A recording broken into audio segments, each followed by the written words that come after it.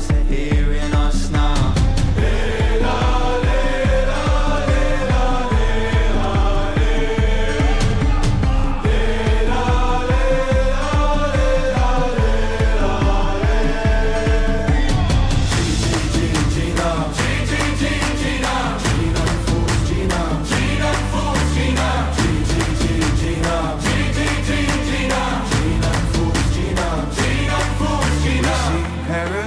Through dirt in our eyes for us.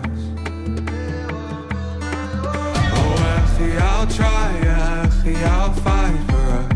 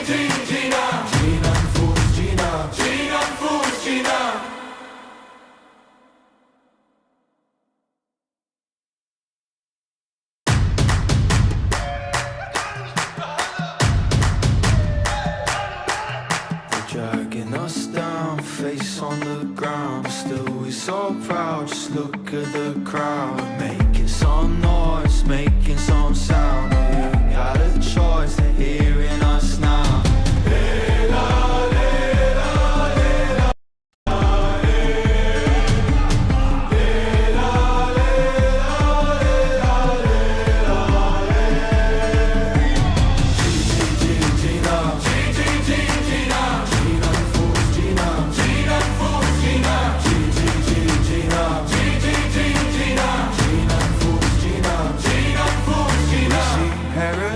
Through dirt in our eyes for us. Oh, Akhi, I'll try, Akhi, I'll fight for us.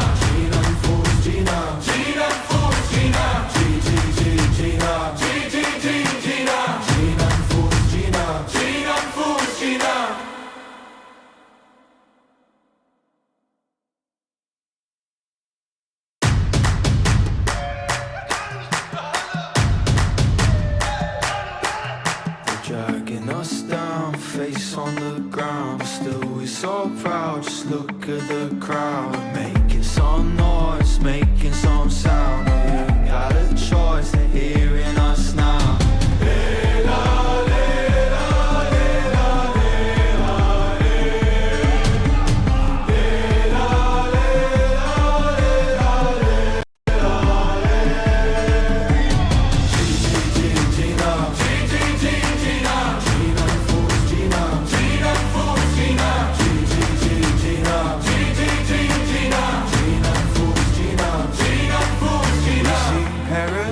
Through dirt in our eyes for us. Oh, Akhi, I'll try, Akhi, I'll fight for us.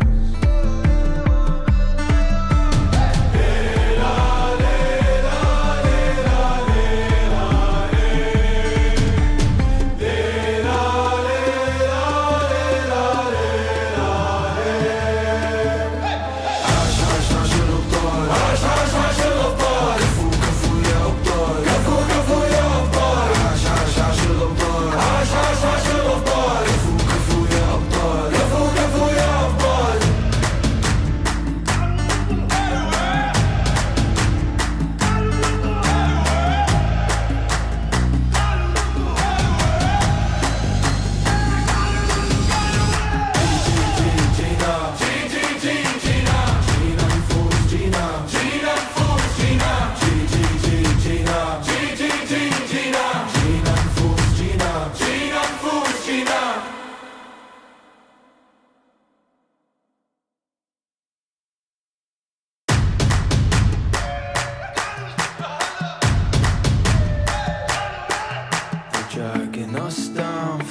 on the ground, but still we're so proud. Just look at the crowd, making some noise, making some sound. We got a choice, they're hearing us now.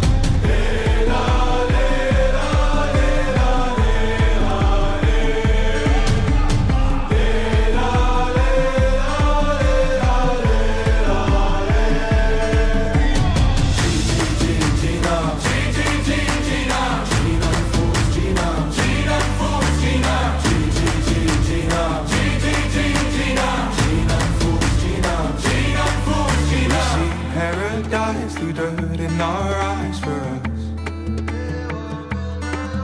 Oh, actually, I'll try, actually, I'll find.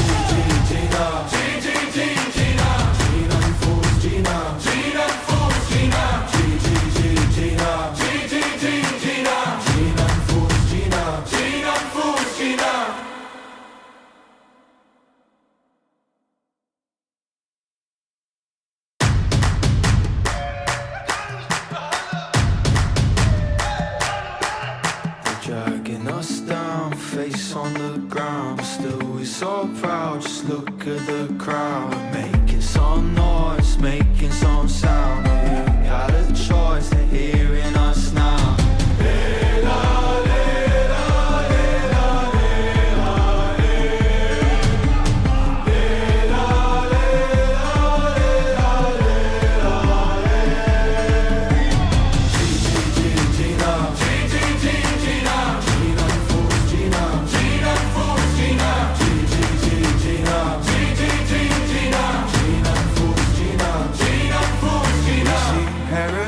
Through dirt in our eyes for us.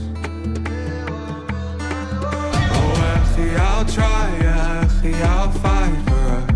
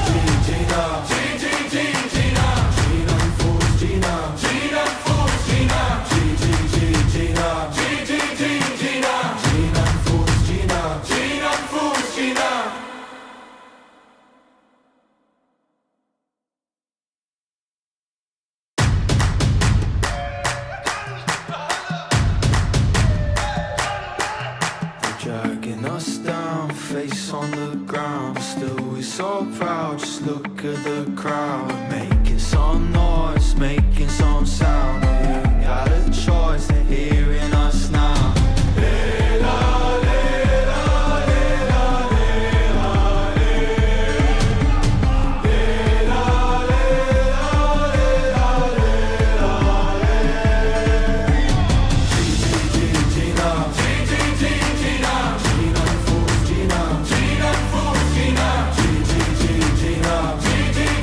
Gina.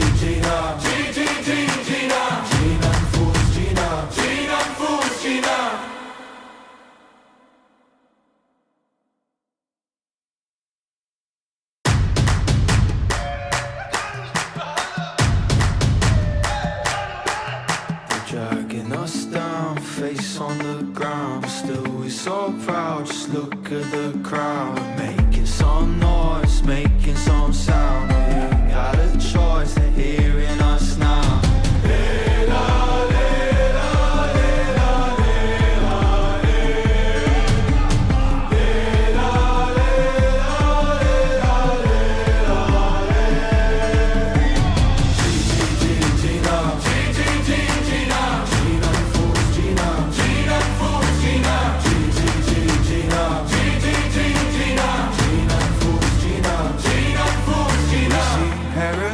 Through dirt in our eyes for us.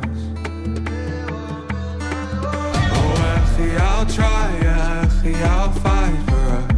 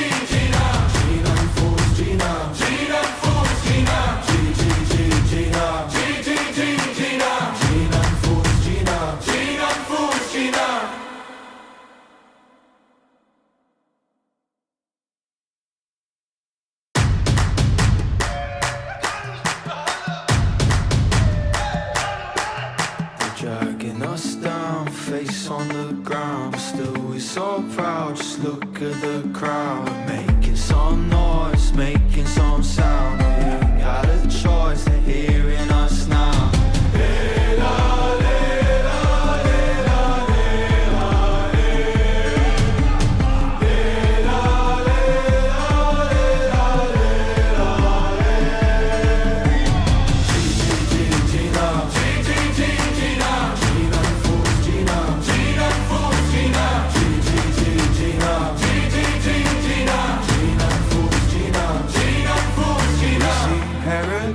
Through dirt in our eyes for us.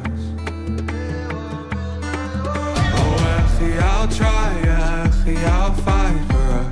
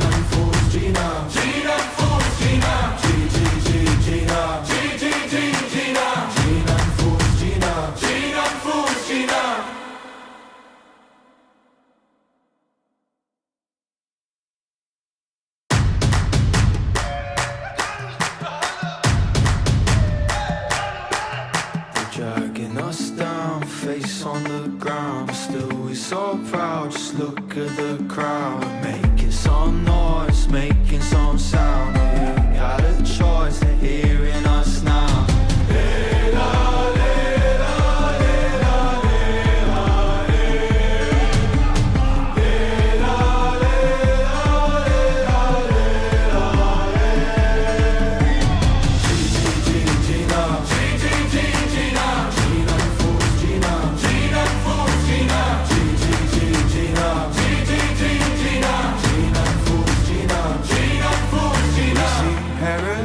Through dirt in our eyes for us. Oh, actually I'll try, actually I'll fight for us.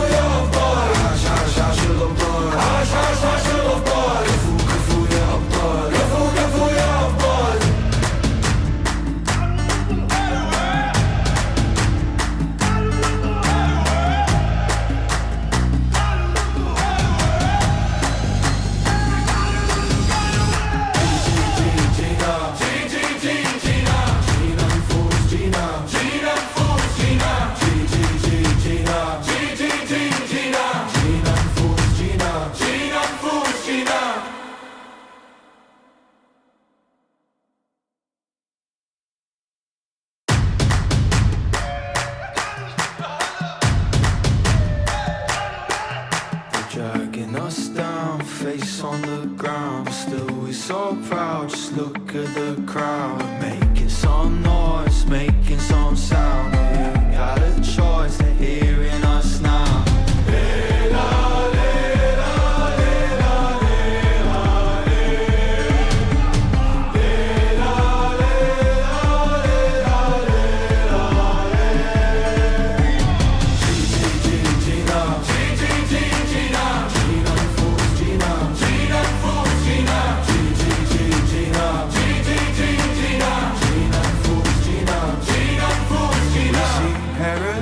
Through dirt in our eyes for us.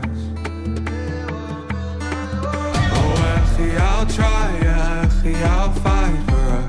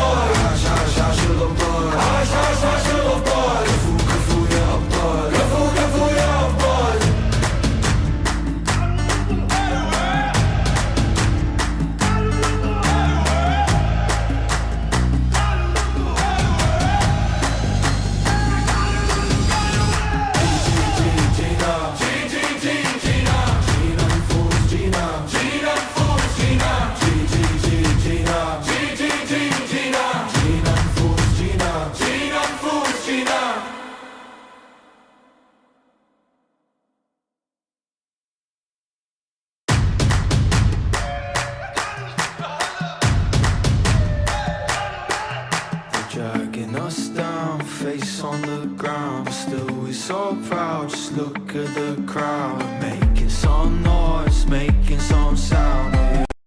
They're hearing us now.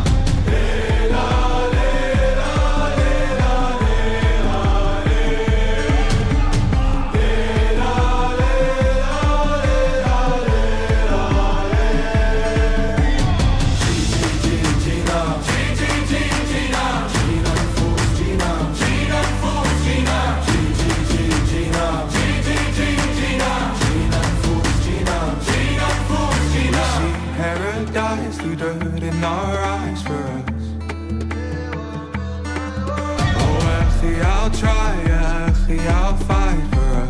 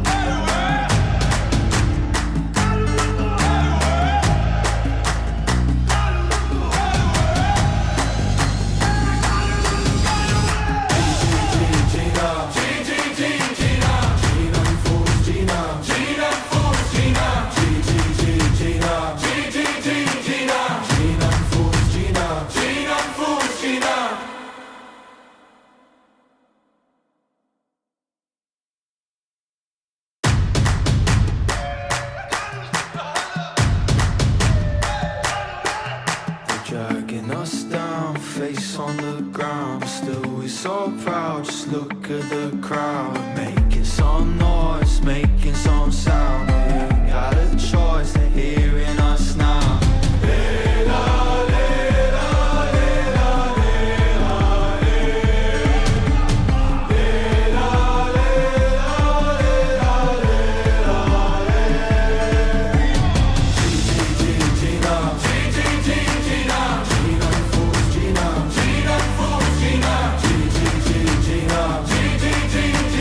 Gina,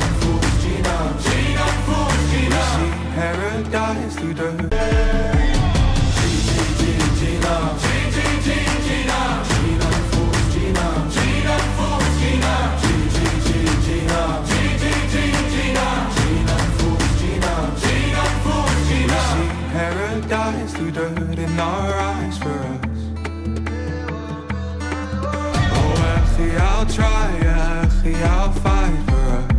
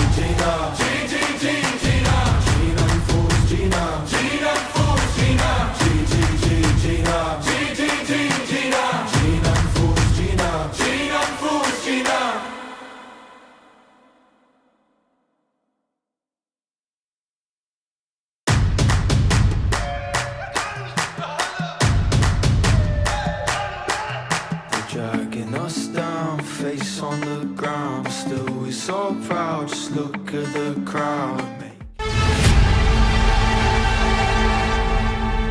It means a lot to me to compete here. It's going to be a very exciting experience for me. I'm waiting for amazing games here.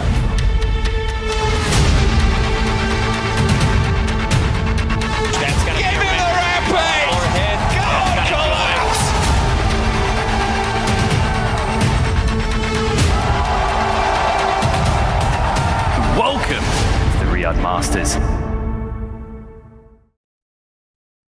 Hello and welcome back, all you wonderful people. We got a great day of Dota 2 ready for all you fine folks out there. Trent, are you ready? Gaimin Gladiators facing off against Xtreme. It's happening. It is. It's going to be the first time that we're going to have the pleasure of casting Xtreme Gaming. So my boy DY, probably the greatest player of all time, coming in here, looking to really show these guys who's on top here in this group stage action.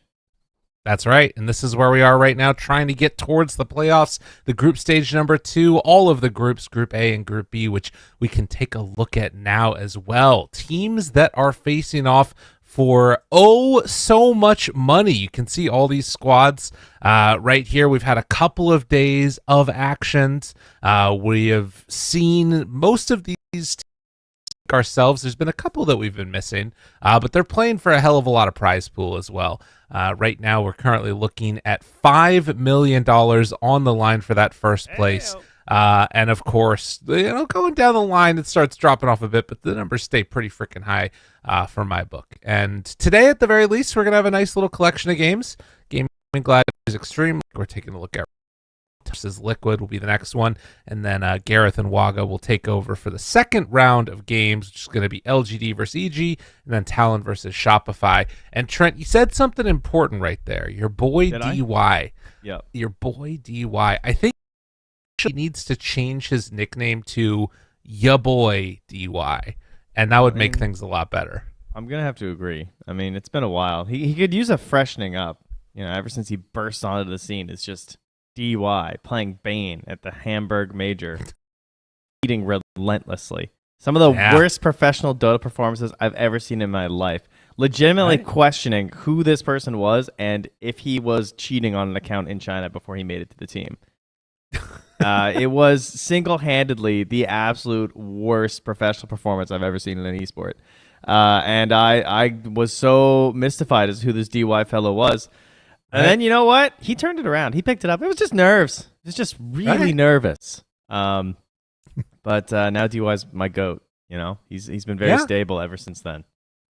Well, and I think that's a good thing to remember is that the extent to which stress the players' performance is pretty insane, and now all very storied and well-known players in their own right, and gonna have to take on the champs in this one. Of course, playing together with your boy XingQ. That's right. Less your boy, but more into the draft now as we are already ready to hop into this one. Taking over, of course, after Kaka has left, as you reminded me right before we went live. I was looking at that and I was like, wait a minute, that doesn't look right. And it's XingQ. He's not tagged up for some reason. It's a collection of Chinese characters, but that is XingQ. It is crazy to think, too, that like, yeah, if you're losing Kaka, like, how many good players can you get? You know, it's kind of tough. Kaka, you know, he's had his ups and downs kind of over his career as well, but lately he was looking really hot and really good. And then for him to leave is just like, oh, damn. All right, well, I guess we got to find somebody. And Zinq's just like steps out of the shadows.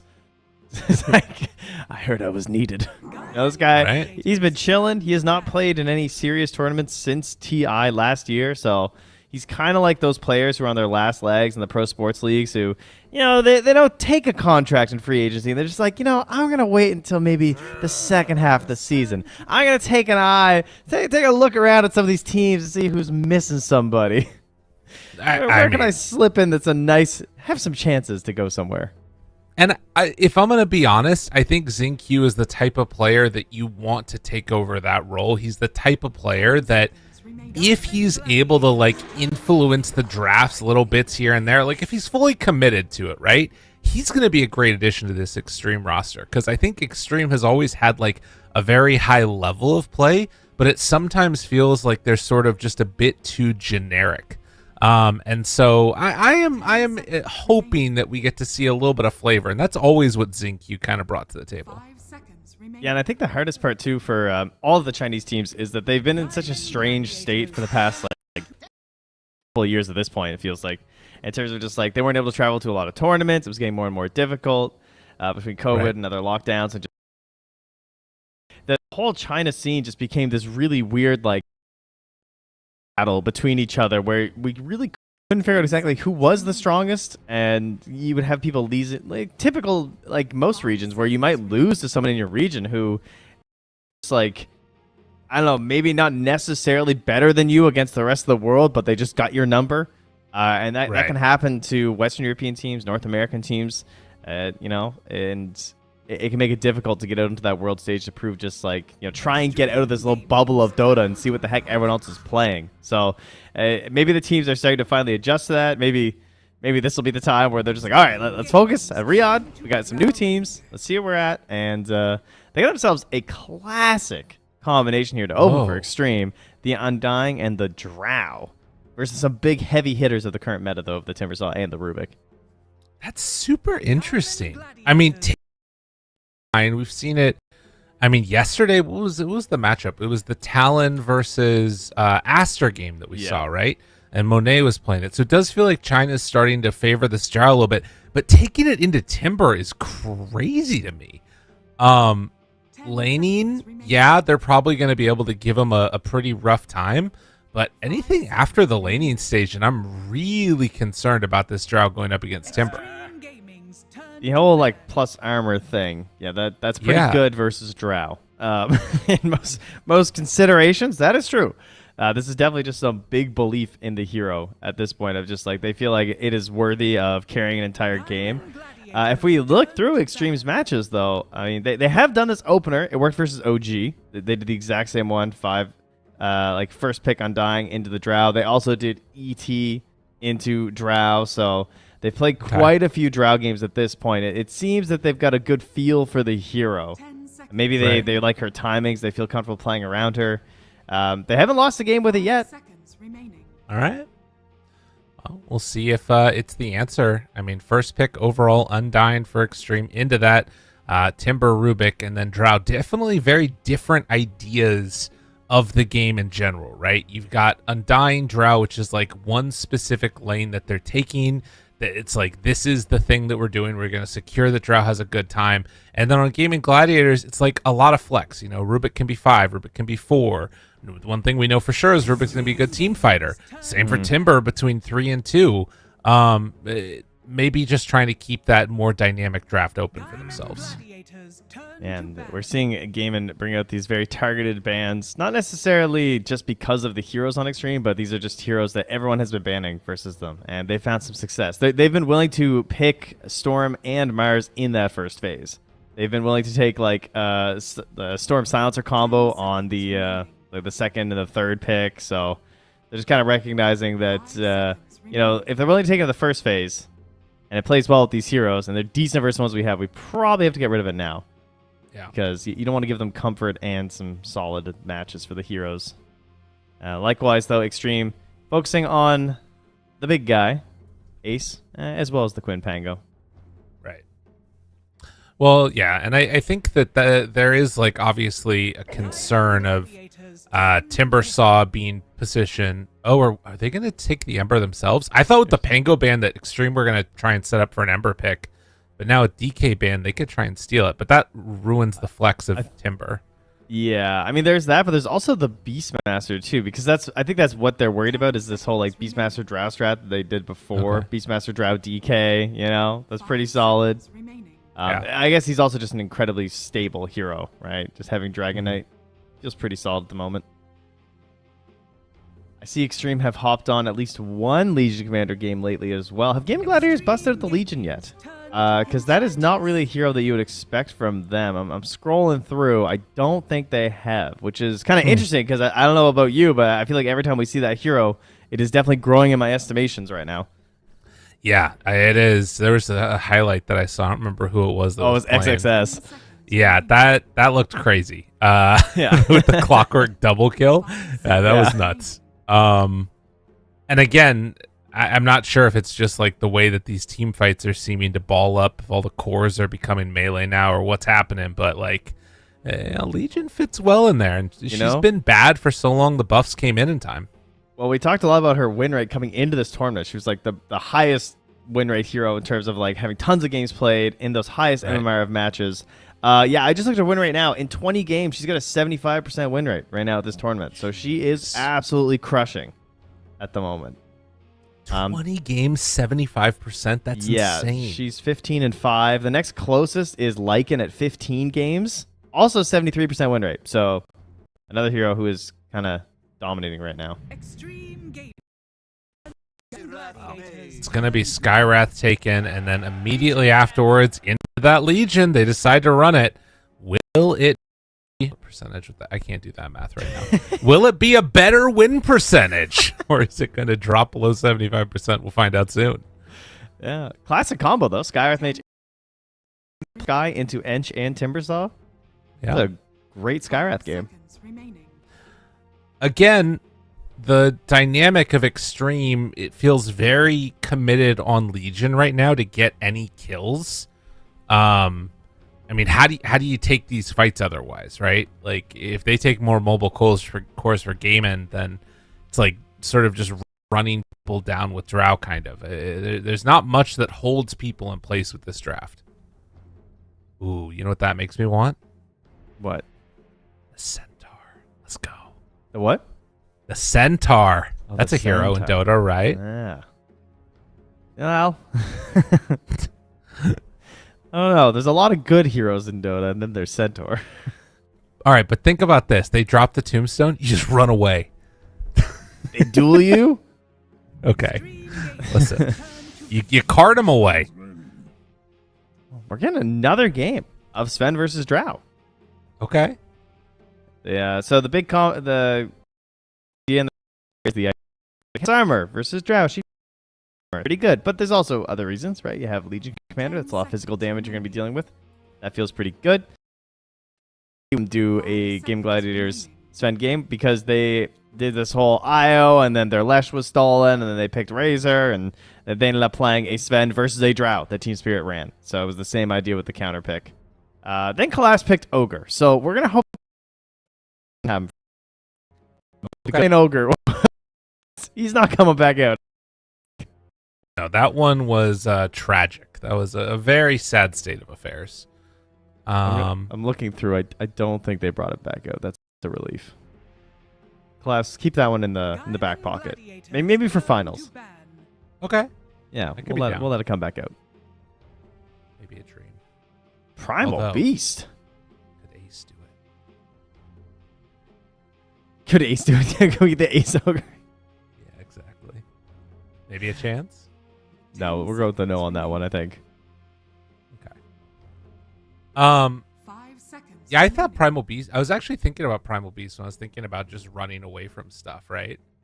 But I don't know. Maybe it's. I guess they thought that it's something that could potentially work. Dude, I'm believing in the Centaur. That'd be so sick.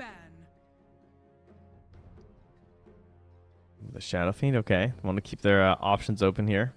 I assume that's a, like, I want to maybe run this Timbersaw mid ban. So they're going to ban the Huskar. Okay. Well, that Ember you pointed out earlier is definitely looking pretty tempting. Yeah. Gaimin obviously last overall pick. Yeah. Do they want to take it away from them? Because again, you could have the swap up and put Timber in the off lane. Although if they pick Ember, I feel like running Timber into that's not too bad. It's I wouldn't say it's the worst, but it's also like I don't think it like ruins the Ember enough. Okay. You know, I want to punish this Ember. He's hard to punish. True.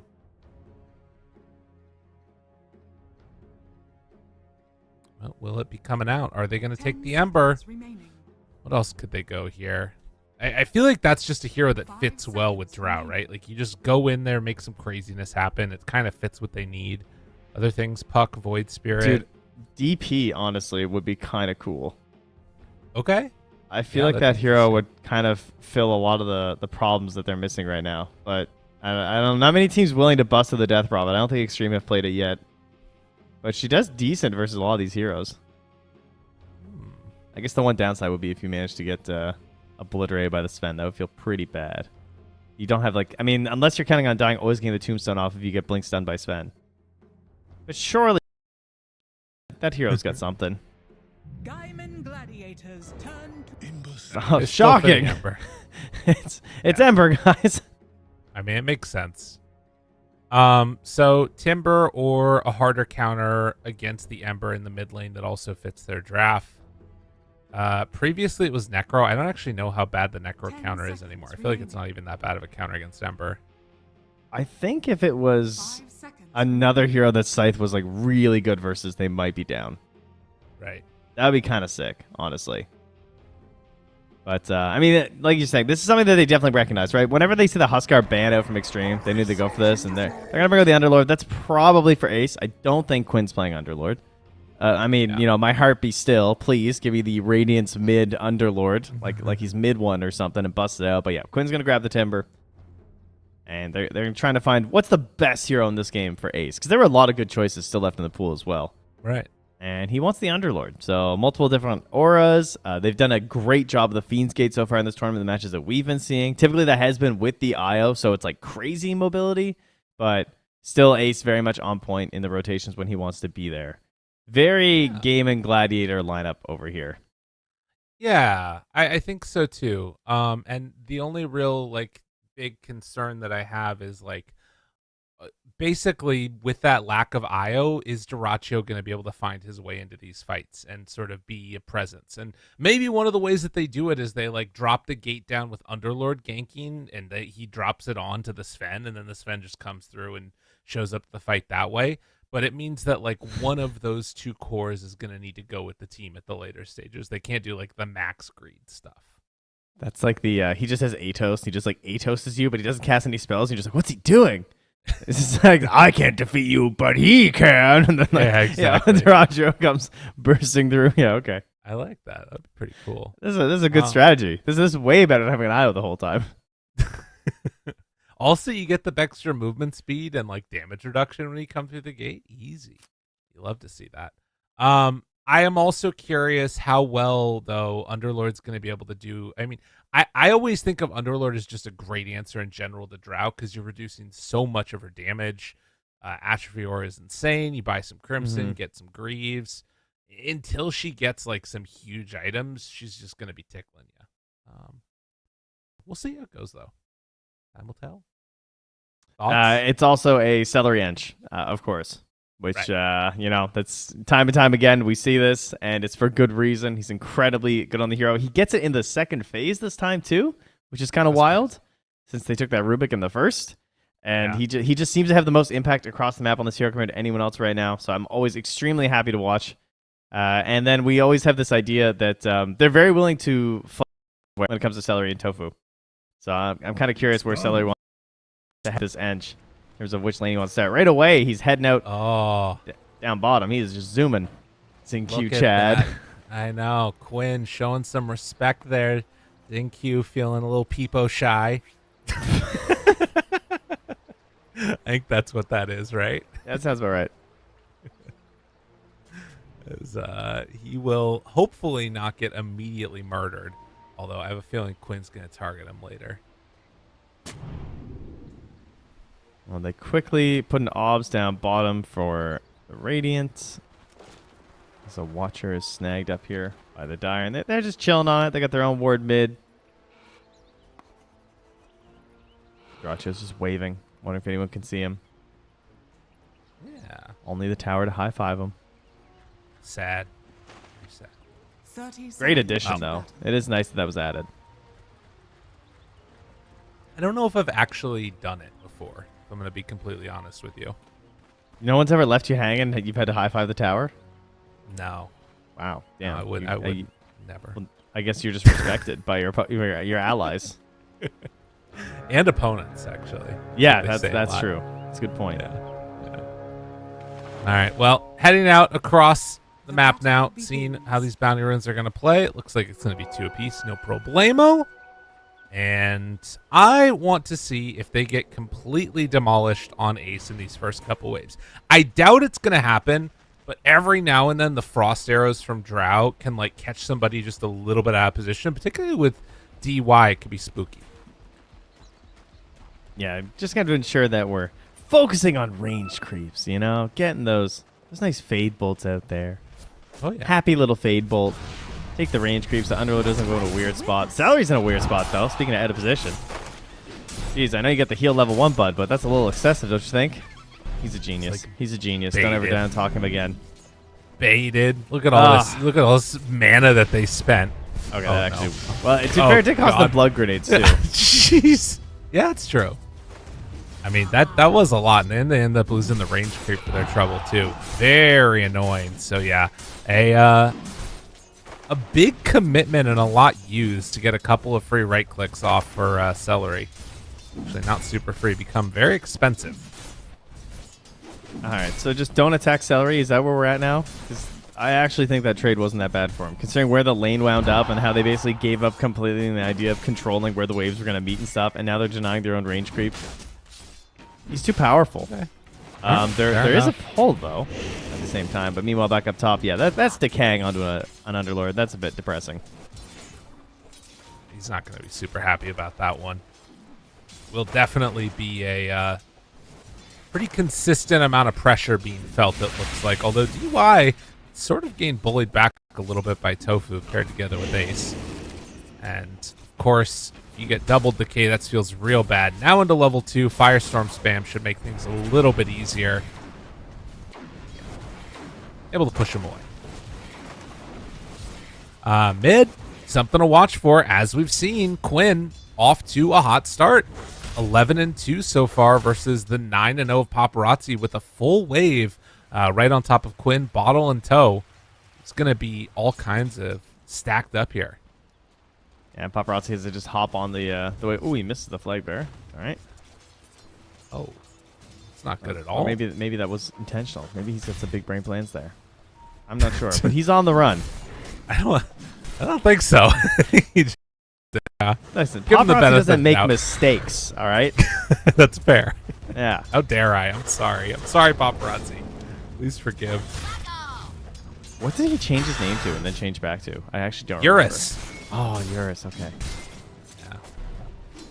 Yeah, good choice. Come on back. That's true. I hadn't even realized that. But yeah, back to Paparazzi. Started, listening to some old Lady Gaga. He's like, this was a good time. Yeah. So All right, far, who's dying first? yeah, I'm not sure exactly here. Ghost is taking some good damage up top on the Drow, but also DY just sort of is always going to be there to back him up. Has a 2nd point save just in case he needs to soul rip.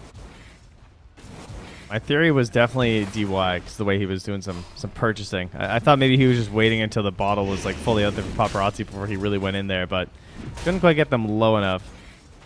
There's another courier coming out here with more tangos, some wards, clarity, so not time to die now. I think we're all just going to be chilling for a little while here. Ratio is doing the pull himself. Yeah, he got his salve canceled actually by the Sky. So didn't get the full value out of that regen. And he's still been CSing pretty well. But a couple of snags here and there, it feels like. It's been very interesting watching the bottom lane, though, in terms of the control of the camp, because they left it open for a while. They got some initial pulls off from Xtreme, but now Xinq's body blocking it, because obviously there is a Centaur in their face because of this. Right. So you're taking advantage of the fact that it was left open there. Oh, up top. DY. Trading hits. Tofu. Seeing what he can do. Does have lift at the ready. Oh, Oh, Tofu! Oh my god, they're getting close. He gets the kill with the blood grenade. Oh my god. That was very close. That's huge. He has a lot of gold. Yeah. That's a little absurd. Yeah, boots and wards. Yeah, baby. Let's go. The happy Rubik. And he's going to grab the wave, too, and start pulling it out there. Of course, he does get slowed a lot. Yeah, okay. Good choice. That goes back to the tier 1 tower. So, in spite of using that TP to get away, still in a little bit of a precarious situation as, yeah, Paparazzi in trouble. Oh! Does not have a timber chain. Need a little bit more, and they won't be able to get it. But, I mean, forcing him off the wave before he gets 6 is huge. Quinn is now going to have 6 when Ember comes back. Yeah, plus his arcanes are here now, too. This is definitely a bit of a problem. That courier also somehow just makes it on the side of the river to deliver the boots over to Tofu. That was the bravest little wiener dog courier I've ever seen in my life. Love it. Kind of interesting as we see Ace get the healing salve up. DY gonna come and deny him from that. But Celery was there mid when they were back behind the tower. There's a catapult hitting the tier 1. He decided to keep farming on the Enchantress instead of pushing out the wave. So opting to try and secure his own game a little bit more than getting damage onto the tower. Meanwhile, what actually happened to that rune? Oh, it's small bottom. Yeah. I thought I saw a flick of something for a minute there. I thought it was getting denied, but it must have just been a particle. All right, real regen there for Paparazzi. It's very good for them. Down bottom has been very chill. Yeah. They're pretty even on the Sven and the Legion Commander. Now, Sven going even isn't necessarily the worst situation because he's going to rely way more on the stacks because he does need to be pretty wealthy on this hero to do very well. Meanwhile, Legion can get a lot done with just those first couple smaller items. So they're going to be wary about potential rotations from JT. But he also can't like force Dyrachio out of here just by having this power right now. Celery waiting for the wisdom. Gonna try and go for it. And there is a couple of pings. That was from Tofu. Xingqiu moves on in. Can he get in position close enough trying to body block? And he gets the wisdom rune away. Well done by Xingqiu. I like how he just runs away to his own base. Ace goes down. Nice kill. Ghost makes it happen. And that was a TP used too.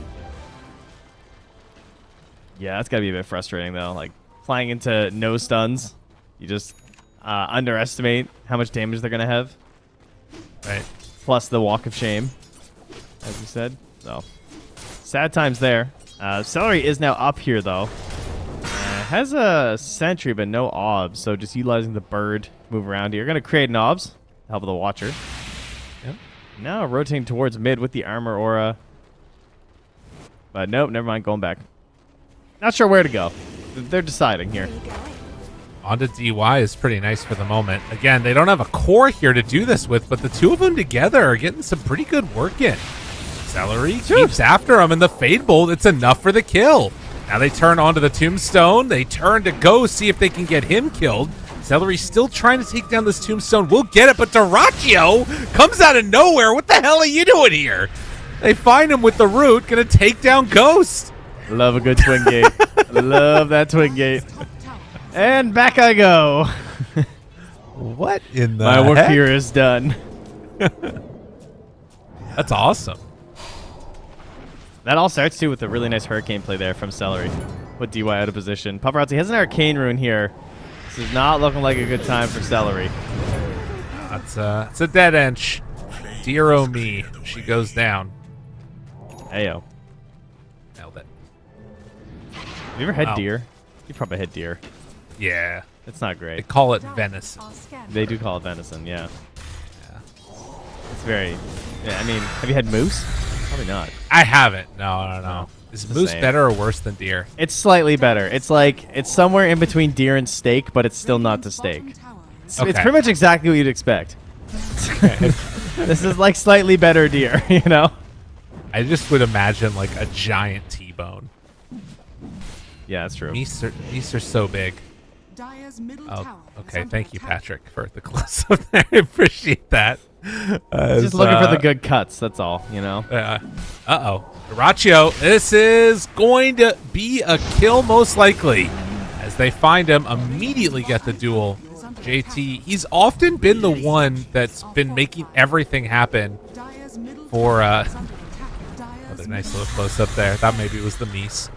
He's been making everything happen, I feel like, JT, for this team when they've been playing their best. I've seen the praises for JT. They've been ringing endorsements around the community. No, it's just Meese. Oh, that's the moose. Oh, I see. Yeah, close enough.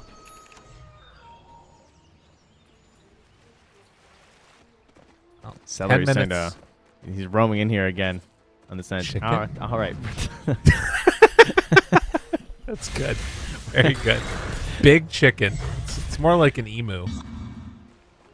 Big chicken. Big chicken's hitting pretty hard on the DY. Dyer's top tower Trying is to. under attack. Radiant's bottom No, they're just going tower to is under attack. clear this one out, it looks like. And a wraparound coming. A smoke up from Quinn and Tofu. Checking to see what the stack situation is like. But then finding Ghost here. As they head around, Tofu spots him, pulls back, and Quinn doesn't like the look of it. Or he does? I think he might have been hoping there was like a potential throwdown. Like, I don't know if he just misjudged the cliff face there and he thought maybe he can throw him to the low ground. Right. That almost kind of looked like that's what Quinn was hoping for. But wasn't quite close enough for that one. So there's a couple interesting things this game. We haven't really talked about like the future of this game right now because it's been a bit static, a little bit odd in some ways. Part of it is because Right. Game Gladiators don't have a true playmaker out of the mid lane. They have this Timbersaw who just kind of like waddles.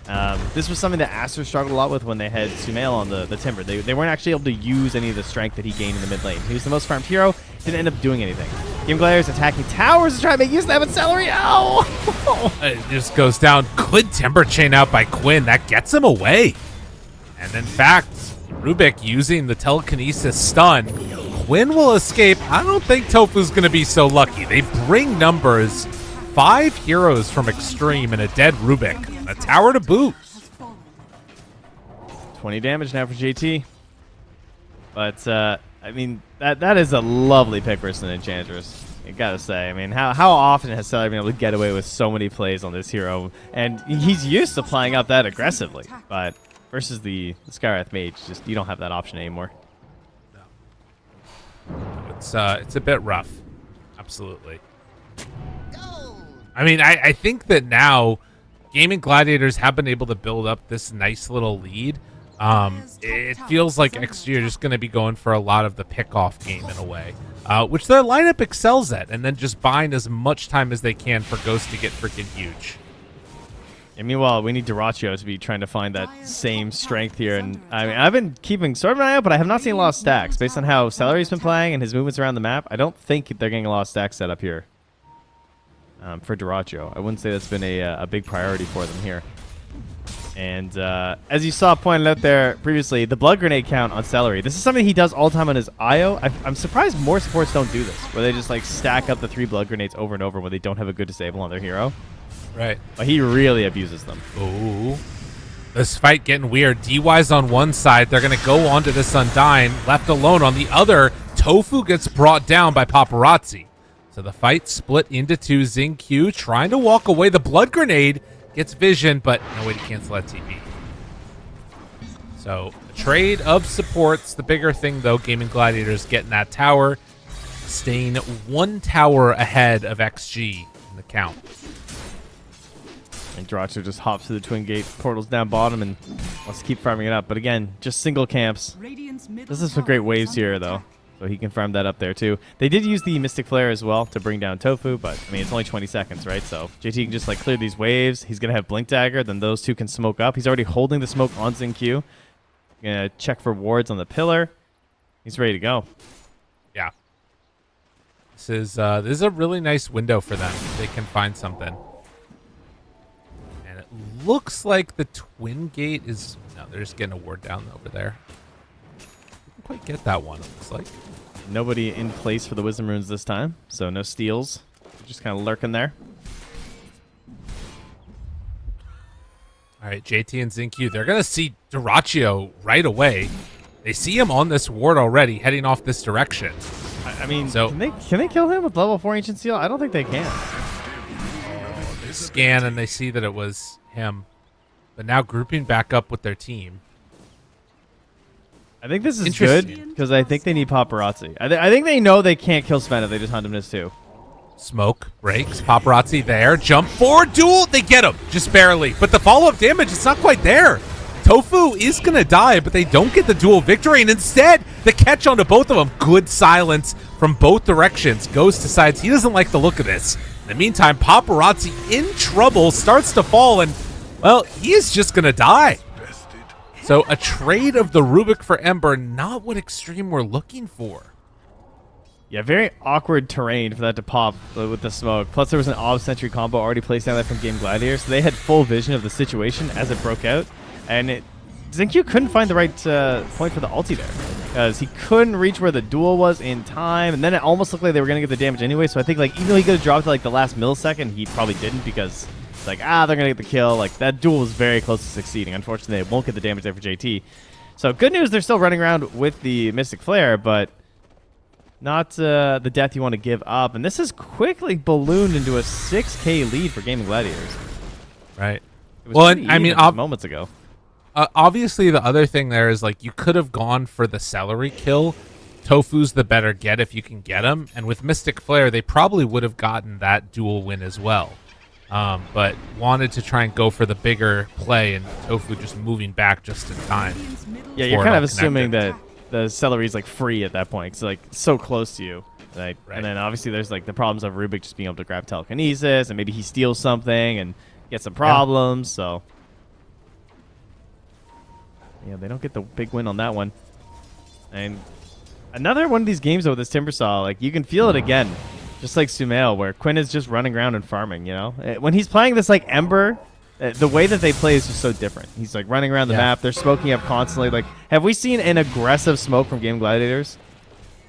I mean, even that one that they're smoked up, it was on their side of the river. Yeah. It's not really been that case. I mean, but they don't necessarily have to, because they have an Underlord who can farm very nicely in these situations, and he's willing to just join up defensively with the Fiend's Gate, and of course the Sven is still looking to get pretty huge. He's not exactly where he wants to be. He's looking to outpace Quinn, and now the stacks are coming out, though. Yeah. A lot of big ones here for Dyrachyo. This is big. And there's just not really a contention going on. I mean, obviously, they're going to have a very farmed Drought. She's sort of getting towards that Aghanim Scepter, and already third in net worth. The Zinq has to run away, but they got him caught. Win the one that gets the kill. So making moves, 8K gold lead now. It just feels like it's getting further and further into their control. And Tofu with this Force Staff as well as Sleight of Fist has a pretty large range of initiation right now. It's actually a great steal for him to have. They'll slide into telekinesis. Paparazzi has a DD ready to go, but they're not really ready to fight yet. Ghost does not feel comfortable going in. I mean, basically, again, a glorified range creep at this point. Doesn't even have mobility items. She's about the size of a range creep. I always think that whenever I see her model. She's very tiny. There's the smoke, though. They're moving up. Radiant Vision, they have this nice like line across the middle of the map, so they wouldn't necessarily know this is happening, but considering the line, I don't know, looks pretty good. Sorry, pinged something. The ward was there. No, I just mean like where they smoked, though. Oh, got it. I see. Yeah. But, I mean, they know that Ember's moving through here, so they might be aware that the rest are smoked up with him. Celery, there to break it. So does Tofu. Celery breaks and they immediately find him and blow him up. Now the rest of the team comes out. Are they going to be able to make something good? But Quinn, he gets silenced right at the start, starting to burn through him. But it is a Timbersaw, and, well, Ghost has basically no items. So They're going to try and run away from this for the moment. The BKB running low on Duracho. Wait a minute. It's stuck in too far. Ghost actually has enough damage. Now Quinn will take down and get the triple kill. This might be cleanup central. Things were looking okay for a moment for Xtreme, but in the end, an ultra kill for Quinn at 19 minutes. He's just a monster. So I think the big difference that we're seeing in this game, because I'm going to keep comparing this to Aster, because this is so similar to having our other game, where they could not make use of this Timber Saw at all, because they couldn't start fights, right? And their team was just dodging and farming the whole time. They're just forcing objectives. You know, all the good things they're having from Game Gladiators is when they force that bottom tower, and now when they're forcing the Roche, and Xtreme feel compelled to come and actually fight them there. And Quinn on this mid Timber Saw, if you bring the fight to him, he is terrifying right now. Bad things in that fight too, like Celery obviously dying right away. On the one hand, sure, somewhat expendable of a person, but of a hero. Sorry, Celery, my bad. Tofu is also a little expendable here too. JT wanted that duel. That's they had to use the God Strength on the Roche, so it had just ended like as he was BKBing. It was not the best timing in his part, but yeah, Quinn's still huge, so it's okay. Yeah, that's true. And Celery is expendable, obviously. Yeah, I mean, it's what we determined now. I think everybody knew that. I feel bad. He's such a nice guy too. He is lovely. Say that at all. He's extremely nice. Well, 9K on the gold lead, 10-11, and as you said, in a position now where they don't even necessarily have to go for the Roche. I mean, that was just sort of a bait to get them all into the area to start fighting. So we'll see. But Xtreme, there are some elements to this that could start to make things look a little better. I feel like DY getting a shard would be really nice to try and reset fights a little bit. Yeah, it's a pretty good one, as long as it's not the Shield of the Scion. Yeah, that's true. That's the one we don't want. JT. Oh my god. Damage out onto him is crazy. Ace is there. They're asking for a duel, but it won't come their way. Man, that freaking whirling death just ripped him to shreds. This is surprisingly successful with the lack of stuns, I gotta say. They're still managing to find a few things here. Make it look very easy. God Strength popped here, immediately into the tier 2. Any thoughts of high ground? I'd hope not. No, thoughts of clearing out bottom and maybe making their way to a potential roshing at some point. But gold is all they need. Quinn wants to get a Manta for some extra survivability here. Duracho has a Blink, lacking that high mobility of the IO, so picking this up on a slightly earlier end maybe for like a really big damage item. Dude, he's got them all. Quinn. Pokemon? He's got Kaya, Sanj, and Yasha. His inventory's ready to go. He's just waiting for that Trident recipe to drop. I know. And he's good. The Manta Timber is kind of funny. I want to see how quickly it kills these creeps. Look at mid. The Manta illusions from Timber are actually kind of taking out the creep wave a little bit. Universal hero. So interesting. But regardless, might be time now for Xtreme to get together for a smoke. They know that they need to make something happen. And Ghost, he's finally finished the Aghanim Scepter.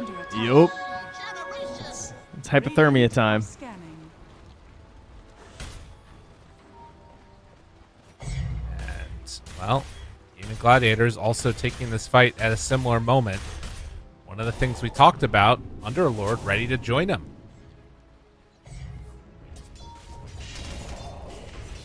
Celery pushing out that top wave, and it looks like Gaimin are going to head down towards the Roche pit, so Xtreme not quite connecting with them at the right time. Or finding a fight here? There's not going to be anybody. Very weird smokes passing ships in the night.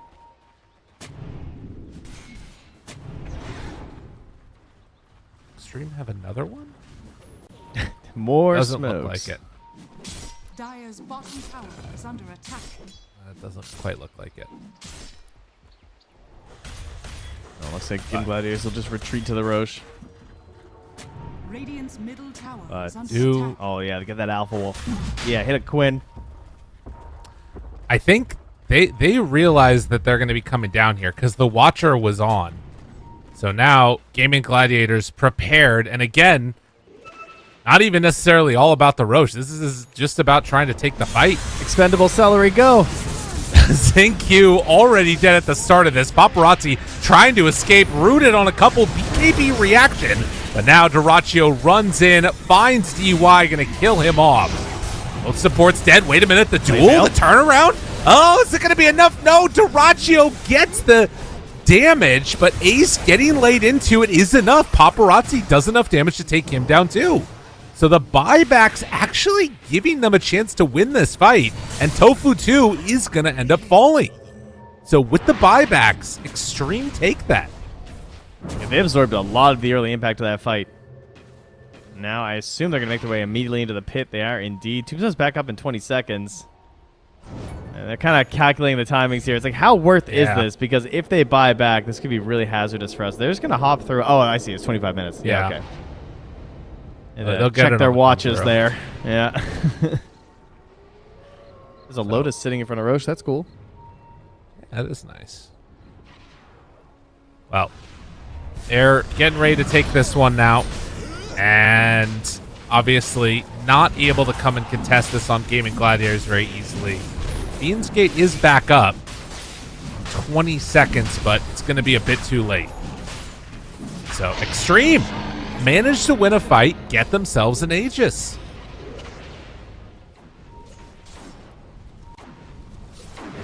They're kind of close here from Gaimin Gladiators, though. Quinn's still feeling very powerful at the moment, because obviously he didn't even go down in that fight, and oh, this could be bad. Oh my god. Look at all that dual damage he had. As they take down one time, and likely going to take down another. Ghost can't do anything here. That is not the way that was supposed to go for Xtreme. That is tragic. They just got like rooted and they just died. They were just gone. Yeah. That was your comeback moment here. Well, though.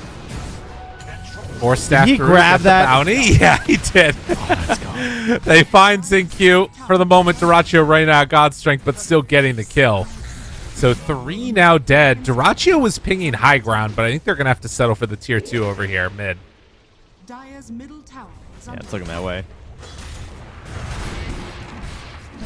I mean, you can just... You see that the second the fight doesn't go perfectly and the formation is just a little bit off for a Drow Ranger, she's still going to suffer in the same way Drows always have suffered. Spectre may be bad at the moment, but we can get some other heroes on top of her. Fair.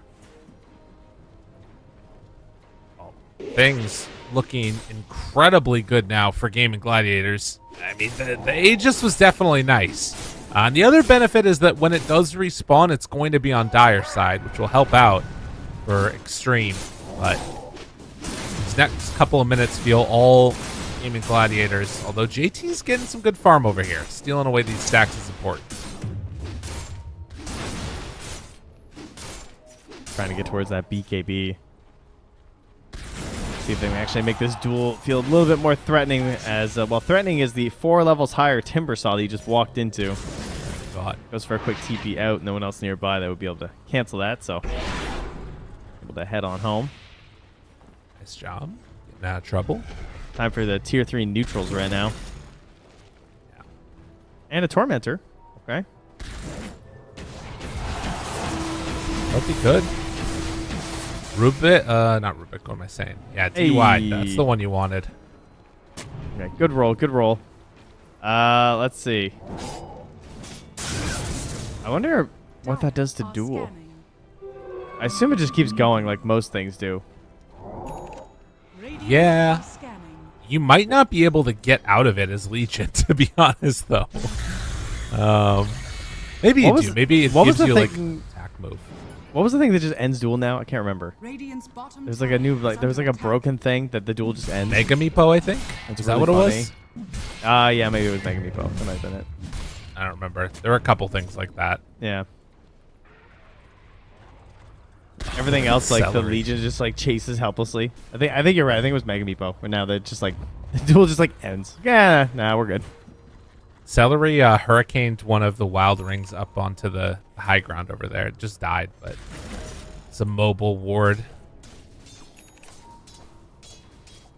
And Xtreme hugging each other underneath a ward as 5 heroes. And Celery and Quinn are just about to walk into this. They're all getting together, ready to jump at a moment's notice. Duraccio, hello! Goodbye! And the rest of them to soon fall. JT tries to get out of there. Gentlemen, you were under a ward as everybody has fallen. Yeah, that's pretty rough. Never quite getting their footing in this game. That's what it felt like. They have these little pieces. Like, their draft was essentially put together in these little building blocks where they picked both their lanes together. It was very classic style of drafting where they were just like, Undying Drow. This is what they will be. Legion Commander, Skywrath Mage. This is what they will be. Like, there was no mystery at all. No considerations to be made in terms of just like what the enemy team was picking so much. Really, they just picked some really strong meta options here. And that can be good. But it definitely requires a lot of heavy lifting out of your mid laner. And, I mean, let's be frank, he played really well. Like, Paparazzi went 8-2-3. He got a little bit bodied mid. Obviously, they were able to pick their matchup inside Game Gladiators, and they were very happy sending Quinn in with the Timber Saw, and worked out very nicely for them. But it was a game of delaying from Xtreme. Unless that they were also going to be able to pop off with JT. That's like their only other hope, is if they had been like truly fearsome, if they were able to chase very actively to really knock down Duraccio over and over again, stop him from really farming up many big items. Maybe he gets scared in the game and he doesn't become this big spooky Sven that's just stomping on top of you, but that never really materialized. Right. Well, I mean, Xtreme, they did end up losing this one whole set of racks here, and it feels like the hill to climb at this point is pretty freaking unbelievably large. But they are still playing together in this sort of group up as 5 style. It feels like JT needed more dual damage, and I'm saying that as I look at the number 38 on my screen right in front of me. So I don't think I'm saying anything shocking are here. Are you but wondering if they are Miley Cyrus? Is that? Oh, what you're saying? is that? What do you mean? The Climb? I don't know. You know, The Climb. Okay, I Yeah. see. Yeah. I had to Google who sung that song, but it sounded familiar. So apparently it's Maybe Miley some- Cyrus in let's do it, 2009. Yeah. There might have been some other ones. Climb. That's not what I was thinking. Oh, I was thinking of that one. I was thinking just that they needed to like set up JT for some more success as a You team. said climb a big hill. That's true. That's true. Yeah. You need that's to all move mountains. That's what we need. Yeah. Ain't no mountain high, ain't no valley low. They're in the valley right now. They need to find That's the right. mountain. Keep JT from getting to you. That's Yeah. That's what we're at. Listen, baby. That'll be good. We'll see if they can get there now. I think for Game of Gladiators, they're feeling like, it's chill out mode. I do remember Quinn at one point talking about the way that he thinks about these games. He's like, when the game's just over and I know it's over, I know we can just win it. That's I'm sure how he's feeling right now. He's like, I just love sitting back and farming. Look at this guy. Doesn't this guy look happy? He does. This is the happiest happy he's ever guy. is playing Dota. This is why the other side of Dota is just so painful. Right. You know? It's like, these items, I love these items. I'd never hurt you. True. Never. I wouldn't deny you. Not forever. Well, Paparazzi about to get in some trouble here. The rest of XG grouped together down bottom. Are we going to see Manta Timbersaw push towers? Is this the time period we're living in? I don't know, but we have some pretty sneaky plays happening here. They are way Get it. down the bottom side of the map. They have the twin gate. They could go through and give it a little check here. It is gonna be a fast Roche. Okay. They don't have any way of scouting it, unfortunately. Well, I mean, if they just walk into the pit, that'd be pretty good. That is. I meant like, while not being in the pit. But thank you. No problem. You right click in the pit, it helps. Oh, JT, he's happy. Okay, he's Like, dancing. don't worry, guys. I haven't heard Xingqiu doing any sort of clapping, though, from the Skywrath Mage.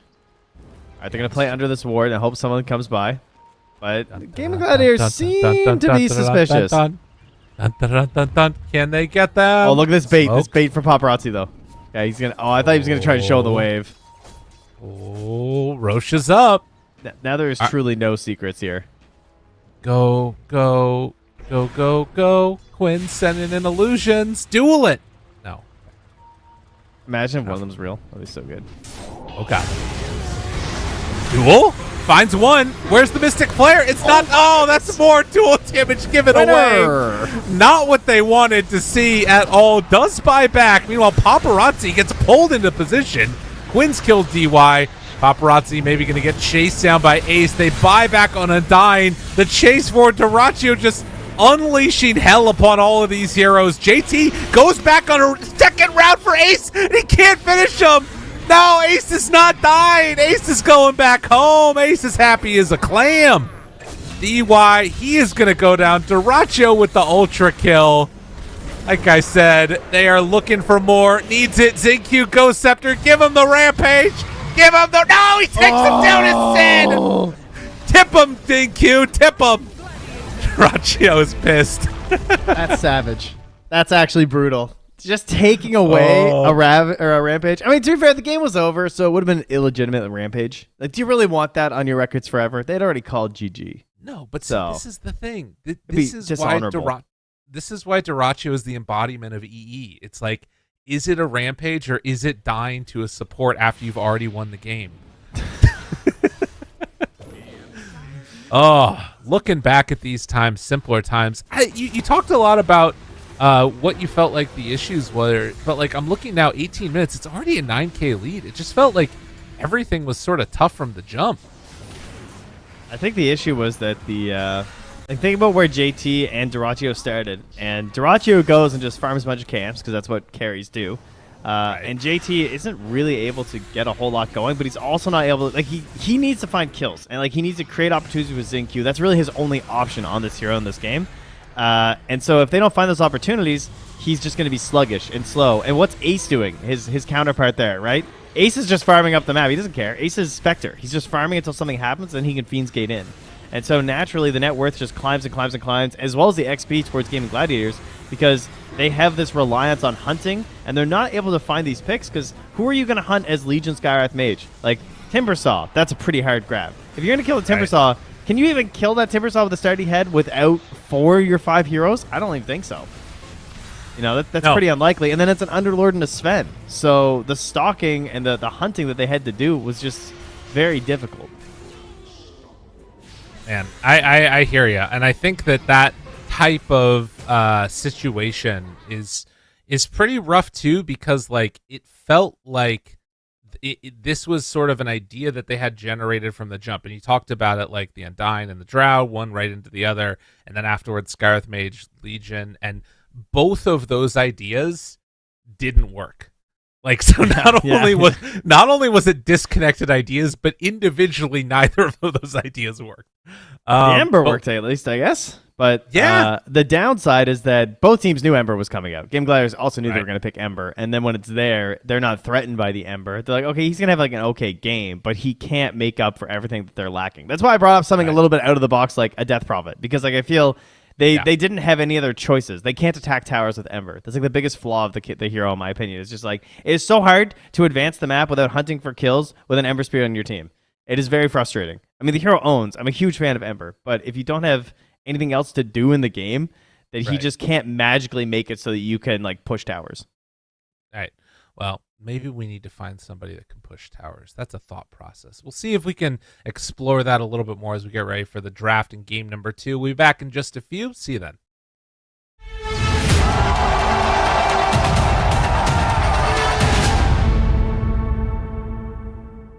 Progress is a race that has no end. After every finish line, another challenge awaits. How can we continue to push innovation in a sport at the forefront of technology? This is how.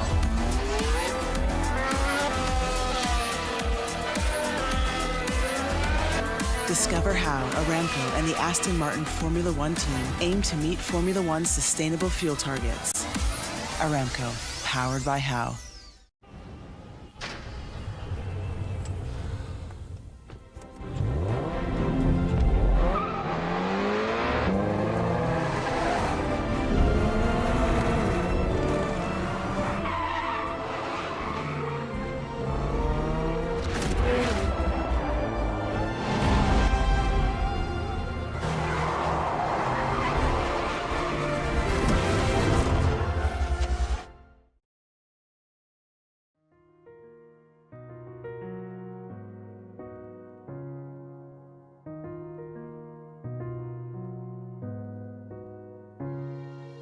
الحياة لحن، ولأننا جزء من مقطوعة عظيمة تحركنا، تلمسنا، تصنع من لحظاتنا ذكريات بديعة.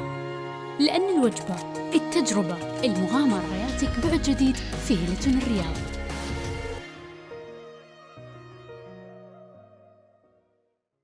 All new Honor Magic 5 Pro.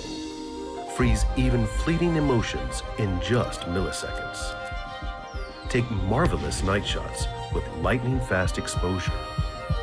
The display reveals more details in bright areas with an astonishingly long battery life that just keeps going. The latest flagship chipset brings you exceptional performance. Unleash the power of magic. Honor Magic 5 Pro.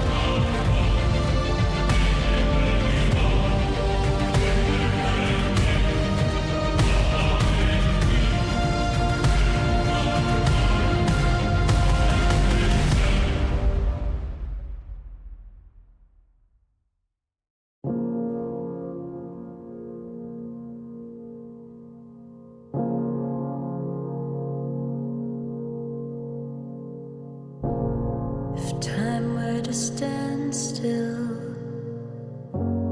If I had a say where I'd run to, where I would lay, if time bent to my will, if I could decide where I should remain, where I would hide. Sure as the sun, come rain or shine, I know where I belong.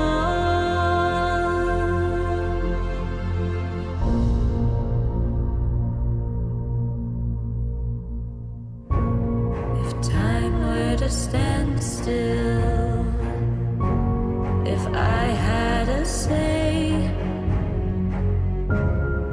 where I'd run to, where I would lay,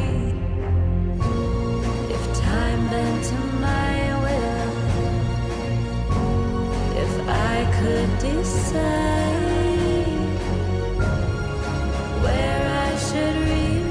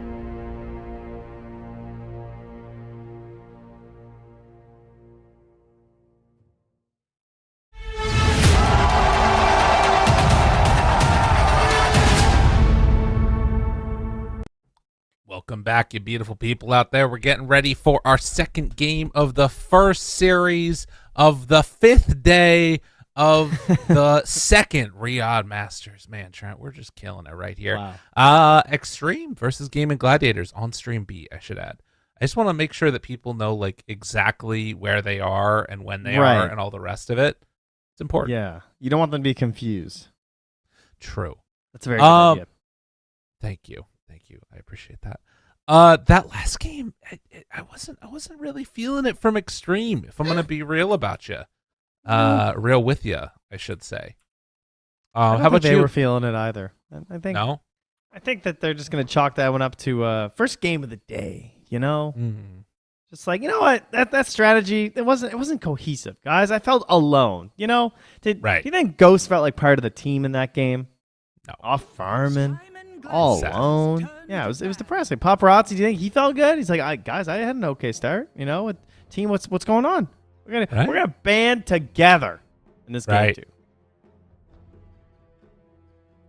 Right. Sorry, I thought you DC'd for a second there, and I wanted to wait. You DC'd. I was a little bit concerned.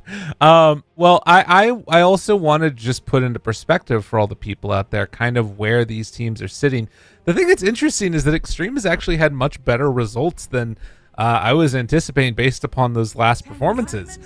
They were sitting at 5-3 at the start of this series, 4-4 for Gaimin Gladiators. You compare the teams that they played, it was a lot of 1-1s against Quest, against Nine Pandas, against OG. They did 2-0 LGD, which makes sense. Again, intra-regional matchups can sometimes get those weird standings. But they still have yet to play Gaimin Gladiators, which they're playing right now, obviously, Spirit and EG. Arguably some of the toughest teams that you can sometimes run up against. We'll see if that ends up coming back to bite them as this tournament goes on later and later, because they would love to be able to get away with at least one win here against Gaimin. That would put them in a very strong position and keep this sort of 5-3 trifecta that they've got up at the top going. Otherwise, Gaimin might sneak their way in. Yeah, they're looking to climb the board right now. All 1-1s is definitely a bit surprising for Gaimin Gladiators. If you know, you compare the top 4 teams of Group A, it's Evil Geniuses, Quest, Xtreme, and Gaimin are the only ones who have not found a 2-0. Not what you would be guessing here. So, but kind of counter to what you said, they've probably faced most of the stronger opponents at this point. Their 3 teams left are Xtreme, who are playing now, who they just got their 1 win, and then Nine Pandas and OG, who are looking like some of the weaker squads there. But then again, they also went 1-1 versus LGD, who are struggling a bit. Well, Trent, look at what we have. Spooky Spider. First overall. It was let through. Now, they did lose the game that Gaimin played the other day against Quest, where they went Spider first overall. So maybe we're going to see from Xtreme some of the pages that Quest pulled out of their little book of tricks and see if they can sneak one away with this nice strategy against the Brood. Yeah, they actually dropped. They won their first game of Brood versus LGD when they opened it just like this, first overall pick. And then they lost the next game when they took it in the 6 and 7. And LGD took very different strategies. In fact, they didn't play any of the same heroes in these 2 Brood games, which is kind of interesting, despite having lots of time to kind of consider these options. And their successful match, they actually used a Luna strategy, which is pretty wild. But this is Xtreme Gaming, and they have their heroes that we've talked about that are... They have a very varied first round of hero picks. Storms, Marses, Drows. They played out the Dusa. They like the Snap and the Rubik. They like the one kind of weird core and then the busted support heroes. So by that logic, it might be Rubik, but into the Brood, they might find something a little bit more specialized. Yeah.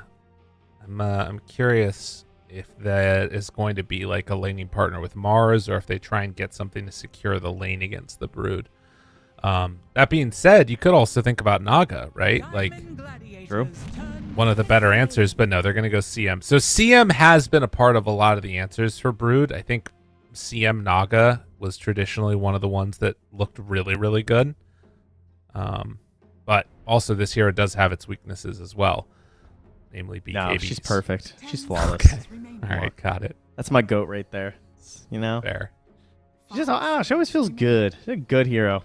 Excellent nuke damage. It's kind of ridiculous. Her root is comparative to the rest of the disables in the game, her Frostbite is probably the best it's ever been since in the great stun reduction, roots were not touched, and her root just feels absolutely ridiculous. That's why you almost always see it maxed out these days as her first skill, because it's just a very good amount of damage, but more importantly, just extra control, which is certainly something that we have been seeing lacking in most drafts. Like that last game where there weren't that many stuns, that's not the first time that's happened. I feel like our last like couple series, we're constantly looking like, where are the stuns, guys? Yeah. No, and I mean, I was thinking about it because I was looking, and right now only 9 CM games across this entire tournament so far, which to me is kind of shocking. I guess it's just a testament to how good some of the other supports are, but I feel like she's really, really good. I was actually, before we got started today, I was watching Nat's stream, and she was spamming some CN in Australian pubs, and it looked horrific just because it was an Australian pub. Right. But that's a different story. Yeah. She's just trying to play her normal unranked games, and Anna's just in there, on his grind, just bumping into QO. They're just like, there's no ranked. Yeah. we got to play Nat. Can't do anything. She's just getting bodied every game. I just want to play Dota. They won, but regardless. It's going to be interesting, though. They take the Undying now. So do you think that this ends up being, by any crazy stretch of the imagination, a CM4 paired together with Mars? Because I haven't seen it that much, but I feel like Mars CM sounds kind of sick. It certainly could be, especially if you tried to move this like Broodmother over to like the 1, like a lot of teams have been doing. I mean, that's basically what the problem has been. So if you watch for the games where the Brood is really dominating, it feels like it's when they're able to shift it over to the position 1.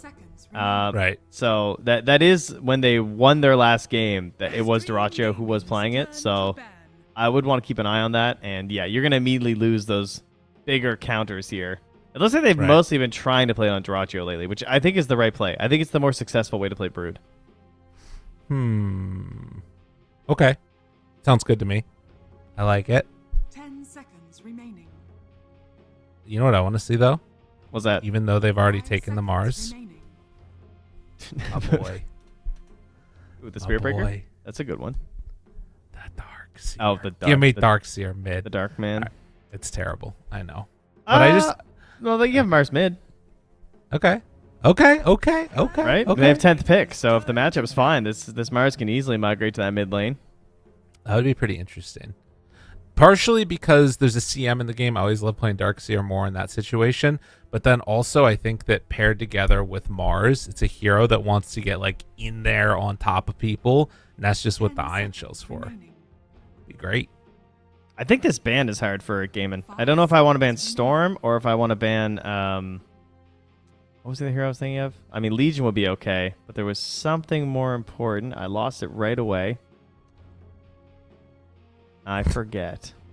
Okay. Storm, Legion. There was some... Oh, Spirit Breaker maybe? As like a 4, as like a... Do like the 5 Spirit Breaker with a ranged carry could also be pretty solid. I think there's a couple good options left. Oh, Pango. That was it. That was the hero I was thinking of. Yeah, Pango. I think Pango's a good ban. Storm, Pango, or Legion maybe. But Xtreme haven't shown that they're willing to play the mid Mars or the mid Legion, but right. I don't know. She seems good.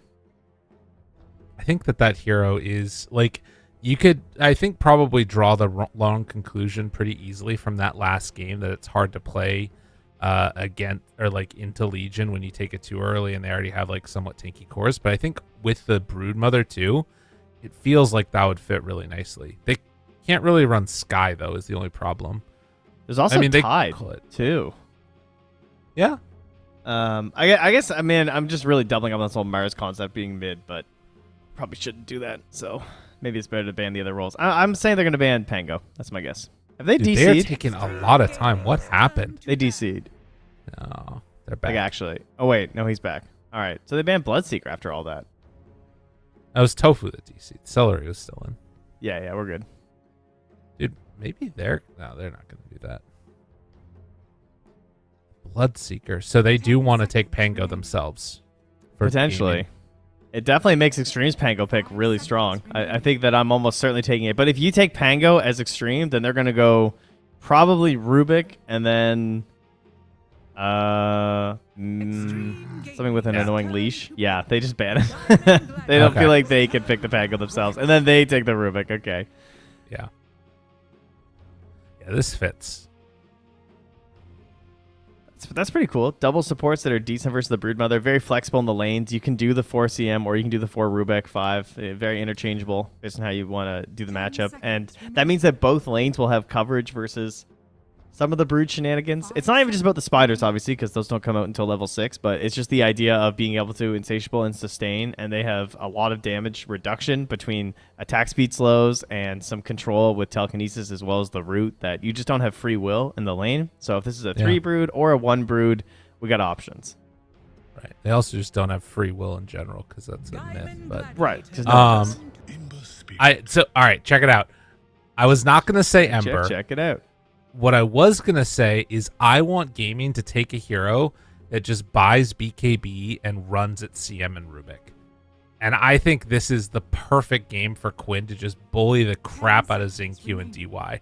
Because as much as, CM, Rubik, great. They're amazing against the Brood. They set up for like pretty good lanes and all the rest of it. You run at these heroes, they're going to be in trouble. Wow, and then back for the Mirana, too. Very annoying couple of heroes here. Very hard to lock down. Yeah. I wonder why they like Mirana here. Chains with Ember? It's just like... Yeah, I mean, it's a classic duo, but I don't know. It feels like the aside from being like this cool, like, Ember Spirit Mirana, it's really broken and you get around the entire map. Maybe it is just that simple. Don't look too deep into it. It's a great combo. It's got to be our best one with the Ember Spirit. So... I guess the big question that I have is, do we think this is going to end up being that Dirachi Ace Brood? We're kind of coming back to that. Is there one that you like more than the other? They're going to show their mid that's versus the Ember right now, and so they're going to have a hard time deciding. Yeah, they didn't ban the Storm, so they do wind up... I like that. I think that's an excellent pick here. I think that would have been a very worthy ban compared to the Bloodseeker, but they wanted to get rid of that instead. Bloodseeker at least could have sustained pretty nicely versus the Broodmother and comboed really well with the disables of the Crystal Maiden too. Like that would have been a pretty nice Maiden blood to get out of that blood right. So that definitely looks like they're trying to open it up for Ace to play the Brood. It also could be that he might want to play Darkseer. Right. But probably not with what Xtreme are showing now. I think the thing to me that stands out and I'm curious about is, like, do they feel like a carry gives them, like, finish the game, or is it an offlaner, right? Like, what is it that they're needing more of, and can, like, because I was kind of thinking Faceless Void seems somewhat interesting if they wanted to take that for Dyrachio. But I don't know if there's another hero that fits that role, and if you don't get Faceless, then I think some offlaner that has a stun like Beastmaster or, you know, a Darkseer maybe could fit that role too. I like Faceless. Yeah, Void seems because the game gets very like slow with the Broodmother. Slow in the sense that it's really hard to just like keep fighting into them. You find a lot of space in between. They go with the bans on the Slark and the PL. That almost screams like Terrorblade. Kind of interesting. All right. 10 seconds remaining. What offlaner doesn't want to deal with this though? 5 seconds remaining. Visage. Any of them? You're like Visage.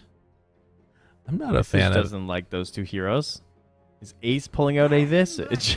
Yeah, they just ban terribly. They're just like, they see PL ban, they ban terribly. That's where everyone's brain goes. Yeah. Lockdown would be nice. That's definitely the thing. If I'm looking at like what we're missing, like you said, hard stun, I could appreciate that. I mean, Underlord's still just in. Yeah. 10 seconds. You can do a little jailbreak though. You know, you're in the arena. He just pulls you out. They could pick Legion. I think Ace Broodmother more though. I just like the Faceless. What if he just plays Legion? Okay. I can Ace see Legion? it. That looks kind of nice. Oh, we're all over the place here. I don't know if I like that one that much. The Dyrachio TA. I guess they're just gonna do the same thing where they're just like, we're just gonna farm and like come at us. Yeah. They're not worried about the fights. Like they think that they can just sort of play around the Ember for the fights, I guess. Because like Xtreme. remaining. What do? They see it all, Lyrical. They can see all of the heroes. They need to find something powerful. Like, yeah, we got some fragile cores, Ember and TA. Okay, this is their chance for the big pick. I'm not seeing anything that spooks me. They need a way to like force the fight or like sort of out sustain. Morph. Ow. Yeah, there's the sustain. Okay, that's actually a great pick. That is, it has a stun. It sustains. You can last long in the fights. It's got some multiple instances versus the Templar Assassin, be it with the Radiance build or with just the poison that'll be dropping out there too. Pretty cool idea right now.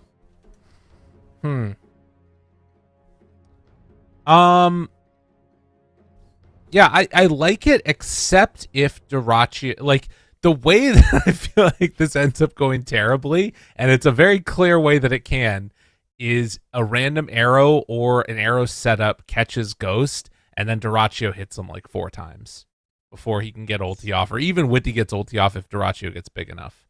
It's been known to happen. I don't know. Gaming, they have 1 stun in the game right now. Like, that's not right, as our buddy Dazzle says. Yeah, but did you know that Ghost went 6-1 in the last DPC with Alchemist? I mean, I'm down with that. I don't like Gaming's draft. It's kind of crazy. Yeah. In fact, in the last 4 months, he's only lost 1 game on Alchemist. I don't know. And he's won 11 of them, including his 1 game that he picked it here versus OG. Damn, this guy's an out gamer. I don't get the TA, man. I don't understand it. I don't know. Maybe it's going to be really good in lane against the Mars and like Faceless would have just gotten destroyed there. That's the only thing I can think of, maybe. I think the timing's very different, though, between like Faceless and... I think it is more of a mid-game thing, for sure, right, in terms of like how they want to play that, because I think Templar Assassin makes way better use of the map that you're going to gain from a Broodmother than a Faceless Void does. So, and like, you think about like farming up the Ancients and stuff, like Quinn doesn't necessarily want to do it that hard. Like they have... Like, he's just going to play Sven again for Dyrachyo here, except he's a little bit faster. That's a good point. And he's just going to be trying to like Psyblade this Mars in lane. I guess that's something that like I guess I hadn't really thought about. If they're just up like 10k gold because they play the map better, then I guess that they just win and like Dyrachyo can AFK farm faster on TA. All right, sure. That's Dodo, baby. Maybe they're just better. Let's find out. Some tips going back and forth, a little bit of love.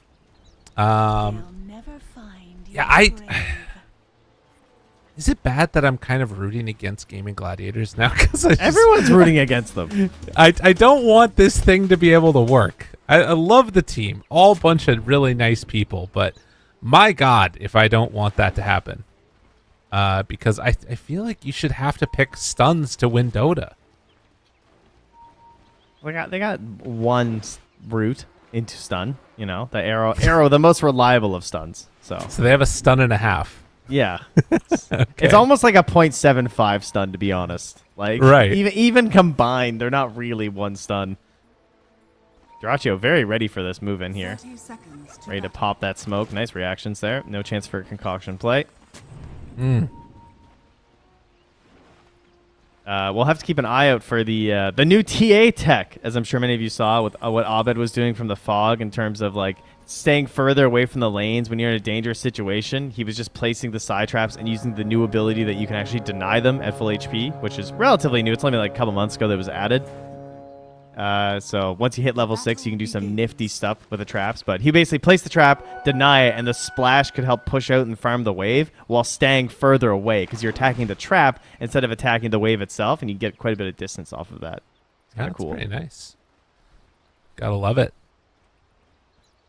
Relatively low cooldown too, just 11 seconds at level 1. Up top, Tofu and Ace are ganking the creep wave. They get the range creep, and well, a stun will go there onto Ace. Now DY with the frostbite, and Ace might just be dead. They have another concoction. Yeah, he's gone.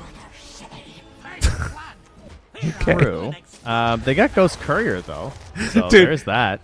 This is the thing that goes on, though, right? Where it's like, guys, if we run down the wave right here and we get there at this exact time, then we can go in and we can kill the range keep. It's going to be great. Oh, shit, I died. You know, like... I mean, were you also wondering if Tofu was going to take arrow and try and stop the stun, and then he just didn't? Yeah.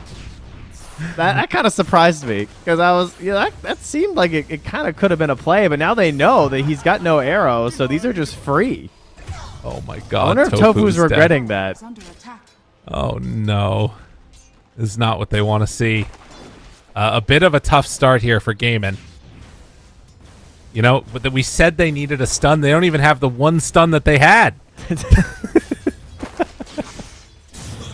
I mean, this one stun, the stock, the power of Unstable Concoction has never been so high.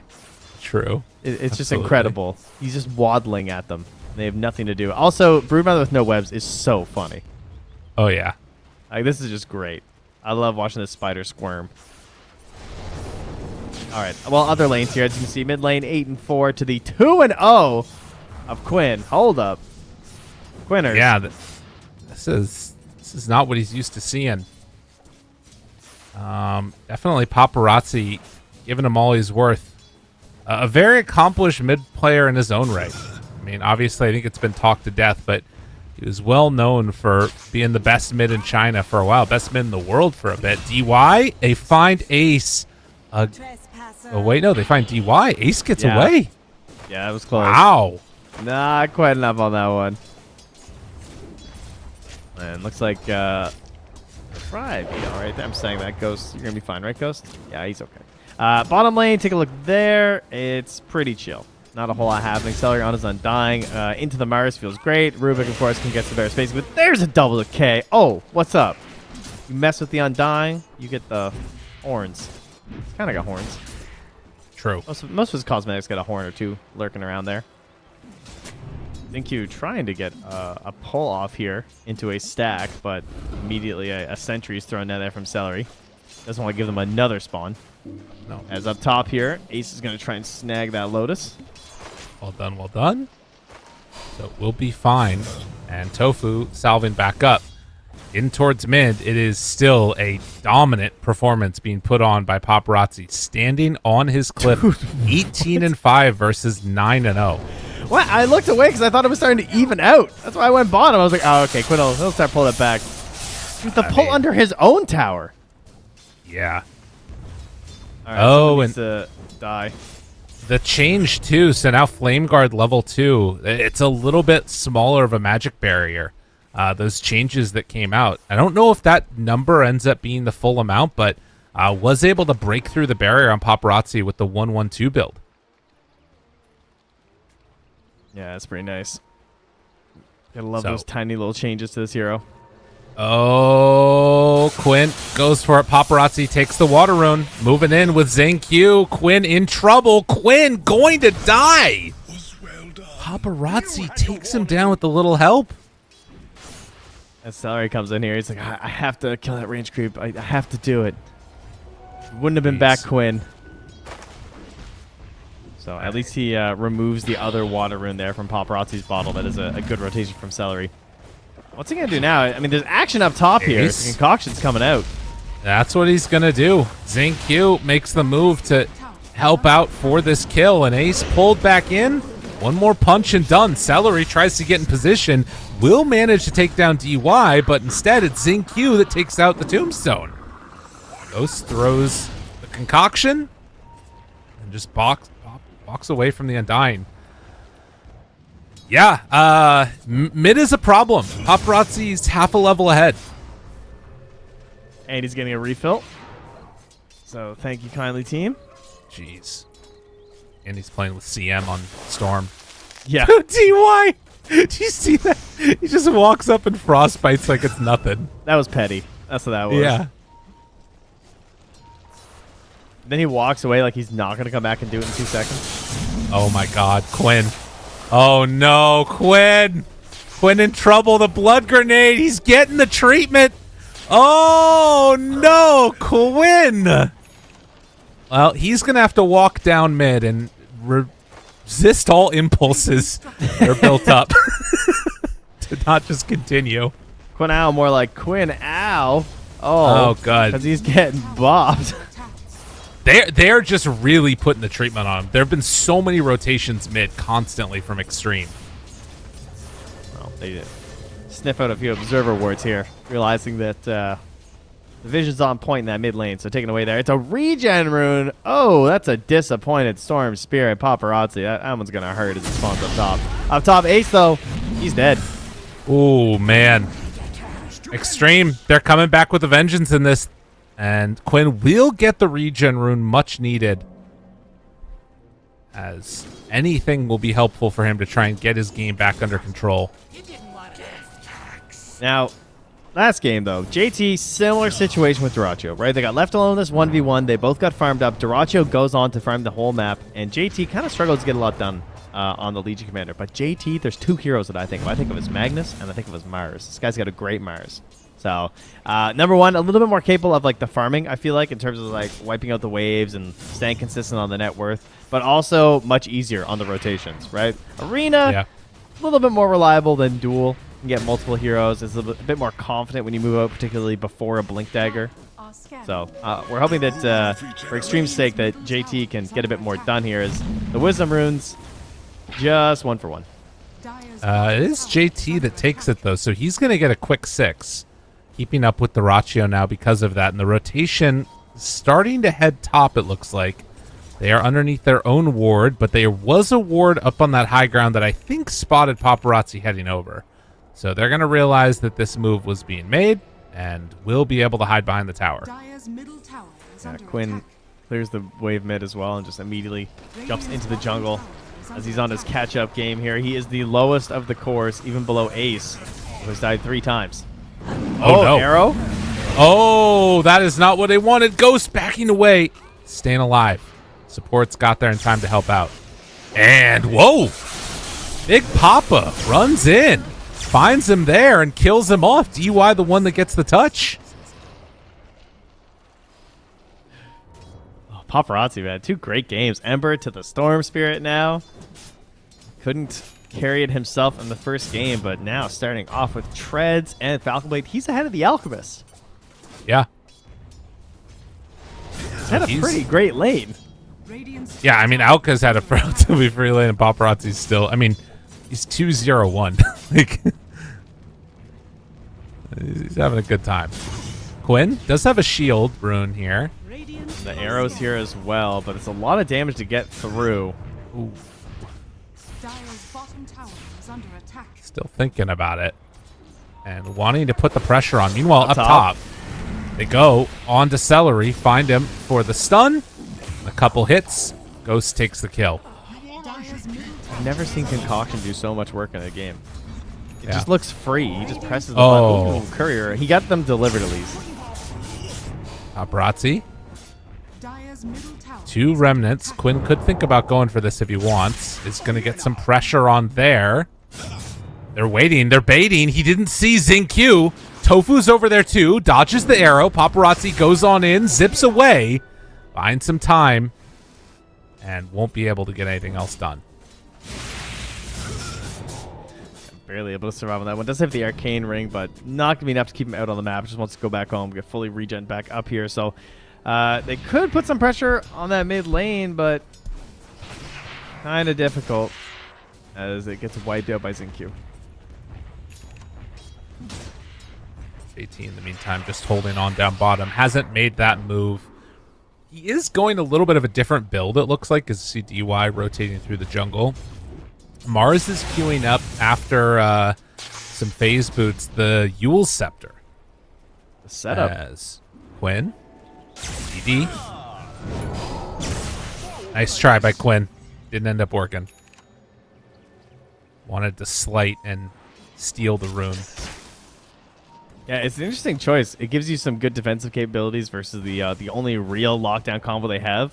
If they miss the timing at all on the Bola, like, I mean, it would have to be essentially perfect, right? Of just being like, oh, root arrow, like you should be able to dodge it using that, which is pretty neat.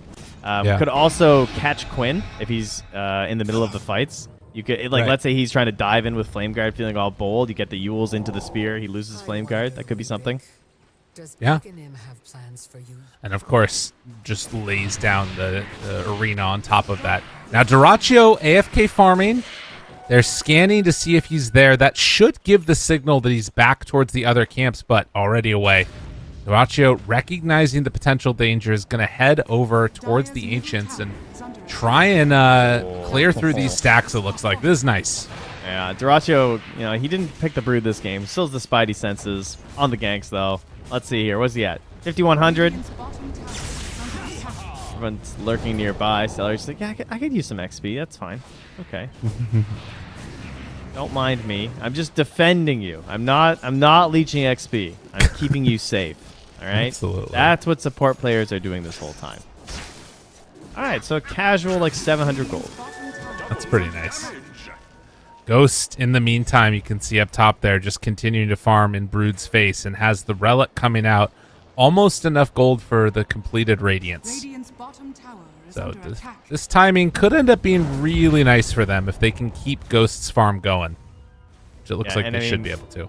Like, what a god tier Radiance game, too. Like, obviously, probably the best Radiance hero in the game right now, so just adding to the benefit of this pick, but it is just insanely good versus all three of their forces. Arrow? Dude, I don't think a person's been stunned on the side of or on the side of Xtreme. Nobody's gotten Ghost stunned himself once. That's a good point. Yeah, all right, that's fair. Yeah, Xtreme has stunned themselves more than the others. JT very low, trying to get away, is going to die to Celery. So they get one kill as Paparazzi runs away. The hasted Undying doing actually a fair bit of work here. Causing Paparazzi to sweat a bit.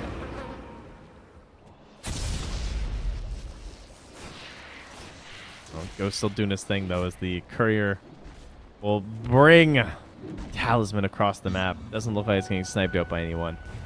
So Radiance coming on up. Ah, Faded Brooch still exists. We haven't seen one of these in a while. Very nice. For the, who's it that has it? JT grabbed it, actually, on Mars. Oh, Ghost, time to farm. And he got some golems. He's happy. I'm seeing the way that this game is going, and I'm really liking what Xtreme is doing. I feel like they're in a really good position right now. Radiant's bottom tower is under attack.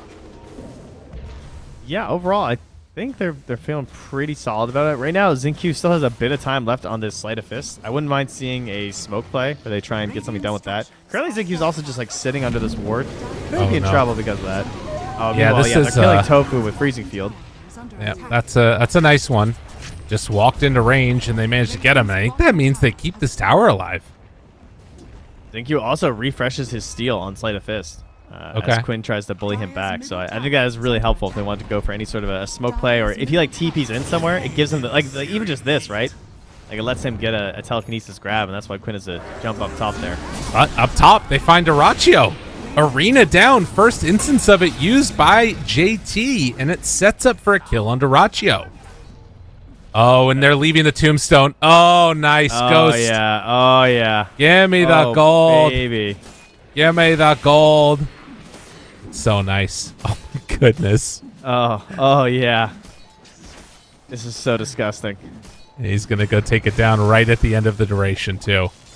Wow. 10K net worth on Ghost. Yeah, there is a problem for Gaimin Gladiators. Dude, the only way this game could be better is if the Mirana was a support Wraith King. You know, like, yeah. This Alchemist is out of control. He's a monster.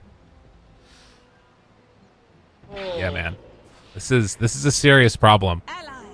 He and like the Radiance 2 minutes ago. He has Blink and 1,300 gold. Yeah. Oh man. Well, we'll see what ends up happening. It's definitely a concern though, and Gaimin Gladiators, they haven't progressed the map enough. JT finds Quinn. Quinn finds him. Arrow goes out. That's the first stun of the game. Well done. Gaimin Gladiators managed to find a kill. Much needed. And we saw an arrow drawn from Dyrachyo saying, "I am coming mid." I'm not sure what he wants to do there, but he's coming mid. That's what he said. Okay. Maybe he was telling Ace, you can confirm these camps. I'm going to push out mid. I'm going to join our team here, but his team's being hopped upon. A little bit late. Celery ends up going down. Still having vision. They find Quinn, pulls him back in with the lift, and they get the finish. Problems abound. He gets his Maelstrom done at the very least, but yeah, to get a little win and then immediately have it yanked away like that. Dire's middle tower is under Tough times attack. for Gaimin Gladiators here. The Yules is also finished up now for JT, so he's got a bit of initiation, a bit of defense. If they try and push it too much on the side of Gaimin Gladiators, they could quickly be caught up in that. And we have Ace going for the Echo Saber first. So this is something that has been falling off quite a bit lately. We're seeing a bit more of the BKB rush. I think people are just counterpicking Brood a little bit harder. Yeah. And where you like try and, I mean, you already see the lane isn't as dominating as we're used to. We're used to Broodmother, especially Ace Broodmother, just like being on top or near the top of the net worth in these games. He's still doing like kind of okay, but obviously there's an Alchemist who is way ahead and also just particularly deals quite well with just spider pushes.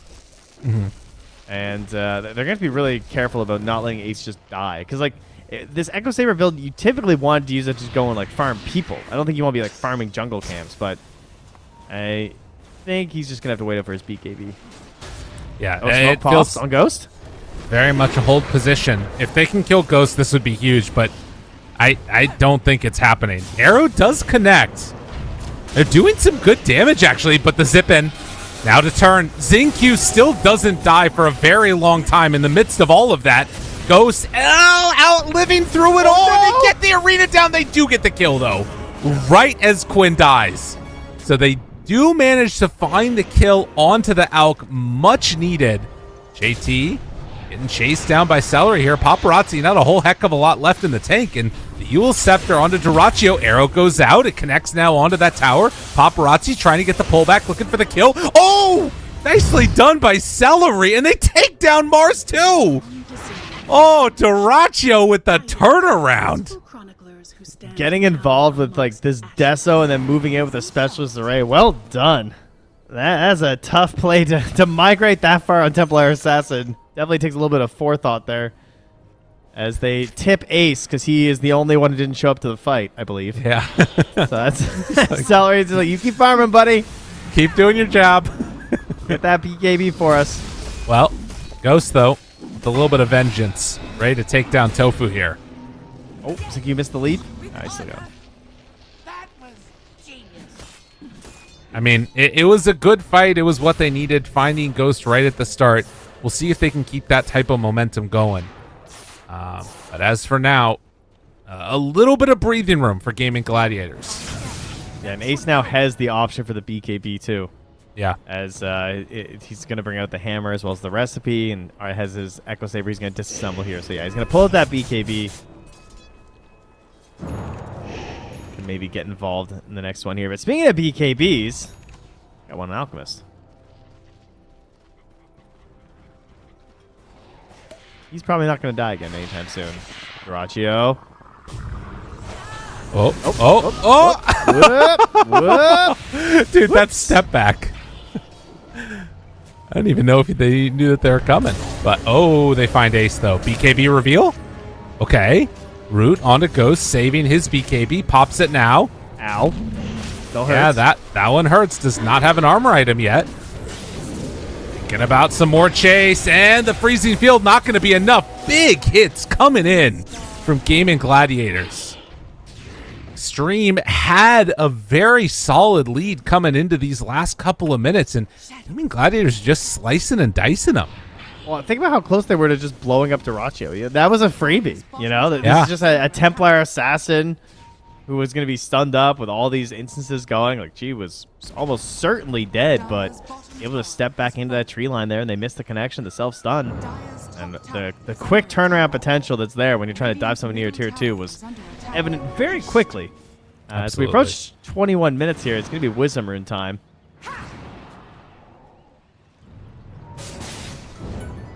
Can't go onto him yet, but maybe can now. Quinn, hold in, stun there, onto 2. Quinn, remnants away, has another remnant out. That was his last one. He's in some trouble now. Yeah, team is roshing at the very least. Okay. That's Oh, he might. No, they have Yules. So they're just going to camp. Yeah, he's dead. got him. Can they get this Roche? They will. So Gaimin gets something out of that death. And I mean, as much as we were clowning on Quinn earlier in his rough laning stage, you look at him right now, he's not doing that bad in net worth. Like, everybody's sort of caught up in a pretty good way, it feels like. It's just Alka's huge. Yeah, Paparazzi is 3-1-4. Quinn is 3-5-4, but they're about the same net worth. So, yeah, couple more deaths. That's okay. You get there. Radiant's middle tower has been Tower gets denied, and Dyrachyo farms up all these stacks. Him keeping up with the Alk is the other big thing. And as long as he can sort of stay alive through that first salvo of not getting bursted before he gets BKB off, he should be in an okay spot. Ghost is just going down the path of the very common Alk items. And the AC next is Dyrachyo. Finish off this Tormentor. Who are we going to give it to? Tofu. Okay. All right. Let's see this new leap projectile. I do love the way you can choose a different direction you want to leap. It looks funky, but I do like that one a lot. Also, leap not breaking in Moonlight is kind of cool. Yeah. Be helpful at times. Radiant's middle tower is under You know what's really helpful, though? Philosopher's What's that? Stone. It's a good one. It's going to let DY purchase up a gem for the squad here. True. Oh, and a 2,000 gold lead into an Alchemist lineup is something that you can feel pretty proud of for Gaimin Gladiators. For Xtreme, things definitely feeling a bit more stagnant, and it's kind of feeling that more group up style that we saw from them before. So it's tough when you miss those opportunities that you have with those little Alk ganks. And, of course, JT also... Oh, he's going to come in from behind. That's a pretty cool play. They can get through this invis. Nice stuff. Find him. That leap didn't help him that time. No, it did not. Are they going to go for more? Paparazzi, Zinq, they walk up the cliff. Oh, wait, the Gossamer! Oh, nicely played. But it won't matter. Zinq still going to end up falling to this one. DUI staying alive in the freezing field. A lot of armor on that one, but both supports are going to end up dead. Can they go for more? Do they want to go for more? Yule Scepter lift up the spear. No! He got the BKB off. Oh, that was not ever going to work. A double kill somehow for Celery. After the buyback from Rubik, do they want to keep going? They pull into Quinn. Okay. A bit of a weird position, but the stun is there from Ghost, and then the runaway because Dyrachyo's right on top of him. Xtreme are sending me mixed messages about if they want to take this fight or not. They're not sure either. I don't know what's happening. I think it's time to bag it up right now. I mean, the respawns are coming through here. Ghost is just running mid. He's like, I don't want any part of this top lane shenanigans right now. Dyrachyo will probably finish out this tower if they just leave him alone. He's very happily wailing upon it. The TP back up here from Paparazzi. Jump in, pull him back. Celery with the save. The stun is there, and, well, yes, he has gone a bit too far. So they take down one. Remnant in. Quinn is there. Spear to push back. Got him caught. Dyrachyo dead. It's a good fight for them. Yule Scepter to buy a bit more time. The Tombstone's still there. Not trying to farm the zombies this time. DY. He's doing work. Rooted. And going to fall. The jump, though, onto Tofu. Taking down these supports one at a time. Burns to the Radiance. They find Zinq there, who decides to try and run away. But now it's Ghost does have nothing left in the tank. They managed to take down the Alk. Gaimin Gladiators, with this very unorthodox lineup, they're just making it work. Yeah, Dyrachyo, that was an interesting way to bait out an Aegis, right? Creates a great fight opportunity for Quinn. Yeah. Sure, maybe they have a few more disables on Xtreme, but they had used a ton of them on Dyrachyo. But the point Quinn gets joining into that fight there with the DD rune, he just kept slicing everybody up there. Did by far the most damage, and half the damage they even did on the entire team in that fight. Yeah, I mean, that fight started Like, Ghost left in the middle of it to go farm a bit more and then came back to the rest of the fight. But the thing about that was that it was before he got that AC completed. And that would have been a great item to have in the midst of that fight. Now you're getting a situation where Broodmother has Harpoon. You've got BKBs on everybody. I don't know how effective this next fight's going to be for Xtreme. They're down a significant amount of gold. Yeah, this is not that scary of an Alchemist right now. You're hoping this Alch to be like, big numbers ahead. Tormentor will help a little bit here. Maybe Rubik would be great. Oh, there you go. Zincu gets it. Big win. Bit of a save to try and pull people either back from the Searing Chains combos. That's going to save you from potential arrow setups here. Maybe if you like post BKB or something on one of those 2 cores. Speaking of BKBs, JT's is done. So that's another big upgrade for them right now. But you already saw that his initiation was thwarted earlier by the BKB, so he's not going to... Oh, he is going to try. Okay. BKB. DP. And he's good. Did have some friends nearby, but obviously can't make that work super easily. No. Just decided it was not worth it. Everyone was kind of already on the retreat, so... Pretty dangerous to try and combo up Quinn, even if he's not going to BKB there. What an interesting thing we've gotten ourselves into. I mean, that fight mid that I'm just thinking back to where like Ace wasn't even there and they made it work really well. It feels like that was in a way the turning point for this game that really pulled things back into the favor now of Gaimin Gladiators. Now, obviously not over, but it's feeling kind of tough for Xtreme. It feels very reminiscent of Game 1, where their aggressive maneuvers just didn't work out. Just munch up poor DY. Yeah. But it was momentum that they were trying to play off of with Ghost Alchemist, and they had it going. But just the moves were a little bit crazy, like diving a TA under a tier 2. I still think it should have worked. It was more likely to work than it was to fail, I will agree. But it's just the amount of punish that you can get on the side of Game Gladiators when you make that mistake was way too high. And they, unfortunately, were punished quite heavily for it. Gwen looks like he's going for that. Pop BKB for it. Yeah, Paparazzi's like, I don't want to mess around with that. I'm done. I'm trying to farm up these pirates along the cliffs here. See if they can find some sort of safety. Ace obviously been dominating this part of the map for a long time. Now with the nullifier too, nobody wants to mess with the spider. Almost level 20 as well. Ace is just ridiculous. This is a good play here from Xtreme though. They know Ember BKB down. This is the time to try and take that fight. Yeah.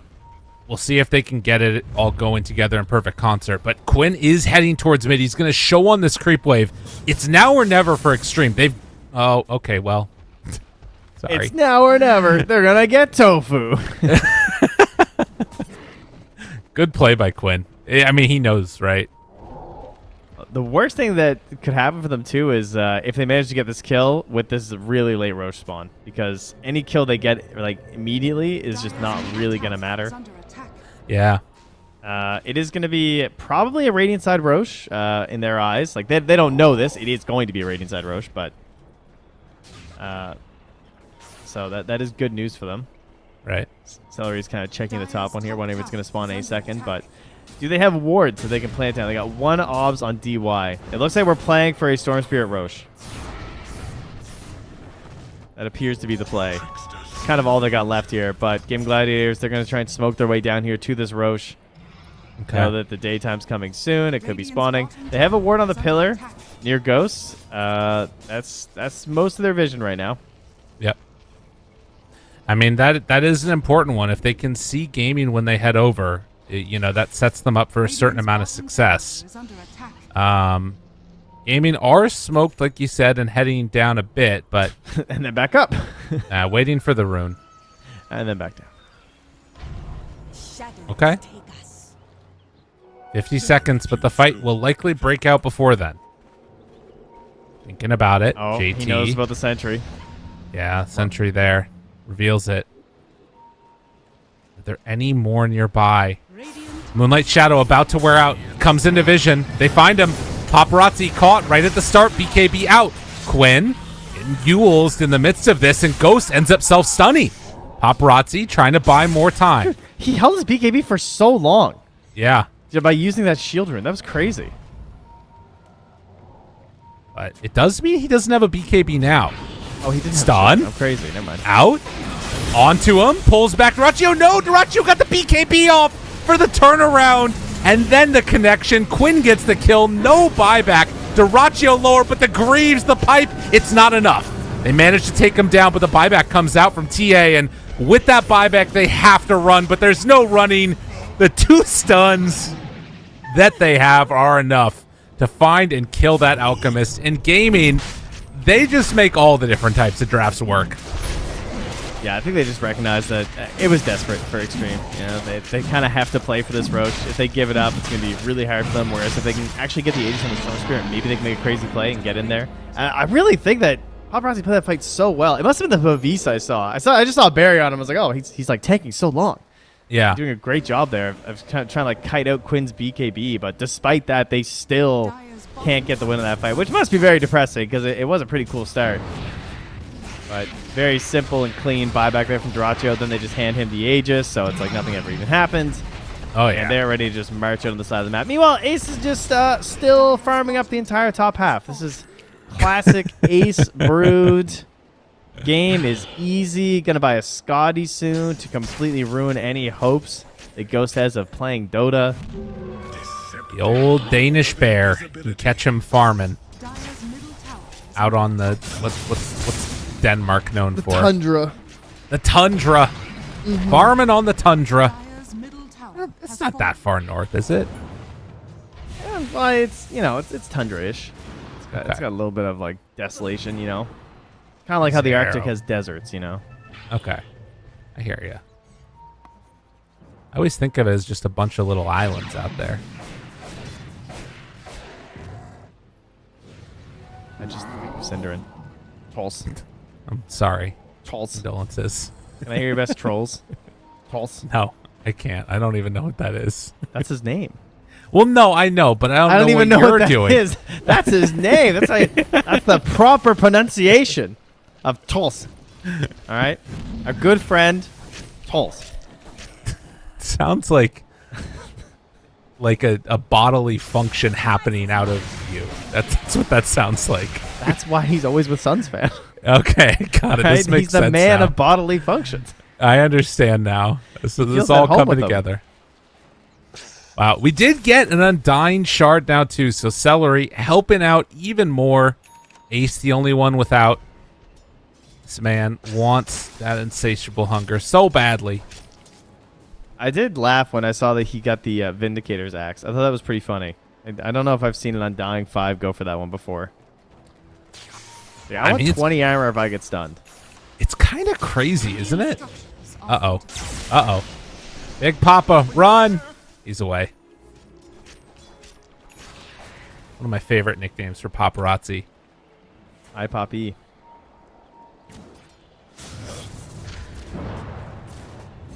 Oh.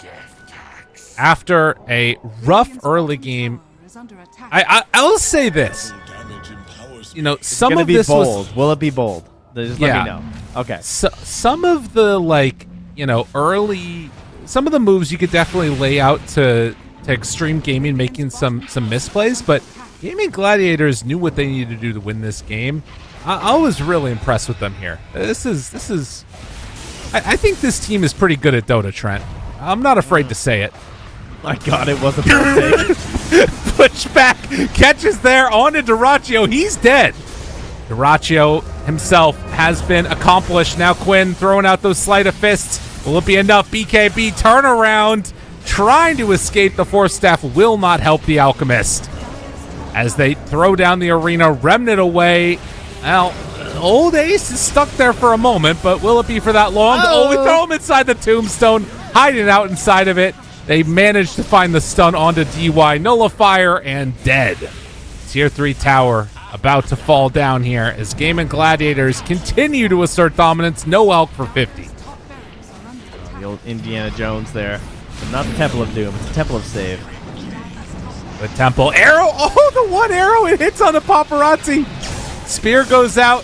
JT goes down. DY with the dieback.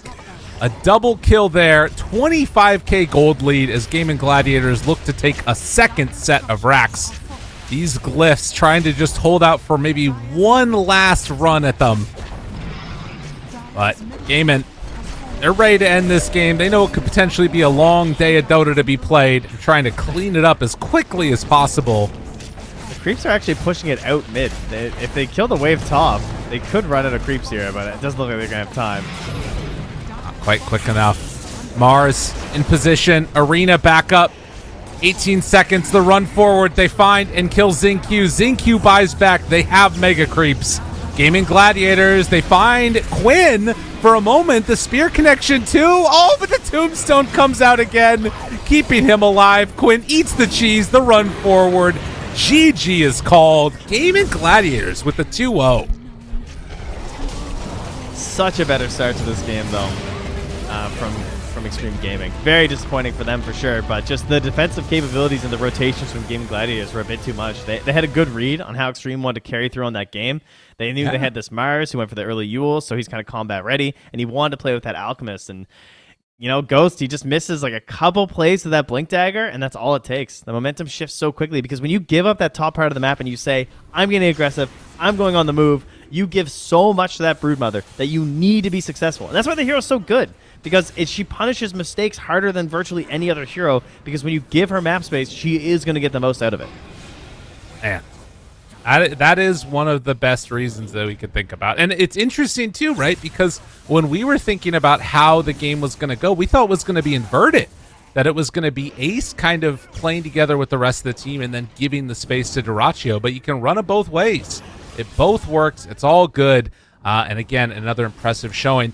Gotta say also, again, how badly it started. I'm looking here at around like that 8 to 10 minute mark. Every one of the cores on Xtreme Gaming was popping off. It was only Dyrachyo that was having like a somewhat okay game. And they just managed to pull it back together. Super early Radiance did not matter. What an impressive showing, honestly, from Gaimin Gladiators. Like I said, I'm not afraid to say it. I think Gaimin Gladiators are pretty good at Dota. It's just that's why you made it so far, you know. it's your just like really distinguished view of the game. You know, you can really get in there and break down the numbers where no one else can. It's true. So thank you for that. Thank you for noticing. And well, you know, that's my job as the analyst. I have to find that. It's tough to find your positive qualities here, but that rotation mid from Dyrachyo where he joined that one fight and just shows up where they're like desperately chasing to try and really ruin Ghost game at that point, and JT had that defensive arena and they still kill Quinn, but then Dyrachyo just like pops out, like this carry player actually appearing for an important battle at that point in the game was pivotal to them winning this one. So definitely have to give some shout outs to that one for Dyrachyo, because not the easiest thing to do on a Templar Assassin to ensure that you're going to be there. But that's part of Dyrachyo and why sometimes he seems to be in a weird spot. Sometimes he feeds a little bit. He's trying to stay close to the team. Make sure he's there for the important fights, and it worked out in that one.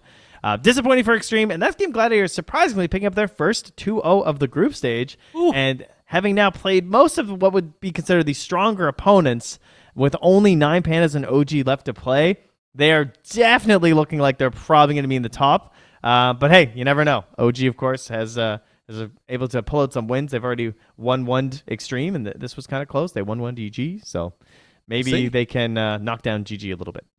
Well, we'll have to find out. Still to come later on throughout the rest of this group stage. But for now, we got to go get ready. El Clasico trend. It's coming up. Tundra versus Liquid in just a few. So stay tuned, everybody. We'll see you on the other side of the break.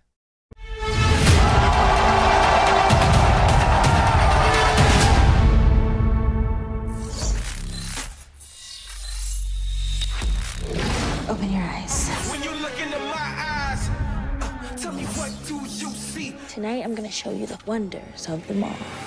Hey, I got nothing to lose. I got nothing to lose. I need warriors. So is this what you want in?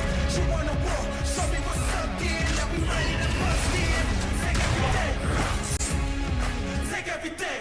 Leave them with nothing.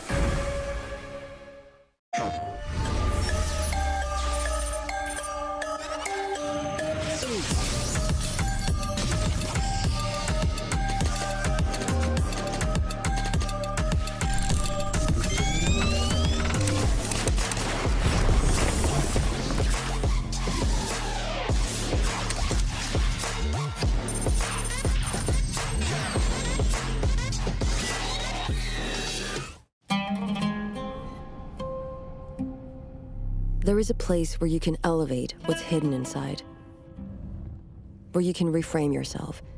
Tsunami means the new you. The you can step into. Because when we know who we really are, we become unstoppable. Enter new dimensions of you. Tsunami.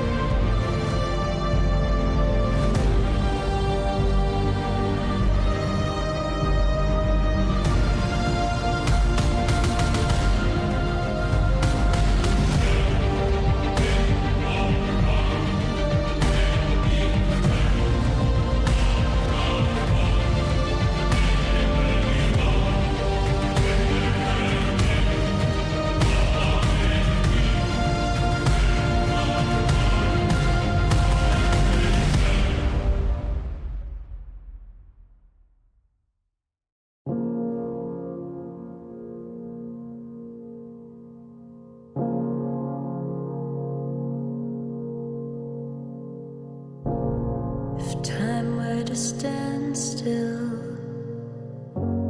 if I had a say, where I'd run to,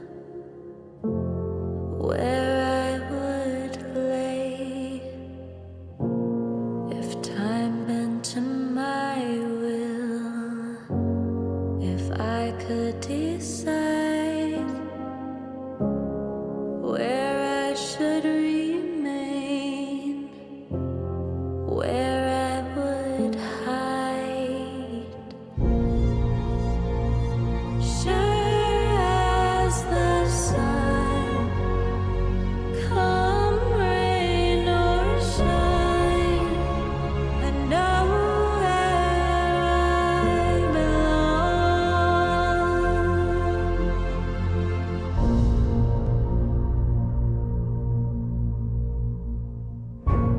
If time were to stand still, if I had a say, where I'd run to, where I would lay, if time bent to my will, if I could decide where I should remain, where I would hide.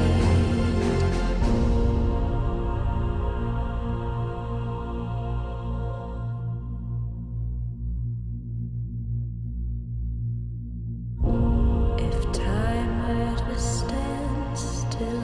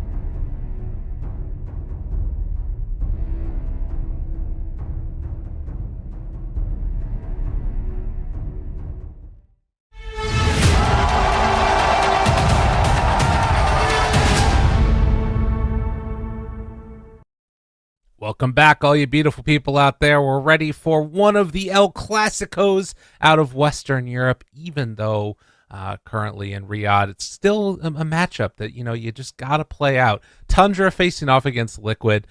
Trent, excited for this one, yeah? You feeling pretty stoked about it? Yeah, I think typically with these teams, I would have been thinking things like, okay, well, this probably isn't going to matter too much because they're probably like near the top of the group, right? It's Tundra and Liquid. They're pretty good. They won TI. Liquid, at the start of the year, were looking like the best team in the world until Game Gladiators finally just completely slapped us in the face over and over and over again, saying, no, we are the greatest. So the world number twos here. Not number two in the group. Neither team here number two in the group. Nope. Group not looking so good for these teams. It's been a little bit rough. I mean, we're not necessarily going to need to go over it too much, but basically, Tundra is at the very bottom with TSM, and Liquid are one game ahead of them. So realistically, at various times, these teams have gone from taking 2-0s over each other, both teams doing that, and also splitting series. And as you were just talking about before we went live here, it's also happened with Aoi, that they've both split games, they've split series, and they've each 2-0'd each other. A 2-0 here for either team is horrific. Like, is really, really bad. 1-1 and they can both still be in a good position. But if one of these two teams gets 2-0'd, there's a decent chance that they actually get eliminated in groups, which would be insane. It would be crazy. Yeah, it is certainly possible. That is the point we are at. It used to be a matchup that Liquid were super confident in. In fact, there is another multiverse that we did not go down where Liquid find their way into the grand final and maybe defeat Tundra. That's kind of how it was viewed at the time. It felt like at they lost TI. to Secret. Yeah, at TI, of course. When Secret won that lower bracket final, went to the finals and got washed by Tundra, many people, Liquid feels like they probably would have done better in that match. It felt like they really had Tundra's number at the time, but couldn't get over Secret, so they didn't get their opportunity. And then recently, though, Tundra, they've been getting those wins, be it in DPC, be it in like some group stages and stuff. But then most importantly, they got one in the upper bracket at Bali. Unfortunately, they were then knocked out in the lower bracket by Team Liquid. But it shows that they can hang with them. And yes, most importantly, including when they have Aoi 2000 standing in here, as we won't have Soxa with us here today. So don't consider them too much weaker just because Aoi's in here. This guy's a grinder, all right? Every time I open my door to client, he's still in there. I see Crystal Maiden is playing ranked, Crystal Maiden, level 12. Every time I open my client, he's still gaming. Well, we're going to be gaming right now as well as we hop into this game number 1. Liquid versus Tundra. We'll see what ends up popping out. I saw actually this morning, speaking of which, Aoi was queuing and playing a ranked game during the match that we were watching. He was playing AA. Dare we might see some Ancient Apparition come out today for some Position 5? Who knows? We'll have to wait and crazy. see. That'd be nuts. Who picks AA? I don't know. He played 2 AA games in a row? Yeah, okay. All right. This is a little suspect here. A little dangerous. 1 versus Ench. Are we like are we giving away privileged information right now, by the way? No, I'm on the Team Pro Tracker. It's okay. Okay, all right, I'm looking publicly on the internet. Got it.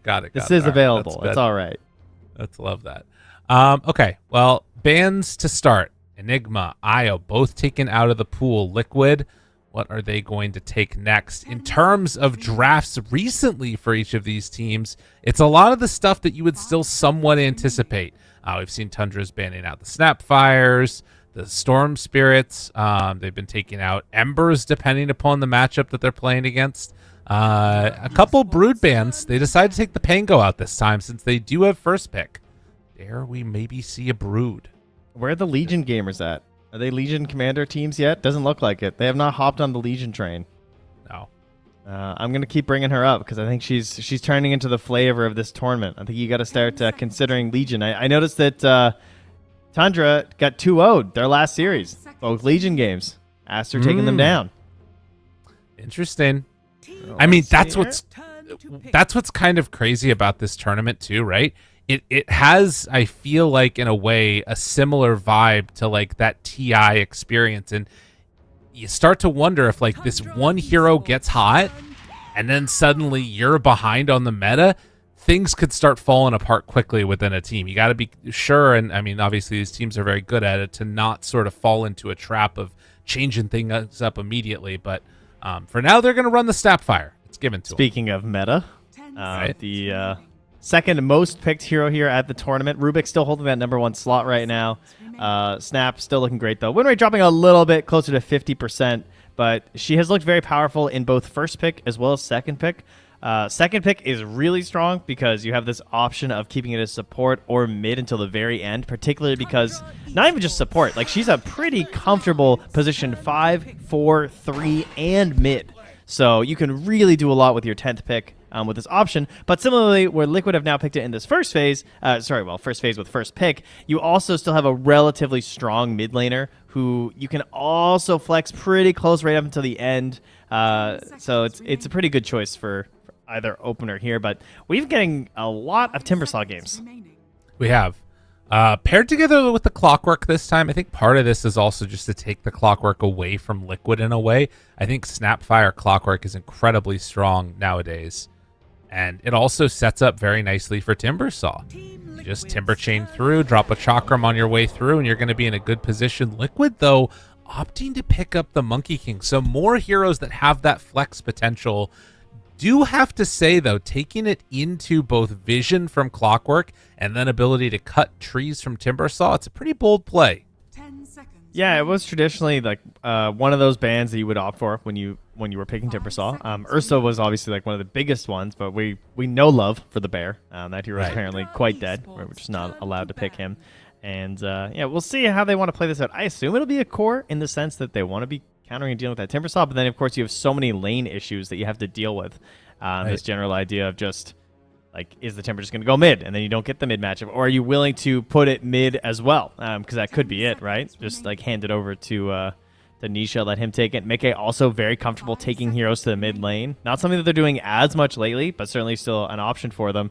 Tundra, though, they actually already played one of their matches this tournament with this situation occurring. They picked the Timbersaw. Talon attempted the Monkey King core counter pick, and they still pulled it through from Tundra with 3-3 on that Timbersaw playing into the lane of 23's Monkey King. So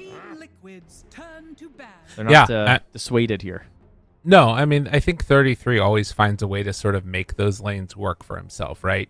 Even if it is a counter pick. But I wouldn't hate it being stuck on over into mid lane either, just to mitigate the potential danger. But then, who knows? Maybe they swap it up and put freaking Niche on the Monkey King. There's a lot of flex potential. But for now, at least, they're going to take the Naga Siren out of the pool along with the Bat Rider, another one of those heroes that's been running absolutely wild over this entire group stage. And I think the thing that's going to be interesting to watch, Tundra have that next pick out of this phase, can take like some support or whatever. It's going to be Liquid that have to reveal sort of their hand of what are these cores that are going to be picked first. What are these heroes going to go in the roles that we're expecting, or are they going to get swapped around? And then, of course, Tundra are going to have that last overall pick for the counters. I'm kind of surprised that they banned the Bat Rider themselves on Tundra. I would have thought that would be the exact hero they would want out of this phase as a support. I feel like that would be so strong. Yeah. I wonder if that's an Owie thing. Like, has he not been playing the support Bat when they do it, or because like obviously I think if it's Sox, it's like 100%, but it seems weird that Owie wouldn't be as comfortable just picking up a hero like that. But not going to be the choice this time. So what support do they want to grab here? What looks pretty solid for AUI? The Visage, are they going to bust that back out? I see he has already attempted it, doing his 5 Visage. That's crazy. I could see it maybe. Yeah, they ban it. Oh, he's getting it targeted. All right. I mean, that is the only unfortunate thing, is that he is a grinder. Like, Owie is still actively gaming stuff, but he still is going to have these heroes that he's already shown in his stand-in states, because obviously he's been standing in a lot lately. That Soxa unfortunately had to leave Bali too, where he does tend to stick to a bit of a smaller pool. What they may do sometimes is swap it, and they'll give Snake King the 4 and give Owie the 5. In fact, that's typically what they do when the stand-in thing happens. I said do. But nice. I was going to call it out, but really I'm glad they did. Yeah, thank you. I really wish that they would have went for the bat. I don't know. We'll look sick, but it'll be the Techies instead. So. Oh, the other classic. Oh my God, is it back? What year is it? Oh, jeez, that's pretty cool. I like this. Has he actually? I don't think he's played many Techies games. He's played one in Bali when he stood in, and that is it in terms of his stand-in stuff. So he has. I mean, that's kind of funny too, because everyone's been asking for it, but they're bringing it back again. He did lose that game, but it was versus Game Gladiators, so you know. That's fair. Yeah, that's fine.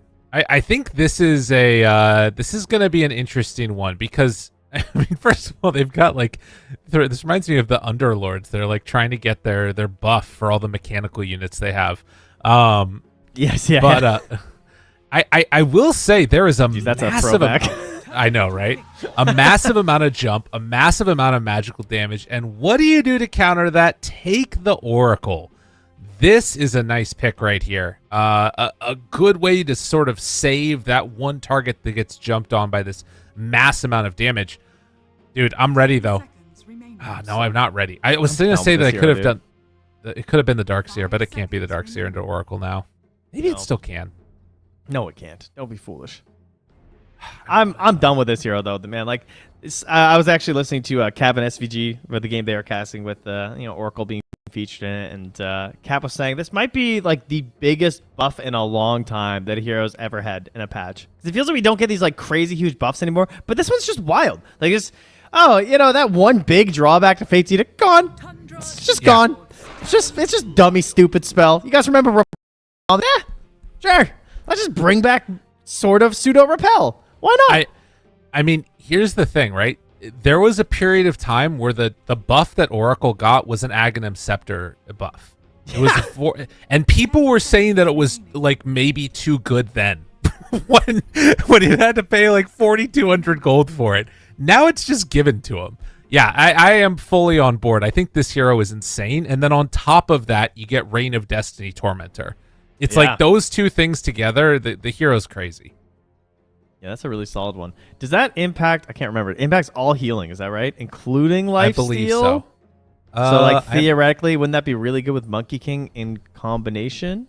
Yeah. Does the area have increased heal and have increased incoming heal amplification? Oh, okay. I'll no, so I don't think on that one. Yeah, but sometimes the wording isn't exact. You know what I'm saying? That's fair. That's a good point. Lion gets taken in the meantime. So massive amounts of sort of magical damage around those level 6s, right? Oracle, obviously the Purifying Flame is going to be a good chunk of damage there. And then Tundra just dropped the Razor on him. I can confirm. Does not grant other restoration manipulations. Okay, so no life steals, none of that stuff. It is just straight up heals. So good stuff. Okay. The wording is correct. You love to see it. Razor back versus the Monkey King. So this was a hero that was picking up a little bit of steam before this event as well. Was being spammed quite a bit by multiple people in pubs in a couple different roles too. So hasn't found its footing quite yet. It kind of reminds me of the Meepo in some ways, where it's like everyone was like really worried about Meepo, but it hasn't taken off to a huge degree with this Atos build. Razor, I think, is similarly primed for a potential breakout performance. Right. Oh, he could definitely be. I think that now, particularly when we've been seeing Gaming Gladiators run it in response to that Leshrac getting stolen away from him, it's looked incredibly good. In this type of a composition, you don't have that natural save, and I don't think we're going to be seeing any extra come out either, unless it's sort of from either the build the Razors going themselves, if it's like an offlane Razor, or from that offlaner giving him a little bit of a boost. But again, if it's Timbersaw, that's where it sort of gets funky. Yeah, I don't know. This is looking like a bit of a weird draft from Tundra. Well, they'll at least have another chance to see what Liquid have cooking. This will probably be the Zai hero last. They cover themselves early here. What are they missing? A little bit of magic damage would be kind of nice. I mean, they have the Snapfire and the Oracle and the Lion, but they have any way to amplify that a little bit more? That'd be kind of nice versus like Timbersaw and Razor. Because I feel like Razors want to ignore BKB if they can a little bit. So perhaps you could like force that out a bit early. Okay. Yeah. Maybe some more like team fight control potentially. Like you have sort of these single target things coming from Lion. I don't know. The Darkseer. I mean, you could. I don't know. I don't like it against Razor Timber. They're thinking it's going to be a carry, and then they don't get to see the counter pick. So Liquid have to pick it blind. That's the other issue. God, there's not many offlaners left. I guess Beast is the big one that just stands out. It's pretty balanced. I mean, he has issues versus Timber, so I don't think you really need to ban it. I feel like you're kind of okay if that happens. The laning pairing doesn't look that great. It is at least decent setup for Snap. Tide is the other classic with Snap that we see, but I mean, I was going to ask. Yeah. Like, do you think Tide could work against Razor? Is that too scary if they decide to just put Razor safe lane? That would be the concern, I would say, for sure. They might be thinking, like, do we need to find... I guess they have double stuns, though, on the supports, like either the root from the Oracle or just Lion being there, so they can kind of outplay it. Okay. That could be the consideration that if you're really committed for it. That's a classic. We used to see it back when Mars and Razor were both in the meta. We saw this happening quite a bit, where you'd be spearing away the Razor when he tried to go for the Link. But yeah, they'll play it safe with the Darkseer. Okay. It's kind of cool, though, because it was covered by their own Oracle pick. He doesn't have the best support pairings, though. Well, not only that, I think in terms of damage potential, he's really just going to be there to sort of the Monkey King, because Iron Shell isn't going to do anything to Razor Timbersaw. Although maybe in the laning stage, he gets up to like level 3, level 4. I think now if you're... Yeah, I think you pick a carry now. Bloodseeker, Ursa would be fine with me. Ho! CK. Same idea as Bloodseeker. I forgot who was playing. Here I was just thinking of heroes, not of players. Look at Scatter. He's bringing out that chaos. A couple heroes he really likes.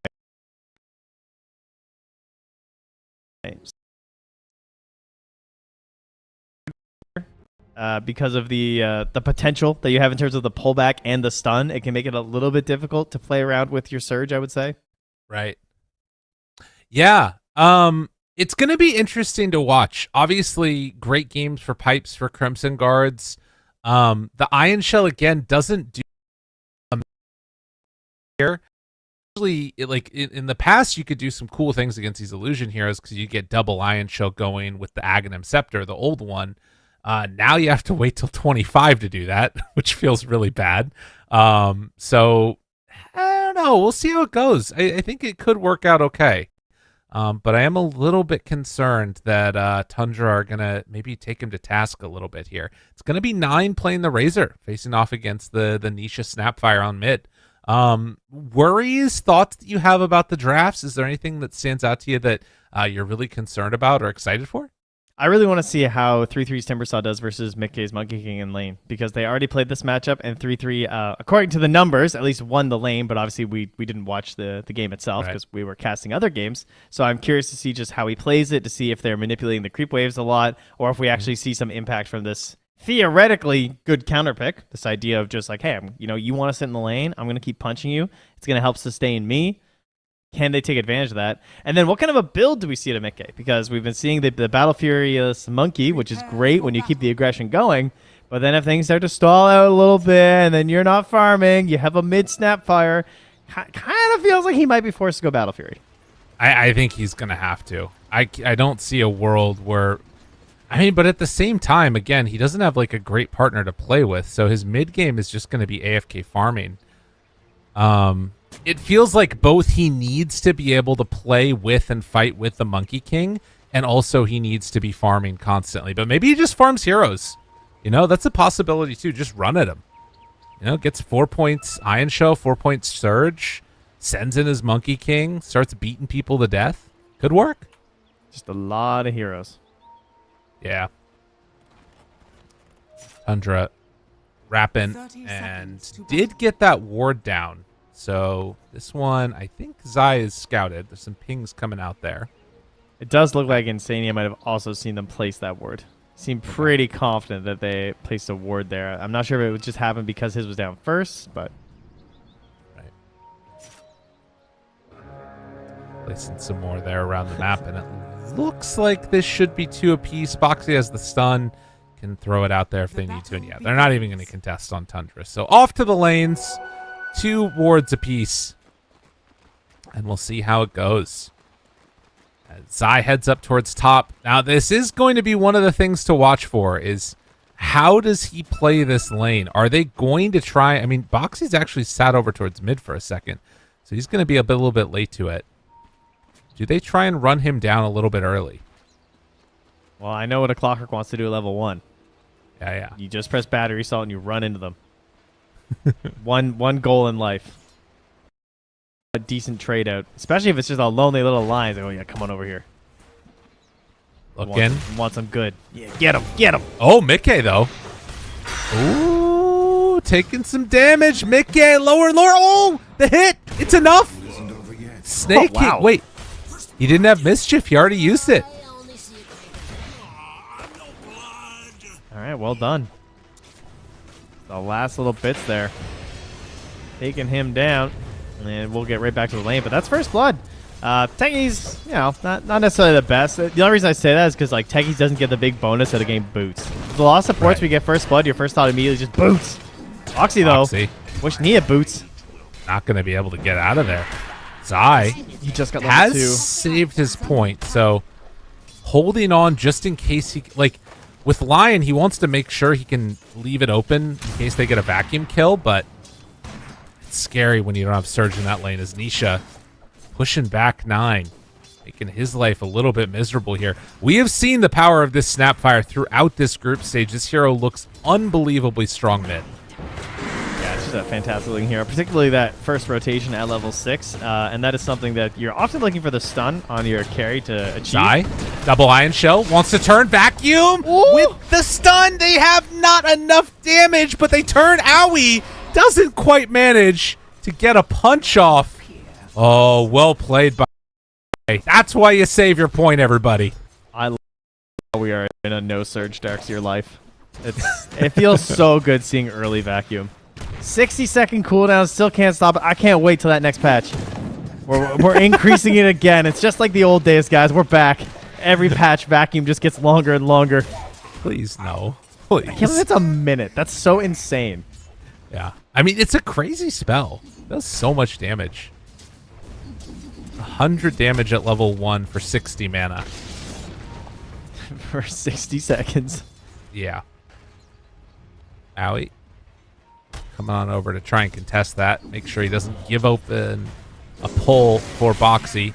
This Cogs pushback actually burning some of the mana there, the Darkseer. And Skitter. Skitter. Oh, Skitter.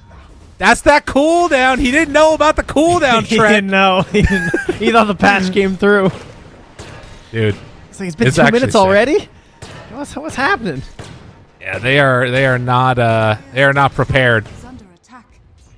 It's been a flub moment, huh? In fact, if they're not careful, Owie has to run away. They're bullying back the Clockwork here too. Man. All right, well, all this action up top, I haven't had a chance to really eye up this match. Could you stop fighting, guys? There are other lanes. They just want to fight here. Down bottom, they get the root onto 3-3, but... Oh, nice mischief. Able to dodge some of it, but still gets brought down. So Tundra getting a little bit of pushback there in the bottom lane after the disaster of a lane top has settled down a bit. So this counter pick, huh? This Monkey King. I don't know. I don't think this was a pick just without Timbersaw in mind. I'm willing to wager they had an idea that this was going to do quite well versus him, but that is not the case at the moment. And part of that comes down to the no reactive armor build. Boxy. Yeah, I think he's in some trouble here. Lotus. Dukes able to get away with that stun. And meanwhile, down bottom, Snake King also goes down. They're going to find another. No, the body blocks. 33 has the Timber Chain. Able to find that kill onto Insania. Both of the counter picks have not worked. Like, the CK against the Darkseer and the Monkey King against the Temper, neither of them are doing what they needed to do. And it's the adaptation that you have too, just no reactive, right? Yeah. We've seen this before in this matchup as well. It's not necessarily a new thing, but when you have the right pairing, like with this Techies, it's just a case of overwhelming damage. Like every 4 seconds, 110 pure damage is an insane amount to output. Oh, yeah. He actually has gold for arcanes right now, so assuming he makes it out of this little instant, he's going to be very happy in this laning setup. Meanwhile, up top, though, they want to do more plays. He has no mana for Surge. He's going to have to wand. Pulls him back in. Catch again. Ion Shell paired together, trying to get what damage they can onto Zai, but they're trading it with all the creeps. Listen, if you want to learn to play Darkseer, watch what Zai has done this game. It has been immaculate. He gets gone on. He already has an Ion Shell on the other creep, puts one on himself, mans up. That's what you want to see. Yeah, see, I went flight. He went fight, you know. Skitter needs a couple more crits there, and it was close, obviously. Like, that is one of the situations where he can roll the other way, but he's taking the most advantage of the Vanguard that you can.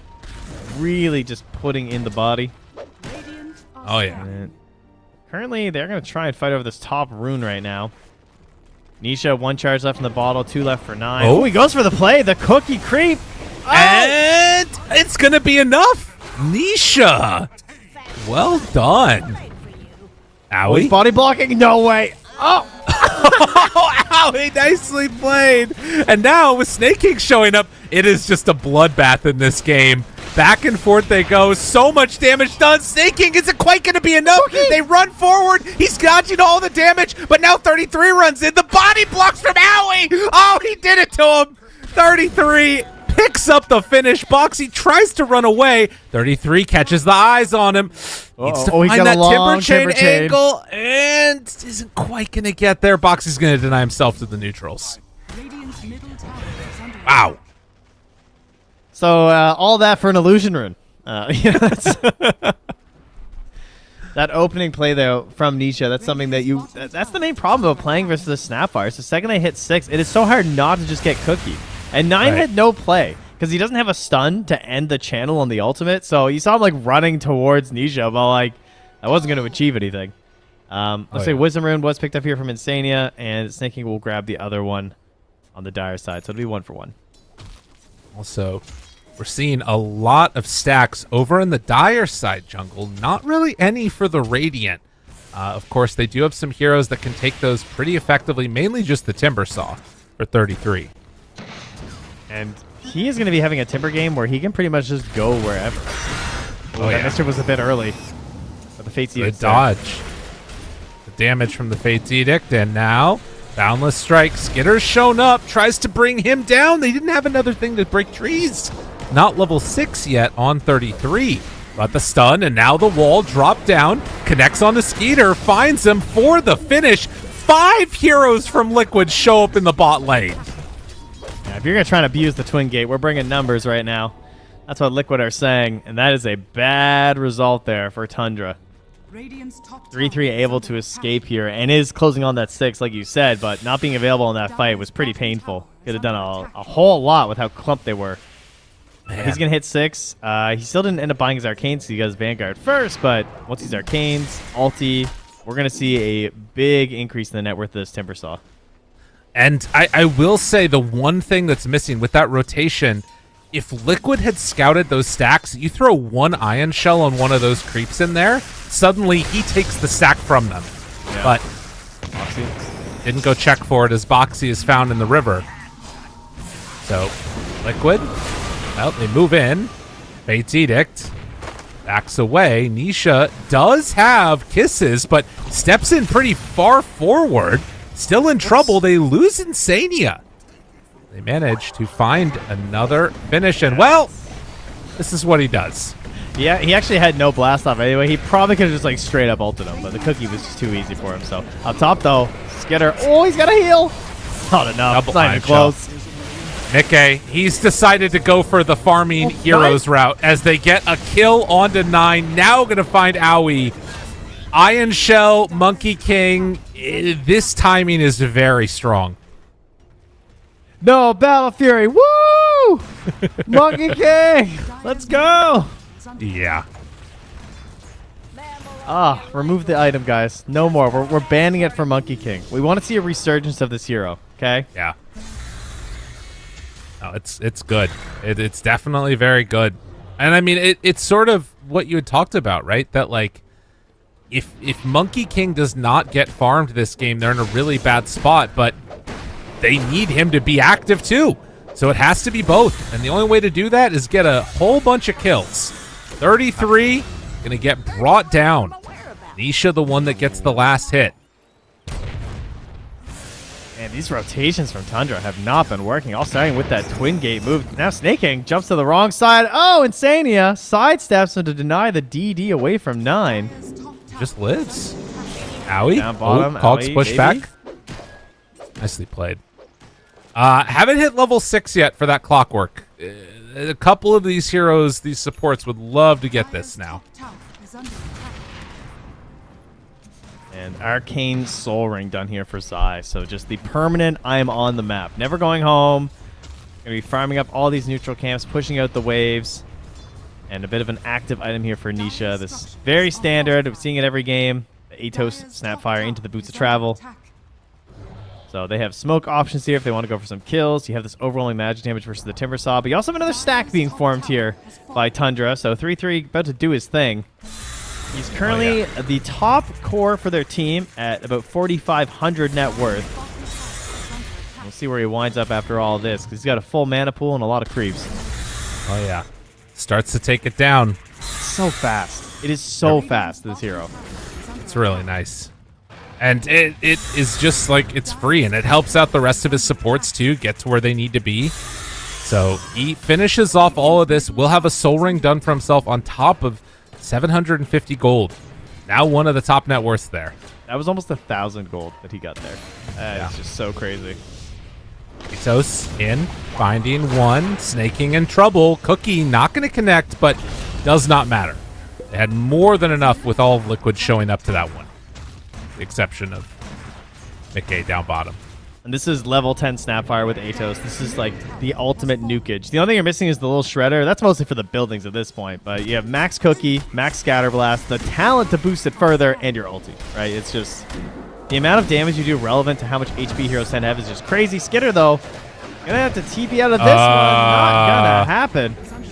He rolled low on the stun, I guess. I mean, it's 1.75 at level 1, so it actually was just never going to work, but it's fine.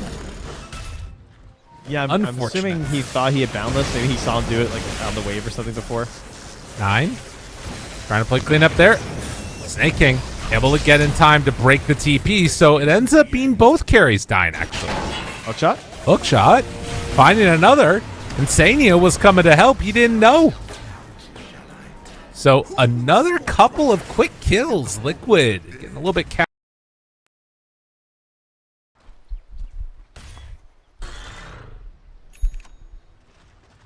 time to figure out exactly where they want to move to next, though.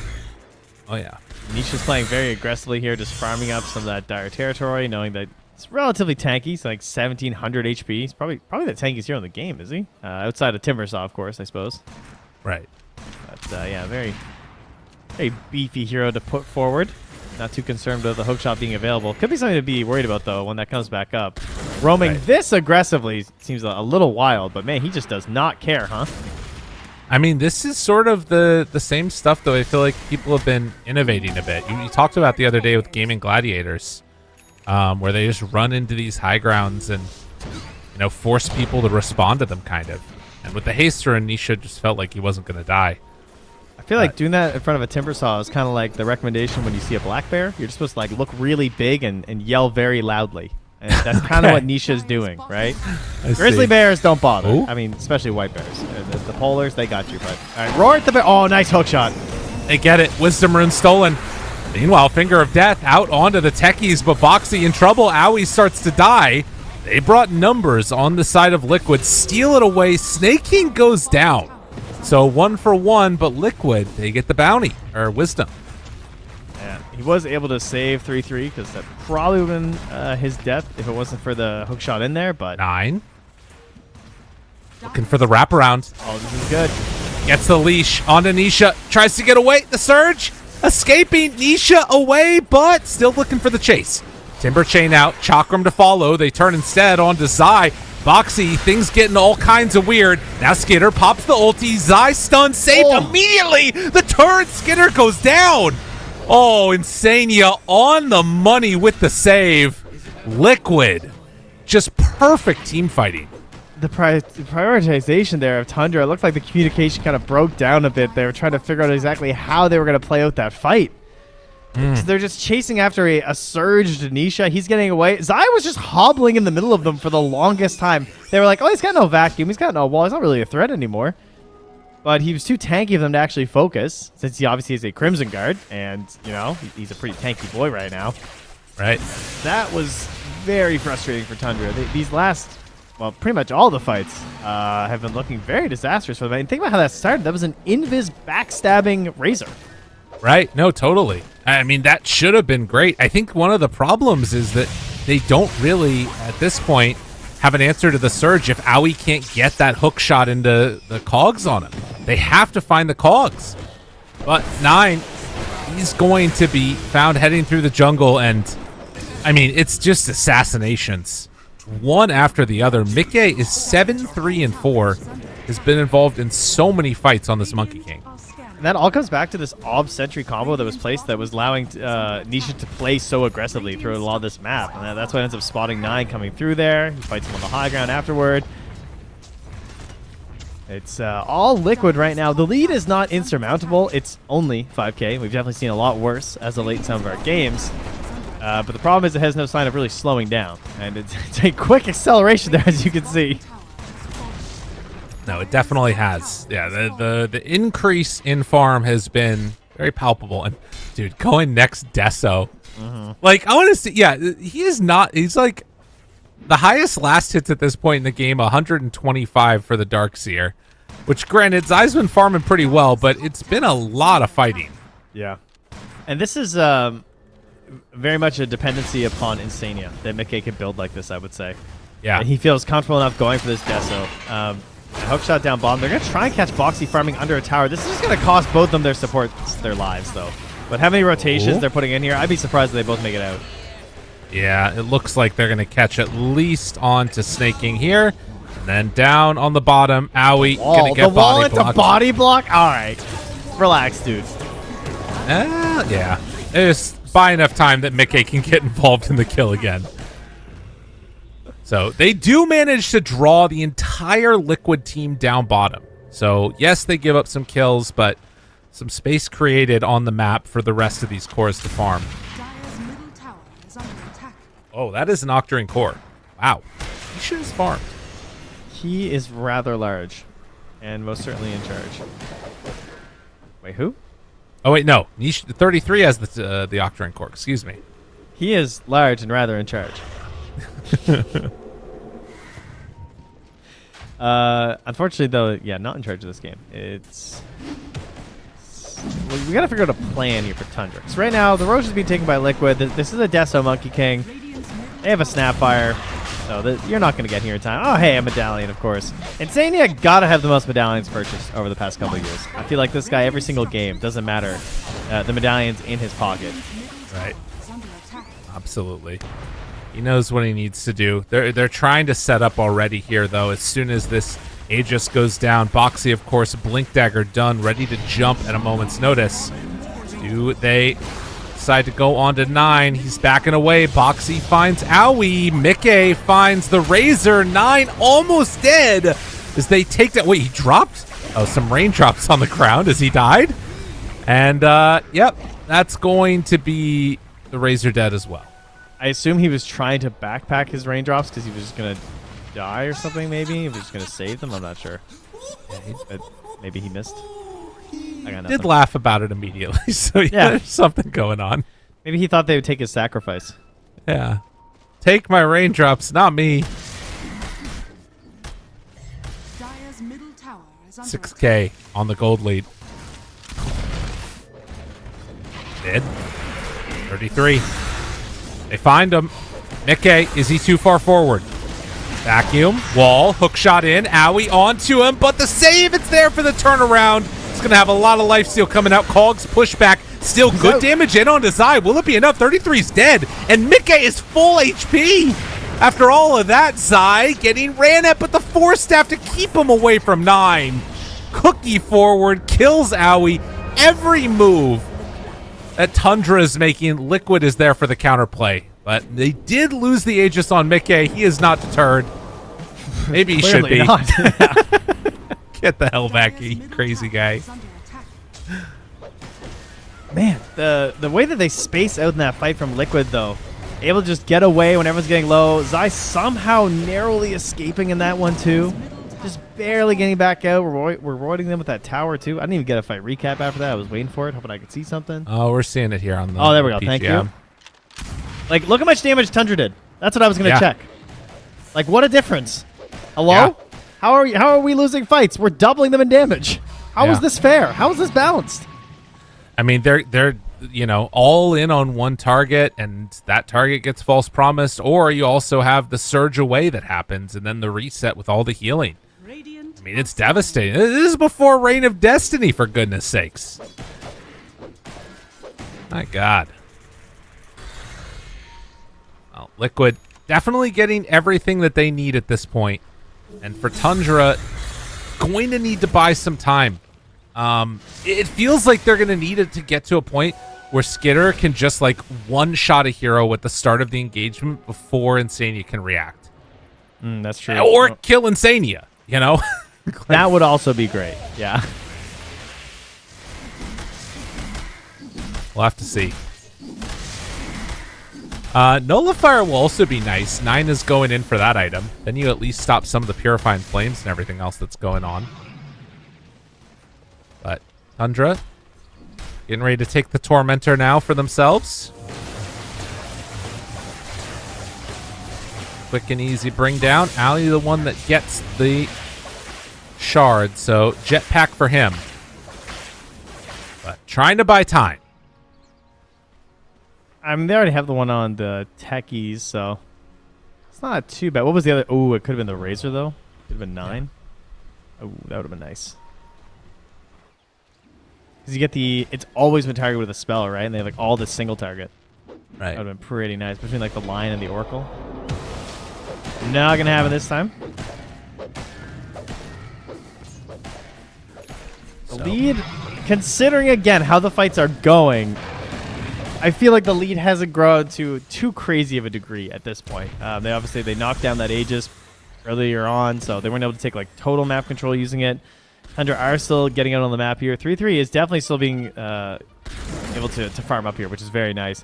He's thinking about getting a Shivas next. He does have this early plate mail to try and help out and keep increasing his armor. Shivas looks great versus the Snap and the Monkey King. Mostly the Monkey King, obviously, but it can help out a little bit versus the Shredder. The late Blade Mail is very interesting, too. I'm curious what the thought process is there. I guess it does kind of wreck the Snapfire once she gets up towards the right-click build. Yeah, and there's a lot of uncontrollable damage here, too, just in general. You know, being caught by like a random Boundless Strike. Lion is going to have a hard time targeting you, too. Just in case he tries to go for like those final finishing blows. Zai, this is a nice pickup. Can they get it? Hook shot in. Chakram through. Damage there. Connected. He is, There's though, no but not There's dead. no I way. can't believe he lived there. Oh, my God. And the turnaround. Dude, the stun. It's there. On to 33. Draining mana. Trying to keep him backing away. He tries to escape, but Atos, it's already on him. Holy moly. How did Zai get away? All right, how much damage do you think they did? Like, what is the damage number going to be? Is it going to be like 4,000 or something stupid? I think it will probably be around 3,000. It's 6,600! Okay, all right. Yeah. What is happening? That's crazy. They can't touch him, dude. That is so absurd. That's so absurd. I don't know. I am not sure anymore. That's so crazy. He's so small. Listen. What's that book made of? Listen, Zai, can you like chill for a little bit? I'm trying to get buff snatch patch for this guy. You're kind of making him look good. It's not good for the whole vibe, dude. Yeah, you gotta leave this game and go Q, man. Like the Darkseer is not surviving the night. It's a problem. It's a good thing it's only 5:30 in Seattle. Hopefully, Ice Rock's still asleep right now. You might have a chance. Stay in bed. Stay in bed, Cold Toad. Please. Yeah, he's got the Aghanim Scepter up here now, too. Oh, geez. I mean, you can see it with the way he walks so menacingly, just in the middle of the lanes, right? He doesn't care. That's true. He's a big, strong guy. now he's just lurking. Well, smoke up from Liquid. Going to try and do that cross-map move, catch anybody that they can. As we've come to expect, Tundra probably hiding out, although they find 33. Ooh, jump Hex. Oh, they caught it with the chakra, pulling him away. That's keeping Mickey alive for the moment. But will it be for long enough? Blade Mail doing a bit of work, but the punches and the hits from the stabs, it's enough. Killing him off again. Oh, it's a tough one. It is a tough one. Yeah. Man, Liquid came in with the perfect answers in this draft here, and now looking set to take themselves a set of racks here. And Tundra, they just can't really contest. Skitter does have the Blink Dagger done. Boxy, oh my god. Boundless. Oh no. Oh no. Oh my god. Ow, he tries to stop the bleeding. Will manage to ensure that 9 can retreat, but he had to use BKB to get out of there. That is still buildings going to fall. And now a Butterfly on Monkey King. They're not leaving. There is no desire from them to get the hell out of here. Devastating. Such an game to watch, honestly. Yeah. Just able to play so aggressively in this match because you're backed up by this Oracle just constantly, as well as all the buffs you're getting from your Darkseer. Right. It's been a little bit YOLO at times, of course, but it's paying off for them. There will be another Roche up in 30 seconds, so I'm sure they'll just try and put that right back onto Mickey and just head on in. And if you're Tundra now, trying to find a way back into this one. Is there any way they can just like isolate Zai so that he doesn't get off all of these spells? That will be very helpful. Spells and items, of course. I mean, we've seen the last 2 times that they've gone on him. It has been 5 heroes on the Darkseer, and he still doesn't die. The Nullifier will matter. You take away Surge, you take away Ion Shell, you take away all those buffs that he has. Yeah. But it's still relying upon finding him alone before he gets any spells off. Yeah, that's the thing, too, because all these situations, he is escaping away, but even if he were to die, the chase down is still there. That's coming through from the rest of Liquid. So yeah, they really need this like Nullifier in to kill. But this is amazing. They got an early Roche spawn. If they check this and seal it on Tundra, this could give them a decent chance. I mean, they have the clockwork. Go look. Go look. Go look. It's been pinged by Liquid. Now they've got it on their minds. Although they hold this area. They're holding it with the mines. The Mighty Mines? The Mighty Mines. Okay, finds one. Punch, thrown out, everything. 9, dead. All right, the fight has not gone the way they wanted it to. Clockwork finds the back lines, but has to run away. Stunned up the chase. And the dead Owie 2000. And that sets them up to take Roshan themselves on the side of Liquid. It almost turned into something. It was a good attempt on the very long wraparound backstab, hoping to find someone just lurking and farming by themselves, catching up in behind. Ideally, Zai, like you said, like that Nullifier would have been a great idea. Yeah. No, it just doesn't work out. They know they have to take a big risk because they can feel that they're very far behind in this game. And the main problem being that Skitter's just not quite yet there on this Chaos Knight. He needs the dream scenario to do the big amount of damage where he like blinks in, he's completely unimpeded, gets off his ulti and just starts wailing onto people, but unfortunately for them, that's not quite happening yet. Right. Well, it's scary stuff. And I mean, again, life comes at you fast in these group stages. We're looking at the situation in the lead up to this game and how things were sitting in this Group B. Liquid were in 5th place, tied for it. Tundra tied for last place. Not a situation these teams are used to. And Tundra, I mean, if they come away with the loss here, they're going to have to pull it together really quickly afterwards. Still not completely out of this game, but it's looking really hard to catch back up. And again, a 2-0 would be devastating. Even going 1-1 is pretty rough. We'll see if they have what it takes. They're going to try and play around this ward here now. I can see Observer Patrick here devastated that Nisha did not notice the DD rune with his new level 20 talent in Daedalus. Oh, Mickey. Tree cut. Hook shot. But connected. Down to low HP. Back wall onto 3. The turnaround from Mickey. The save was there. 9 gets the connection on Insania. Immediately broken. Boxy will fall. The only death for Liquid in what feels like a very long time. Can't kill off Insania as they chase down Skitter. Turn their sights now back onto the Timber. Jump in from Snaking. Bringing him low. Mickey has enough to get the kill. Now 33 trying to escape, but he won't be able to. They pull him back, punch him out, kill him. Triple kill for Mickey. Harpoon that big farmed hero, and that's it. They're just calling it GG. Done. And they're well aware that this one is out of reach. And, man, what a Monkey King performance here from Mickey. Now, this is definitely a full team effort to enable this Monkey King. Like, that's kind of the idea. But they really got the most out of this hero that can often be just pigeonholed into buying Battle Fury and maybe doing a couple moves early, setting up with like Boundless Strike into some like follow-up arrow or some stuns or something, but then they tend to go on the back foot. They chill out. Right. Maybe they're just like jumping around the sides of the map and farming it up, but Mickey, yeah, it was like this. He was just in there for the vast majority of this game, and a lot of that due to just and heals coming out from Darkseer, Oracle, and just crazy damage and control from Nisha this whole game. You can definitely look to everyone on this team as having a fantastic time, while Boxy just kind of got yanked. Boxy was certainly the easiest target they could find. Yeah, I mean, even still, there were a couple saves in there where he was able to get away from things, had his force staff to save others too. Yeah, it was a go was the call from Mickey and the rest of them, and it was exactly what they needed to do. For Tundra, I mean, again, reiterated at the end of this game, they're in a really scary spot. Yeah, dude, this is crazy. This is so funny. Vacuum, wall. How did he get out of the cogs? Did he just like get pushed out because there were too many heroes in there? I think it might have been just too many units. Yeah, that's kind of what it looked like.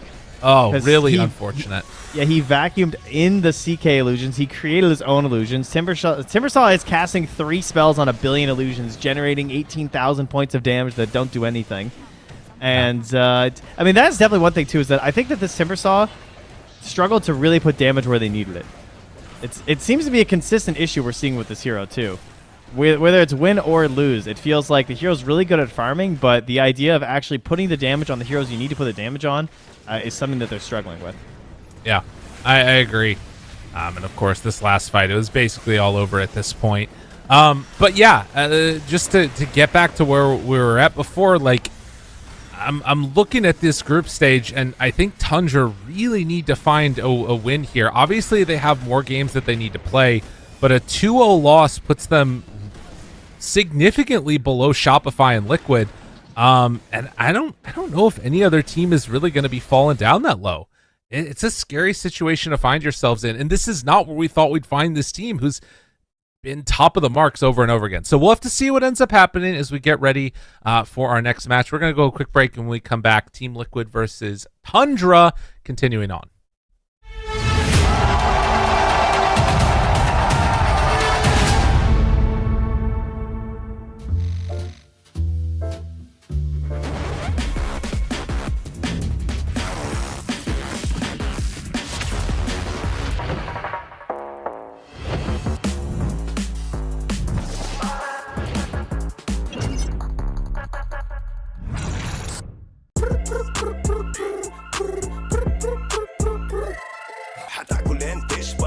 مستمتع وتلاقي الوجبة جاية على الأصول واو يجيك العيش هش طالع من الأوفن والدجاج يقرمش just the way I love it وتسوي كده وتسوي كده وتسوي كده مع الحشمة وانت بغراب خفيفة جيب تويستر أنا تجيب لي وجبة الزنجر بس كله يجيب اكسترا تشيز على الكرانشي تشيكن في السنتر حطلب باكت حطلب زنجر حطلب مايتي حطلب تويستر جيب له باكت جيب له زنجر جيب له الأصلي جيب له تويستر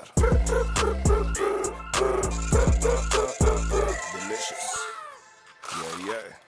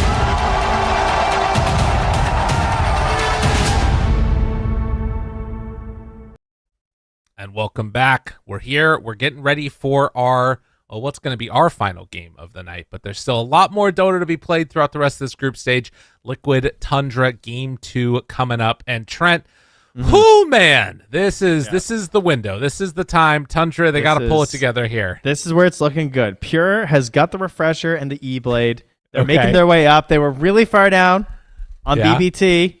But they're making the comeback happen here versus Talon. And, you know, I'm just here to see it, is what I'm saying. I'm here to watch it and to know that they got this one in the bag and they're going to mix up this group right now. So what exactly, can we talk about what you're trying to tell us, the interesting things? Because to be honest, that one doesn't matter. Yeah, I don't know. There's a lot of stuff going on in this group stage. And Trent's watching the other game. It's keeping up with the two. It looks crazy. Listen, it's a crazy games happening right now. This is Dota. We got games all over the place. We got the squad mode active today here. That's right. Gamers Day. All right, so get your squad up. Squad up with your squad. You know, everybody hop on the call together. Watch all the games. Talk about how beautiful Dota is right now. Dino, dance, do your thing. And we were discussing like what's going to happen in this group because of where Tundra are right now after having just lost that game. And I wasn't so concerned because I was of the opinion that, you know what, it's okay. Secret are going to go back. I don't know how they beat Bethlehem. That's what I thought. But they're going to start falling back down because Secret haven't been looking that great lately. But Secret just took a game over Shopify.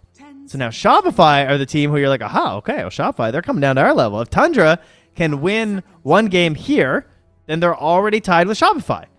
And that'll get them above TSM. The TSMs are the one who are down below. And everything's gravy. Well, to be clear, it only ties Shopify at the end of the series if Shopify lose 0-2. Yes. But that is still at least something to play for at that point. And then the big thing is TSM also did end up losing. If TSM is winning games, that's when Tundra's in a real pickle. But that has not so far been the case. Although, again, you look at Bet Boom, they're kind of like all over the place right now. Who knows? That's the type of team that's like sporadic and crazy enough that they could start going on a losing spree and just completely bomb out in a couple of days and randomly lose a couple games to TSM, and that'd be terrible for these teams at the bottom. But who's to say? Yeah, judging by the Pudge performance, I think they've secured Purge's computer. So or Pure's computer. I think he's okay. Okay. I think maybe they can turn this one around. Well, back in this game, obviously a lot of stakes being decided across both of the rest of the series that are happening 4 games simultaneously. But in this one, if you're Team Liquid, if you're Tundra, just win. You know, like obviously Tundra, there's a lot of pressure on them, but likewise for Liquid, the pressure to get a 2-0 here, to get them out of that scary spot. And hypothetically, there's maybe even a way, depending on how it breaks, that they could get upper bracket. It probably isn't going to happen, but it's possible. So Io Storm is what they're going to end up taking. We've got Clockwork and Razor on the side of Tundra after banning out a couple of heroes. So do have at least that option for Owie to play in this one. He did struggle a little bit on the Clockwork last game, to be fair. Yeah, they're bringing it back. And so this brings us to our discussion of the Io Leshrac from Gaimin Gladiators and what's happening. So the Io Leshrac was being countered by the Razor. That was the idea that Gaimin Gladiators seemed to have, and it was working very well. We also see that Liquid have attempted it in the past. They have been picking the Razor much like Team Tundra. Tundra, they just played it last game. They played it in their first opening match of the entire tournament here. They tried to do an Io Razor strategy together. That lost to BB Team.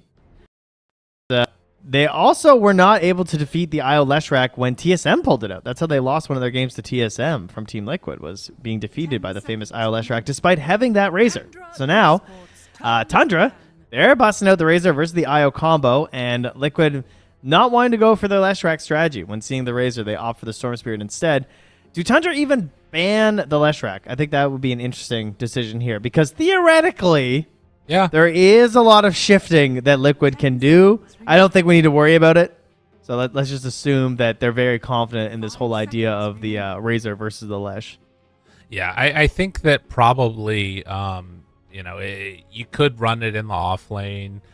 Hell, you could even give it to Boxy if you want to be crazy. But I think that realistically, the Razor counter is still going to be the Razor counter, right? And it's going to cause those issues against the Lashrak in general. But there's a lot of other heroes that they could run together with the IO that sounds sick. I mean, honestly, run back to CK. Why not? We saw it come out from Tundra, but they could do it real well with an IO if they wanted to. Not likely that that's what we're going to see. I wouldn't mind seeing Mickey on one of these high-tempo type of heroes. I feel like that works very well against Tundra.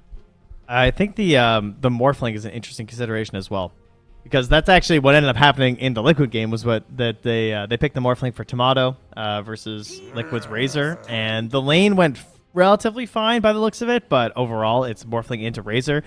Famously, Amar said that matchup is also actually good. He doesn't think that's a bad matchup for the Razor versus the Morphling, whereas it was considered a counter pick because you would just link back the Razor.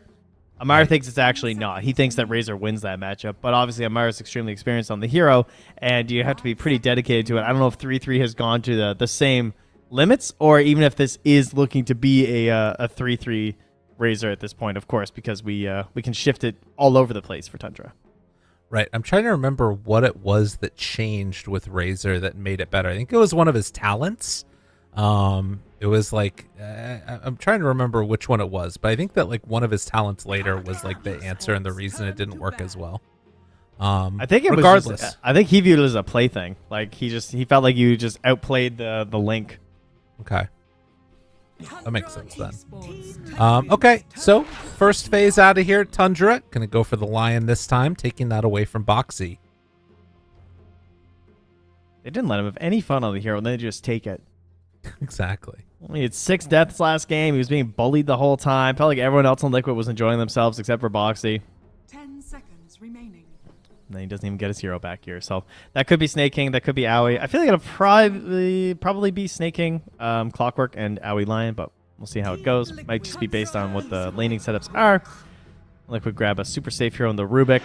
Great versus the Lion. Pretty good versus Clockwork. Kind of goes both ways. And then a Lycan. Yeah, that is very interesting.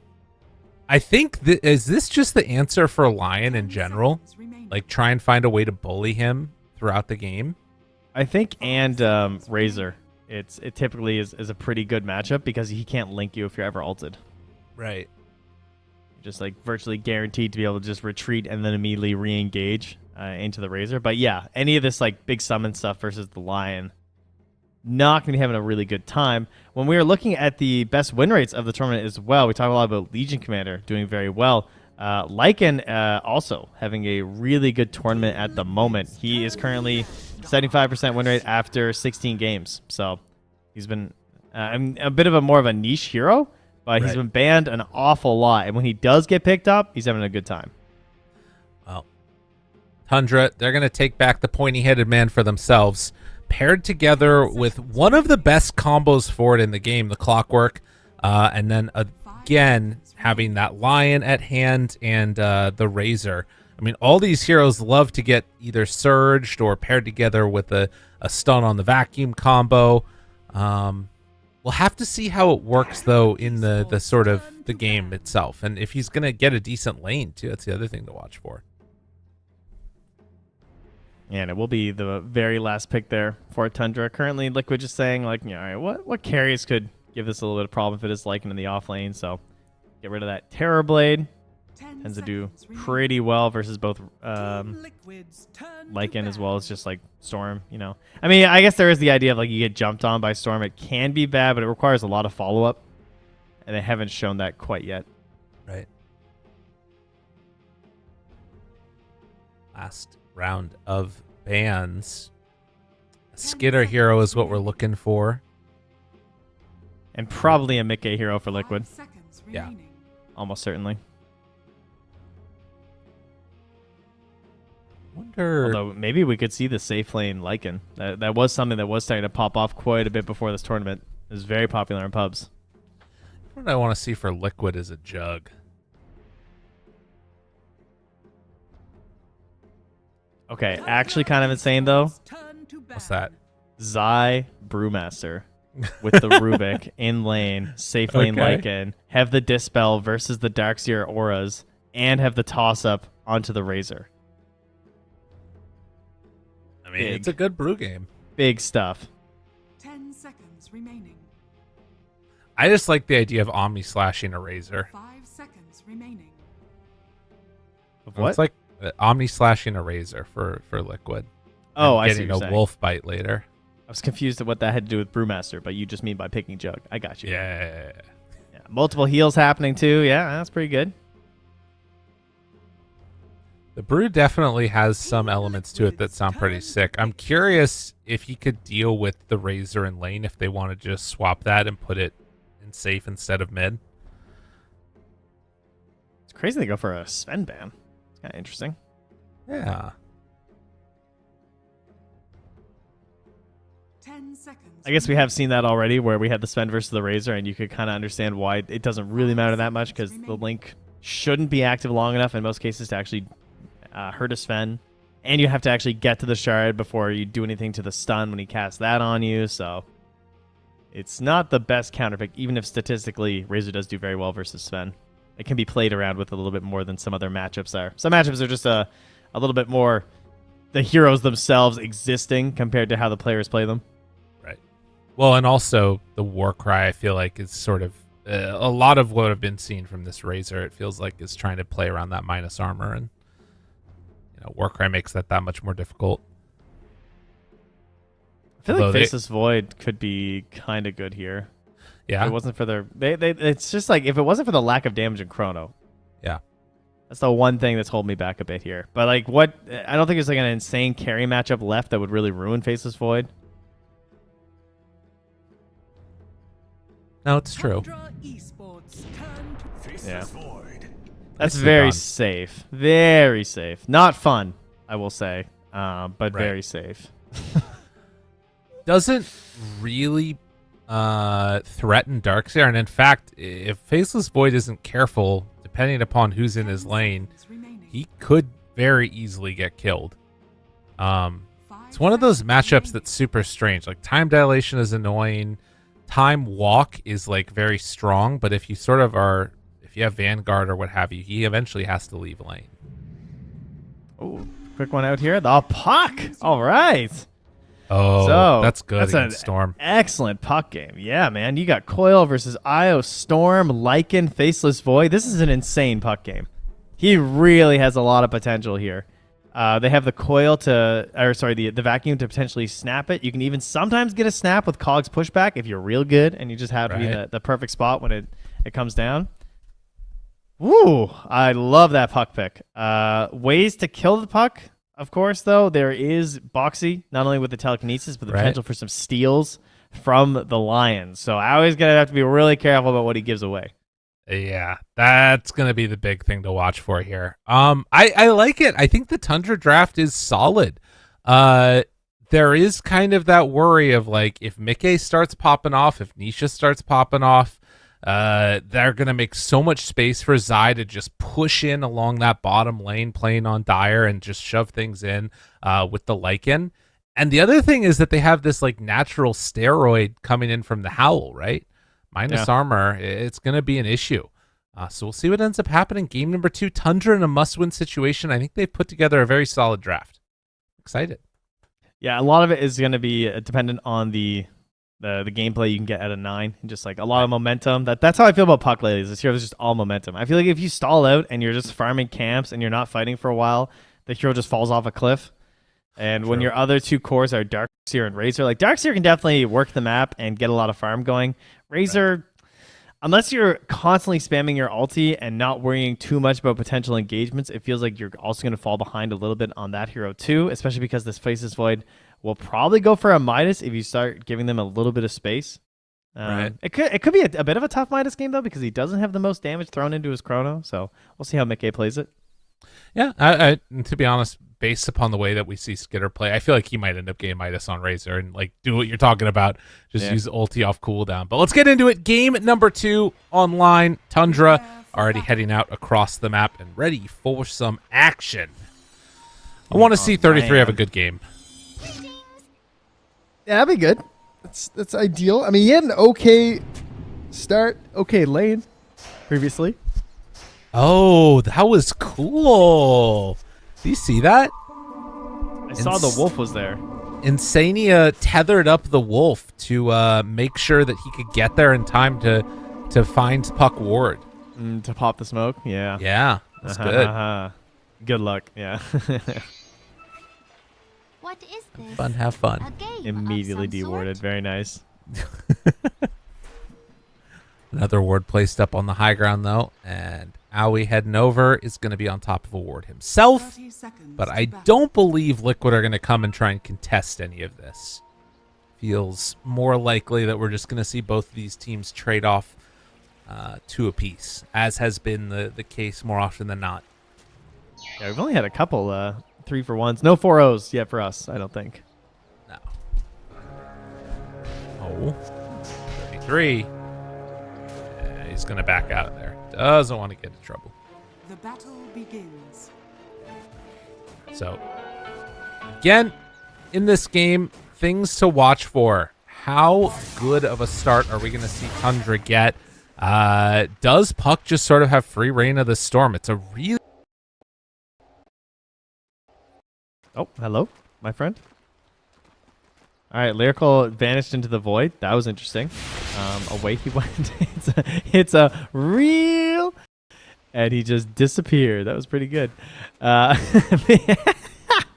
was great. All right, well, ladies and gentlemen, welcome to the game. Hello. I'll be back in a little... Hello. It sounded so funny. My bad. Your voice just trailed off in the distance. It sounded like you fell down a well. I think I did. I think that's actually what happened to me. Oh, I couldn't focus on it. All right, well, Foxy, that's a little out of there. Back to the tower. And thankfully his courier shows up. Oh. Well, thank you for that. No problem. Did I give you a little giggle? Oh, man. It was very good. Oh, God. Well, regardless, we're going to see that, Lycan probably going to... Actually, he has a wave that's going to be shoving out. It looks pretty hard. Into the side of Skitter and Owie down bottom. So we're taking a look at up top. 33 getting what he needs, but yeah. Wave kind of shoving in. They don't have access to a pull right now, and ooh, snaking. Careful there, buddy.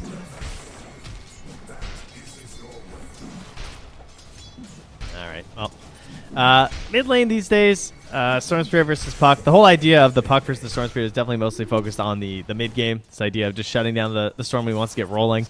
Right. Using the Dream Coil. Pretty free kill. The big thing, though, as we talk about all the time with these Spirit heroes, is the runes. Puck not super dependent on runes. Obviously, it's great a lot of times when you can get them, but Storm really relies on them. Snake King, double cogs. Not bad at all. That's exactly what you want to see. First blood drawn by 33 and Mickey. This is what I was talking about. Once you time walk, you're done. Get gone. Huge plays. Level 1 Ion Shell. That's actually crazy. That's so rare that a Darkseer finds a double kill with level 1 Ion Shell. It's almost always that power spike at level 2 in the Ion Shell. So, level 3, obviously. Where you do the 50 damage per second. Because you think about it, you're either doing 60 damage per second with double or 100. It's crazy. Yeah. But able to pick it up before that. So that's going to really put the hurt on once he does get to level 3. Because they're going to be back up and relatively sustained at that point. Link comes out, but the immediate toss back here. Not going to be able to do much to Zai there with this Link this time. Still a massive 9 attack damage. Dire's top tower is Oh, under yeah. attack. No, not able to really get what he wants out of that one for Skitter.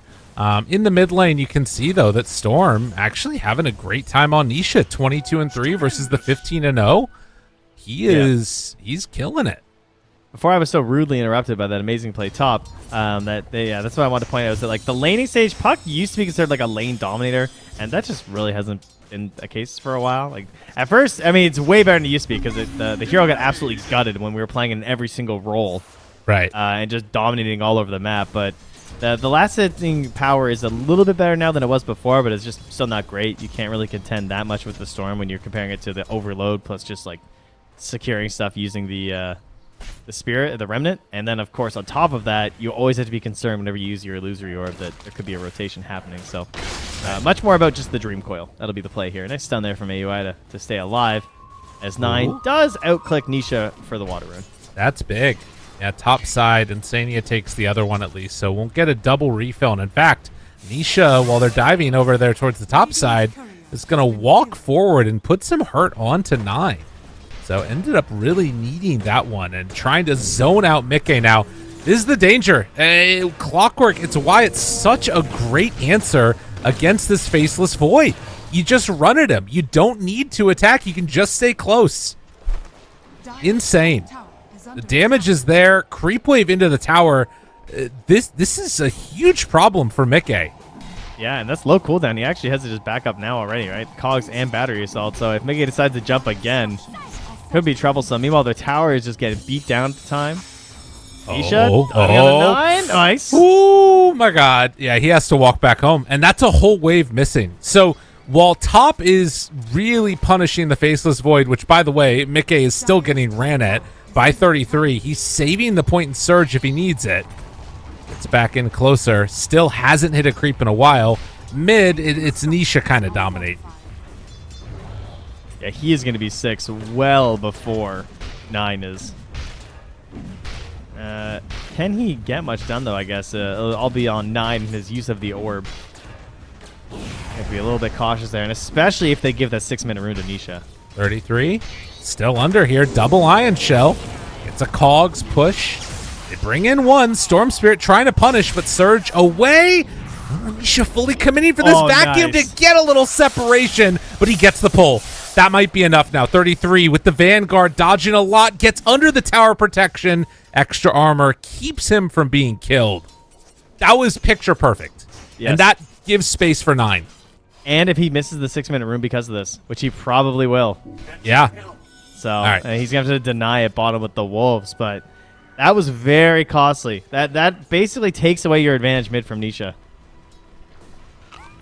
I mean, I guess you can just say it as like we either had a chance to try and kill the Puck or try and kill the Darkseer, and because of that, now Puck is 6, and so he's lost his easy opportunity. He went under the tower. 9 misclick. I don't know about that. I mean, he's gonna die for this. Nisha on the hunt. 9 just. It was just a misclick, I guess. I can't think of anything else. It might have been he hadn't seen the IO yet. I think he was still in the fog.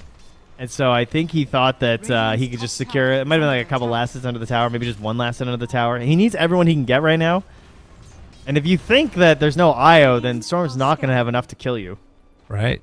Because he's like, I'm not going to rotate out of this lane yet with Coil anyway. So if I have to use it defensively, it's kind of whatever. But, I mean, that would be my guess. Or, as you said, it could have just been a simple misclick.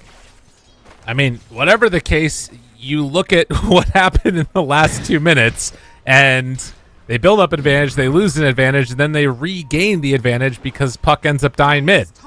Yeah, big save. 3 heroes. Runs into all of them.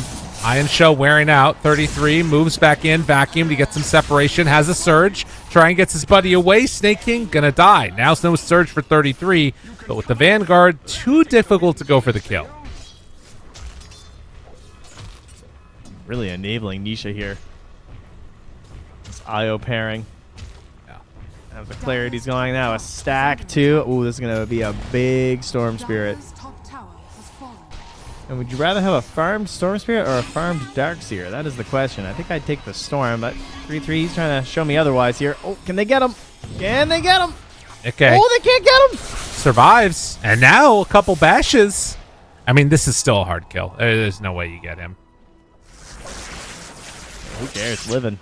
The only downside is that it stopped Nisha's supply of mana, because Insani had to go and save the Faceless Void instead. Meanwhile, they're rotating back mid. No Coil as they move into dire territory. They're feeling very feisty on Tundra. Yeah, they're coming in to contest this. And in fact, the damage coming forward, they kill off Insania. Dude, this is such a smart play by Tundra. Holy shit. All right, can I tell you something? I study 33's games all the time. He makes this move where he wraps in when he gets his Vanguard and farms out those camps. Storm goes to gank him. Tundra bring people anticipating the gank. They're one step ahead. They really are. And this comes back to picking the Razor. This might be one of the reasons why they're believing in this hero, because safe landers that can be completely isolated and still survive on the lane are pretty low these days. You think about like your Nagastyrons, your TBs, they all like head to the jungle. You know, our Drows getting forced to the jungle very early, like we've seen a couple of our teams been picking up relatively early in the draft, like this morning for Xtreme. Yeah. Skitter can just like do the lane and do the jungle pretty safely, and that allows that rotation up top. Man. 9 minutes in, and so far Tundra looking good. A couple hiccups here and there, and Liquid still in a good position to start putting some pressure onto this bottom tower now. They lost their tier 1 a while ago. I think the lack of runes are hurting them a bit here. Yeah, Nisha not able to get that big one. Looks like he's probably going to miss another opportunity here. Radiant's bottom tower is under attack. Now we did not leave an OBS as he left, though, so he's not going to be aware that there was a storm and an IO close behind him as he moves up top. Right.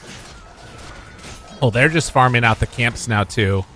And don't know if anybody's going to come back through that portal. Looks like they're just trying to get the mass farm on right now. They're going to use this Invis rune here and head into the dire jungle. Okay. Mickey will be the target here. He is pretty squishy, only about 900 HP versus a level 6 line. He's very dead if he gets disabled first. Immediate jump there as the smoke pops. Close. Unfortunate. I don't know why Aoi was ahead. Yeah. Oh, he had broken the... I see. He broke the invis to bottle up, I guess, so... Yeah. Must be it. Tower is under attack. Might have still been able to find a coil off there instead, but regardless, no big play yet on that front. Both teams just trying to get into that first set of core items. Almost Witchblade done on Nisha. Of course, Tundra trying to get into the Crimson Guard and continuing to just spam Ion Shells onto Snake King to look for fights or to let him farm. They hit a scan here, too, as Boxy throws down that ward. They might think it's just 3-3, but Snake King is lurking with the hook shot. Might want to go for Boxy here. Thinking about Does he it. Pull the trigger. Yeah, he wants it. Oh, yeah. Flare. Oh, swing and a miss. Nice dodge. Oh, oh no, he went forward immediately and he hit the creeps. That's not good. That's not right. Snake King in trouble, but now the Hex, Aoi, he's going to get caught too. A whole heck of a lot of damage. The Wolves eat up the Clockwork. 2 go down. His courier. Oh my god. They're Zai vicious. doing He's a lot trying to with the tumblers. He was trying to tumbler and get the coil onto Zai, but yeah, couldn't get it. Oh, they tried so hard to like body block the Wolves and everything. No luck. 12-minute Could've mark. been worse. Rune. Potentially too here. Coil. No rune there. Drop down the wall and the relocate to pull him away. And that will get him that arcane rune. And it looks like it's... Oh, I'm saying that. I'm pretty sure. Stolen orb. Boxy, ready to go for more. Oh, he comes back and they gank him on the back go. Although they lose 9. 9 just died. All that magic damage, they didn't have an answer. 33, only level 1, but they drop down the chrono. Connects onto both. Holy moly. What a play. Liquid, this mid-game fight has been immaculate. Dude, the first rune he gets all game, and of course it's an arcane rune. In the best timing possible, and the first chrono that gets dropped out there. Man, this is so similar to last game, too, where Liquid were just finding these crazy 5-hero team fights, where they would just bring a bunch of heroes here, kind of similar to what Tundra just did when they played that top area. Right. But they're really good at getting these big numbers when they most need it. And Nisha's back at full mana. I think it was a good decision by Tundra to be like, all right, we're going to kill the Io when he comes back. But as soon as that arcane rune showed up, there needed to be a call to get out because Nisha just ran wild. And, of course, it was enough time that Mickey could come in, too. But, yeah. Hand rune. Fairy's Trinket still exists for some reason. You were right about the Midas on Skater. Yeah, dude, he's doing it. Mickey, no Midas. Skitter, Midas.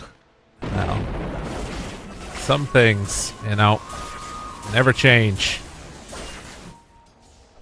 Didn't I say Skitter Midas and then ulting to farm creeps? He's got to do it, though, right? He needs to keep his net worth up.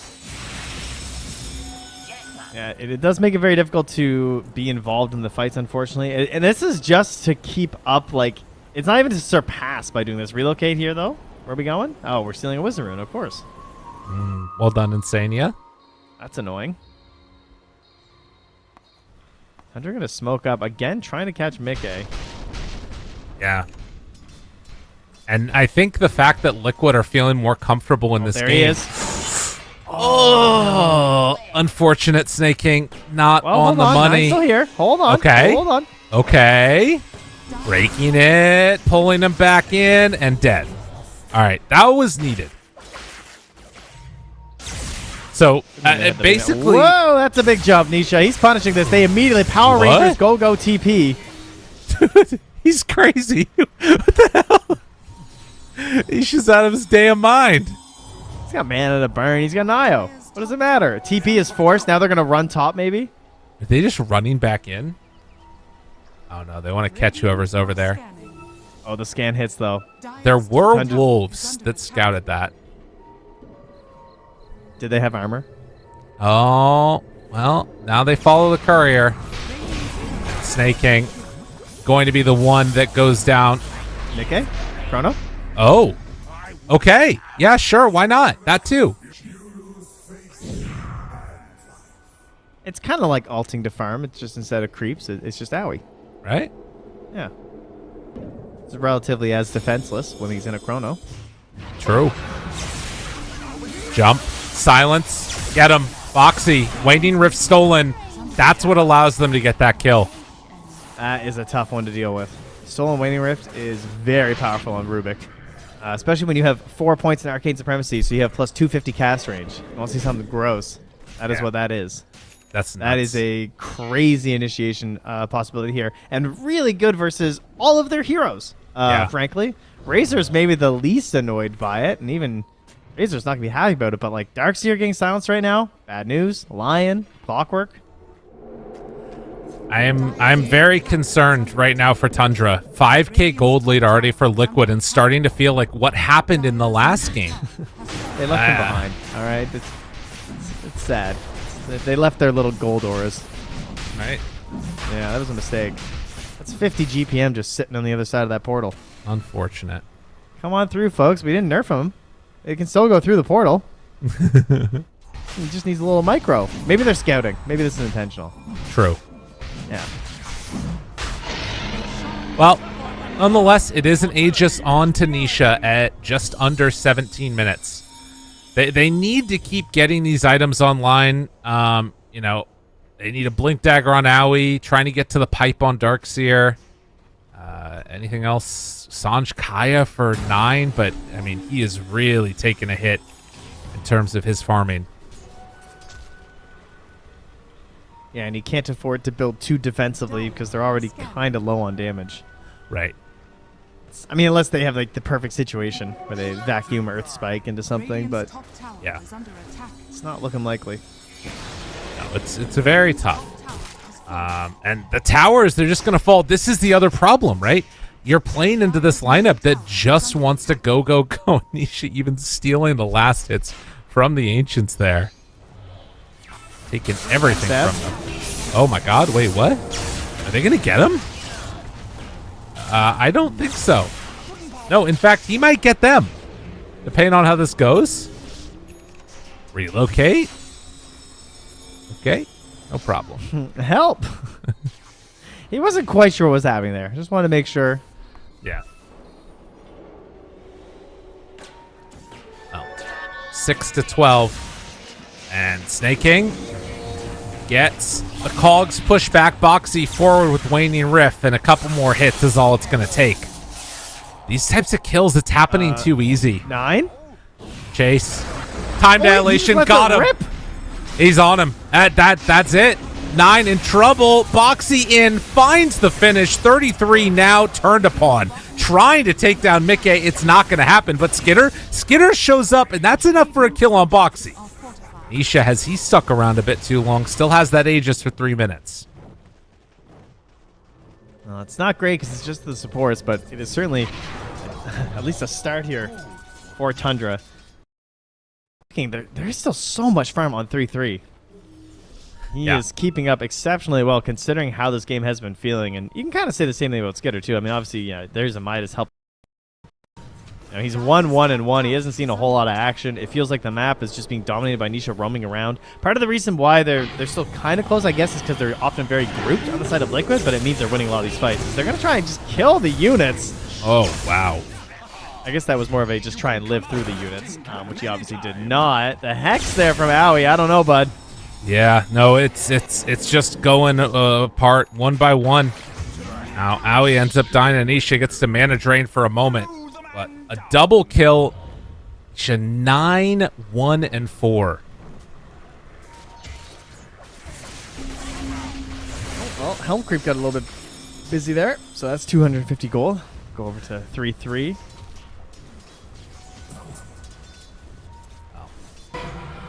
Again, a lot on the line for this game for Tundra. Like, they're down 8k, but they need to find a way to come away with the victory here if they want to keep their hopes alive of moving on in the tournament. Again, it's definitely not out by any stretch of the imagination, but it does start to get really tough if this group stage, if they get 0-2'd here. Yeah. How come his Iron Shield is 120 damage per second on Rubik? That's a kind of a crazy amount of spell amp, don't you think? Yeah. Oh my god, I didn't realize he had Iron Shell. Okay, yeah, actually. Just got it. Iron Shelling Wolves, Iron Shelling Lycan, Iron Shelling the Faceless Void. This is a good time to fight. Foxy getting a little close there as they grab the Tormentor. That'll go to Insania. So that's really good this game because it increases the spell amp, and he's playing mostly with a Storm Spirit.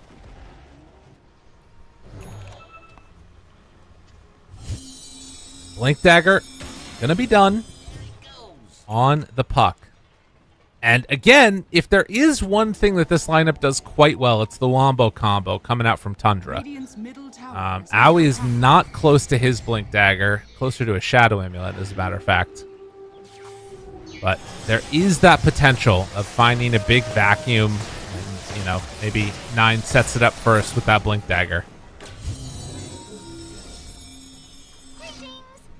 Well, he'll get a shard to go with his Glimmer if he ever gets there. Yep.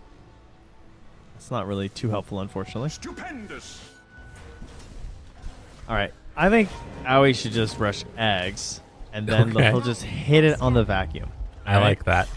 Yeah, we're desperate times. It's the support equivalent of a rapier purchase. Right. I like If it works, it works. If it doesn't work, well, we were going to lose anyway.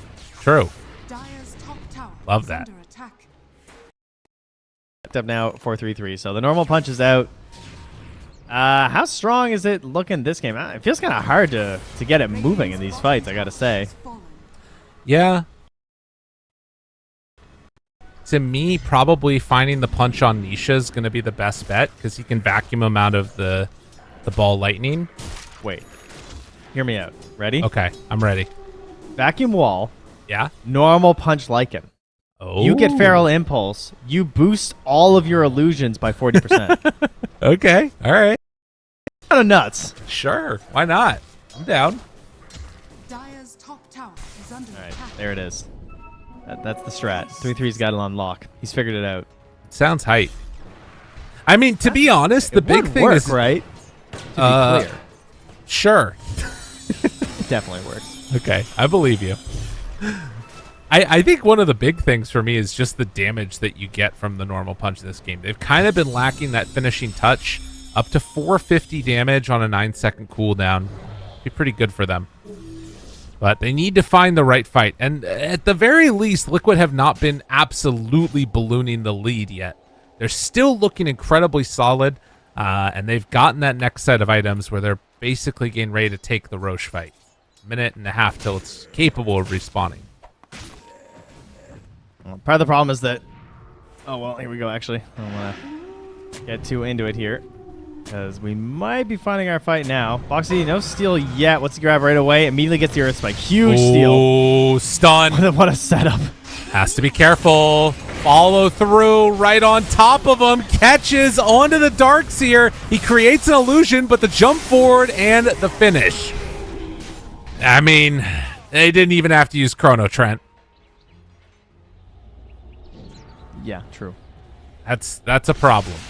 That's a big problem. It's a bit of an issue. I mean, here's the thing: is that 9's having a rough go, right? It's the problem with the puck pick. It's like it is really good because the Dream Coil is extremely good versus all 3 of their cores. It absolutely owns their 3 cores, and as well as the IL+1 pairing is Snake King. Oh, maybe he gets saved? No, just to get one in the back.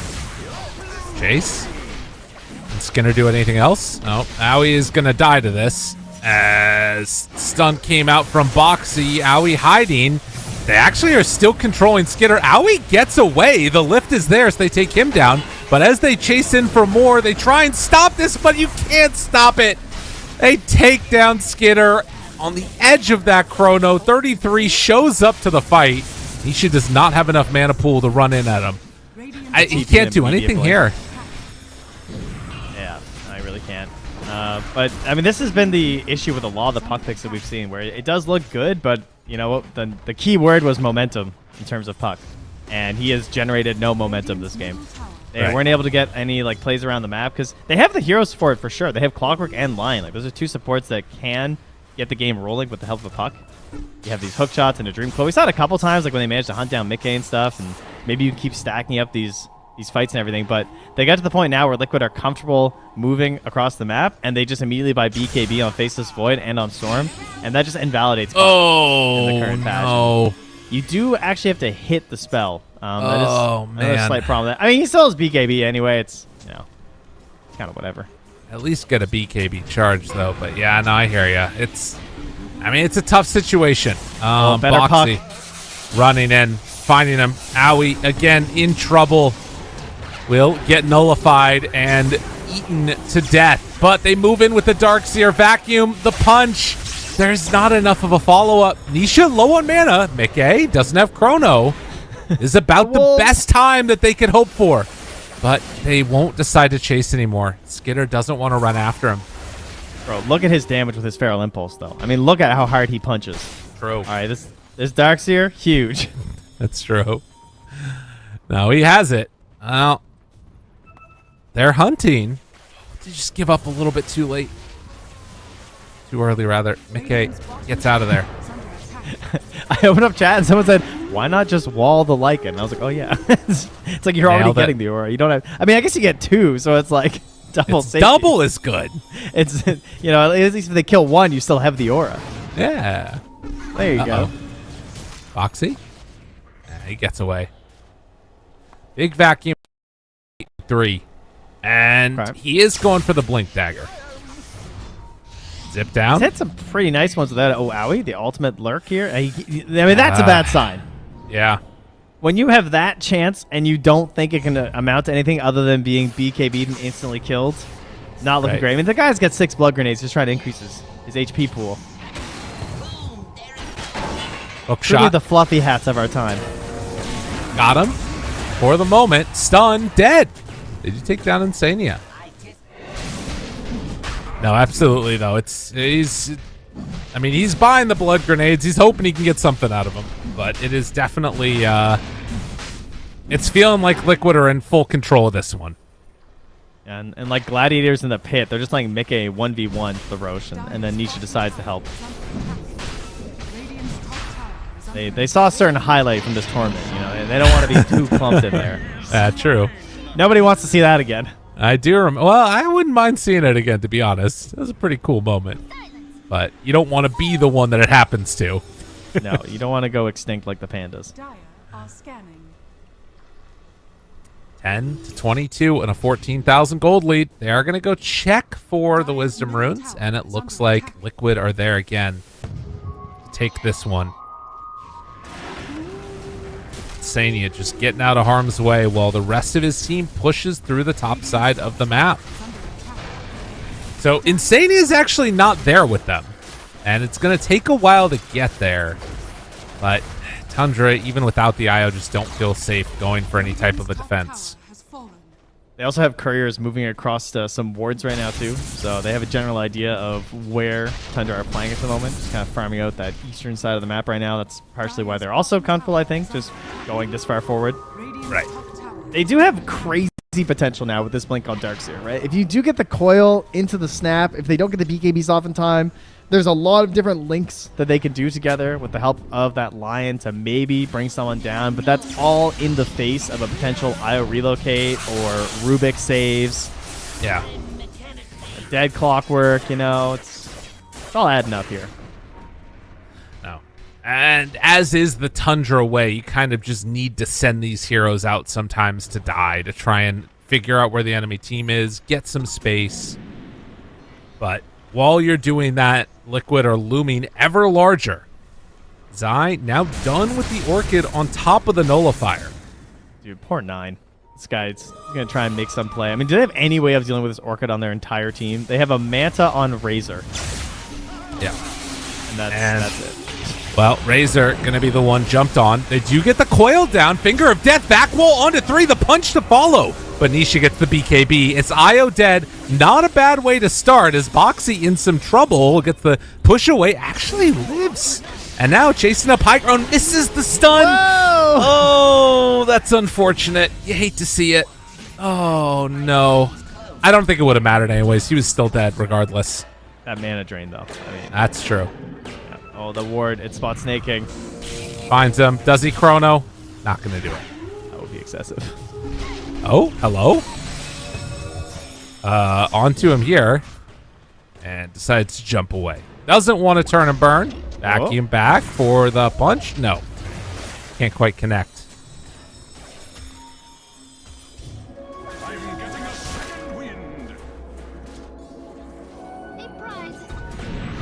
Another round. They do kind of come back. I mean, he's holding Chrono here, but he wants someone good. Finds the pull onto Snaking on one side, catching the puck, and just going to let him die. They do go all in now on the Lycan with the punch back. Do they have anything else to follow? Buyback comes from the puck, wants to get into this one. The Iron Shell doing good work. Zai starting to fall, finally gets taken down, and now also starting to bring Nisha, but he gets the cheese off. Still has the Aegis in hand. Mickey turns onto both of them, trying to take down and kill off Skidder. They go all in on the Razor. He's going to fall. Owie next one to go down too. Everybody from Tundra is starting to die. Do they have a way to get this guy out? No. A takedown for Liquid. Aegis untaken. That is a great Orchid reveal there from Zai. Helps get the first kill, forcing the buyback there from 9. And even though they managed to get a little bit back in that engagement, it's not enough. They're going to bring down Zai as a core and then the IO, but overwhelmingly, still a big victory here for Team Liquid as they now move towards the high ground with the help of a catapult. And with just a Clockwork and a Darkseer to defend, I don't think they're too concerned. No, he's out on the map right now trying to get into a Lotus for Darkseer so he can have something to deal with these silences. And Horse's Glyph, though, so, I mean... Yeah, it's good. At least they're able to use that from Tundra, and that way they don't want to stick around until the Lion's back up. But that just means that... well, I mean, what's the window left on this Aegis? 34 seconds? Okay, well, they don't get another high ground with the Aegis, at least. Right. No, it feels like they're going to probably try and find something outside of the base for a fight. But at least for now, you know, you look at that graph, it tells the tale of this game. There's been some ups and downs a bit, but by and large... Hold on. Don't pull a 23 Savage on me now. He almost died to Tormentor. He had to let it go. He had to go back to the Ancients for a little bit. Let Mickey now Mickey's going to try his best to not die. Jeez. Now, if we work together, team, you know... Take it on one at a time, individually. It's like fighting bad guys in like an action movie. Yeah, know? Exactly. Tormentor is the hero, and each one of these guys runs up to, I'll fight you right now. And 9 gets it. Okay. Is that the best one that was left? Maybe, I guess. Slightly better. Is the Surge one useful, Mr. Darkseer Spammer? Do you find it ever does much? It's really good. I think it's very, very good. The problem it's a percent slow too, 50%. Okay. Exactly. The problem in this game is that you still have to worry about like Storm zipping all over the place, but it makes a big difference. Oh. Okay. Well, that's a reveal. Tries to get away. Chasing on one end, finding his way out, but they'll kill the puck. Hex reveal gets a puck kill. And now relocate back to base to re-heal all the way up. Fortunately, only a stolen phase shift here for Boxy. I mean, he also has the shard, so, you know, crazy damage coming out here when he phase shifts, but hoping for something a little bit better there. Is Snake King, this is the state of the game, guys. If you look at this clockwork, this is where we're at right now. Poor guy. Not what you want to see. No. No, it's a tough one. Let's go, Snake! Yeah, he's getting him. Taking him out. When you're earning up to fight the golems. Yeah. He's just doing economic damage, right? He took one of them away. Hey, he can't go and take that from with Zai now, right? Oh. Maybe a chance. Hook shot, not quite going to be there on the mark, and Boxy gets away. Oh, they got to be careful. They got to be careful. Trying to run. If they can get to the corner, maybe they're going to be safe, but they're moving in with the Chronosphere. Oh, they got them all. They're all grouped together. Chrono down onto both. Vacuum to pull him out of it. I don't think that's going to... They're still all dying. Everybody's falling. And now on the other side, they tried to connect on the Lion. Can't even get him. They find the Hex, catch 9, kill him off 2. The coil did nothing. And now 25,000 gold lead just ballooning out here by Liquid. Well, friendship with Pugna ended. Now Io's my best friend. Nisha is 15, 1, and 12. Whole team playing fantastically around in this entire game. Very impressive stuff here. Snaking. Nisha goes in. Tries to get him. Oh, one last hit. Leaves him actually there on the top side with 4. Pushing all 3 lanes simultaneously. They know there's no glyph. Now they regain a glyph. Going to use it as 2 towers fell simultaneously. But they're trying to end this one. Liquid up so much gold, so much net worth. The fight is not there for Tundra. It's really not. They're going to jump on the Lycan. He's got the drums. Trying to do what they can. can. Beat the drums of war.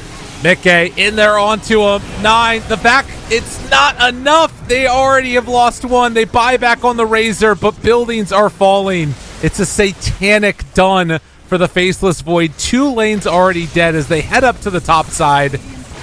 They'll find Mickey, but the Force Staff, it keeps him away. Mickey's fine. Mickey goes back in, does not have Chrono, but it doesn't matter. He can just right-click him. Takes down that Lion. Now on to Skidder. This would be a dieback for him. As Mickey doing so much damage with this Mjolnir, it's just hitting onto everybody. Even when Hex, they're not quite enough. They finally bring him down. But do they have enough to win the fight? They take down Skidder. Nisha does end up falling. Gives so much gold. Back the other way. Hold on a second now. Have they actually done it? The shard? The shard is good. Keeping them alive. The surge that was stolen. 33 on to Zai. This is another enormous pickoff. They got a lot of gold. But I just don't know if it's going to matter. 2,100 gold for Puck. 2,027 for the Darkseer. And even the little lines that look kind of puny there is 1,900 there. So I guess AY might actually find a blink. Oh, he spent out for the drums for the defensive fight there. He already used them twice, so he definitely gets a big value there in that fight. Man, Mickey definitely getting a little ahead of himself there. He had the Satanic. He was feeling a little clowny, you know. Right. Didn't have the Chrono. The Halberd was really preventing the damage onto Skidder. Took a little bit longer between just getting halberded and then also just having the general evasion from Halberd and the Elven Tunic. Sure, that was a little frustrating. Right. But obviously they just secured a pretty huge economic advantage by taking 2 lanes of racks. So let's see what they spend their newfound gold on. Well, also levels make a bit of a difference here, right? Like you get level 20 on Puck, on Darkseer. Aoi got level 15. He has 5 stacks. It's not insignificant. Oh my god. I just realized that Skidder is actually lower level than the other 2 cores on the team. I guess it makes sense since he died at the start of that one. Yeah, it is sad when you're the guy who bought the Midas, though. Yeah, you're not wrong. Relo finds him. 33. He was on a ward. I mean, that ward is a backbreaker, right? Like, you know they're going to go there to farm. And so when they step out, you just jump. This IO, it has been everything for Liquid. Yeah. It feels like the IOs, the Underlords, we're seeing a lot of great global plays so far in the games we've been having the pleasure of casting. Did he just... Yeah, he just phase shift killed that courier. That was pretty funny. I saw Boxy. Darkseer buys back hook shots onto the creeps and now dies. Now they jump in. The Hex was there. The Chrono, it's immediately out. Skitter can't do a thing. Everybody starts to fall. They pull him back in. BKB is done. Nothing left in the take for Tundra as they are going to get 2-0'd by Liquid in a moment when they could not afford to have it happen, and GG is called. I mean, Liquid, this is exactly what they needed, and for Tundra, it couldn't have been worse. Yeah, this is very disheartening for them moving forward into this group stage here because they're down there. They are now just straight up at the bottom of the table. We'll have to wait to see how TSM series plays out, but for now, they're going to sit all by themselves down there. Ooh, yeah, that's a tough one. Again, kind of keeping our eyes on what happened in this one. Speaking of which, by the way, I just tuned in quickly, and TSM are up in that Aster series. So if that holds somehow, that would put Tundra all the way at the bottom. But man, Mickey. Oh, that was a good chrono. Mickey had such a good series. The Monkey King last time around, and then the Faceless Void in this one. Immaculate play. Yeah, and unfortunately, a very common trend with these puck picks lately, where the hero just, I don't know, it feels like it looks good on paper, at least to me, just with how good the ulti is at locking down these heroes and preventing them from exactly what they want to do in the early game, but teams struggling to really enable it and to keep those consistent coils happening at the earliest parts of the game. Right. Just didn't really feel like you could get that presence of the hero. They didn't keep snowballing the kills or anything like that. They didn't feel like they were putting any fear into you all over the map, and so Liquid just kind of farmed. I feel like Zai just looked unimpeded the entire game, despite being pretty alone the whole time. Like, Nisha was always backed up by Insania. They have Insania, but at that point, Nisha's so powerful that he either continues fighting and just dominates the rest of the engagement, or he gets saved with a pullback by Boxy, or he just zips away. They couldn't convert the IO kills into much else. Totally. No, it was a big issue. And, you know, again, it's worth reiterating, yes, Tundra probably play better with their stand-ins, their coach. They have that chemistry. He understands the system, what needs to be done. But at the end of the day, it is still playing with the stand-in, which is difficult. And, you know, there were a couple of times where, honestly, everybody on Tundra was sort of feeling out of sorts, it felt like. A couple misspells here and there. But in the end, it was also just a really solid performance from Team Liquid.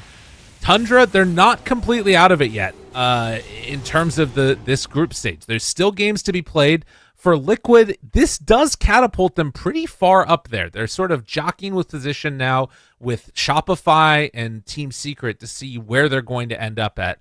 A lot to go on and a lot more games to come, Trent. Man, we're done for today, though. There's more that are going to be happening on this channel, but what did you think of the games we saw? A pretty exciting games for us overall. It's so far we witnessed a lot of Timber Saw. That was definitely one of the heroes that was standing up for us. We talked a little bit about Legion Commander, so I'm looking forward to see how that hero continues going. No Meepos for us today. We weren't getting that one. We've also had, over the past 2 days, though, a lot of discussion about IO and Underlord and just like global strats there. So I'm curious now to just go check out the other streams, see how IO is doing. I feel like it's not really showing up that much in terms of like the picks compared to the bans, but I'm seeing now it is up there. It's in that big clump of the more picked support. So, and it's also doing really well. It's got like a 63% win rate now. So, jeez, IO is looking like a good hero. Unfortunately, though, we just saw another Razor loss. Despite Razor also been looking like a pretty strong hero. So, there's definitely some shifting happening in the meta, but the stalwart forces of Rubik and Snapfire are still going strong. True enough. We'll always love to see some shifting meta. We'll see what happens as the group stage continues on. For now, we're going to go a quick break. When we come back, it's going to be Gareth and Waga taking over for the rest of the series today. See you then.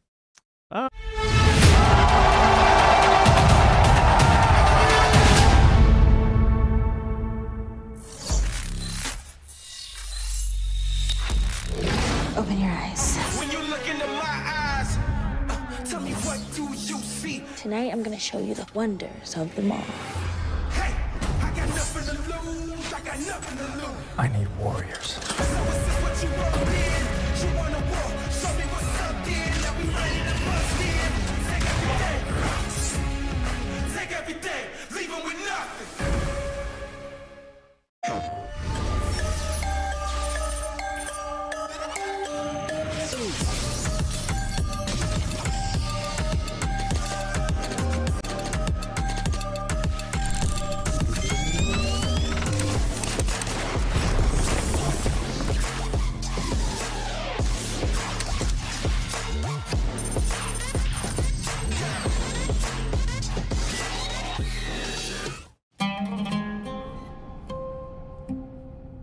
There is a place where you can elevate what's hidden inside, where you can reframe yourself.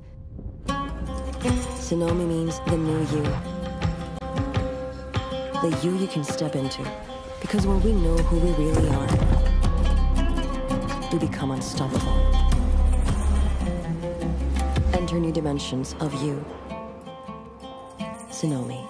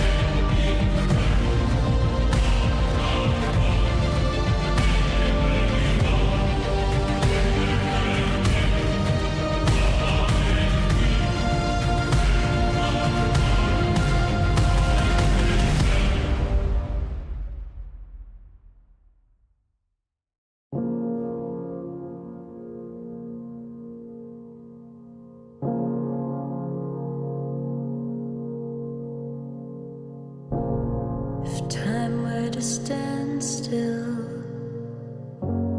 if I had a say, where I'd run to, where I would lay, if time bent to my will, if I could decide where I should remain, where I would hide. Sure as the sun, come rain or shine, I know where I belong.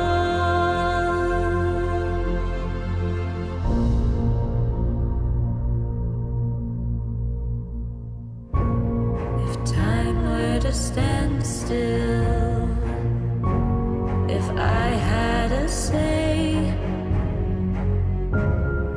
where I'd run to, where I would lay, if time bent to my will,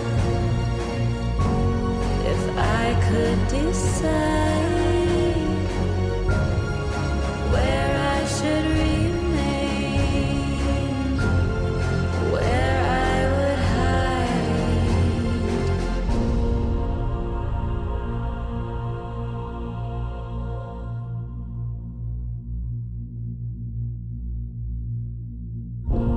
If time were to stand still,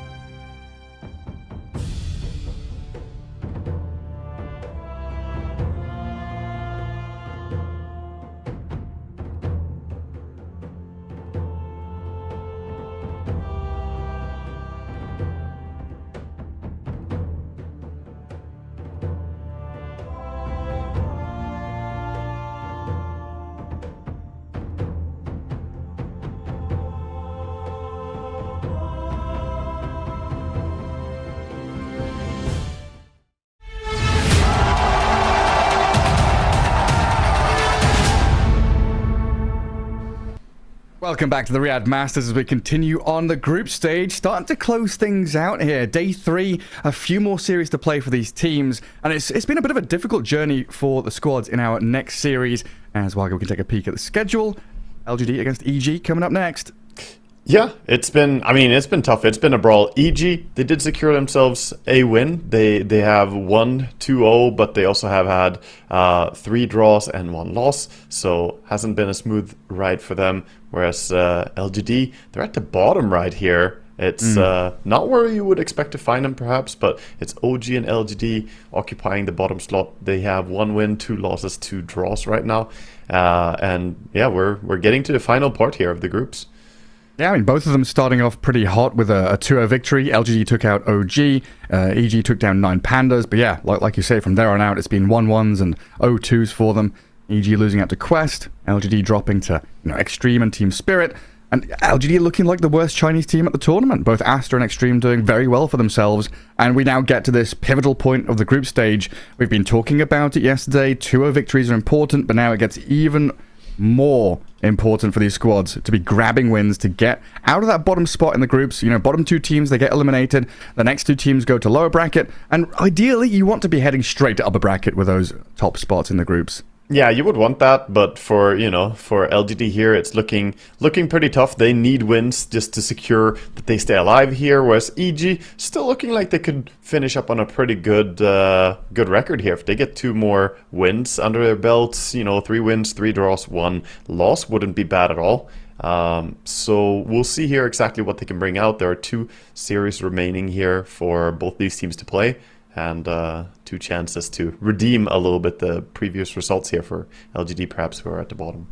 Yeah, then the chances of tiebreakers. Looking at the middle of the table there for Group A, you've got 4 teams or 3 teams at 1, 3, and 1. EG, Spirit, and Xtreme. It's going to get a bit sticky as we head into that last day of groups. Because today, the full day, we've got 2 more series to go. 4 streams going on at the same time. Tomorrow, lighter day with just a handful of games happening, and that's where we'll see things rounded out and finished off. Yeah, today the hump of the group stage. Get over this with a victory and set yourselves up well to get into the playoffs. Yeah, LGD, really a surprise they're down at the bottom.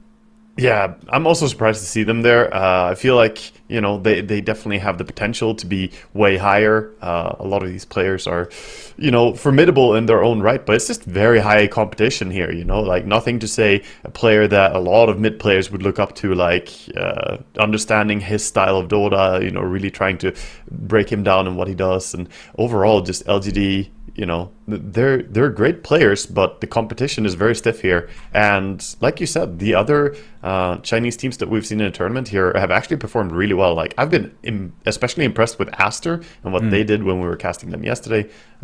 Very, very impressive stuff from them, with Sumail, of course, recently joining them. Absolutely. Yeah, well, as we head into the draft for Game 1 in this best of 2, we'll find out what we'll be contending with. As Timbersaw, I think a big question mark around LGD here, has been a star hero of the tournament, very high priority pick, but they've lost 3 games in a row, and it definitely feels like some of these teams have figured out how to deal with a first phase Timbersaw in particular. Yeah, I feel like it. I feel like the Timbersaw, was a hero that just became very, very popular before this tournament. Even in pubs, he's been sort of a menace, and in a lot of different pro games, he has been, showing up. But now it feels like teams are starting to understand it, starting to break it down, find what is good to counter it. But you can also still go for the approach of just get rid of it. It's very annoying still. It forces you to do a certain type of draft, and if you don't want to play that style, then Timber can really get you out of your comfort zone. So LGD, they're going to be the ones to ban it out along with Legion Commander here. EG going for the Primal ban and the Broodmother ban and go for stock standard opening here. Undying, literally just a staple support that is as basic as it gets. Yeah, it does leave Snapfire in the pool as a potential, but it looks like Enigma Tiny for LGD. Something we saw in the Bali Major. LGD asked some of these Chinese squads bringing back that position for Tiny. Of course, very flexible duo. This is a good, solid offlane, but you could also think about shifting this to Pos 5 Enigma, mid-Tiny. Lots of options for you as that draft develops. Time for Rubik. Here he comes. Oh, yeah.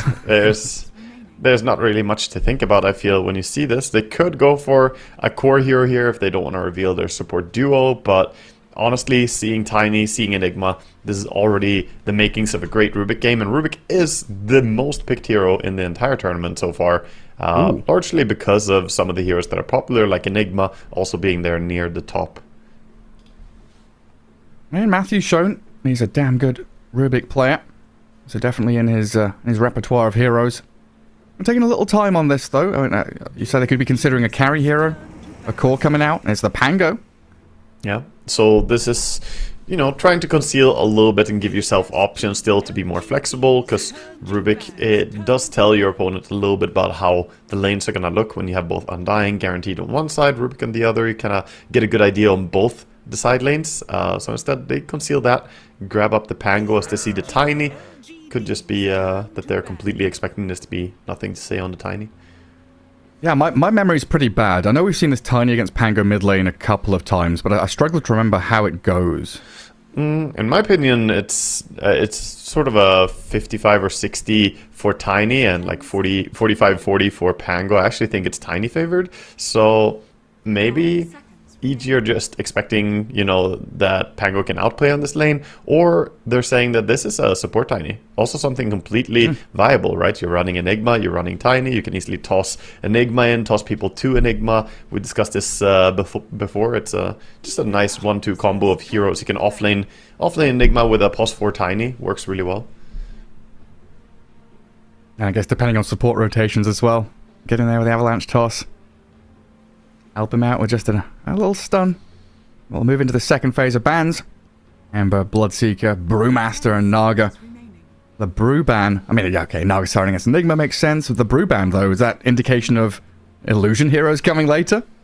It can be, but also just, you know, signals to me that they might be building around their team fight. They already have the Enigma. Maybe they want to get a hero that deals really well with Undying in Medusa. Medusa is a hero that gets very countered out by Brewmaster, lifting her in the air over and over. So it could be setting themselves up a little bit for that. But obviously, yeah, it's a great hero to cancel out the Enigma Black Hole all the time, having two different Brewlings with the ability to stop him.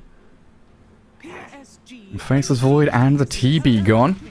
Snapfire does come out in the second phase, delayed a little bit with that, so we're going to have a little Shredder against the Undying Tombstone, matchup in the mid lane potentially against this Pangolier as well, which we've seen Snap start to dominate a lot of these mid matchups. Yeah, she honestly is very oppressive as a mid hero. I think Snap against Pango mid is a pretty damn easy lane for Snap. Pango has to get close a lot of the time to CS, has to go in there for the auto attacks, of course, as melee hero, but even his spells, you get a W inwards towards the creeps, and that's when Snap can just press her Q. EG, somewhat predictably, go for the Rubik still, which is why I felt as well. You can pick it in the first phase, because likely, if Rubik isn't banned, you're against Enigma, like, this hero just looks great. Looks even better now with the Snapfire picked as well. There are so many great spells for him to steal here. Yeah, and having that instant disable really going to help out. And cancel out Kisses, stop the Tiny combo, catch Enigma. I just help this Pango and Undying have that better time when they set up for team fights in certain spots. You kind of want to plant down that Tombstone and force the opponents to fight into it, which Rubik and Pango can definitely help do. I do have this double now, though. And potential to move this Pango around a little bit. It could be off lane, but I think 99% of the time we're going to see it thrown into the mid lane. He's gonna mid. I feel it's all but guaranteed here. We're probably gonna see some form of combo lane together with the Rubik. Side before worked pretty damn well, but when you don't see your enemy carry yet, it's a bit risky to pick the Tide, because you could run into something like the enemy just busting out an Ursa, or you know, some other hero that punishes you from going melee. Like Monkey King is available, Ursa is available, Slark is available. A lot of heroes that can be problematic to deal with. Yeah, would you rather pick your Pakaz TA or Gyro or something? I think I would almost want to save last pick for the offlane here. Yeah, you already see the Enigma here. Most likely that's going to be the enemy offlaner. And as you said, go for something that has an AoE to clear out the Eidolons. I like the idea of going for Gyrocopter here. They go for the Tide still. Okay.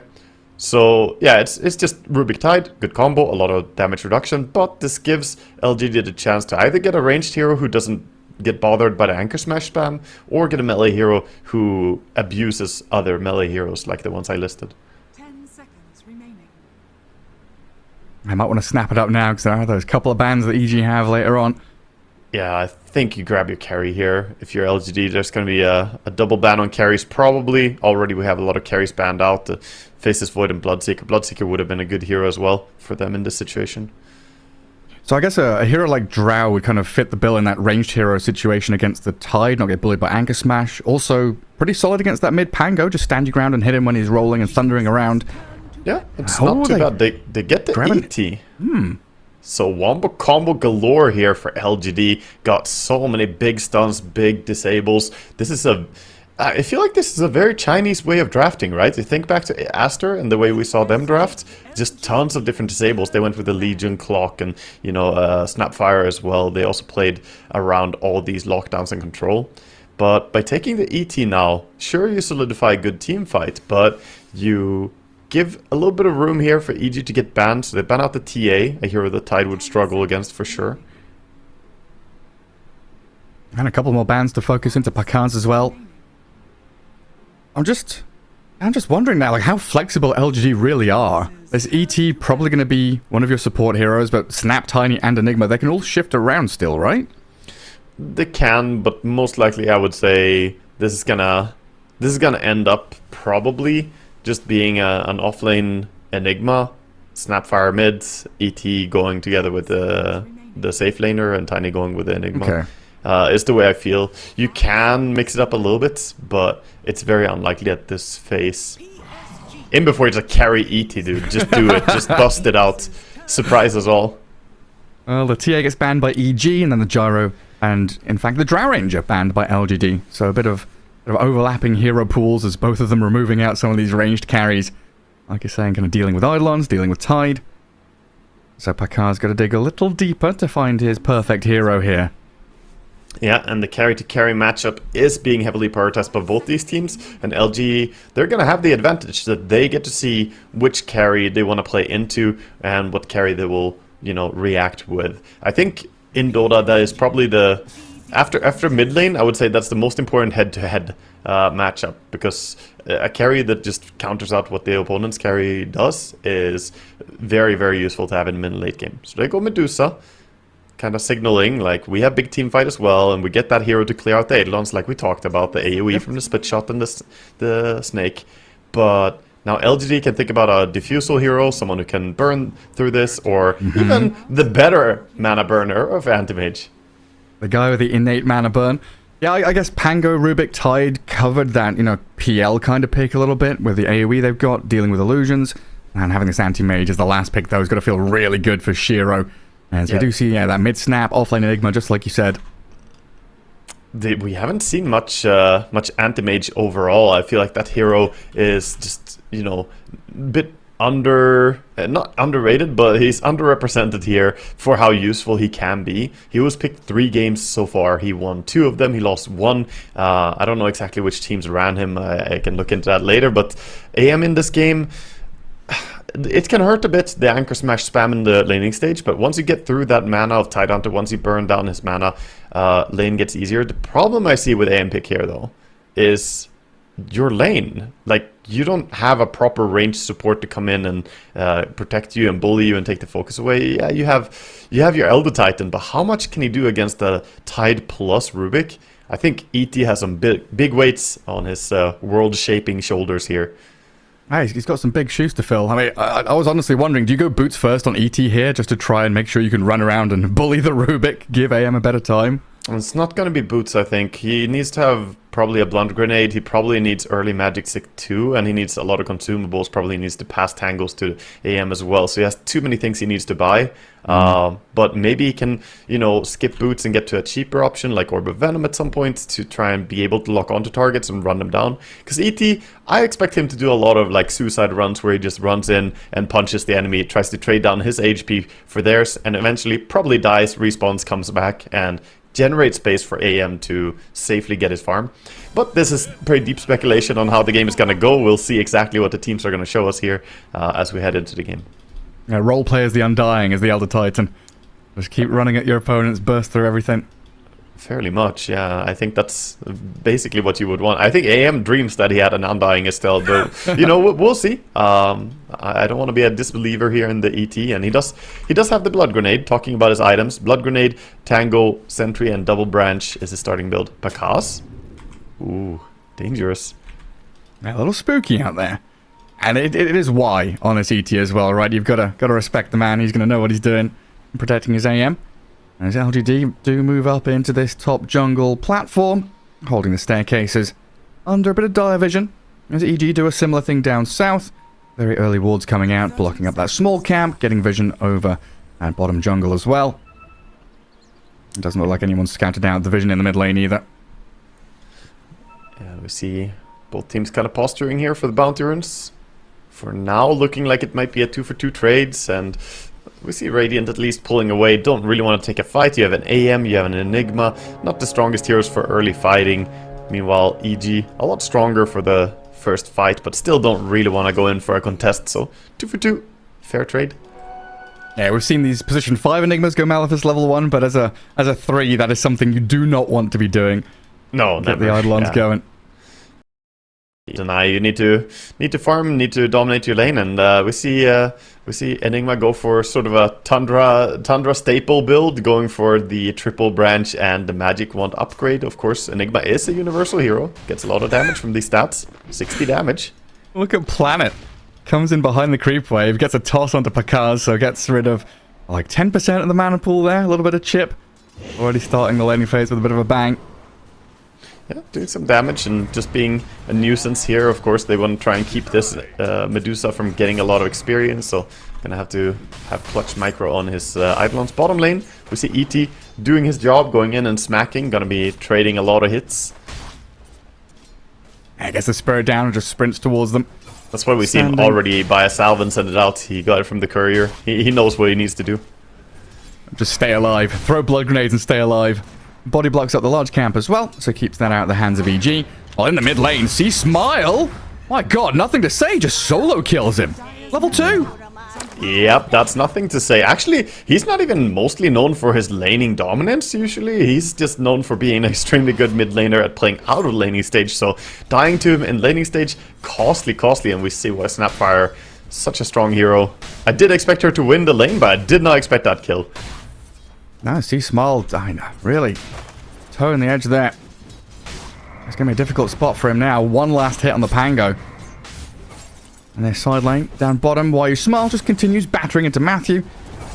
Actually going to chase Whisper back to the tower as well. The creep wave will come in, but they're attempting a kill here. Blood grenade and the punches from the ET. Shiro jumps in, secures the kill, trades out for the Elder Titan. That's going to be a nice time for Shiro's anti-mage though.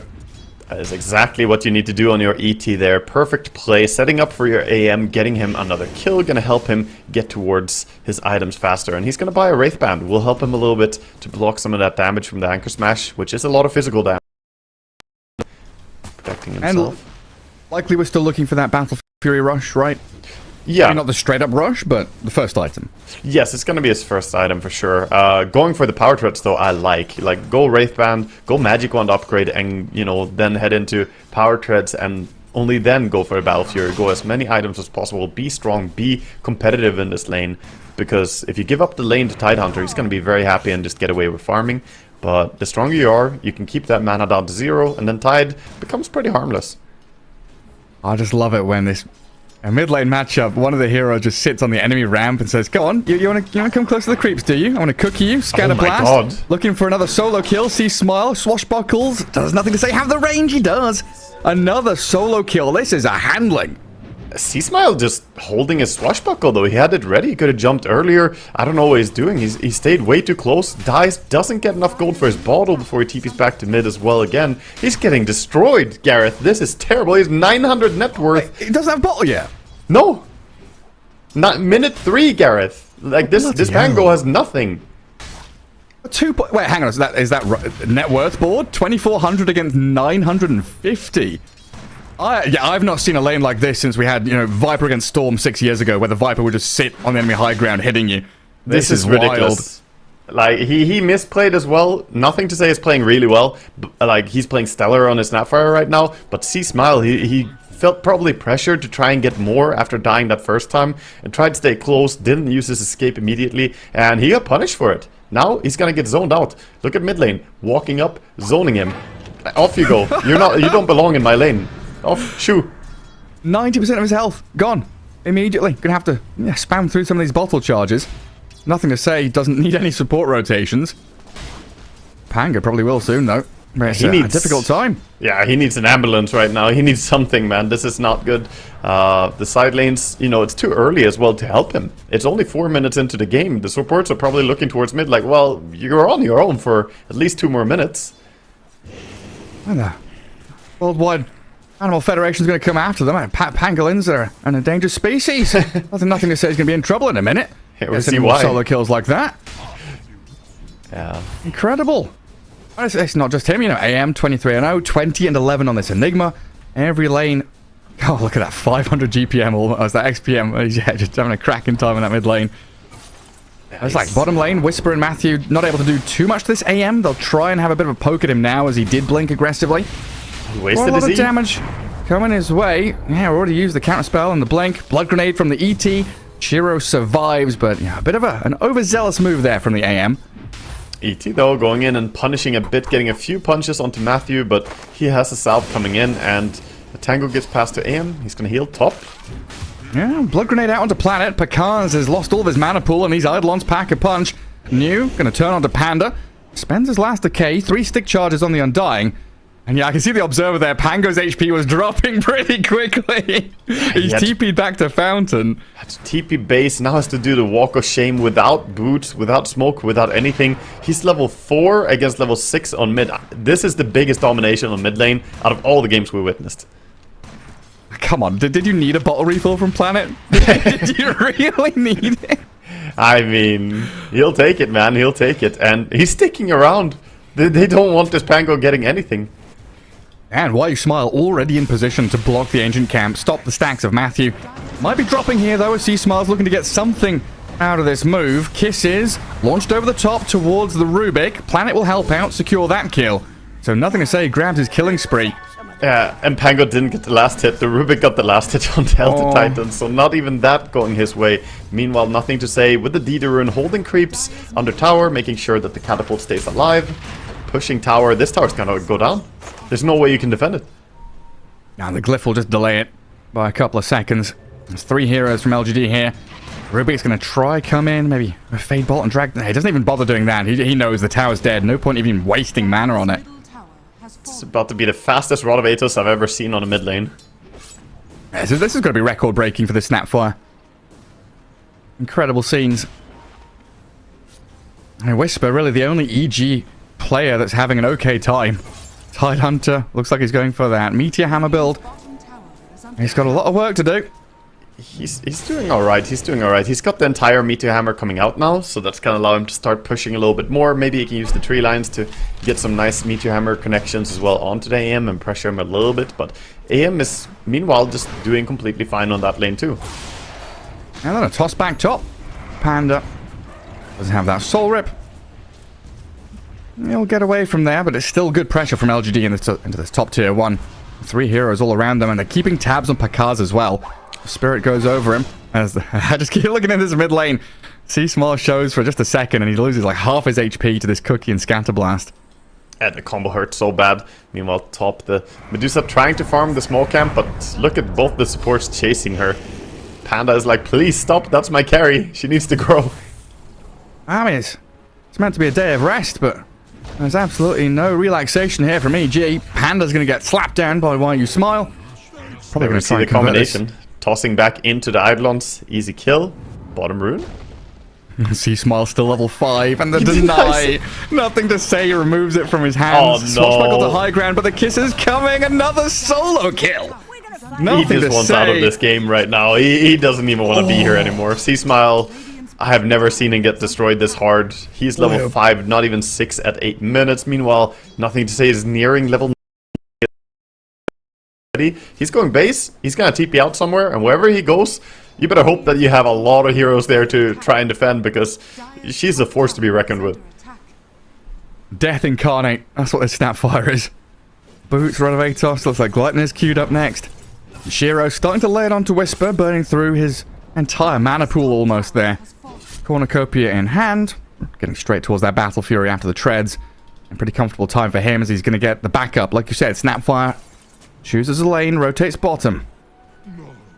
Dispels such doom for EG, because when you're running, you really need your other 4 heroes to generate a lot of space. Radiant's middle tower is under attack. Panda and Matthew. I mean, EG have 4 heroes in the vicinity down here. Looking for some kind of scrappy fight to maybe scrape their way back into this game somehow. Yeah, they had a ward in the area to see Snapfire kind of back out and farm her way away from bottom.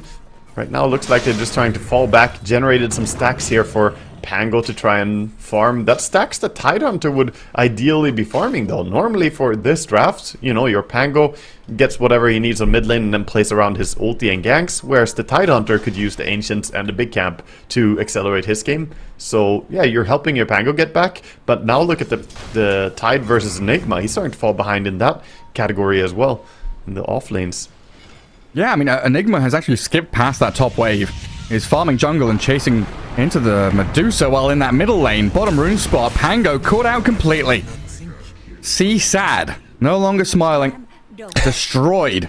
10 minutes into this game, I think you're right. He's mentally checked out, because I definitely would be. Yeah, he tossed him in the air and turned that smile upside down. And meanwhile, Picasso on top lane, he's a little bit happy here. He's going for some Eidolons. Got a few, got 5 Eidolons from the previous spawn and threatening to kill more right now as he's hunting. Yeah, that long-range catch, just Planet setting it up, allowing the Rod of Atos to come. Swarming the map now. LGD and keeping AM all on his own down bottom, so he gets solo XP, free farm completely towards the Battle Fury. Picard's and the lava globs landing on him. Hellbear Smash are going to slow him down. News here with a little bit more damage to help out the Snapfire. 10-3, a 6k lead, 11 minutes in. This could be, you know, the quickest game of the group stage. This really looks like they're about to take this game by storm. 6,000 lead, like you said, and they're invading, they're playing aggressive, they're exerting their pressure on the map after winning the laning stage this hard. And yeah, this is a Snapfire that's actually showing up. You know, we saw Aster playing Sumail's Snapfire mid with 8-0-0 early on. We already have a 7-0-0 on this Snapfire, wanting to make it 8 on mid. I mean, LGD really turning up the heat here. Ooh, Planet. Didn't have the toss back capability. Won't get the catch on Panda.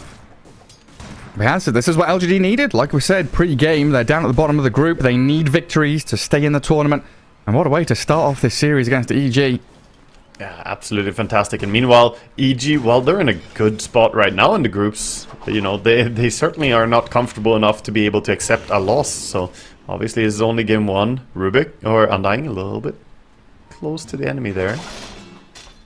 I mean, it's not completely over, you know. We've seen comebacks. We've seen this ability for Medusa to hit her timing, get into the stride. And it's going to take, you know, another 8 to 10 minutes though, so you got to weather this storm, kind of let LG run over the map a little bit here. Panda going to be that frontliner, making sure that none of the cores are being touched. If they go on the Undying, okay, whatever, I'll feed away a life here or there, as long as I can get the farm up on my cores. I think they need every single minute of Ancients on the side of EG right now that they can get. If they have a minute of Ancients that's not being farmed, it should be stacked. They need big recovery here. There's such a deficit of net worth, and missing any form of farm cycles on that could be terrible. I think it's Undying's job to just try and create space, bait people, and then they stack up and try and get farm. Atos catch up top. LGD being disciplined about this though. I think the Tombstone, yeah, was dropped in a very nice place by EG, so LGD wisely backing away. And now, from the high ground, they'll rain fire and hell down onto the Rubik. Whisper and Panda waltzing forward, thinking about this play with the Ravage. But they've got a toss up on the Undying. The Meteor Hammer Ravage looks like it'll connect.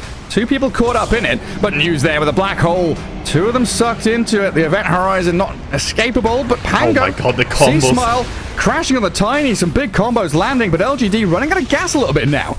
EG have brought the numbers, still fighting towards the Snapfire, but the anti-major, right. That 5th hero that had been forgotten for a while. A triple for Why You Smile. The ET picks up all the kills.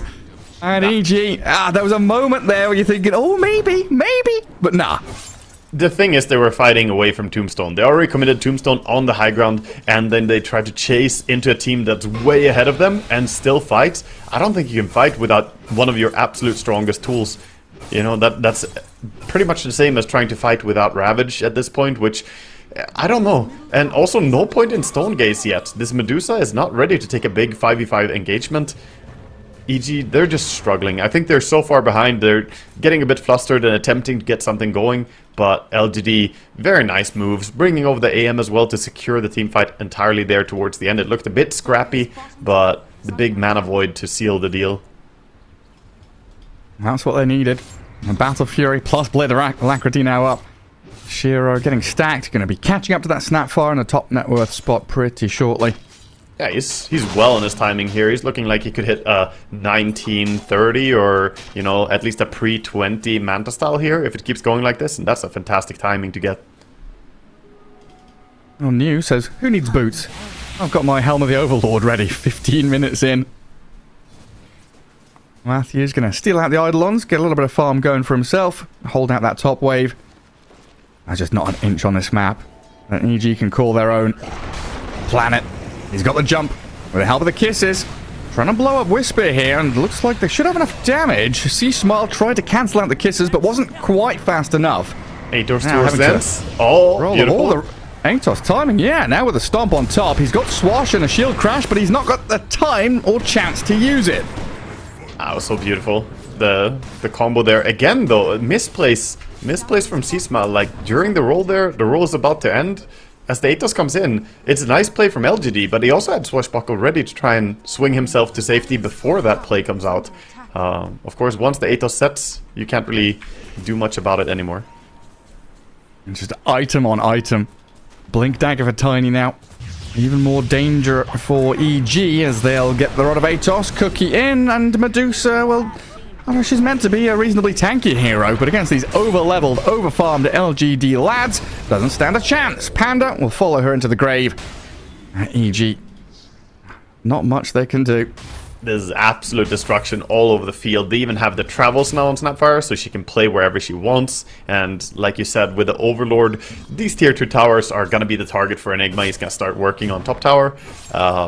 Yeah, the map is just completely hopeless for them. They're working on the Diffu on Pango. 16 minutes in, he's 100 gold away from it. Finally getting that would be something to play around with. But for now, the supports on the side of EG are just like, who can we play with? Tide is not that farmed, you know, he only has his Meteor Hammer. Medusa wants to hit creeps, and our Pango has nothing. Dire's top tower has fallen. Man, this tier 1 tower still being up as well as a rough one. Tide would have loved to have taken that down already, just open up a little bit of breathing room for EG. Not available though. Even the D-word gonna get denied here as Enigma comes in with his posse, just controlling it. Gleipnir ready. Toss up in the bottom lane. Whisper down.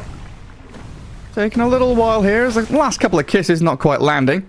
He's going to buy some time actually, but the Gleipnir is completed for NTS. Finish him off with a Scatter Blast. And he's got the ability here to boot to travel to another lane if he wants to as well. They're getting value out of this Snapfire ulti every time it's off cooldown. They're trying to catch her now. They're going bottom. He has Illusion though. Swashbuckle and the roll. Pops the Illusion Rune, but gets slowed. Nothing to say. They've caught out the Snapfire with a lift up, dragged back. He's moved closer to his tier 1 though, and New is now nearby. In comes the Avalanche, but they've killed the Snap. Big pick off here for EG. Can they escape with limited casualties though? Looks like Panda just going to be the one giving up here to LGD as the rest of them slip back to fight into the ET. Why Smile came in behind them wanting to continue this fight. Very speedy on his feet there with the Tranquils and the Spirit. PSG.LGD have to be careful. Don't have Snapfire now. Tiny too close to the enemy. EG, this is a big turning point. Trying to swing this game with some big ticket kills. Snap and Tiny, now the tier 1 tower. They've bought more time for themselves. Yeah, like the Observer points out there, 1700 gold just about for that kill. Absolutely huge on the Snapfire. And there was probably a moment to save her there. The Enigma came in, could have Black Holed, didn't do it because he thought, oh, Rubik will steal my Black Hole. But Rubik actually used Spell Steal on the Snapfire at the start of the fight, and level 1 Spell Steal is 20 seconds cooldown, so he could have gone for the Black Hole to save the Snap there. Maybe she could have gone away, but ultimately, good turnaround for EG there, getting a tower as well for their efforts. Radiant's bottom tower is under attack. Just a little bit of space. Rubik is going to get caught out. Ravage from Whisper, though, clipping onto NTS, and in comes C-Smile. Swashbuckle not landing, though. Snapfire's going to get a bit of distance, and now launching the kisses. Fire and Brimstone onto the Pangolier, but no stuns to connect on him, so he can get the Swashbuckle back to his base. Good takedown, still getting at least the Rubik, but not bleeding too much, his EG. And Kraken Shell there, going to help out Whisper. In comes New, thinking about the black hole, but the Stone Gaze is out. Turns Enigma into a statue, nothing to say, trying to focus the Tombstone.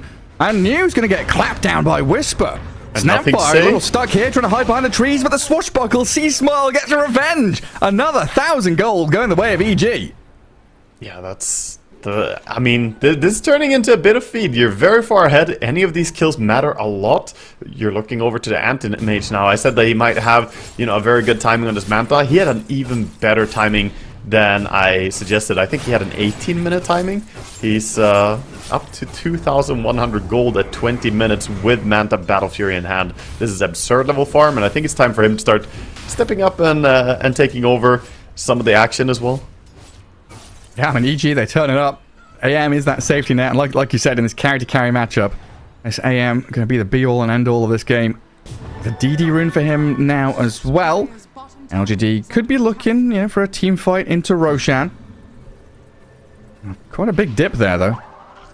Yeah, definitely. I mean, that's what happens when you're this far ahead and you lose heroes under the enemy tier 2 tower. A little bit sloppy play from LGD at this point, but easy to get too confident when you're this far ahead. They're just trying to get all the kills they can.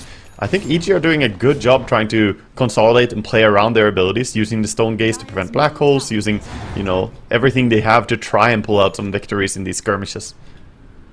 And keep that Medusa farming. She's stuck up there with the other big cause. About 12,000 net worth for her. LGD hunting. Won't be able to find anyone, and they can't progress past that tier 1 bottom lane. Still standing there for EG, which allows them control of their Ancients and their Tormentor. A shard for the Undying here would be pretty huge, honestly, the way these teamfights have been going, to save the Medusa or the Pango in the midst of all this chaos, and he's the one to get it. Yeah, definitely a really great tool for him to have. I mean, any of the shards would be nice, because also getting the telekinesis can save against the other abilities a little bit. But yeah, the Undying, best one you could get here for sure. A really nice Tormentor take for them. Things do definitely get more worrisome for EG when these BKBs start arriving as well. Looking at the Snapfire lining one up. I thought Enigma might be going for one, but in fact, New has an Assault Cuirass queued on this Enigma now. I like the idea of him going aura build. He could have gone Crimson Guard as well. Going AC, I think, is completely fine too. There's some minus armor from the Tides that you can mitigate from the Pango as well.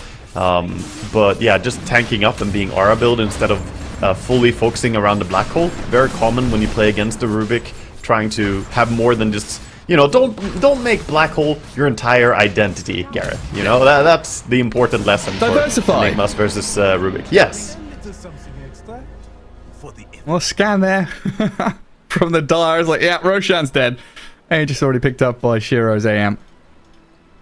EG do have a pretty nice ward down here that they could play into. A couple of LGD heroes still straggling around.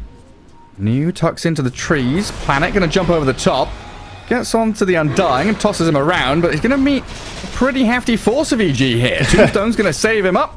And Planet, the casualty, while Whisper keeps chasing forward. Gets the gush onto New's Enigma. And they can close the gap here with a Swashbuckle. Yules into the sky, buying some time. New with the Malefice out, but Matthew and C-Smile, they've actually bridged the gap here. Got on top of New, finishing him off with a little bit of more damage out of them. The Swash and the Gush paired up really nicely with that minus armor and long-range physical damage. Again, every single kill they get is practically 1,000 gold. They got over 1,000 gold for the Enigma. They got nearly 800 gold for the Tiny there. These kills are really, really big for EG to try and come back out of. And now the Pango, who was really, really sad, he's still at the bottom of the net worth of the course, but he is catching up a bit. He's almost up to Tide's net worth at least. Has Blink, has Diffu, has 2.7k gold. Working on a Basher, that will be really good. Try and help him stop some of these channeling spells. I mean, LGD, they're still in a comfortable spot, right? Thinking of how this AM's going to pick up the pace in a little while. Yeah, they certainly are. They have the Aegis on AM, but the issue is that they're not playing very disciplined Dota. They TP out, they TP top, and still they show 2 heroes bottom. Not just show them, they go on EG, who then just outnumber them and win the fight handedly. Anti-Mage couldn't TP there, Snapfire couldn't TP there because they both TP'd out. So the play is looking a bit sloppy from LGD, and EG are taking advantage of it as much as they can here. I'm going to try and levy a bit of advantage with this butterfly and do so. And Shiro jumps straight onto her. Anti-Mage going to be in a 1v3 situation pretty soon. And he's got Counterspell, Blink, and that Aegis, of course. He's strong enough to do this, though. I mean, AM, if anyone should be playing aggressively and play ballsy in this game, it should be him. He has the Aegis, he has the Avskadi Manta, he is incredibly tanky. So he can force some reactions and maybe generate space for his team to do something. But the rest of his team should probably try to look for pickoffs together or clump up a bit.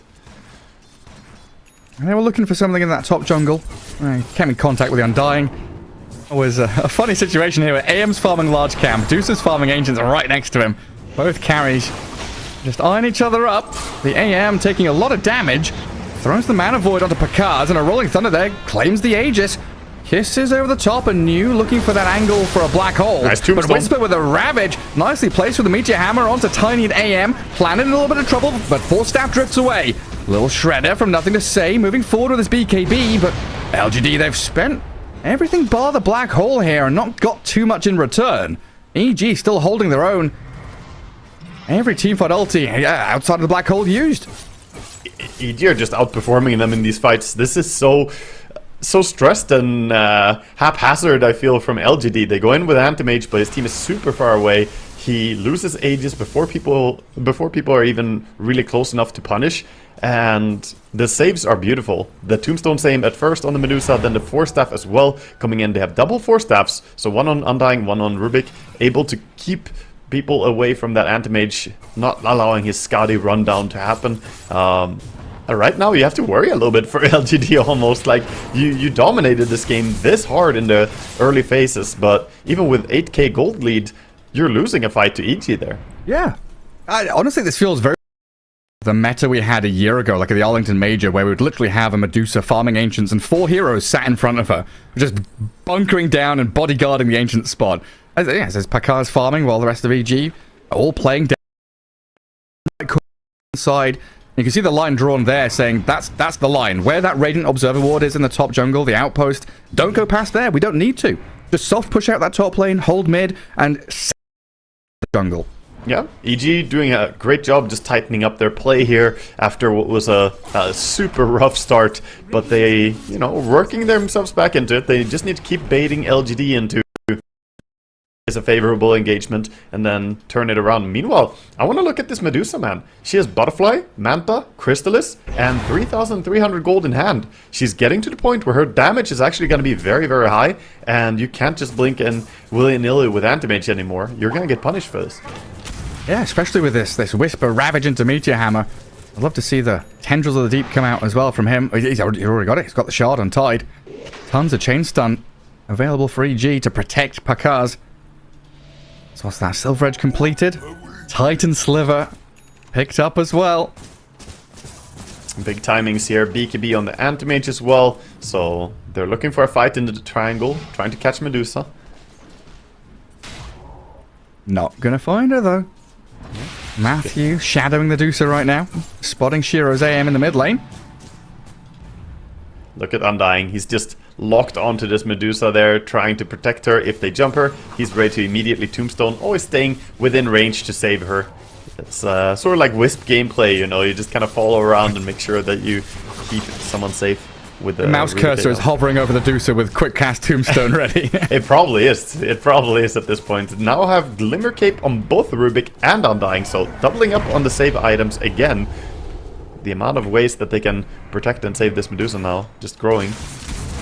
Alright, we'll need some reveal out of LGD. Currently, none of them are holding any dust or sentries or anything. And as I say that, Smile gets dust delivered. Yeah, they will react and they will get it. There's dust on this Tiny now planet as well. See Smile, not going to have access to Ancients.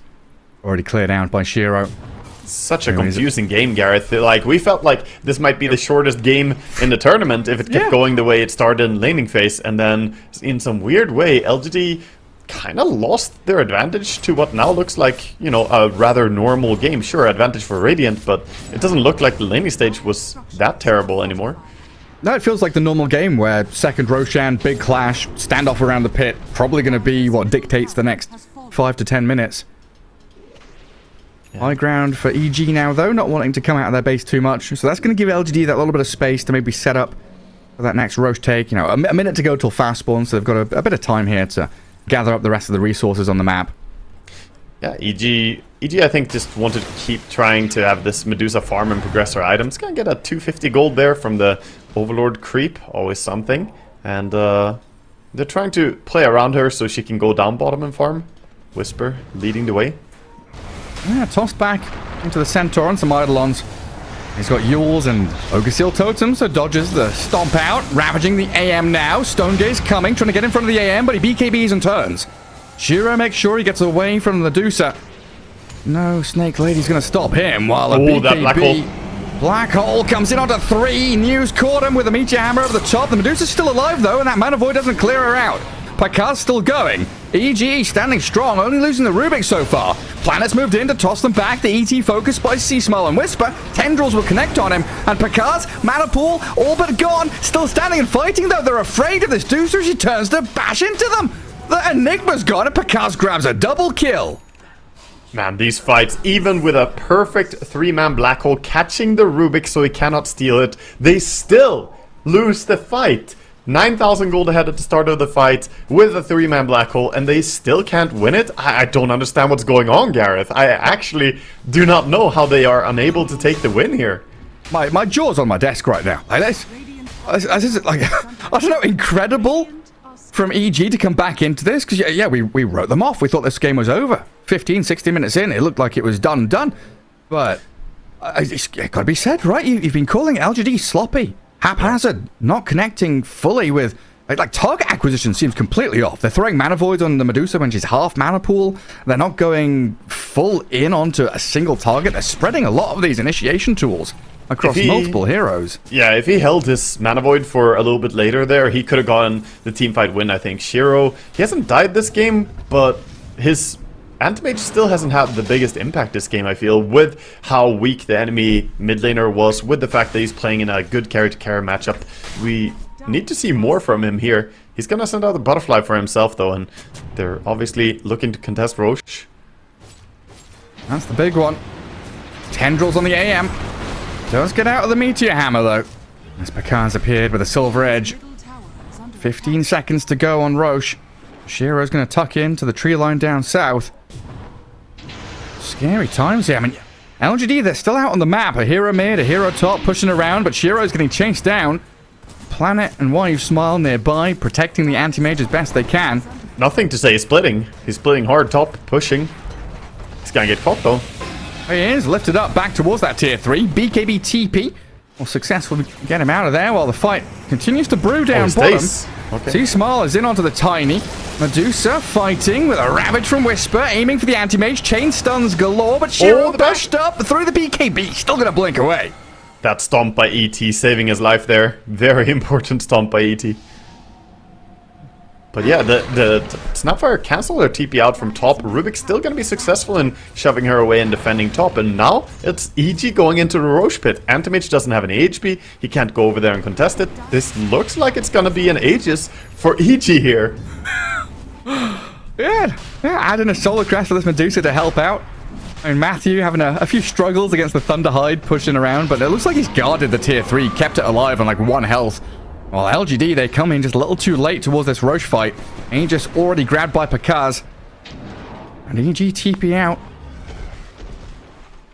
Yeah, on the hunt now, trying to get some punishment here, but not going to be in time as EG cleanly escape. Now with the cheese and the Aegis as well. Looks like Medusa is going to hold on to both. Try and generate as much safety for herself as possible. And C-Smile actually about to have an Aghanim Scepter complete here on Pango in just a second.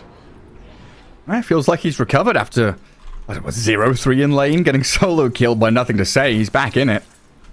Yeah, I mean, even the Rubik has a ton of money saved up. I think the big story is the supports from the Dire, and of course Picasso and his Medusa has delivered really, really well, but Rubik and Undying have kept them in this game. Like, it feels like Undying and Rubik have just not accepted that this is going to be a loss. They've been fighting so hard, saving people and setting up, and also of course some nice stunts by Whisper. He's, you know, led the initiation, had the hard job of leading an initiation into an enemy team who's 10k gold ahead of you all the time, but now with that Tormentor as well, they're only 5k gold behind them. With Aegis and Cheese as well, it's practically even at this point. Yeah, I mean, it's just incredible resilience. LGD smoked up on the doorstep of EG's base. And don't do it. Panda walks forward to hit the creep wave and gets blasted down. Lose the Rubik as well there. Shiro moves in. LGD looking for the barracks. They slept up the Deucer, catching her out. Can they finish her off? Through the mana pool, they can quickly as well. Aegis expended, BKB Black Hole, New's going to come in to catch out the Deucer and toss the tide in towards them, all three caught up in it!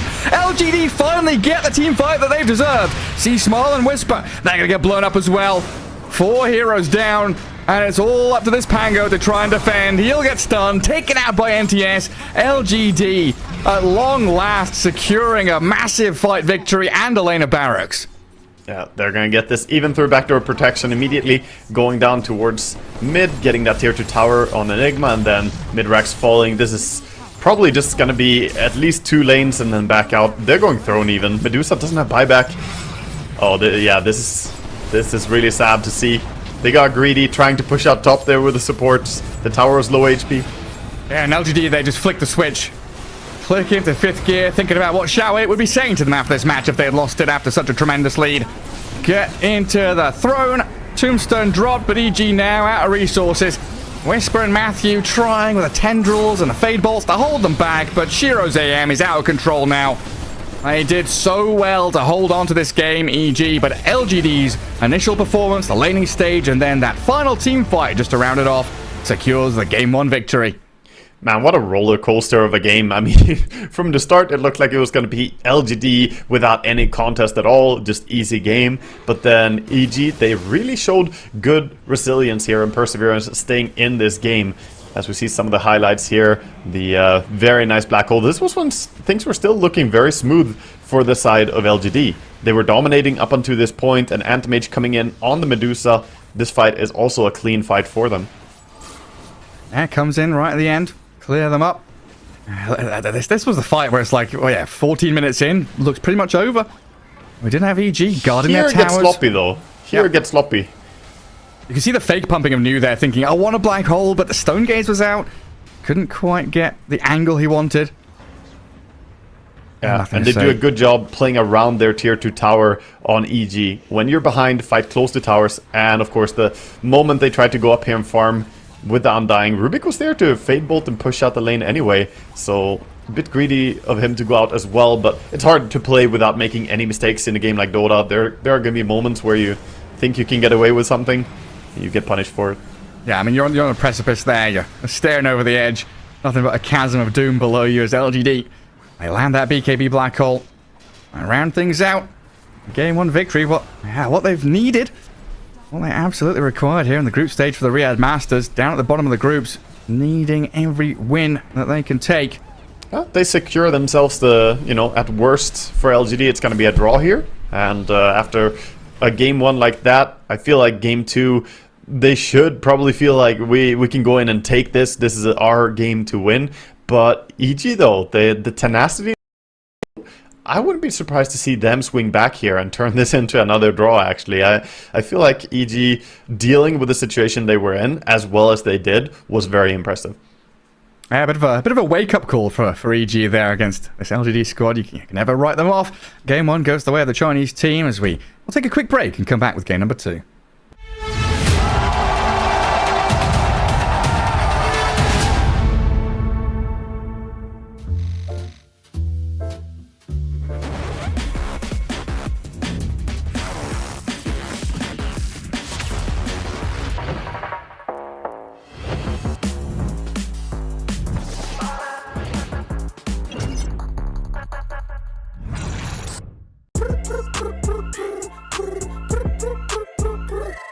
حتاكل انت تشبع وانت مستمتع وتلاقي الوجبه جايه على الاصول.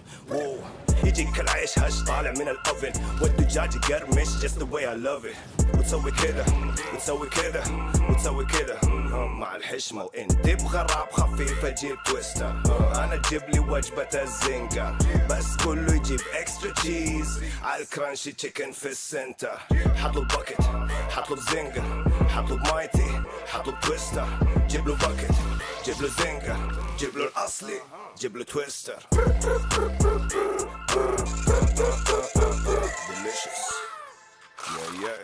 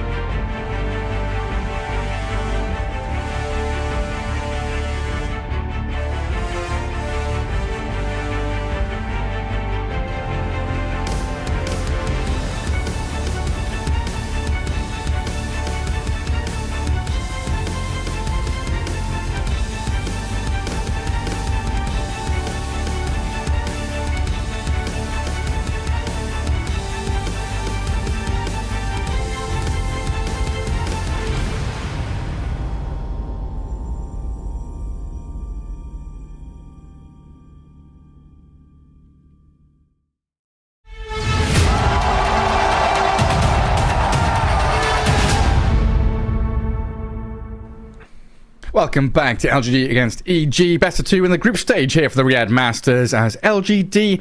An interesting game one, a victory for sure, but not as clean as it started out. Yeah, it could have been a lot smoother. It was a fantastic start there. A lot of it on the back of nothing to say, and what he did mid lane there, absolutely dumpstering on the mid lane. It was, the hardest mid lane outplay that we've seen so far. But they didn't transition very smoothly into that late game, ending the game.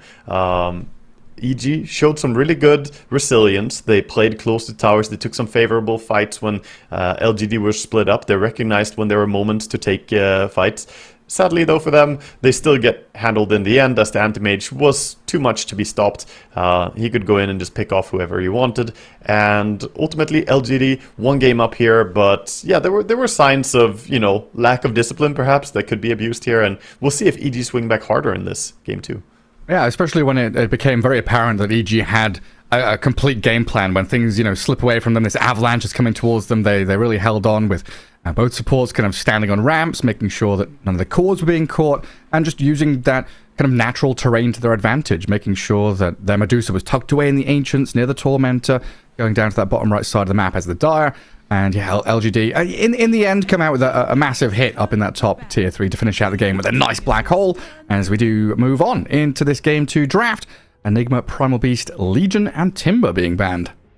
Yeah, so getting rid of that Enigma, definitely an annoying hero to play against, I think especially for a team like EG. I think EG, one of the teams that rely pretty heavily on Pakas becoming an absolute monster, like him needing to be a big, beat everyone up alone type carry. You have a lot of teams playing a bit differently around how they lean on their carry, if it's a more active role, if it's more space creating, or if it's just heavy farming.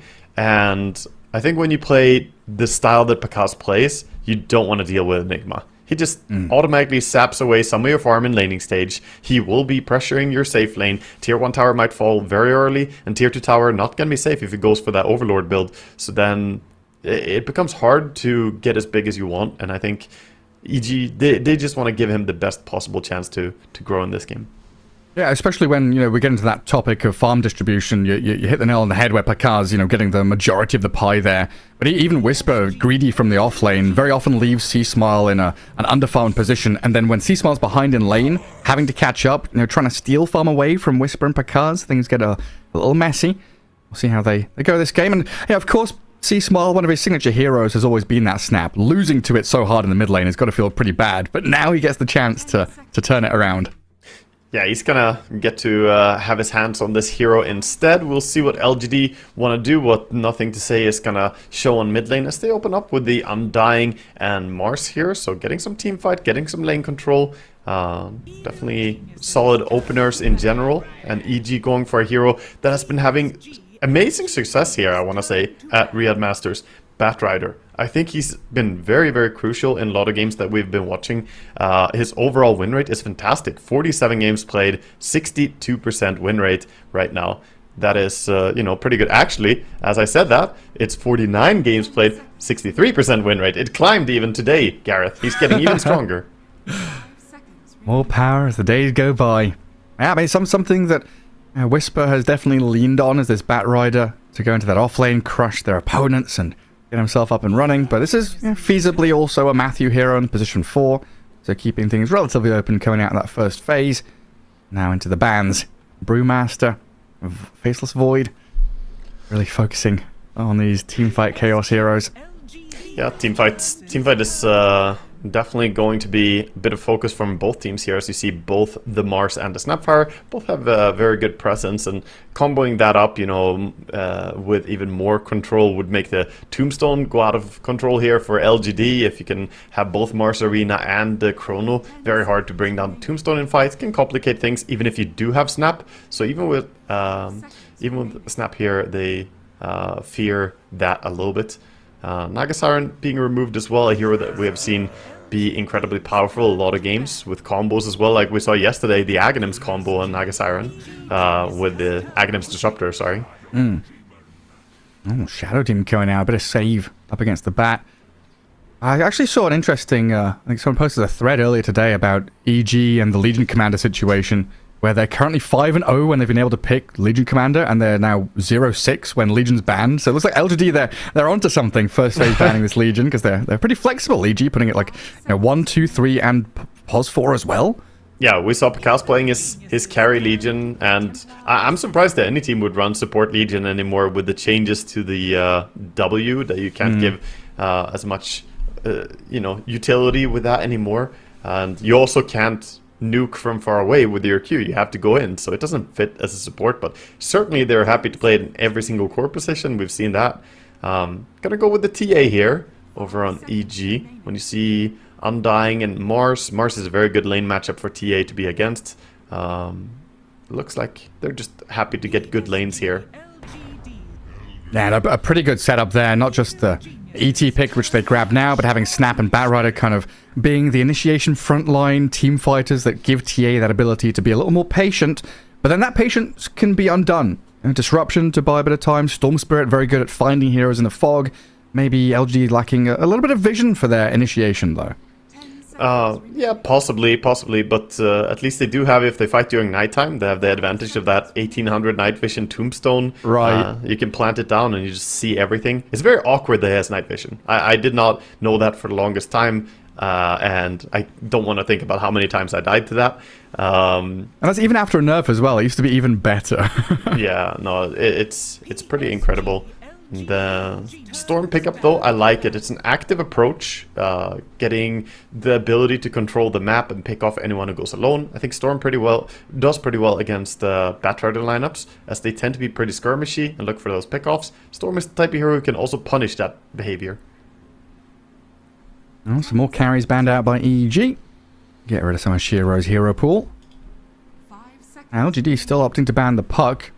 Again, this could be, 4 bat, 3 snap. TA, very likely going to be Picasso's hero. I mean, he was the pioneer showing the safe lane carry TA, back 2.5 years ago even. It's definitely one of his better heroes.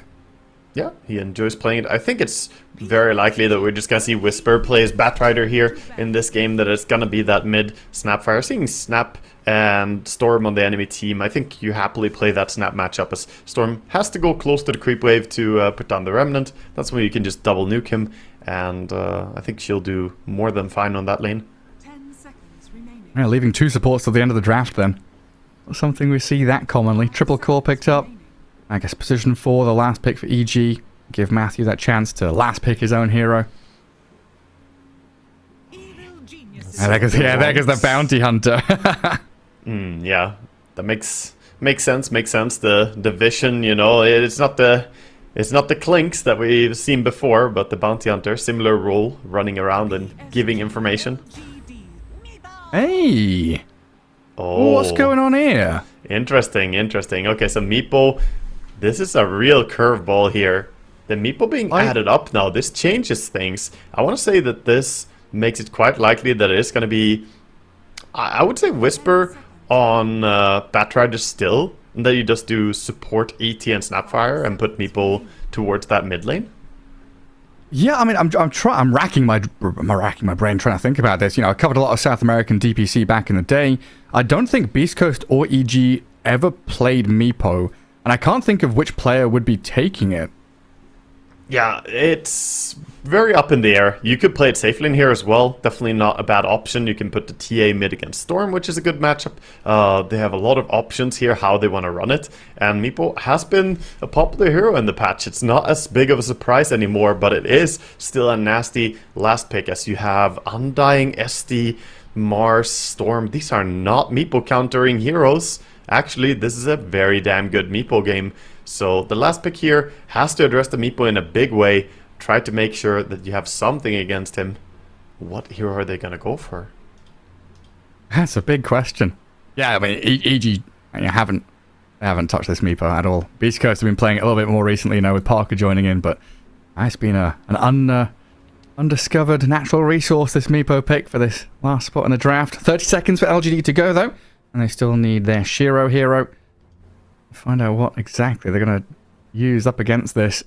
I'm curious what they're going to take, honestly. I mean, the problem they have is that it's a carry last pick, and carries generally are not the biggest counters to Meepo. There's a lot of carries that do decently, but none of them like control the game that hard. They're going to go with TB. Yeah, TB is alright against Meepo, but again, it's not absurd. We did see Meepo destroy a Terrorblade earlier, not in lane, but with the rotations later on. Ah, it's a C-Small Meepo. Out from the mid lane. Panda ET. So what? Snap and Batrider there. Matthew going to take the snap. Yeah, the Whisper Batrider makes a lot of sense. Yeah, a lot of magic damage in that bottom lane from EG against the Terrorblade can be very difficult for Shiro to handle.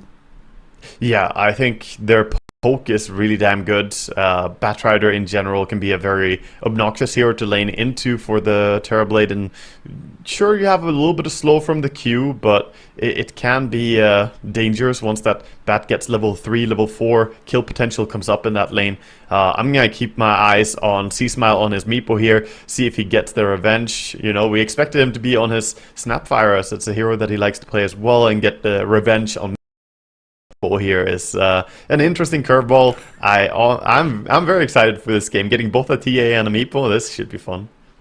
Yeah, I mean, in esports games, you know, professional games at least, C-Smile has played a handful of Meepo matches, but going back to 2018, 19, he played one when he was still on Beast Coast against like Pain Gaming. What's that, 3 years ago now? 3.5 years ago? Oh, wow. So quite some time, yeah. But yeah, it's something that they can try and pull out here. Get that early advantage. Get that Rod of Atos going, catch the storm, keep that tempo going. Lots of ways to run at your opponents with this. Yes. Snapfire, ET, Batrider, Meepo, catching and killing. Yes, I think the Rod of Atos is going to be very crucial because you're already playing against the Storm, so, you know, it's extra valuable in this game compared to normal. But just to be able to lock on to people from farther away, the value is really, you get tons of good stats, and then you get initiation that's long range, so you don't have to have a ton of points in your queue to be able to catch people. You can just have 1 point Earthbind, run up, and with a Atos first, you then chain Earthbind and just kill people off of that. So we'll see how his ganking game is going to be. I don't expect this to be a farm-heavy Meepo. When you have a TA in the team, she's probably going to be taking majority of that. Rather, I expect this to be very active gameplay and trying to invade the enemy jungle. Yeah, just even thinking back to like this ET pick, you know, EG taking it out of the hands of LGD, picking it for themselves, a little bit of cover for the Meepo. Oh my later God. down the line might be an indication in the draft. They just run up right after the ward was dropped here by the Dire. So EG standing dangerously here onto a ward. This is a kill. LGD, they see the Batriders right there. They're coming up, but of course there is vision for EG as well. Planet leading. Sees Whisper and Matthew. They're going to back up. And just head back down. Guard up some of these river runes instead. Not gonna go and try and get a D ward here, even though they did see the heroes come out of nowhere from a smoke, so they have to expect the ward to have been dropped somewhere. It could just have been a mid ward though, so kind of hard to guess where it's planted. And now a bit more vision as well with that spirit. Scout out where the rest of LGD are, but look at Pakaz. Vanish into spear play, caught up against the cliff top, and Pakaz is already burnt through his refraction. Blood grenade and the clicks coming in from nothing to say. I should be able to chase him down They're with a hunting Shadow the Demon here. Downdying too. Blood grenades coming in to try and save him. Oh, you smile. Oh, first blood. Who's it going to go to? Whisper. Not quite enough. He's under this tier 2. That bonus bit of protection with a flame break on him. He's he gets back regenning. under tower. He's regenning with a tango, and there's a K. Oh my God. Innocent somehow getting away with his life. Also survived. Yeah, that was really costly, using a lot of blood grenades as well, trying to get the kill here, but nobody did going down just yet. Nobody wants to be the first victim here in this game. And then all eyes on C-Smile's Meepo. In the mid lane against this nothing to say Storm. Cheeky little deny on the range creep on the tower, but Storm also 2 denies to his name so far. First few levels should be very good here for Storm, and so far, nothing to say. Is doing a good job bullying the Meepo as much as he can. Yeah, super solid against these melee heroes. And they want to get in the wave. Storm can combat that nicely. Why you smile? Not going to get the courier snipe there, but still bullying back the snap as best he can. Protect that TB in this early laning stage. It's just all-out aggression. Everyone's spamming their spells, burning through entire mana pools in the first minute and a half here. Just getting that little bit of chip damage, burn through the regen, and look for kill threshold. Yeah, you're doing the prep work, right? That's the way you gotta see it. It's not really going for a kill, but it's going to bring your enemy down so that they can't keep fighting you, and then you can maybe swing in for a kill. Mid lane, dropping a Remnant to protect the range creeps here, denying them, and even pulling Storm with very nice advantage so far. Yeah, very well done. Yeah, you're right. You've got to lay the foundations. You can't just build a house on a swamp. You've got to make sure it's all nice, flat, solid ground. Matthew, 10 stick charges already. He's in a good spot here to play forward. Try and get some damage onto Shiro. I'm looking at this mid lane right now. It's looking tough, Gareth. 14 now to 6 versus 3 or 4 and 1 on the Meeple. C-Smile sort of having a repeat of what happened last game. Of course, not getting killed yet, so that's always something. And it is hard for Meeple until you get level 4, but yeah, this is not a good start. Oh, look at that, zoned out the lane with a Remnant as well. Has to go back up the ramp. So another potential couple of denies here for nothing to say. Just a masterclass by nothing to say on mid laning in this series so far. Superb stuff. Yeah, not dropping a beat. Whisper and Matthew, probably the lane that we look at here for EG to kind of pick up the pace. They're level 2 up on this snap and bat now. Look for that potential level 3 to chase over the top of this TB Undying. So far, so good from LGD. You know, Shiro, he's free farming, getting some denies in there, and they just keep dragging the wave back to their tier 1. Yeah, they're pulling it back, and it's very difficult for EG to play this lane because of Undying, how strong he is. He actually goes in and gets double denies there against the Batrider as well.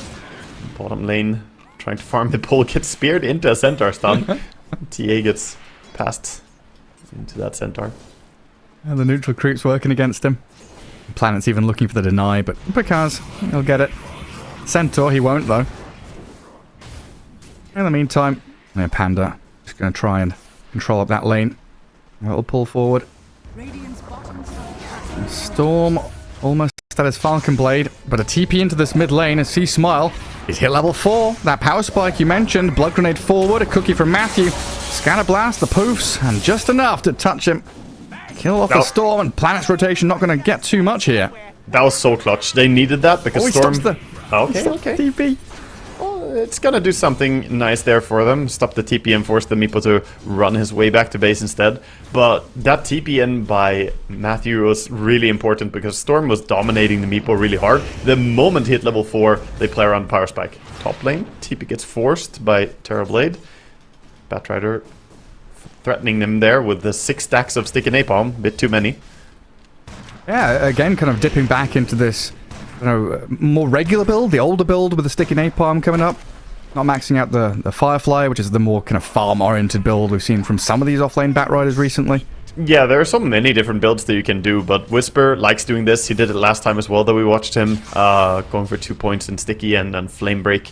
I think it suits very well for Blood Grenade gameplay as well, because you can play kind of far away. You don't have to run in, commit deeply, and then get killed by Metamorphosis. You can kind of sit at a comfortable range and harass. So it's less commitment and still very good harass damage. It puts the fear into your opponents, the TB. Oh, I've got 3 stacks on me. I've got to go back to tower, miss out on a couple of last hits, and that's going to accelerate the Bat's farm every time they leave the lane for a little bit. And get on top of why you smile here. Blood Grenade, a couple of stacks of Napalm, and the ET rotating in. Killing off this position Decay? 5. Decay stacking up, but he's still going to fall. Shiro? In a bit of an awkward journey here. There's no TP, right? TP as well, yeah. Cookie from Matthew. Can I set this up? I mean, oh no! Oh my god, Whisper, you absolute beast! That's when you leave him there. Purpose. Don't kill him. Leave him. Don't kill him. Don't kill him. Leave him. Keep him prisoner. Yeah, you could actually have left him there. He had no TP, and then they have a ward on the cliff already. They could leave a support to try and snipe the courier for a while and just imprison your enemy carry on the cliff. They're gonna cash out immediately though, just get the kill. I mean, there's no shame in it, but I would have liked to see them just, keep a little prisoner there. Make their own Azkaban. Okay, thank you. I was literally about to make the same reference. E.T. would make a good Dementor. Well, yeah, he's got Sunder, right? It's literally what they do. Suck the soul from you. Well, Shiro going to be pretty happy he died and gets to return to farming. Or Planet getting run at. Sea Smile and Panda chase into the Shadow Demon. Already spent his disruption to hold them back. And Storm, he's zipped forward here. Nothing to say, going to get slept up, and they turn straight onto the SD to pick him off. Nothing to say with a pretty good amount of damage, and a nice spear from New catches them both with a God's Rebuke. Wow, that's really big payout there for the Mars rotation as well. Getting double kill, gonna accelerate his game a little bit. He already has the face boots. He's gonna add up a soul ring with this as well, so gonna have his mana to keep spamming spells. Goes back bottom where TA is pretty happily farming, and not too unexpectedly here the TA is having a good laning stage, but I think that was hard to prevent in this game. Yeah, sure is. But with that move, 3,500 net worth on the Mars, phase boots up already, getting closer to that level 6, and they'll rotate a couple of heroes down south to meet him. Nothing to say with Planet here. Can they find the TA farming jungle? They know. It's almost guaranteed that these couple of camps are going to be cleared out by the TA. And there she is. Disruption into the poisons. Set up by Planet. And Pakar's limited options to get away from this. Wrapped around on by the Mars as well. EG just going to leave their carry to die. No chances there. Get something else done on the map as they take down Why You Smile. Good rotation. And back towards mid lane. Nothing to say. Having a nice little gank and impact there towards bottom lane as the Mars now going to push the creep wave under tower as well. Meanwhile though, EG are not trying to be any slouches. They're pulling the camp on top and pushing under tower as well. Now, where does Pakar's go now? Does he go bot again, Straight or does he just say screw it, left side? Oh, he goes bottom? Okay. I thought he'd go left side of the map, honestly. I mean, with the stacks they have prepared already over at the Ancients in the big camp, I'm surprised that he wants to go back bottom, but this is saying that he wants to hold on to this area of the map. Look at the LGD reaction, though. Straight towards bottom again. They're coming in with a second smoke. Do it again. Deja vu for Pakar's in a second. No disruption set up this time, but it's going to be Blood Grenade, Remnants, and a Tombstone. Oh, yeah, spear the TA as well. Pakar's a little bit of distance, cookied off to the left, now to sleep on the Storm. Maybe an answer from EG to bring down Nothing to Say. Arena from New, going to try and hold them in place. And Nothing to Say, he's popped his one, still a little bit of mana to play with, but no TP. He's not going to be able to get out of this. Just die to the tower, get the high five from it too. Jumps in. He can choose how he goes down himself, but that is a dieback on TA. Well, she didn't buy back, but back-to-back deaths, and that's going to put her at a Walk of Shame. This time, the Walk of Shame is going to go towards the Ancients that are going to get pinged out by both Bat and Snapfire. They're like, yo, we prepared this for you. Go take it. TA heading over there. Wagga. Yes. Terrorblade. No. Not again. Not again, Gareth. This goddamn Midas. They gotta stop, Gareth. They gotta stop. We've talked about the win rate on this Midas. I don't even have to say it. I just have to point you in the direction. I didn't even click the hero before I asked you before I said it. To be honest, I knew exactly. I have strong feelings about this Midas. I do not have positive feelings about it. I've looked at win rates. I've talked to statsmen. I know Knoxville is out there watching the game right now as well. Oh, he probably has a few words on this Midas as well.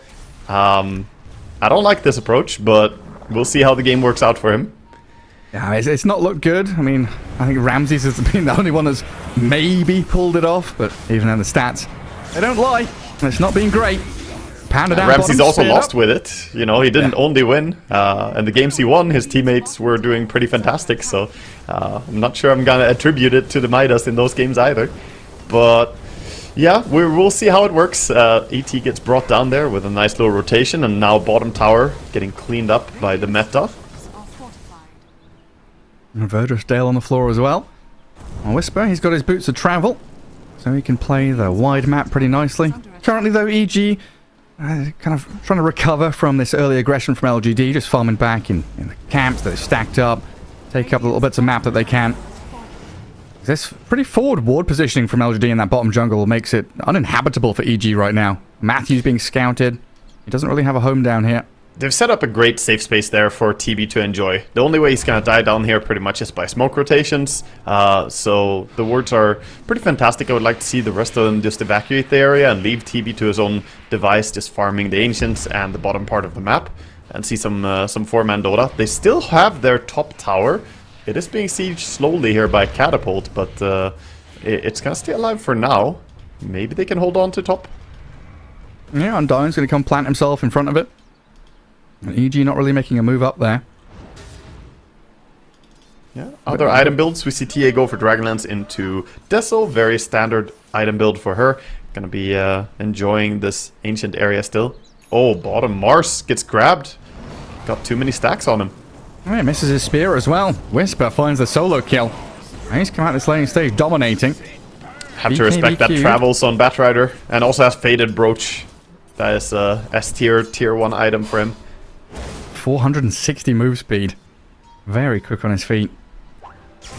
We'll see Small and Panda looking to cover this TA, but down in that bottom rune spot, it's Matthew being caught a little bit. Storm and Shadow Demon would have liked a little more backup there. A third hero probably would have got a kill.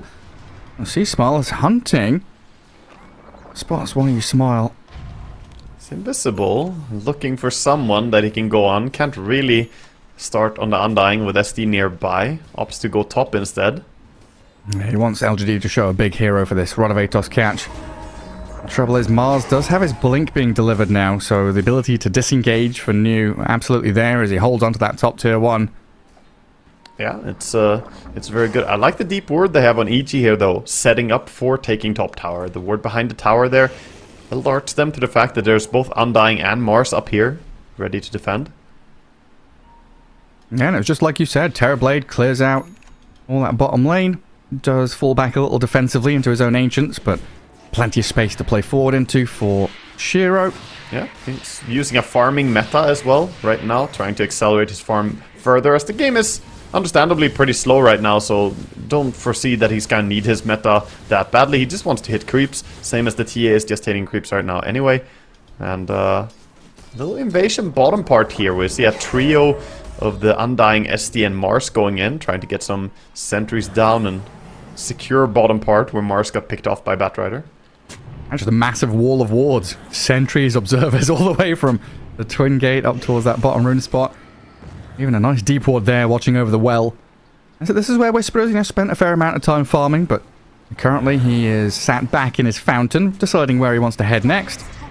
Yeah, he's just filling up his mana, getting towards that BKB pretty fast though. This Whisper Batrider is growing rapidly. All the cores are growing pretty rapidly this game. Good farm all across the board. No one really getting far behind. 6k, the lowest on Mars, but even he is pretty farmed for this game. Yeah, the only significant gap we see is the Snapfire is a little ahead of the counterpart supports. I think it was the mech being built up by Matthew as well, so going to provide that little bit of sustain and burst heal to extend these fights. Very good, with a Meepo healing them all up.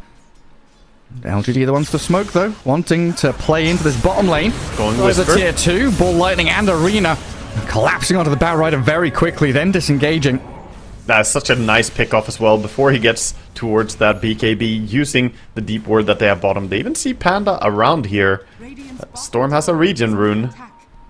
Could jump this. He will. Absolutely. Straight on to the Elder Titan. New's there to help set up with a spear as well. Regen still going? Sniped out. You're right. Nothing to say. Just funneling all that regen straight back into his pools.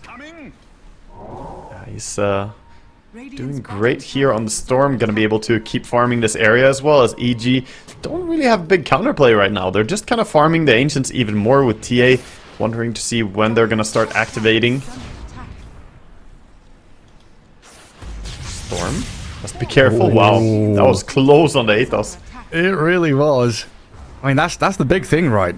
See, Smile got this Rod of Atos, and he's been lurking, hunting, getting invis runes, waiting for LGD to show, an individual hero somewhere that he can jump on and have a bit of backup from his team. But LGD have been the ones dodging very nicely, tucking away Shiro, playing as 4, exactly as you called for, making sure making sure that EG don't have those avenues back in. Yeah, he's got that, but he hasn't found anything yet. Here we go though, finding the Undying. Has a little bit of help nearby as well. That's going to be an easy takedown. Only a support, so not really getting a core kill like the Storm on bottom, but the Meepo starting to hunt a little bit more actively here.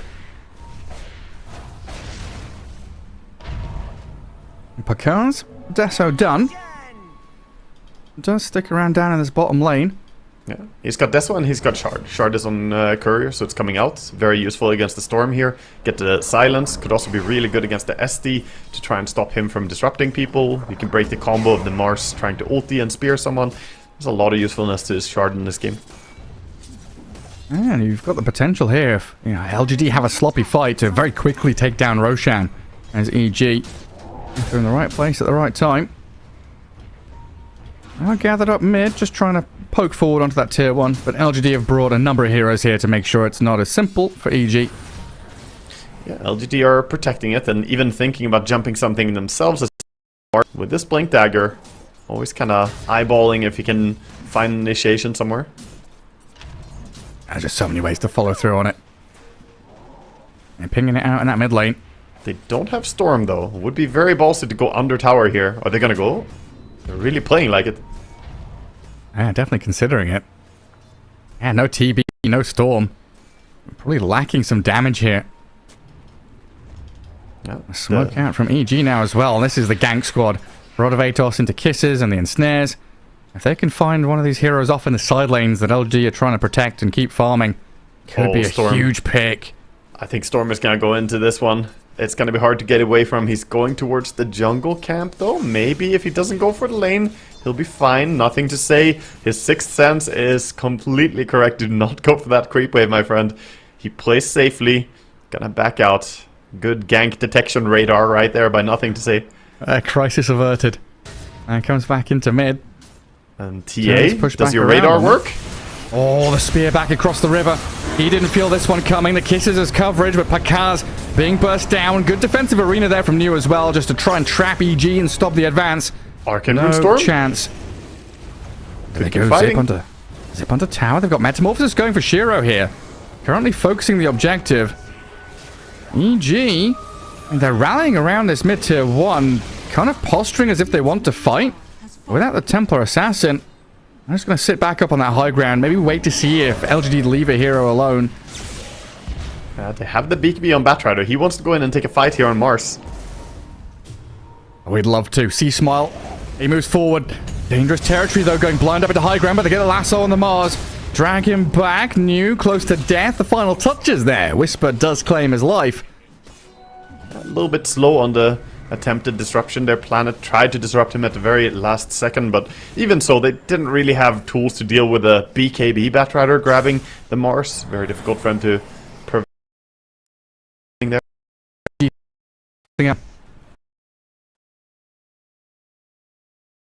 Going there, continuing to try and build up these ancients. Cease.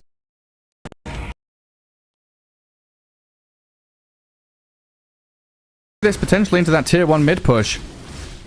Yeah, knowing there's no meta, no SD. Tower should go down very fast here with both TA and the damage of Panda and Matthew nearby. They also have the drums ready if they need to disengage anything. And no defense from LGD. Just let that objective fall. Radiant scanning behind the storm, so they get the jump from C Smile. Rooting up, Nothing to say, but he zips away. New came in, stun up, turn around, ball dancing forwards. Storm Spirit doesn't want a hard commit, but he's got the rest of his team arriving now. I don't want to caught out by this EG side who are ready, 5 men strong atop the staircase. Damage output in general, so pretty hard for LGD to take a fight without the Terrorblade being ready. He has Manta style, but ideally you want more than just the Manta for this fight. Viz Whisper, saying goodbye to your Shadow Demon. God, you weren't kidding about that damage output. Oh yeah, they burst them. They bring them down so fast with the 3 points in natural order as well, taking away the magic resistance. And even this chase here, New, not in safe territory. He doesn't have TP yet. 20 seconds. He has is a blink. Trying to get out of here. Yeah, he's going to get hunted down all the way to this top left corner. The drums. Uh-oh. There we go. Chase the Mars into the trees. Atos is gonna fly in. Blink in a second. Up in the roots though now. Sea Smile's and stop. The damage is going to be there. EG secure another kill. You know what? Space created though. He ran all the way to the northwest corner of the map. He made them for a good, 25 seconds there. Multiple heroes. At least his death wasn't that bad. But it is pretty bad for himself, though, in the sense that he was close to BKB. And any death time, of course, delays that even further. Losing some gold there to the death cost as well. Not gonna help him. Yeah, also thankful that there's no Roshan in the top left corner. He's currently residing in his summer home down southeast. Could have been a way for EG to go and grab that Aegis. Oh no, the Midas is ready. But you're in the ancient area. This is another thing that feels bad about Midas. If you ever, find yourself farming just between these ancient camps. Look, he farmed the ancient, and then Midas is still ready. And they're gonna go over and take Tormentor. Then he's gonna farm ancients. Then he's gonna go back and farm the other ancients. It's a long time without being able to use it. And his large camp is sentried, right? Yeah. Yes, it's blocked. So we'll see how long this Midas is massive, because it's huge, Gareth. It is. Where's Lacoste? Lacoste is good at counting timers. We need to summon him right now. I think we're working on we're going on a minute soon, I think, on this Midas. Yeah, it's definitely 40 seconds plus. I don't know when the exact starting point was, but even Nothing to Say walks over to that large cam and is like, oh, there's nothing there. Straight to jail, I think, if you hit 1 minute without using it. Yeah. Well, he was close to it. It finally goes back on cooldown. Here we go, another big timing. Mars with that BKB. As we ready ourselves for the Roshan standoff. EG preparing, getting down to this bottom right corner and smoking up. And going through the twin gate. Yeah, Smoke can go top right now, looking for a pickoff. Thinking about if they can find this Mars perhaps, but he TP's bottom. This could be bad for EG as they get completely bamboozled. Nobody is top. Smoke now going towards the Roche. LGD with a more direct move. And the scan on Pakas as well. They see Meeples. They see Meeples on lane. They see Panda first as well. Blow him up, completely gone. Now EG trying to react and come down bottom. They're pinging out this twin gate, and they do get the ensnare on the Storm, catching him with the lasso, and the kiss is over. They're Nothing to Say. Storm rooted up, but the banish disrupted and saved. The turnaround with his TB metamorphosis, they've got Nothing to Say out of there. Inside that arena, EG couldn't find their man. A double kill for Shiro so far, and Matthew's going to be the third. A triple up, and Meepo's caught, stunned up and killed. The ultra kill there for Terrorblade. LGD crash down on EG and secure the Roche pit. Wow, they try to move towards top, but they ultimately were showing heroes bottom as well, pretending that they were there, but they didn't have enough heroes nearby. They didn't even jump the Meepo at first on LGD, thinking that surely they're smoked right behind them. This is a bait, but in fact it wasn't. They get a clean takedown immediately there. The SD disruption just in time on the Storm. It looked like he may have been a little bit too far away, but he had the Ether Lens, had the extra cast range on that disruption, allowing him to save the Storm, keeping him safe in the nick of time.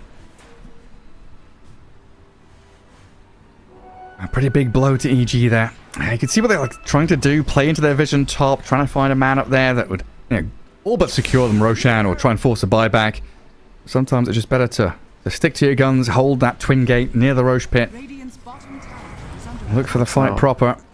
Looks now like they're just going to be very, very comfortable with this Aegis in hand on Storm and back to farming using the triangle here. We see a smoke again by EG. Not deterred by the Aegis as they have great vision for ganking this Storm. He's under 2 wards right now. Does expend quite a bit of mana to jump over to the camp. Lassoed up by Whisper. Aegis going to get taken down here. And LGD's response nearby is to bring Planet across, but look at Whisper's positioning. He doesn't care about the Storm kill. He knows the rest of the team has that covered. He beelines it straight for Planet. Yeah, he made the crucial move there, shutting down Planet, not allowing him to save, and maybe they can punish him too, but it's a bit deep. But if Whisper didn't go towards that direction, the SD would probably have gone the disruption save on the Storm again there. So avoiding a crisis, Whisper playing clutch as we always see. I feel like every game we watch EG, Whisper is just delivering. He's such a solid player. Right, yeah, you're very consistent. Always pulling out the flashy plays. Keep his team in the game. And LGD, that Aegis immediately expiring. How big of a deal is that for them? Because it felt like they were meant to be getting out on the map, killing off tier 2s with it. They were. I think it hurts a lot to lose an Aegis for free like that. At the same time, though, they kind of got that Aegis when they shouldn't have, if that makes sense. So it was an advantage that they didn't expect to have probably at this point. The game is basically dead even right now, and they're still in a good spot even though Storm doesn't have Aegis anymore. It was just a good rotation, playing under your own vision, and Storm farming a bit dangerous area of the map there. Pakar's getting pretty big. Silver Edge on top of that blink. Tons of mobility for him. It's always so amusing nowadays, like seeing Silver Edges on some of these invis heroes. The crit, the extra damage, always very handy to have. As we do see Snapfire getting caught up in the spear stunt. Shiro continuing his streak, getting involved with an illusion. Yeah. His main hero's top. He's just last hitting, you know, using his illusions all over the field. But yeah, pushing out top as well, as Batrider is going to Firefly all over that and get a lot of gold from those illusions as well. Nice bit of money. Ooh. Mars in danger. Blinks. We tried the trap Psyblade trick. New just a little bit too quick with the blink. And next up for him, Assault Cuirass. It's been pretty damn nice here from News Mars. Quite often we see hero in particular with the blink dagger build kind of fall off in terms of scaling. But he's kept up there, farming nicely, getting the kills, and really connecting with every team fight beautifully. Mars is gonna lead. Straight onto C-Smile, but the action he wanted. Meanwhile, the TA, just 3 hits to dispatch without undying. Nothing to say, gonna get some revenge and take down the Snapfire. Meepo, very aggressive. C-Smile has got the Aghanims up, so Mega Meepo's there. He's caught up, though, with a spear across, connected to the tree. Shiro with the damage. He's going to drop down from the totem pole. C-Smile, no... TA got out, she blinked backwards, and then Meepo blinked in. Now, New gets a connection here, gets ET. And finds Panda, using this metamorphosis to the fullest. Very good blink. Kill, tier 2 tower. Yeah, the blink away there by Whisper. Alive. Oh yeah, they start with the banish. And Pakar's, he's got the blink at the very end of that refraction. Into the Silver Edge. Nothing's on it. It wasn't even the refractions allowing her to blink there, it was the barrier actually that gave her the damage block towards the end as the refractions ran out. Whisper's finding a lasso onto New. Things are getting a little bit scrappy now. From one side of the map to the other. LGD, yeah, they win a fight, get a couple of kills, but EG still striking back. Yeah, they got the tower at least. The MD, so the move was still very decisive and very important for him to open up, and they protected mid tower. At least EG though, on the back of another good lasso, get something for themselves, keep building, and we see Whisper going for an Octa Reen Core here, trying to get himself to have even lower cooldown. Might see him scale in to be a bit of a damage dealer towards late game as well, as Batrider with 20 and 25 talents can do a lot. Yeah, and he stole one of the tokens from them as well. New killed off that creep camp. Oh, did he? A tier 3 token grabbed up by Whisper. Pretty big deal there to lose. Yeah, to lose a tier 3. Look, he's got 6 items in the shop for them. Right, yeah, and only the 4 gonna be available here. So looks like it's gonna be Undying playing without a token then. Yeah, I guess. So he's stuck. Well, he has Gossamer Cape against TA. That's honestly as good as a tier 3, even tier 4 token. We saw one of the teams yesterday, who was it, playing Enchantress, running the Gossamer Cape even when they had tier 4 items. Either way, it's very good against TA. I think I'm saying, and New, pairing up yet again. Long range initiation, comes straight on forward. Pakar's towing the line there. I want to give a little bit of a mention to itemizations that are happening now, because there's an important thing to note, that there's a lot of physical damage on EG, and they're playing with ET, so they have the minus base armor reduction with his aura, and they're running TA and Meepo, who right-clicks a lot, but itemizations over on the side of LGD right now. They have Shivas on Storm to give himself a lot of tankiness. They're also going for that Assault Cuirass, like you mentioned, on the Mars, and TB has very good base armor, and of course ET can remove that, but he also has Satanic for survivability, so pretty risky to try and commit for him. Basically, all their 3 cores are becoming really, really hard to burst here, and that's when ST has an easier time saving them, keeping them alive. I love how LGD are itemizing this. And just making sure they can't get completely burst down. It's like that initial salvo from EG is so powerful. A Rod of Atos, a lasso, and that physical damage from TA. Yeah. Survive through that, extend the fights out, get more TB illusions up. And the Whisper. Dire scan, but there's the jump on Shadow Demon. Whisper knows his target. Nothing to say, silenced up now as well. I think that's the TA trap catching him, allowing the ensnares from the Meepo to arrive, and nothing to say, just about zips away. Shiro and New on the right-hand side. They pop BKB on Mars, and they're disengaging hard. LGD lose the SD and the Undying. Realizing they couldn't fight into that when the snap jump comes in from EG. You've got nothing to do but run. Yeah, getting vision on SD there was very crucial for them, and the moment that he sees him, his eyes just light up on Whisper. He knows if he gets him, that should be a perfect fight. Storm, lucky to get away there, as Meepo, of course, having the Rod of Atos and the quadruple ensnares as well, and even a TA trap silence there for a while, but gets himself to safety. Picard's the classic, the mango spam.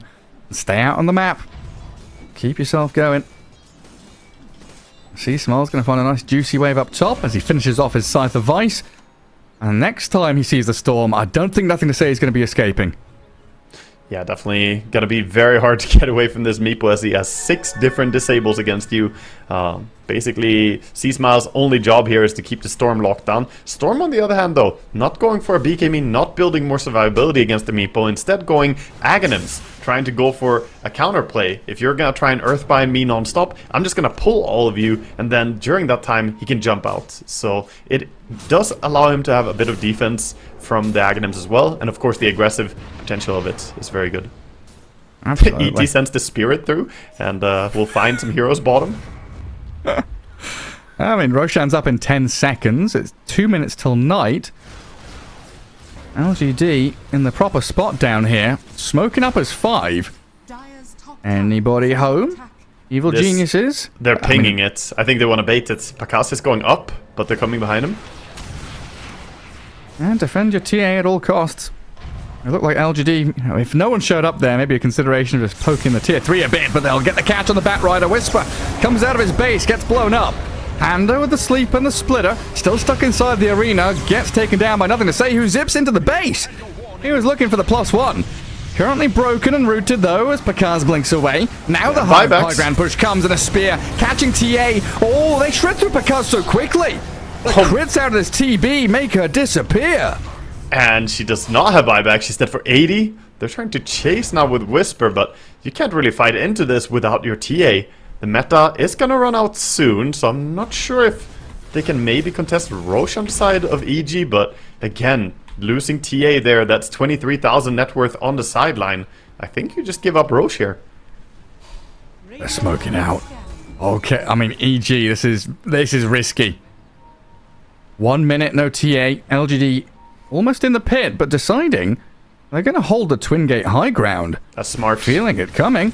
Very smart. Play disciplined here. LGD, no reason to risk it here and lose as they don't see any hero on the field. I think the smoke was detected by their ward, right? I don't think they went back to smoke it. Yeah, and Meepo also showed himself on that bottom lane. Like he had a smoked Meepo and then all the others proofed onto it that showed. They probably had a pretty good idea. So they're going to back up, not going to get Roche out of this, but as EG respawn, they'll definitely want to take Roche themselves. Still not that easy to do though, as Arena is coming off cooldown, BKBs are ready again, and we might see LGD contest it with the meta only 55 seconds away. Shiro just continues farming. Handamide is kicking in big time. The Terrorblade level 22. Looking towards a Bloodthorn next. Got himself his shard as well with the Satanic. It's, you know, not a shard that a lot of carry players will buy on Terrorblade unless you get the Satanic. When you have the Satanic, you can pay the health cost and it's completely fine. Oh, they're trying to not let Roche leave? I mean, he's gonna leave eventually, guys. Is this bug still there where if you stun him on his way, he like tries to come back? Oh, this is so risky. They got TP top. Sorry, it is very tense. He's gonna go into the top left corner. And EG swiftly TPing up here. LGD, they're in position. They're taking it super fast. It's going down. It's going down incredibly quickly. I mean, I think EG have realized they don't have a chance to get in there in time. So Aegis for Storm. I think that bug is fixed, the teleport bug. But I have seen some random games where Roche also just starts walking all over the field, back and forth. I'm not sure, man. I'm not sure what's going on with Roche. Ever since he got 2 homes, he got kind of weird. Yeah, I was just wondering. Oh, Templar Assassin completely caught. Cars was out here farming alone. New and Storm there on their man, and Matthew tries with a cookie play over the arena, but Picard is still dead. A minute and a half with no buyback in sight. He denied a bounty room before he died. But yeah, he goes down again. Great play under your own wards. These wards are crucial, just going for kills. The vision is beautiful right now for LGD. They have some vision top on the Lotus pool. They have vision bottom to facilitate the push, and even one rune ward down. Now TA down for 60. Nowhere close to having buyback, by the way. She's been buying out all her money for that Silver Edge and Butterfly. And LGD straight up to high ground. She's in the TB's backpack, pops the Demon Zeal, and goes wild on the buildings. Even running forward past the barracks. Trying to protect his backliners there, while Whisper goes cutting waves. He's just going. They're going for tier 4s. Yeah, why not? There's no TA here to play. I mean, EG in a this could be very decisive scenario. This could just be game. They have to slow them down. They have ET for stomping, but 30 seconds, something has to happen here. They can't just wait. They need Whisper. LGD going for the jugular. Tier 4's down, the gobble up, toss forward, trying to get the Earth Splitter on the stomps down, but they blow him up. Panda's gone, disappears. Meepo in trouble as well. Oh, they've got a lasso dragging in the TB towards Fountain, but Shiro's protected. Lotus Orb on him, nearby the tombstone, and it looks like LGD might just have this one. C-Smart's trying his hardest to battle into them, but he's gone with buyback available. Could return to the battlefield. But a difficult spot for EG. They will jump in with a TA now. Look to kill off, nothing to say. That's Aegis claimed up, but new with the arena and the throne still being focused. Backdoor regen starting to kick in. Evil Geniuses, they lose the TB's too strong. Matthew, and that's it. The TB is too strong. Wow, what a choice. Shiro is second ultra kill of the game, closing this series out with a rampage. What a choice to go for the finish there. Not a lot of teams would actually have the balls to make that play right there. That was a team playing to win, Gareth. That's a team that doesn't want to have this record that they have right now with, you know, losses, draws. They want a 2-0, and they get to 2-0 in a beautiful fashion, finishing up the game there. I want to say they played a really, really stellar game there. Overall, their rotations were really good. They didn't bleed too many kills despite Whisper. There we see the cliffening, the RTZ moment. Yeah, I mean, you made a point. They could have left him there. Observer on high ground, no TP ready. I'm telling you, man, leave him there. You know, just camp his courier. It's absolutely ridiculous. You can't pass TP scrolls with heroes anymore, so you have to get there and give a courier TP over him. Well, there's a good rotation from New coming in. Got himself a double kill, and really was able to kind of pivot into these big team fights with this Mars. Great disruption saves from Planet throughout this game as well. So many times, nothing to say, was inches away from death. Just saved up by the bubble. Yeah, he just barely lived a lot of times, but the disruption, good positioning overall there by Planet, always trying to stay as close as possible. Here we see the decisive jump, getting that pick off on the Batrider. Really opening up all the options here for them. And really crisp stuff. Perfect smokes and positioning. Kind of baiting out Roshans multiple times, LGD. And then we get into that final push. Like you said, decisive moment, going for throne, trying to finish things off, and really putting EG in an awkward position where they had to commit. You know, they lose ET, they gold him up, spat him in, trying to wait for the TA to come back into play, but this wasn't enough.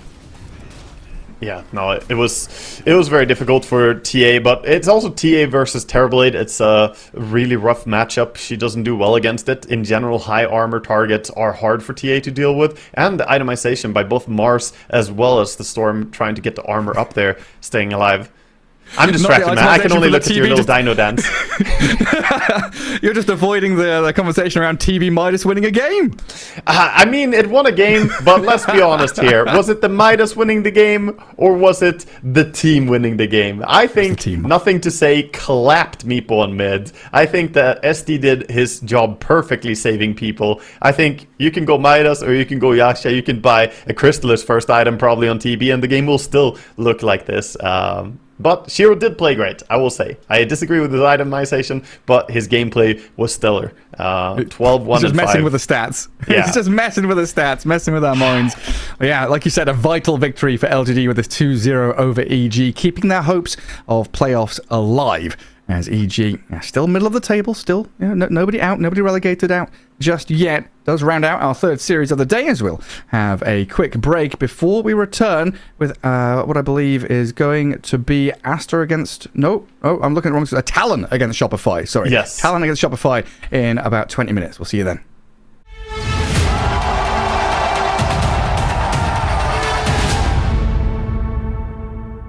Progress is a race that has no end.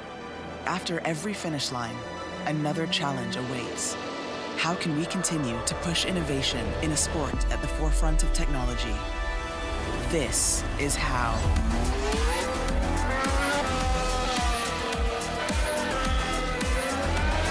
Discover how Aramco and the Aston Martin Formula One team aim to meet Formula One's sustainable fuel targets.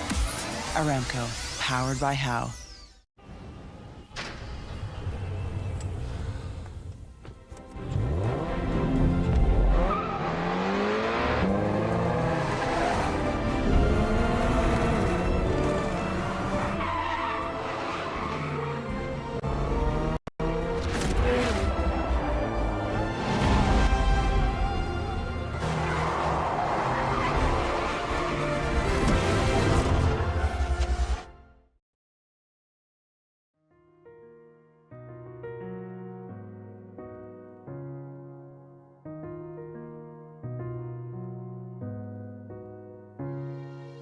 الحياة لحن، ولأننا جزء من مقطوعة عظيمة تحركنا، تلمسنا، تصنع من لحظاتنا ذكريات بديعة. لأن الوجبة، التجربة، المغامرة ياتك بعد جديد في هيلتون الرياض.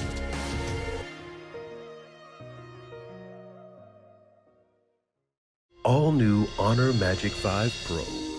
Freeze even fleeting emotions in just milliseconds. Take marvelous night shots with lightning-fast exposure. The display reveals more details in bright areas with an astonishingly long battery life that just keeps going. The latest flagship chipset brings you exceptional performance. Unleash the power of magic. Honor Magic 5 Pro.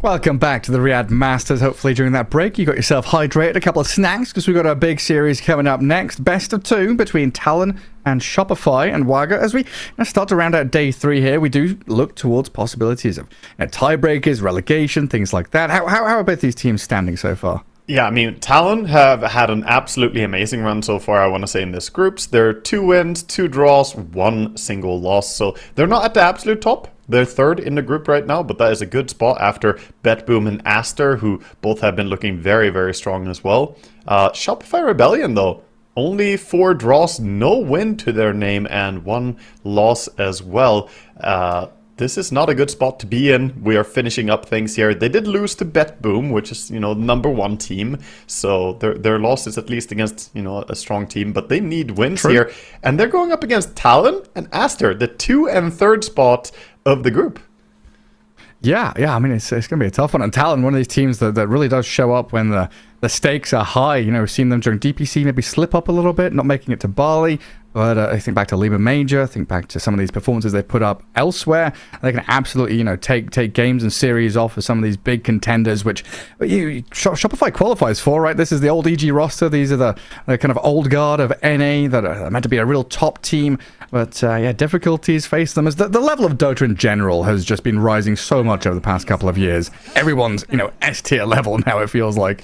Yeah, Dota is an ever-evolving game. I mean, I played this game for like 2 decades now, more than half my life, and honestly, every single year it keeps getting better. Things just sharpen up even more, and very true at the professional level as well. These players have to fight to stay at the top. Normally, if we think back to like Crit, Fly, Abed, these players, just all of them massive names, but they're not doing as hot as their counterparts here, who are also not any no-namers, of course. Mikoto been owning this tournament so far. Jabs playing really solid. The team of Talon have just really looked like that, a team. They have moved together really well. They played with intention.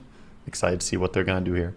I think that's precisely it. We think back to Southeast Asia as a region that has always been kind of hot and cold. We had the old Fnatic and TNC get like top 6 at previous TIs and really show up, but not have that consistency. And I remember talking to Winter at Lima, and he said this is the first Southeast Asian team that's looked like a team in a long time. Right. They are so, concise with their moves. They like that flow of play. Potential for some maybe slip-ups here and there individually, but as an actual unit, they look very solid.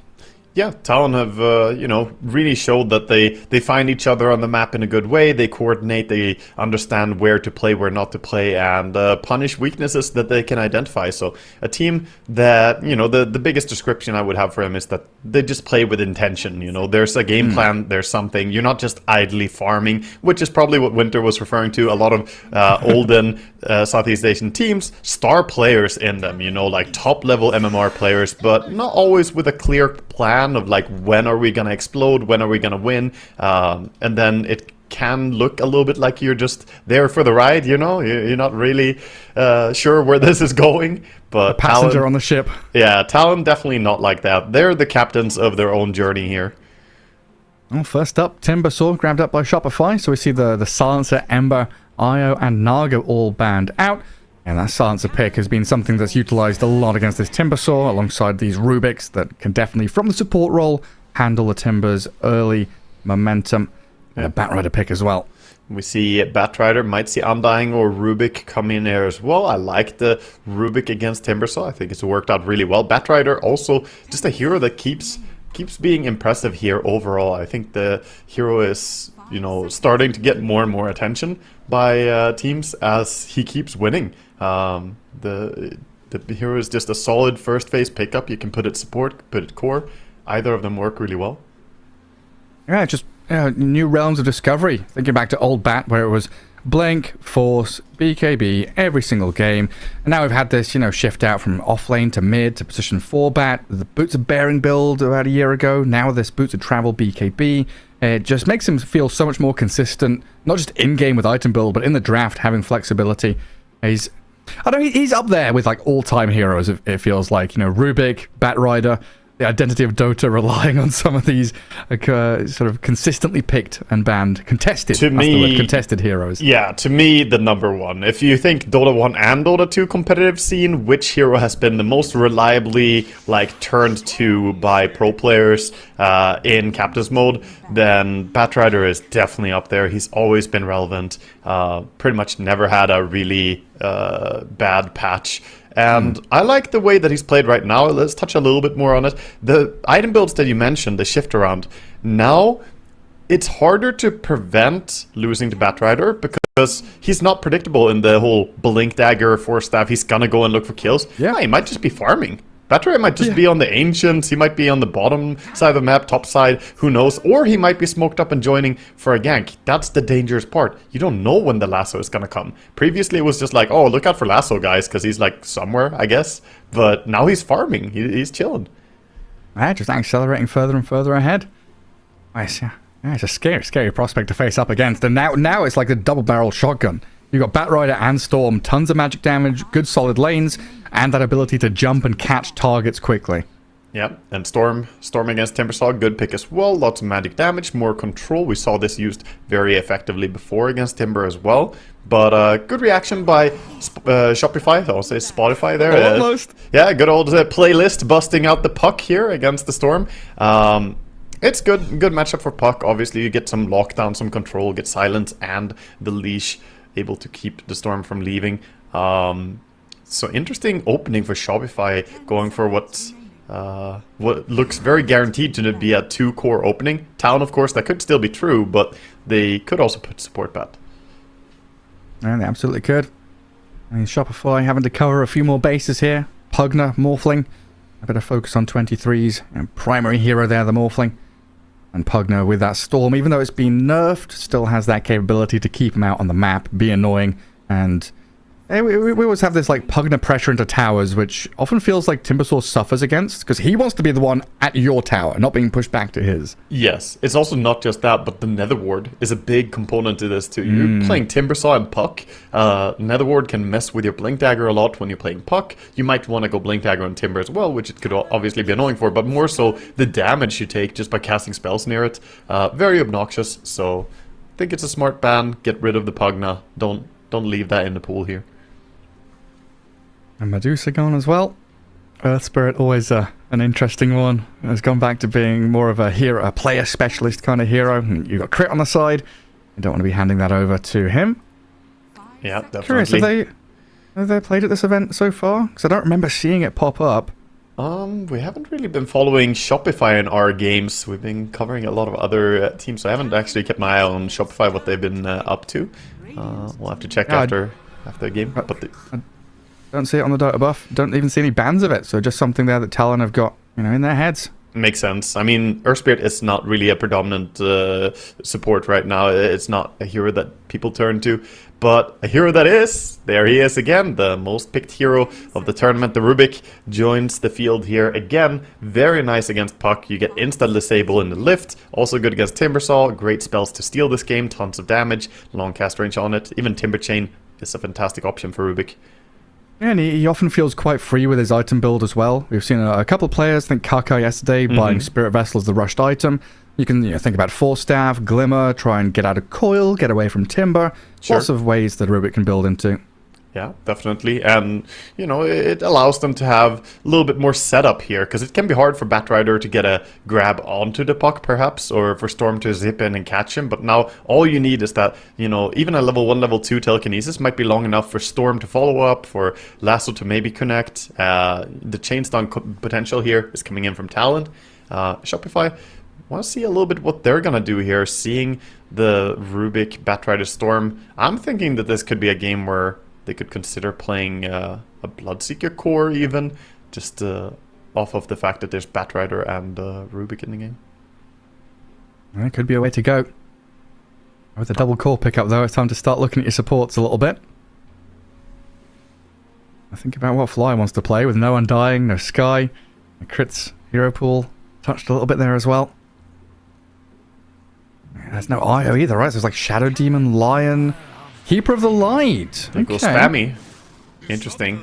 So Disruptor great there for locking down the Storm and also to stop the Batrider potentially. But the Caudal is interesting. This is a heavy nuke lane that they're going to play. The Timber, I suppose, is going to be laning together with the Caudal on the off lane. And that would be a good way for just shoving under enemy tower. And Timber does pretty well to just tank up and go aggressive with the dives. We'll see what carry Talon want to put against that. Yeah, I mean, it's not the, normal ideal combo with a Chakra into, Terrorblade or an Ember Spirit, but Puck and Timbersaw, reasonably low cooldown, still thrive with that additional cooldown reduction and mana pumped into them. Still no saying that they wouldn't go for a Terrorblade. He's not banned out yet, so Talon might have to consider removing that, because that combination that you're hinting at, the Metamorphosis with Chakra, get low cooldown on it, it's basically resetting an ultimate, how valuable it is, and could be a hero that, while he can die in Chrono, he's still a force to be reckoned with in team fights here. Well, that goes the Darkseer, so even more credence to that, right? even more of a red flag saying, hey, Illusion Hero potentially coming at the last spot. It certainly could be. They're kind of protecting it. And the Faceless Void pickup for Talon. I suppose that they're last picking their support, unless this is going to be a switch up with the Batrider. To ban out the TB here. Get rid of it. They don't want to have that Metamorphosis cooldown reset. Yeah, I mean, it's Jab's last pick, as usual. He loves to leave himself to the very end. He's been one of these primary offlane players that have brought that greedy carry style to the offlane for quite some time. You think back to his Nargissar in offlane just a year ago. He does like to pick those. There's Meepo most recently, of course. Is that a hero that could make an appearance here? An offlane Meepo for Jabs? Oh, it's a bit much AoE stuff. Like the AoE silence from Disruptor and Puck. Timber does a lot of damage into the Meepo as well. They still ban it though, so interesting. Deserves respect no matter what. Yeah, certainly an annoying hero to play into, and they did run it before. We saw it. Jabs was very effective at running around and ganking with it. Was impressed with how they did it, and I mean, Talon, interesting to see that they went for this Storm Rubik again against the Timbersaw. Because it was Talon, right? They played a Storm Rubik and Silencer against Timbersaw last time we cast them, I think. Yeah, I think they did. Yeah. So they have their preferred picks. Yeah, they do. And this Faceless Void, it feels, as these bans go on, like even better of a pick than we first looked at. Thinking about this TB ban, maybe get rid of the Templar Assassin gone. Some of these heroes that don't like getting gap closed, you start to think Shopify, like their Lunas and Drow Rangers, can definitely suffer to getting jumped and chronoed up. It makes it a difficult spot in this last pick for them, especially going blind into the final pick for Talon. They ban out the TA. I think that could definitely have been an option here for Shopify Rebellion. A lot of good options being removed. I mean, we could see them go for something like a peel attempt here, but it's scary into the Chrono. You might just get caught, like, locked down and actually bashed down by the Mjolnir Faceless Void at some point. I'm not sure you want to play that. Yeah, it's like no matter what you pick, you're looking at a Doom or a Faceless Void or something. You're like, well, there's nothing that's good against this ulti. This ulti is always going to counteract what I've built up. All my net worth goes down the drain inside the bubble. The Pakas style carry Legion, I gotta go with something wild now. Lycan! It's a bit wild, a little bit wild. Lycan, another hero that has been shining quite a lot and does pretty well here in this Riyadh Masters. I can't remember top of my head what his win rate has been, but it's been somewhere in the 65-70%, I think. Yeah, he's overall looked very impressive. Obviously, teams kind of tend to pick him when it's a good game. 72.7% win rate at 20 games. I think this is a good game for it. It's a hero that doesn't really care too much about Chrono, because you split up your wolves and your main hero, send your Dominator and your wolves over in one direction, your hero another direction. Make it hard for Faceless Void to go in. And even if you go on Lycan, he might just have built an AC or something. Pretty hard to bash down. Yeah, and he's got a bit of protection from like Blinding Light, Glimpse, and Static Storm. They can, throw spells into the Chrono to stop Void and the rest of them doing too much to him. Yeah, like in one of those kind of weird heroes that doesn't necessarily like short fights, doesn't like super long ones. It's that middle ground where he wants to get a lot done in 30 seconds or so. Okay, so they get the last pick tied to lane against the Lycan, trying to get a favorable matchup there and have the support of the Batrider as well. So Lycan should be struggling a bit on that lane.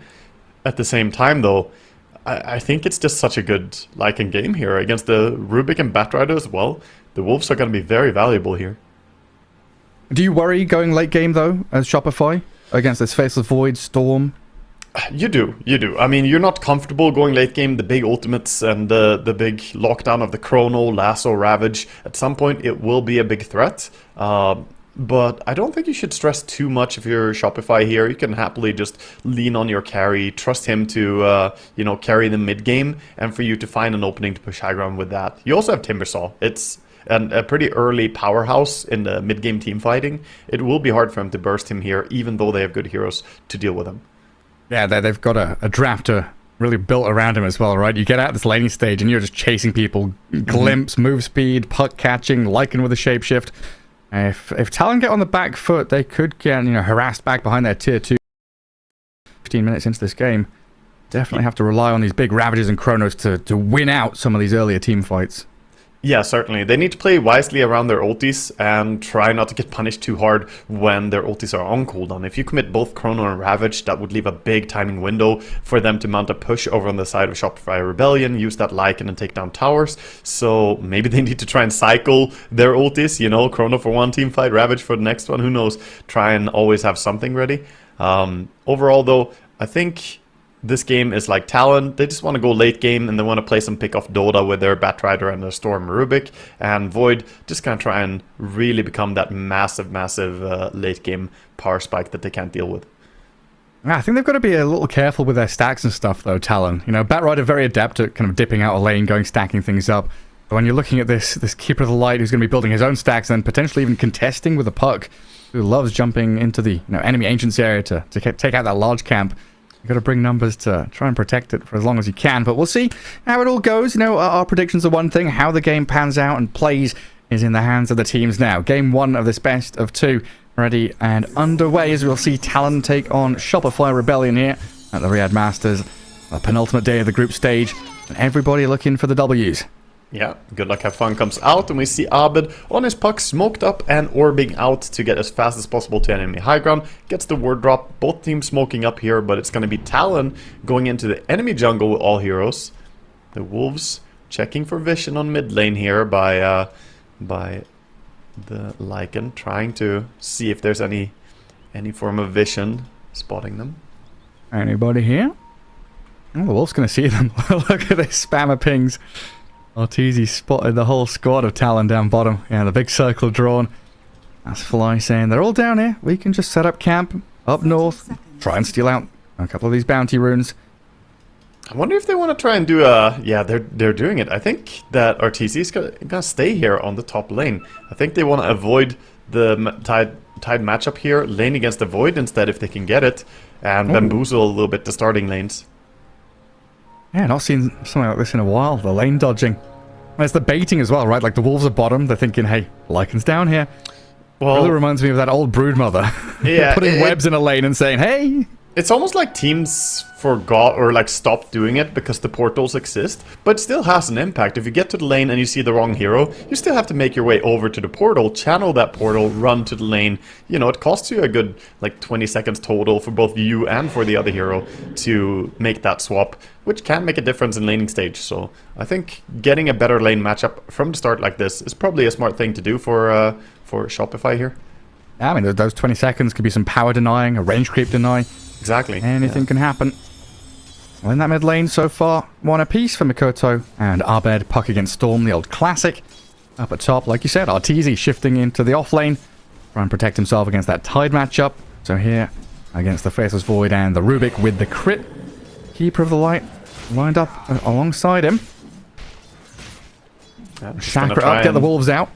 Just gotta try and push the lane in a lot as Lycan here, try to get the CS done as fast as possible, and then maybe they will try and clear up this ancient, allow themselves to get some big the big camp and get some pulls. It does leave Timbersaw down bottom against the Bat, which can get a little nasty, but he's got Fly there to offer a bit of protection, and then it's Timber against Tidehunter, which is what Saberlight's looking for as well. Yeah, it's a very good matchup being a strength hero, having a strength hero against US Timber, and they both have magic sticks as well already. So they prepared for this Batrider to be down here, the Disruptor and the Timbersaw both getting charges, makes it a little bit harder for the Anchor Smash and the Sticky Napalm possibly. Yeah, we don't see a Sticky Napalm yet, but if he skills it up, it might just do... Yeah, even more value. Saberlight was padding out his stats. Getting that full item up and giving the pain to Jab's Tide. Even chaining forward here.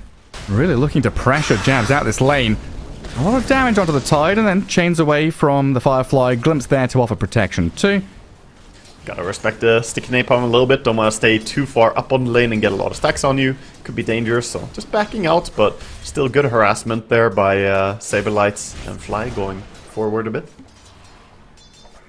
And Kotal, Blinding Light to push them back. Secure Arteezy that early laning stage. So far, all of the Radiant heroes farming very well. Storm taking a slight lead mid, but Faceless Void the one that's suffering in these first 3 minutes. Yeah, he's being bothered a lot. Both the Wolves power denying against him, and then the Blinding Light spam by Crit. It's such an obnoxious build by Kotal. Always just ruining his CS when he goes for a range creep. He keeps getting blinded. Yeah, we've seen the predominance of that kind of no Illuminate build, even at level like 4 and 5, right? Just maxing out Chakra and Blinding Light. Yeah, I like to see them going back for the Illuminate at least 1 or 2 points, but definitely early on in a lane like this, Illuminate not that good since Time Walk would just mitigate all the damage. Bottom lane, fight over the Lotus, gonna be a 1 by Fly as he glimpses. And he grabs it. Crit a fraction of a second away from stacking that Ancient Camp, sadly. But the chase is here from Q. Fly with a TP out. Was that 5 stacks of Napalm on him? Got a little bit nasty. Yeah, he got way too many stacks, but TP is out. He still had that ready, so not gonna be too poor off. And he's gonna get the small camp pull here as well in bottom lane. So first pull of the game. Top camps are still blocked, so no pulls on this lane. Just a straight up lane. Lycan versus the Void. Keeping things honest. And this rotation mid. Rotating in, Waning Rift down to low ground from Abed, the orb over Mikoto, and first blood for Crit, the roaming Keeper of the Light, swinging into that mid lane. Does leave Arteezy a little isolated though, but Faceless Void, not the best damage output from a position 1 carry in the first couple of minutes. Yeah, and gets too much done. He's doing just fine on Lycan. He backs up, get the Lotus as well. You gotta respect that high movement speed from Kotal, and Crit not wasting any time. Gotta go for stacks as well. Has already prepared up a double stack on his Ancients and triple stack over on the big camp. Yeah, it's pretty big. Abed, good phase shift there. Get away from the overload. Gather up his water rune. Not really under too much threat. And Mikoto, of course, returning to that lane after dying. Full resources. Always going to try and use that as a bit of a leverage in the laning stage. I can just come back up. CSing calmly here on top lane, not being pressured too much by the Fade Bolt spam. You feel pretty confident as you have HP regen from Fellow Impulse. He's not really bothered at all here. Yeah, pretty straightforward for him. Quite a passive lane from Talon up here. Get a bit of damage, a bit of an irritance there from Fade Bolt. Returned in kind by this Blinding Light though. It feels like very static lanes for now. Do we expect any big moves from these supports, come 6-minute runes? I think we see a move already. Batrider is going to start TPing top after stacking up the Ancients big camp. Ooh. If they can get a kill on Arteezy here, that would be very useful for shutting him down a little bit and get Void that advantage.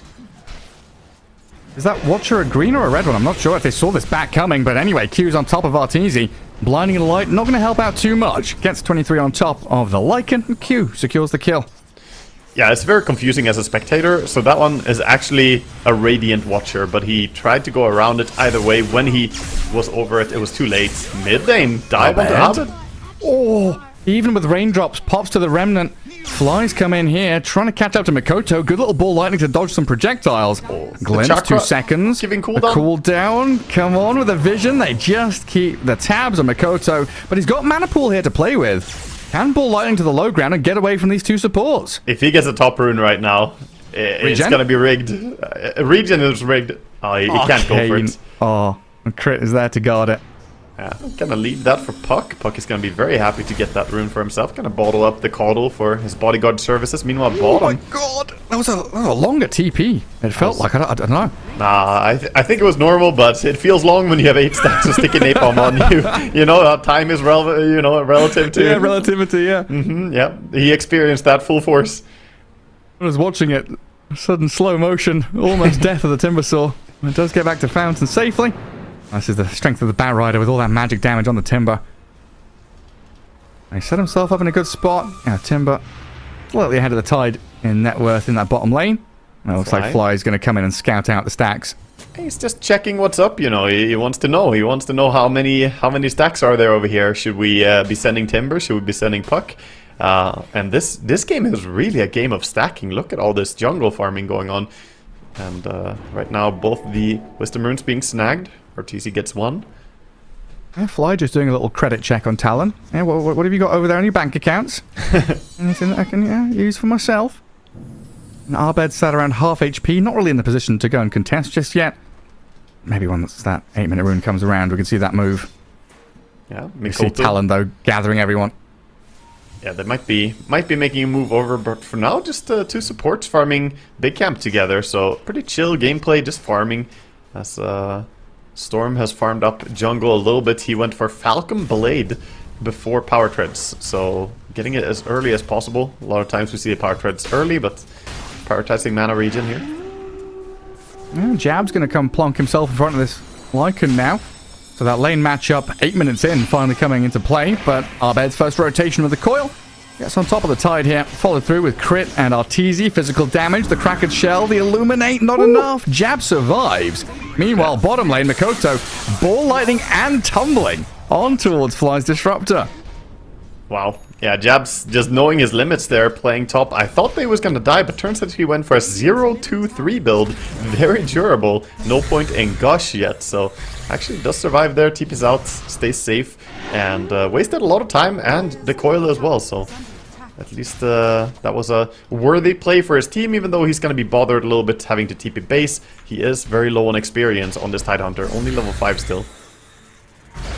And meanwhile, Saberlight, he is level 6, but purpley pink magenta Chronosphere from 23 Savage and the cancel on the chain. They've caught him out. Saberlight dead again in that bottom lane. Yeah, 23 with this terrifying Void. Beautiful little Chrono there, and gonna secure themselves bottom part of the map where they keep finding kills right now. It's Talon just striking a little bit at this structure down here. Shopify trying to push mid as a reaction. And I'm always a big fan when we see these players, especially carry players, queue up their entire item progression. Like, we know exactly what 23 Savage is thinking, what he wants, what he's aiming for.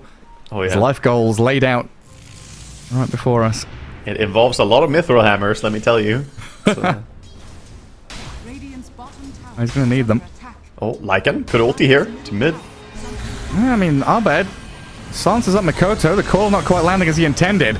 And in comes Talon, glimpsing back the Faceless Void, so he's sent back down to bottom as Saberlight chases Mikoto. The Ravage, though. Oh, Jabs has got a big connection here. They just need to follow through with the damage. Saberlight and Crit dropping low. Ollie's found by Arteezy in the back. Crit found by Mikoto, though, as Talon move forward. No mana left on this Storm Spirit. He pops his wand, and he's still in fighting shape, technically. A 3-for-1 trade, as they do lose 3 heroes on Shopify's side. Yeah, they're all not just a 3 kill. They get this grab, too. The time dilations there on Arbed. Phase shift is up. The Ancients kill him. He denies himself right under the nose of Talon's heroes. Oh my, dude, that Ravage right there, Jab's got a beautiful connection. It didn't look like it was going to be the biggest impact Ravage at first, but they were so clumped up over to the side, allowed his Batrider to get some nice stacks going. The Firefly dealt tons of damage, and just a great team fight for Talon. They punished this dive by Shopify Rebellion, which looked a little bit hesitant. They didn't immediately commit with Lycan ulti. They didn't dive full force at once, and that hesitation, I think, cost them a lot, as Talon had time to get a good reaction, turn that around. Right now we see a smoke move top, but also the smoke being used to farm up the Ancients here by Batrider, as he gets 10 stacks on a massive stack. He's getting an early Blink Dagger. Hell yeah. Hey, so we'll do it. Tranquils up. Get that quick blink. Look for the jumps on these heroes. But yeah, this hesitation. Every move Shopify make feels like it has to be very decisive. Every passing minute, Talon going to be feeling a little bit more comfortable with this late game Void, Storm. Start looking towards that. I guess not start looking towards, but start thinking about, dreaming about the AoE Vortex. 23 just throws the Chrono down onto Disruptor. Should be a pretty simple solo kill here. Took a little bit longer. Needed the Storm and the Rubik to help out. 23 did most of the legwork though. Yeah, he definitely did tons of damage. I'm always a fan of carry players who use their ulti early on Void. Even for just a single kill like that, you still got the tower as well, so in this case, very well worth it. But any kill you can get is just great to, you know, not leave your Chrono going to waste. In this room now, looking for Arteezy. Yeah, wrapping around in on him. Makoto drops this Lycan to half HP with a quick flurry of remnants. Ollie will drag him back, but with Crit and Saberlight's arrival, that'll cut things short. It's gonna be fine on Lycan. Gets himself to safety. Has the Echo Saber already, so going for that universal build most likely here. Gonna go for the classic, I suppose. This looks like a pretty good Manta game, so Harpoon, Manta, Nullifier, these type of items coming in. I look to hit that timing as hard as possible. Yeah, because we saw a lot of Helm of the Overlord Lycan as well, but that's more the offlane style Lycan. This is a carry, this is Arteezy. He's gonna try and be the right clicker. Yeah, it's kind of similar to that Broodmother in terms of what you're looking for from the safe lane Brood compared to the offlane one. Let's go all out stats and raw damage.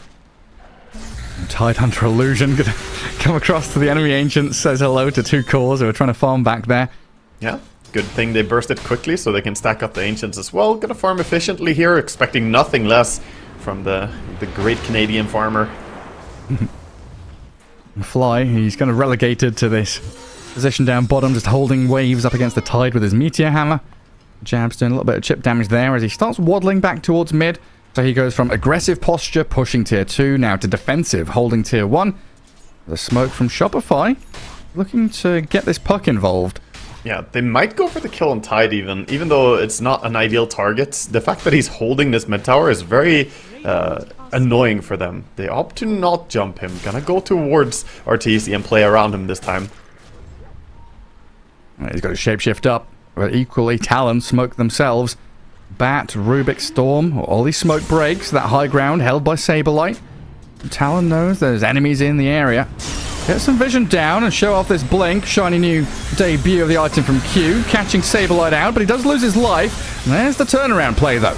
At least up the Storm, the 2 What a chrono. Big one from 23. Aim for the puck with time dilations on him, and the Ravage is there as well. Meteor Hammer to connect the perfect confluence of events from Talon, as they'll get not just 1, 2, 3, a fourth one coming up. Makoto just needs a little tumble over the staircase to get the double. Wow, what an impressive fight. Talon, they're just playing so good, man. I get like a sense of happiness when I watch them play. It's very, very clean. That wasn't by no means a bad reaction by Shopify Rebellion there, as they got jumped by the Batrider. Immediate reaction by the puck. Blinked in, silenced him, coiled the Storm when he jumps in as well. Perfect reactions by Abed, but at the same time, Talon just did the calculations correctly there. That was a great fight. The chrono placement was impeccable, and the Ravage from below as well. Just very well orchestrated. Yeah, and a fight where we don't see Static Storm or Shapeshift. Lycan just bailed on that fight, didn't really want to stay and be involved after these big ultis got expended by Talon. It was a complicated high ground. If you wanted to join that fight, they would have to run up a ramp, and going into those tight choke points can be difficult to do. Crit caught up in this Rubik Chakram.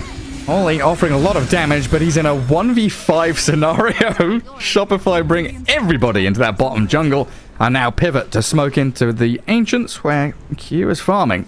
Yeah, smoke was spotted though. They're drawing on the map, saying that they're going like this. This is the Dire drawing on the map, revealing this rotation coming in here. He did go in to plant that ward, and at least they're not gonna lose more heroes after his death. Yeah, completely falling back. Lycan Wolf is out there, trying to find the Storm in that little jungle camp to the north. Tidehunter, he's going to come into contact with them soon. He doesn't have Ravage yet, but he's still a very annoying target for him to try and go on. The Timbersaw can bring a lot of damage, but he's pretty far away. Oh, there's Courier, the Canary in the coal mine.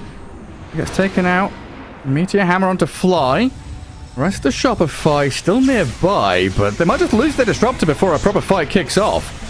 Thunderstrike stolen, put on Saberlight, give a bit of vision on the Timber, while off to the north. There we go with a catch on Storm, Shield Rune expended. Trying to pump the damage into him. Makoto's still standing. He's surviving. How's he allowed to get away with this? So start the Shadow Amulet, the Ball Lightning available. Makoto, he can survive this. They can't see him. He's hidden in the trees while 23, he's cleaning up. A lasso into the Meteor Hammer, chain stuns on the Lycan, the big bad wolf. He's being put to sleep. Oh, dearie me. Put out to pasture. Taken behind the barn and shot down by Talon. Goodness. And this poor Puck, not sure he's going to get away. The Storm long jump here. Yeah, I mean, Abed face shift, jaunt off to the orb. The flame break touched him, I think, there. Lotus orbs on him. Still being ticked down as he grabs a regen rune. Abed safe, but Shopify, another fight gone wrong. Yeah, still seeing the Puck here as well. They're running after with the Void. He has Chrono.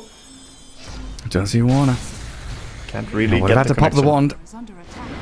Meanwhile, top, Tidehunter just trying to throw some question marks at this tower, you know. Got the Meteor Hammer. Gonna bring it down eventually. 23, another one. Was that another Chrono for the Disruptor? Nah, that was just rude. At this point, I feel like he can maybe get that kill even without the Chrono, but he just really wants this Disruptor dead. Poor Fly, man. Everywhere he steps, nothing but death. Jabs, Vampire Fangs, a neutral item I don't see enough of, I think. It's pretty damn valuable, especially in Night Vision at this point. It's not so much about the spell lifesteal even though that's obviously a useful component. Having that extra bit of vision can always be nice when you have these team fights erupting before 20-minute mark. Oh, the level 1 Vortex there, not enough to grab the Puck through the Illusory Orb. RTZ gonna get away from Q, who is farming tremendously well. Ravage top. Oh, you're right. On to crit. That's gonna do nothing. Crit is fine. He's laughing all the way to the bank, and he has an Orchid. Interesting. Okay, yeah. I mean, against a Void and a Storm, they've got no real defensive items, right? Yeah, it's definitely not a bad one to get, and you get that cast range bonus when you activate your ulti as well, so you can use the Orchid from pretty far away. And try and pair up with this Timber and Lycan, who can bring a lot of damage to the table. I'm not sure why Crit is tip and fly there. Something funny he said. He's cracked a joke. Got the tip. Yeah. But now you're looking at a Pipe Tide. BKB being worked on by Q, still a couple of thousand away from it, but the rate at which he's been farming, like he's going through Twin Gate to clear out that entire bottom jungle right now. He's getting a lot done. Yeah, there's a lot of item progressions going on over on the side of Talon right now. Getting towards the BKB timings is going to be huge. Meanwhile, Caudle leading the way here aggressively. They are spotted by Ward though. This entire rotation by Radiant. 23 silenced. Maybe trying to bait them as Arbed losing all of his HP quickly. Solar Bind and Static Storm on the Faceless Void, and that Illuminate damage with Saberlight over the top clears through the Faceless Void. Glimmer Cape, that's Shadow Amulet, not going to protect Fly, and a Lasso dragging Arteezy back, but he's in wolf form to shift away. Now Saberlight, the target. He's caught up in the middle of 4, tries the TP, but the Vortex drag back does stop him in his tracks. Wow, that was a heavy commitment for trying to kill the Void. The Ward was the MVP of that fight though. Talon had perfect information of everyone coming in. Still, they lose the Faceless Void due to the heavy commitment of the Coil and the Static Storm, as well as running in with Lycan. But at what cost, man? That was so many heroes just suiciding for him. Yeah, that Ward has won them, what, like 3 fights? Got them a couple of kills? Nice game winning. Smoke. Yeah. Yeah. That's big stuff. Every single engagement now, we watched like 3 really big team fights, and every single one has handedly gone the way of Talon. That's illegal. They glyphed the creep wave, so Abed dying here. It didn't even get the push bottom wave. Jab sets it all up for the Storm Zip, and then they fall back to clear out Tormentor. His dream to get close to this Blink Dagger over on the Puck, not gonna be fulfilled today as they keep him from that. Tormentor gonna be taken out very quickly here, only 40 seconds into spawning, and they get it on the lucky proc as well. If you got the shard on Batrider, it basically changes nothing. It's very, very bad for a support bat, but Rubik's Shard, that is a very, very good one. And he still has Coil. Oh. Shopify?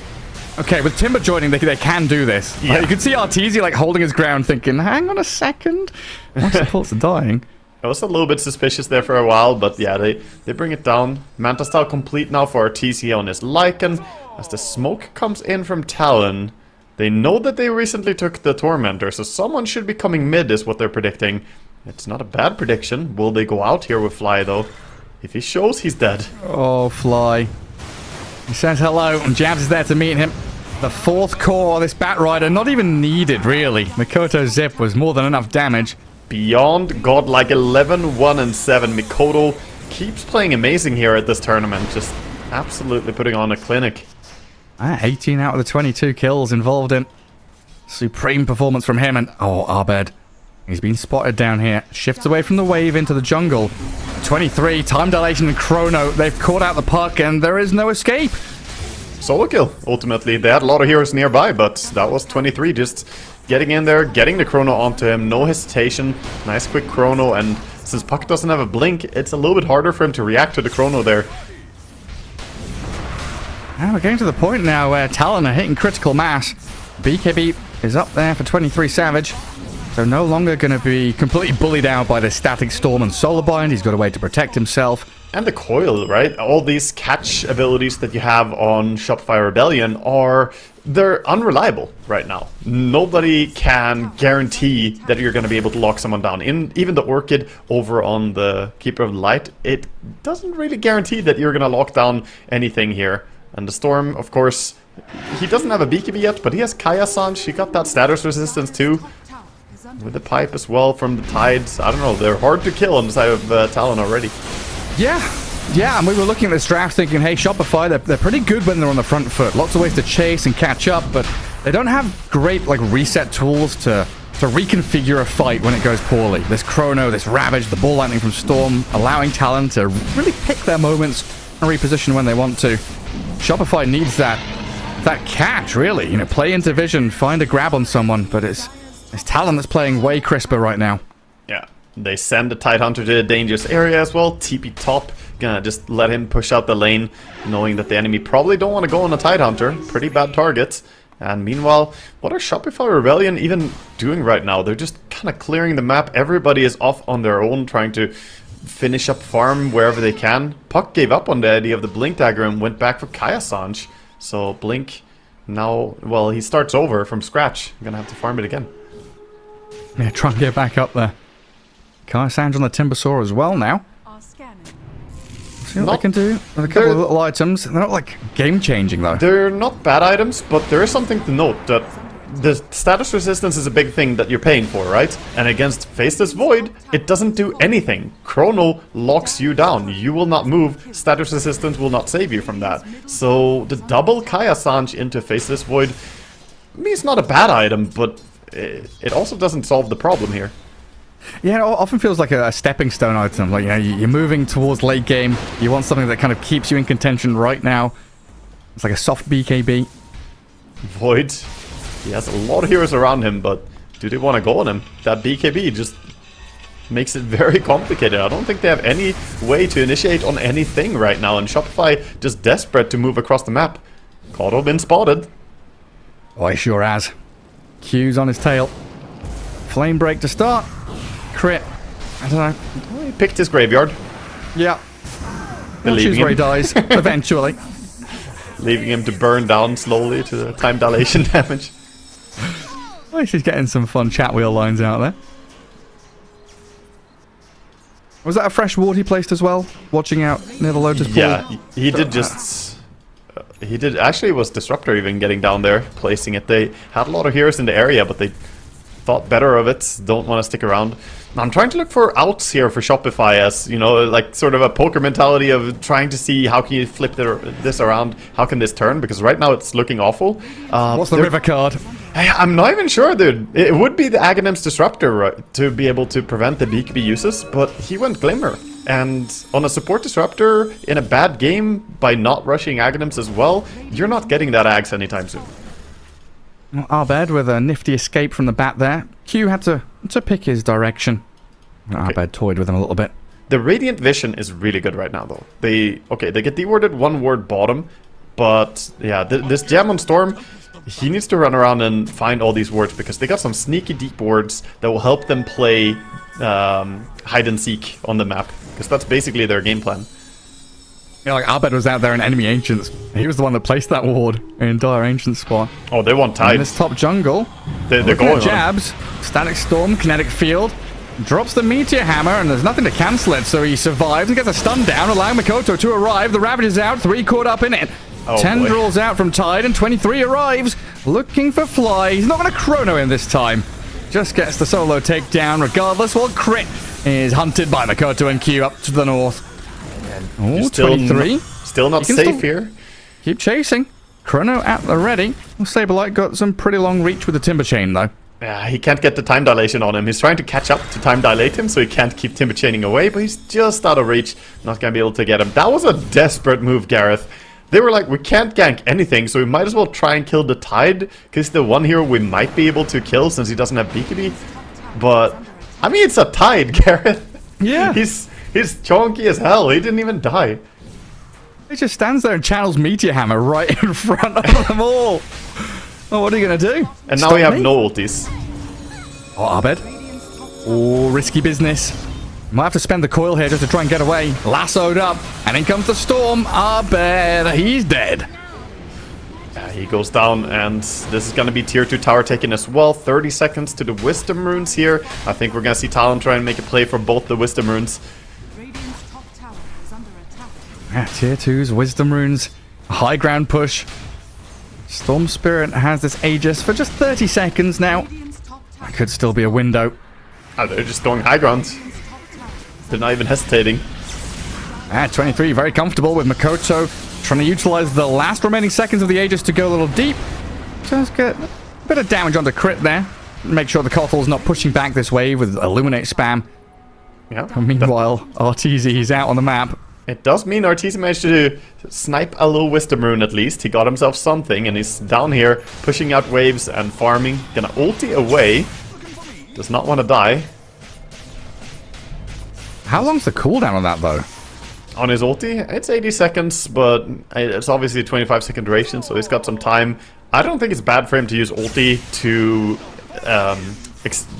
help his split push even more now, because fighting is not the option. The problem is, they see him top. Is he gonna back out in time? Looks like it. This is where Lycan wishes his shapeshift was a normal skill like TB has. Oh yeah. Chakra it up. That'll be something. Fly, Glimmer Cape gets dusted. Caught out a little too far forward. Yeah, this is like you're saying, right? Shopify have to kind of wrap behind, cut wave, do a bit of ratting right now. I think they just have too many things that get countered by one item. Like, all their drafts gets countered by this one BKB purchased by Faceless Void, and then he doesn't have to worry about anything. And it's a massive problem when you can't threaten the enemy carry at all anymore. Because even if all 5 of you go on him with a smoke gang and he didn't expect it, he'll still live. Yeah, and I think we've got to come back to this Timbersaw situation as well. Oh, hang on a second. Makoto, that's a long zip. I just watched him on the map go from mid lane down to bottom jungle to find Crit. This Timbersaw, you know, we've seen him perform incredibly well, and we had this lane swap up where they wanted to give Arteezy a better time. But it's a Timbersaw game where Timber hasn't had, like, I've not said Saberlight's name in a good 10-15 minutes. He's not done anything. Oh no, not Cliff Teasy. No. Oh, don't do him like this. He melts us down to low ground. He's safe. He slip away? He's safe, no, Gareth. He's not allowed to escape this. Oh! He's into the trees, TPing away. He's fine. Not today. Teasy, go ahead, just try and kill me. Meanwhile, your buildings, though, your base, don't mind that. Marauded by talent. Buildings, schmildings, Gareth. He lived. Cliff TC lived. He gets off it. That's what the Manta is for. I mean, if you're a TC, honestly, Manta is an everything solution. You know, doesn't really matter what happened. You know, didn't finish your homework. Well, Manta style out of that. You know, like you can Manta style anything. My Manta ate my homework. Yep. Talon's still waiting around under this high ground vision. Sentry dropped, and Fly knows it's up there. Not going to stick around for it. It's just, fun moves like that, like Arteezy survives, but in the end, what's he gaining? Not too much. He's being chased. Well, he got to live a little bit longer, but tries to turn and fight. Lasso's there from Q. Trapped in this kinetic field for a little while, but 23 and Ollie should be offering more than enough damage to bring the Lycan to his knees. And in the meantime, he got a mid lane push coming in. Storm Spirit's dived to tier 3, killed off Crit. Jabs is on this objective, and there it is. GG called. A tap out. GG and a quick head out. They know there's no real way for him to spin this game around. They don't have the type of abilities to turn around a game that is at this state. Yeah, that was very, very solid gameplay by Talon. Honestly, I think Shopify Rebellion fell a lot on their draft. They didn't have a single proper stun. And that's hard Dota to play. It's super complicated. You have Coil, sure. And technically you got like Glimpse to pull back, which I guess is a disable when it does that. But against a Storm and against a Void, you need disables. Silences are good, but real disables are king. Here we see some of the highlights. Yeah, and when you've got a Lycan on your team, you know, he wants to be in that back line, killing off supports. Yeah, that hiding of Makoto, really beautifully done. Even the Wolves trying to get him, but no. And then he just gets kited at the end. This was just hard to watch, man. See, like, right there, right? Arteezy potentially could have had a kill or two if he'd had a stun. Helped out by his team. And here was the chance. They do get a couple of spells landed on that Void, pre-BKB. Get a kill, but they get wiped after this. And then after the fight, the BKB came from Void, which meant he was untouchable for the rest of the game. Yeah, I mean, I'm not necessarily in the camp of like, oh, you have to pick stuns or you lose Dota, but this type of draft that they have, where you have absolutely no reliable stun, that's just very hard. At least you need to rush a Hex or something, or, you know, like, get anything to threaten killing people before they react with a button. And then the final death here. Arteezy had just escaped from that high ground where he was cliffed. Comes back to farm. I gets found by 3 Talon heroes. Good well-rounded victory here for Talon in the end. Not much that Shopify could have done to stop this. A game 1 victory for them, putting them in good stead in the group stage. Shopify now scrambling and kind of desperate for a game 2 victory, so we'll have a quick break and find out if they can do it. We'll see you in a little bit.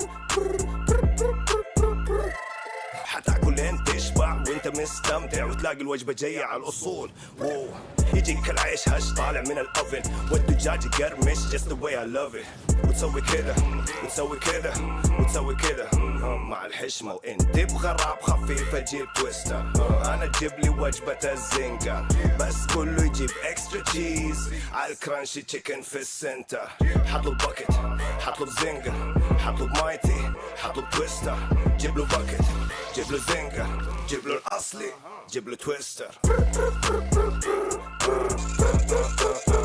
delicious yeah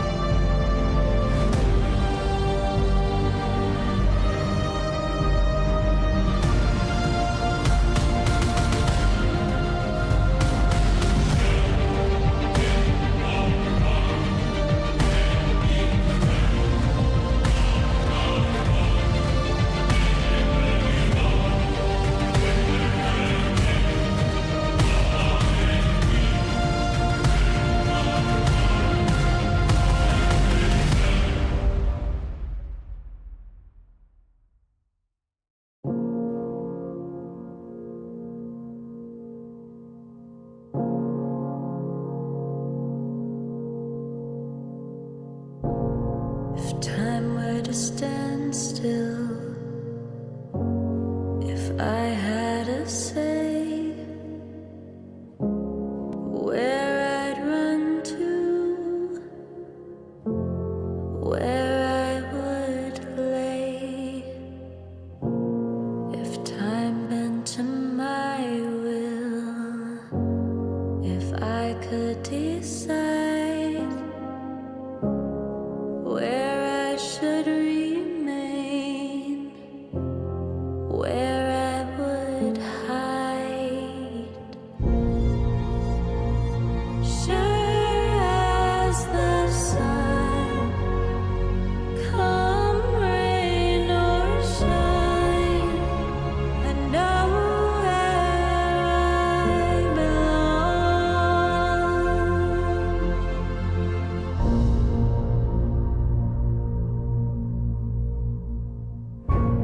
If time were to stand still, if I had a say where I'd run to, where I would lay, if time bent to my will, if I could decide where I should remain, where I would hide.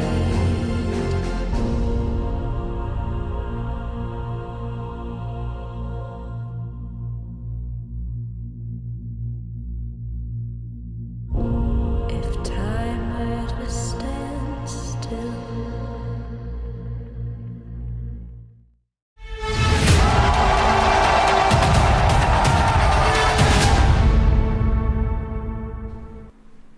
Hello there, we're back with our last series of the day. Shopify Rebellion taking on TALON Esports, and it was not an easy ride for Shopify in game one. TALON with some massive team fight hits, and Shopify with no stuns, couldn't catch anybody.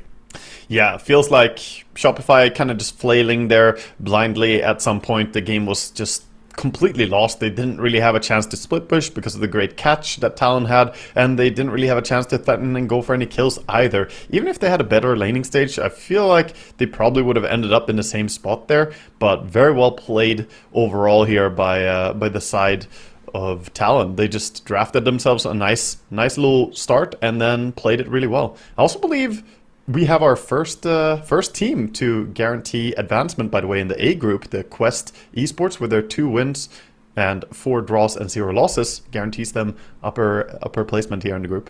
Right, keeping that momentum going. Yeah, really beautiful stuff. Quest, our first team, yeah, straight through to the playoffs. I mean, on that topic as well, you know, Talon if they get a 2-0 here, all but secured main event, not necessarily straight up to the upper bracket, might still have that potential to be lower. Shopify, on the other hand, you know, a 0-2 loss here puts them in that relegation zone where they're seriously in contention of being dumped out of the tournament. You know, they're alongside TSM and Tundra down near the bottom of Group B, looking a little rough. So this individual game, you know, game 2 of a best of 2, you don't have that best of 3 actual victory in sight, but you need just a little win. One little win. That's what Arteezy wants. They really need it. I mean, it doesn't look good to be 0-5 and 1, but it looks a hell of a lot better than being 0-4 and 2 losses. So yeah, getting this 1 point here could make the difference to avoid going into that bottom part of the group. And Tundra looking at 0-2 and 3. Anyway, we're heading into our draft. We're getting the second game going here. We'll see if Shopify Rebellion can construct themselves a nicer composition here that's going to work out a bit better, because I feel like it's no lie, no secret that last game the draft just looked tough to play out. Yeah, start having conversations about that Timbersaw, whether he's worthy still of these first picks, you know, individual first pick, first phase maybe. If you've got that second pick duo, but potentially just kind of leave Timbersaw to see if it's a good game for him in that second phase. As he's you know, being counted out a little bit in terms of hero picks, itemization, playstyle, lots of ways to figure out what to do with that Timber.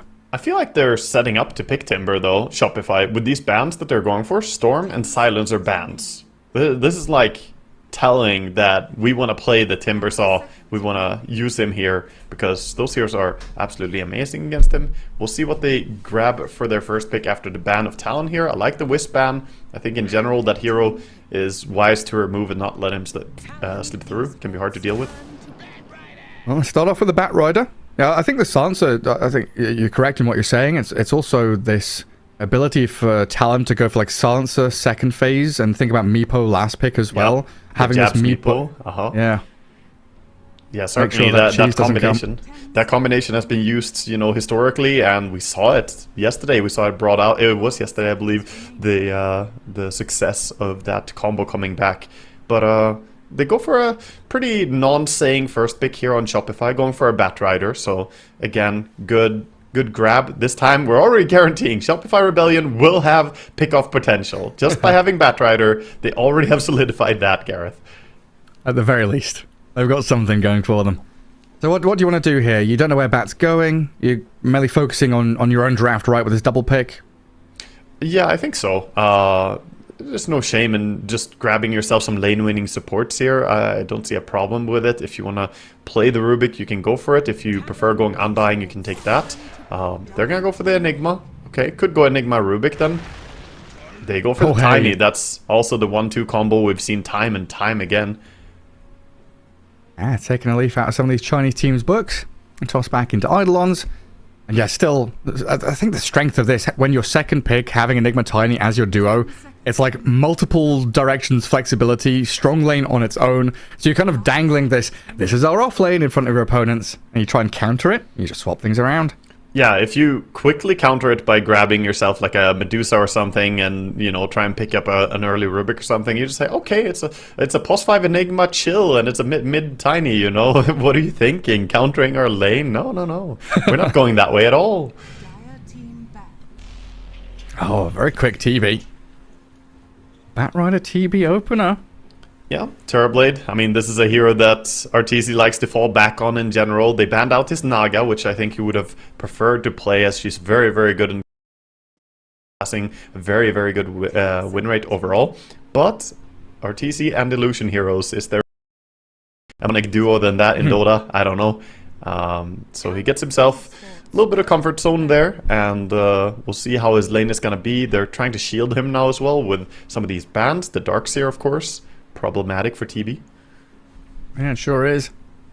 And now they've shown that carry, you don't have to waste any position 1 bans here as Talon. You start thinking about maybe taking out some of the lane winning supports you were mentioning they could have picked themselves. Get rid of some of Fly's hero pool with that Undying. Think about Crit with that Earth Spirit, which they did throw a ban at in game 1, which was kind of interesting. Yeah, I think it would be smart to target either Crit or Abed here, but okay, they're gonna respect the Undying Terrorblade combo. Also a combo we've seen a lot, just works really well.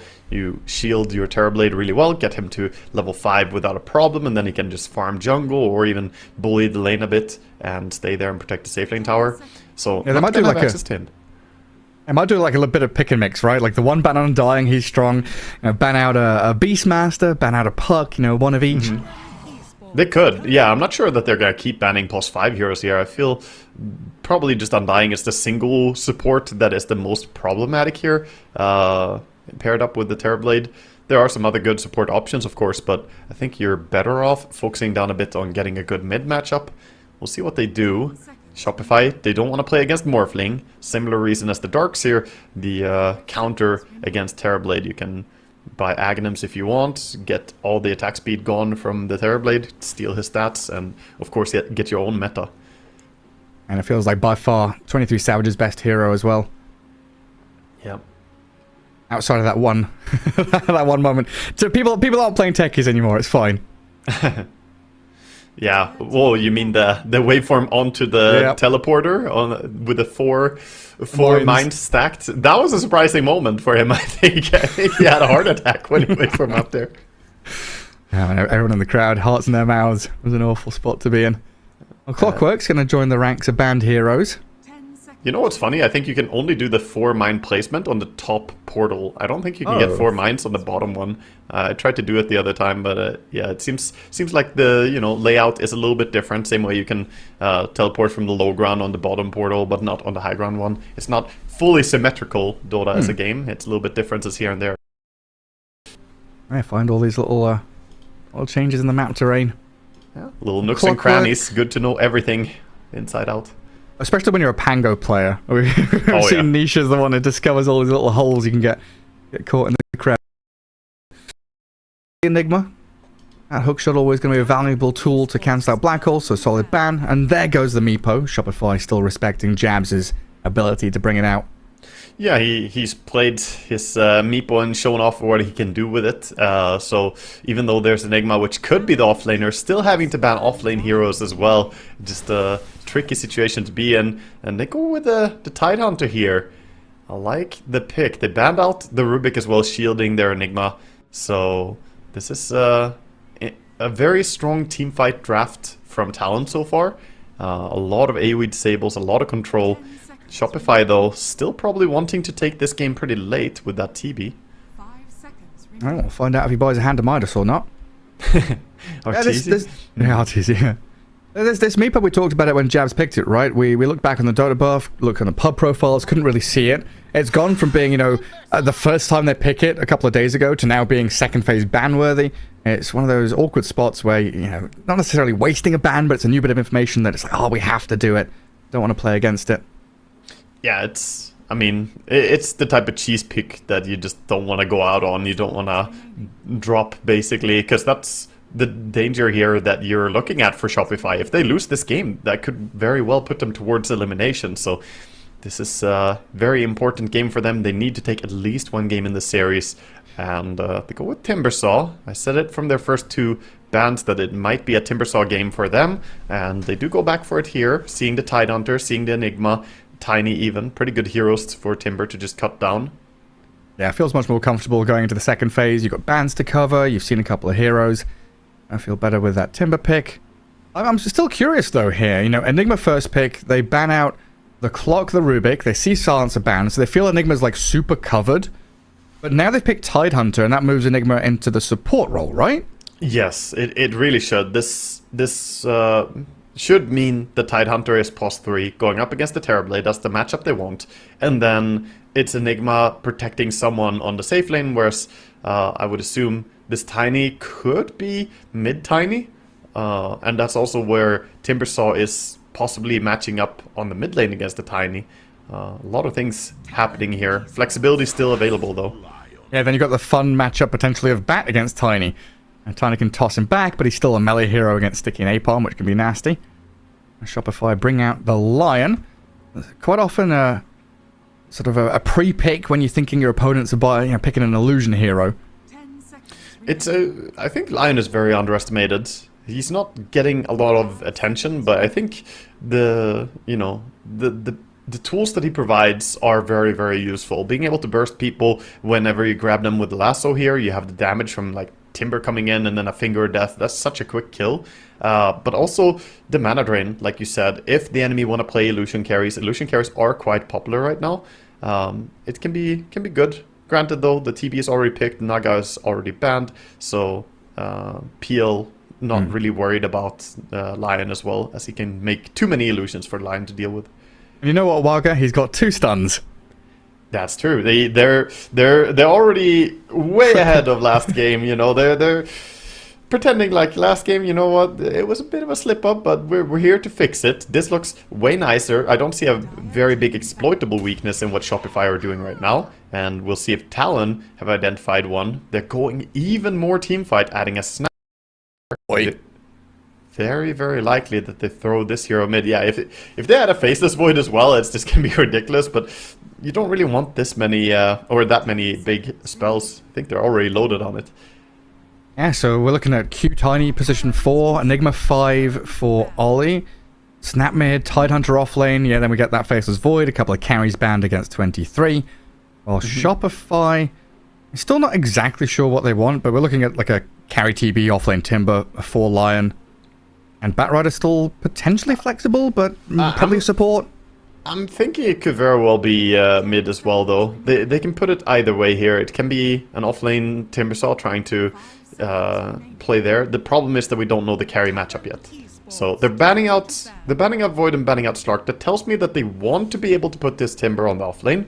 So most likely they want last pick for mid, but it is possible that they grab something else and put the Timber mid. We'll see what's gonna happen. What's this last pick gonna be? Got rid of the TA. Do we take out Ember Spirit for Abed, something like that?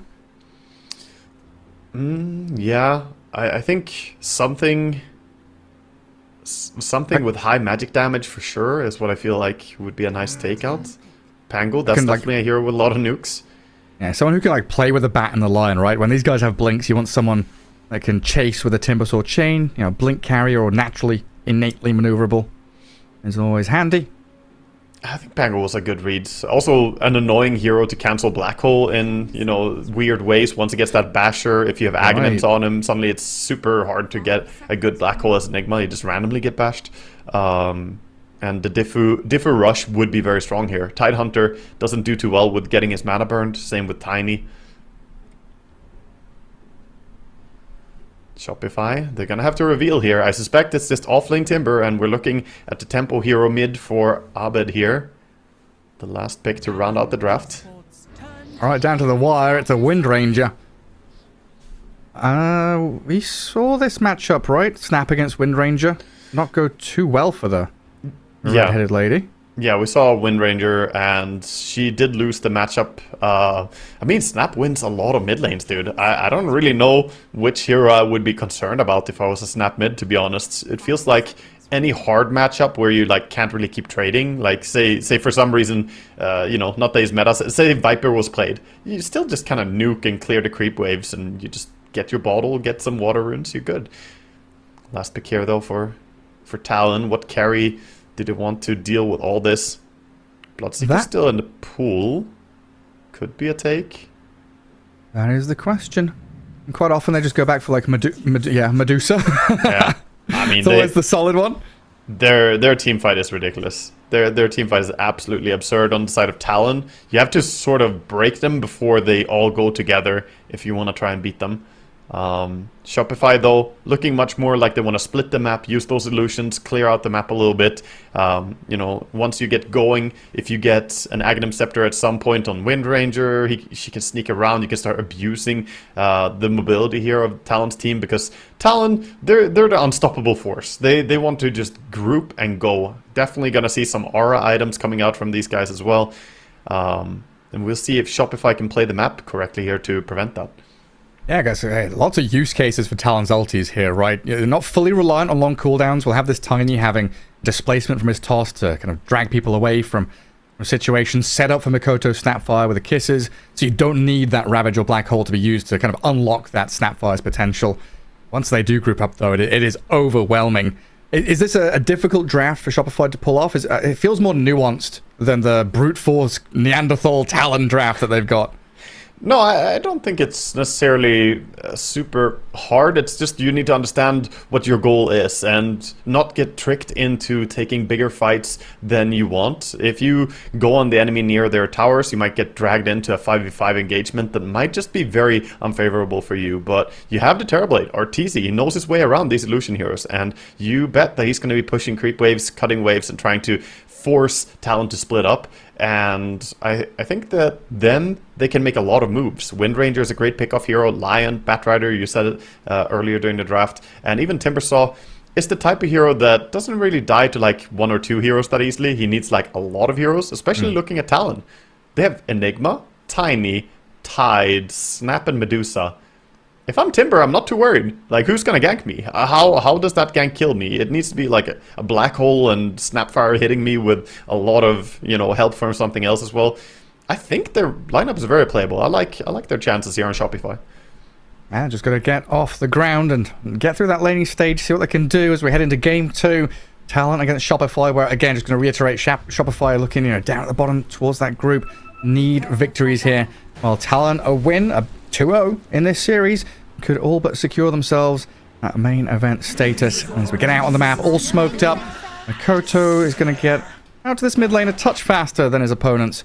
We'll see where he gets that ward down. And there's rushing down. We'll see if he gets the ward as they run into each other. They see that he has a ward on him. They clicked him. Most definitely there. So, not going to get the plant. Albert and Jabs having a bit of all chat. Southeast Asian pride. Hi, Jabs. I'm your fan. Did they ever play together? I can't think of it. Jabs and Albert? I think they did. I think. I Back on Fnatic or... Jabs has been on so many teams, I struggle to... struggle to keep up with where he's been. Then you're getting mixed up with the German Jabs, the coach as well. I mean, he might have been back on 2019 Fnatic or something. I don't know. Yeah, definitely. Yeah. I feel like they fans definitely of have each been other. in the same team at some point. There's no way they haven't. There's been so many constellations of the Southeast Asian teams. Yeah, 2019 TI, 2019 Jabs, Abed, Ice Ice, DJ, Dubu. Right, that was the one. Yeah, that was the one. Oh, that was a good one. I really like watching them actually with Ice Ice. I mean, we were talking about it earlier, right? Fnatic and TNC. As Talon might lose Ollie here. Enigma caught up down in the river, and first blood for Crit, but Arteezy's getting turned on. Blood Grenade and Gush on this Terror Blade will give them a kill for Mikoto in that mid lane. The chase. They didn't get the bounty rune though, so backing up, taking that rune as well gives a 3-rune, 4-rune advantage. Can we kill Fly here with a Gush? Q might get pushed back by this Flame Break that Fly's got to keep them at a bit of a distance. Eats the Tango, he's going to live. Reflection gonna help him out as well, but 4 bounty runes, that's insane. That's such a big gold lead that you get from that actually. It helps you a lot to get in a nice spot, especially on the supports, as supports generally don't have that much gold. Right now we have 1100 net worth. Lion is leading the way. He's the richest of everyone. Feels good to be Crit. I'll come down here, lane with Saberlight against this Enigma Medusa lane. There's a stun onto Ollie, so already good pressure here. Yeah, probably not the most confrontational lane. They will try to assert some pressure here, but top lane gonna be more exciting, I think, as Arteezy playing very actively, just running up and hitting this Tidehunter. Chipping away at him, giving Fly a bit more freedom there to play against the Tiny. Small camp. Looks like he got that dewarded, so he's got access to pulls. No, sorry, that's a Radiant Sentry Ward. I'm a dumbass. That is they're blocked. Blocking it. Yep. They're blocking it, and using Meta and Blood Grenade here, doing a lot of damage. Not enough for a kill. Q gonna have to try Tango up. Jab's looking a little worse for wear as well against this Metamorphosis. Yeah, they can't even touch creeps right now. This is really well played. Look at Arteezy as well. He doesn't want to let them get any chance to farm this under tower. 5 seconds he has Reflection. He's gonna bother him here. I just stay right next to it. Start power denying into them. Jabs gets the last hit. There we go. Feels good about something. Getting hit quite a bit. Level 2, toss back. Wrapping in behind, tosses the TB, and Jabs smashes him down. I mean, Arteezy was doing pretty well there until he wasn't. Yeah, he did want to bully as much as possible, but gets punished for it by Q as he just simply waddles around there. And a little Gush to set up as well. Well, mid lane looking pretty even here. Arbad going to gather himself up a Water Rune. 12-2, 12-2. Absolutely even between these two mid laners. Yeah, nobody getting the better of each other yet, but Wind Ranger struggling a little bit as she gets the creeps on her there. Gonna have to tank those while Snap tries to get the nice. We're going to have to keep our eyes on this Arteezy Terrorblade. He's bought up brown boots. Wait to see what he has in his quick buy. If that Handamitis comes out, he's right to jail. Straight to jail, believe it or not. Hey, it was successful last game. Always did something. Treads, good boy. Saberlight. Yeah, just having some snakes thrown at him. 23, pretty much untouched down here. Having a similar time. Free farming away. As the Lotus Pool contested. Was it Ollie who grabbed it under the nose of Saberlight? Yeah. Top it also was the Tiny getting it. Flame Break was attempted to push him away to stop him from grabbing it, but didn't push him away from the pool. I don't even know if it matters if you push him away when he started channeling, because the push landed, he still grabbed it on Tiny. So. Yeah, have you seen the Pango roll with the pool? Pango roll with the pool? I can't say I have. Yeah, so you can start channeling the pool and rolling Thunder away, and you can continue channeling the pool while being 2,000 range away from the pool. Oh, to take all the things. To take all the Lotuses, yeah. Right. So it's like some of these, I guess, displacement tools, if they're not a stun... Oh, hang on, Mikoto. In that mid lane, Cookie's forward. The power Nice shot power comes. The shot. fairy fires out. Abed! Oh, they both die. But Abed got the kill first. Abed with a clutch power shot there. Good prediction on Mikoto's jukes. And Mikoto not going to get any experience there. So even though it's a 1-for-1, it is a big win for the Wind Ranger. Getting herself a little bit of an edge on mid. As they're still dead even. 20 and 2, 20 and 2, and they kill each other. This is really great to watch, actually. What an exciting mid lane. What's the net worth difference? If that's identical numbers, it's not far off, you know. It's 13 gold away or something. Yeah, it's very, very close. Oh, I love this.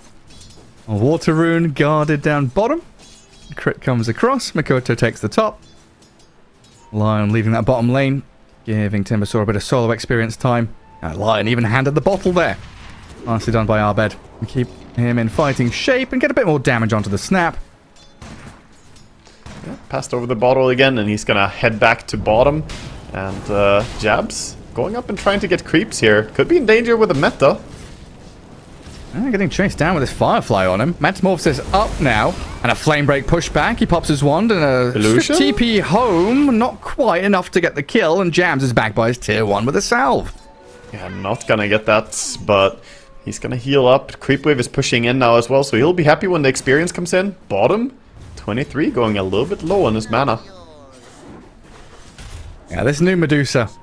Thankfully, we've got mana pools up at the top of the hero portrait, so we can keep tabs on that, because keeping track of HP just doesn't matter. Q's rotation down here, looking for a kill on Crit. A toss across with the help of the Blood Grenade, but he pops a pretty hefty wand there, and with the raindrops up, is still gonna die. No matter how many protective tools he's got. Man, he swapped in the Fair Fire a little bit too late. Unfortunate at mid lane. Abed, he's cracked level 6. Focus fire to get the solo kill. While the dive on bottom, it continued with Fly's arrival. Not able to get on top of all your Q well enough. And now the avalanche missing. The toss on the Medusa. Get in there. Go for Snake Lady. Get the kill on this Bat Rider. Finish her off with a toss of the bone. And Saberlight still sticking around. Running low on mana though. Can't find any kills. Tough for Timbersaw to bring down the Medusa, as the only way you're really doing damage is by casting spells, and that just keeps giving these magic wand charges. Medusa staying healthy on this lane, even though she doesn't have that much mana. And Lion, he just got back here, he doesn't want to die again. Yeah, it's turning into a bloodbath down there. Even Fly's keeping in mid. Artillery? Coming. Mortimer launches the lava at you, and Lion sent down to one of the layers of hell, back to his home. He'll come back soon enough. Well, he'll have to do another waddle. Abed, though, getting the edge on mid lane over Mikoto there, getting that solo kill, and now in control of the rune, has the illusion rune available. Obviously really strong on Wind Ranger, as we even see a lot of players go for the Manta style later on. Yeah. Oh, 7 minutes coming. Who is that lurking on the left side of the map? Oh, it's Fly. He has the Flame Break, but there's also Avalanche Toss combo. And an Enigma. 2 seconds to go. Toss him across towards the tier 2. Not going to get aggroed by the tower, but Fly's found now by Jabs. Tide leaves the lane and comes back to claim the Bat Rider kill. Yeah, pretty perfect takedown there. That's going to put the Tide a little bit closer to his Meteor Hammer. Didn't have a very good lane so far, but getting that kill definitely helps. Sure does. Mikoto, yeah, wanting his Rod of Atos. Just a recipe away for him. And Wind Ranger a little behind now, 400 net worth difference between her and the Snap. Even with how well Albert has played, the Snap just showing how the prowess of this hero in the mid lane is pretty much untouched.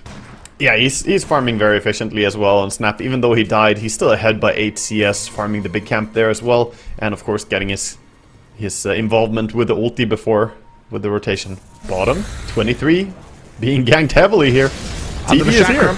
As the TB with Metamorphosis, they're on this Medusa, and of course she's got no Stone Gaze, pops 12 1 charges and still dies. Transfer this into an objective push here as Shopify, 4 heroes brought down bottom. Yeah, he goes down very quickly, and this tower being taken right now. Even though you're going for this Meteor Hammer and pushing top with the Tide Hunter, you're gonna lose your safe lane tower. There's not much they can do about it.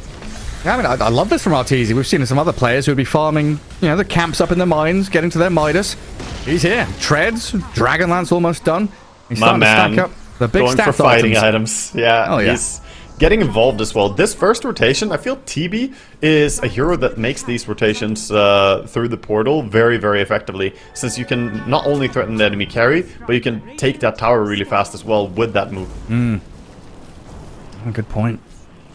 Fly farming quite forward here, and Saberlight sat around half HP.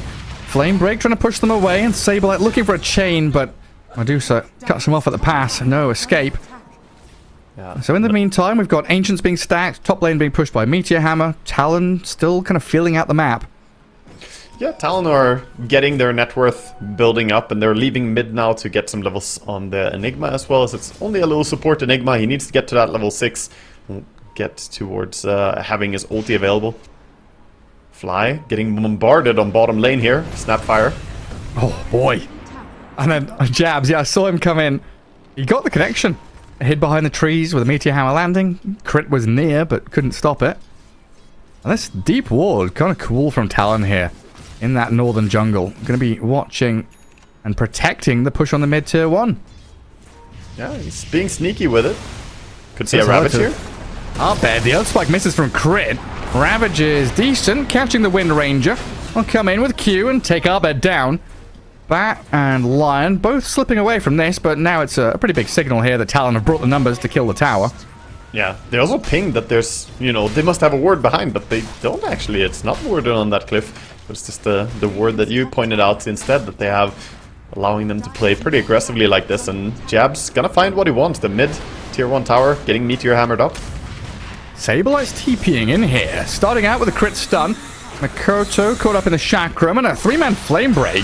Damage over time starting to stack up on Talon, but they just lack that punch, Shopify. Yeah, they don't really have enough to take the fight into all of them there. Even though Enigma is not level 6 yet, they're still tanky enough to just back out there quite safely. And during this time, both the carries happily just farming, as we see Arteezy in the jungle working on his item progression, and at the same time, 23 got his Yasha. Yeah, slow and steady.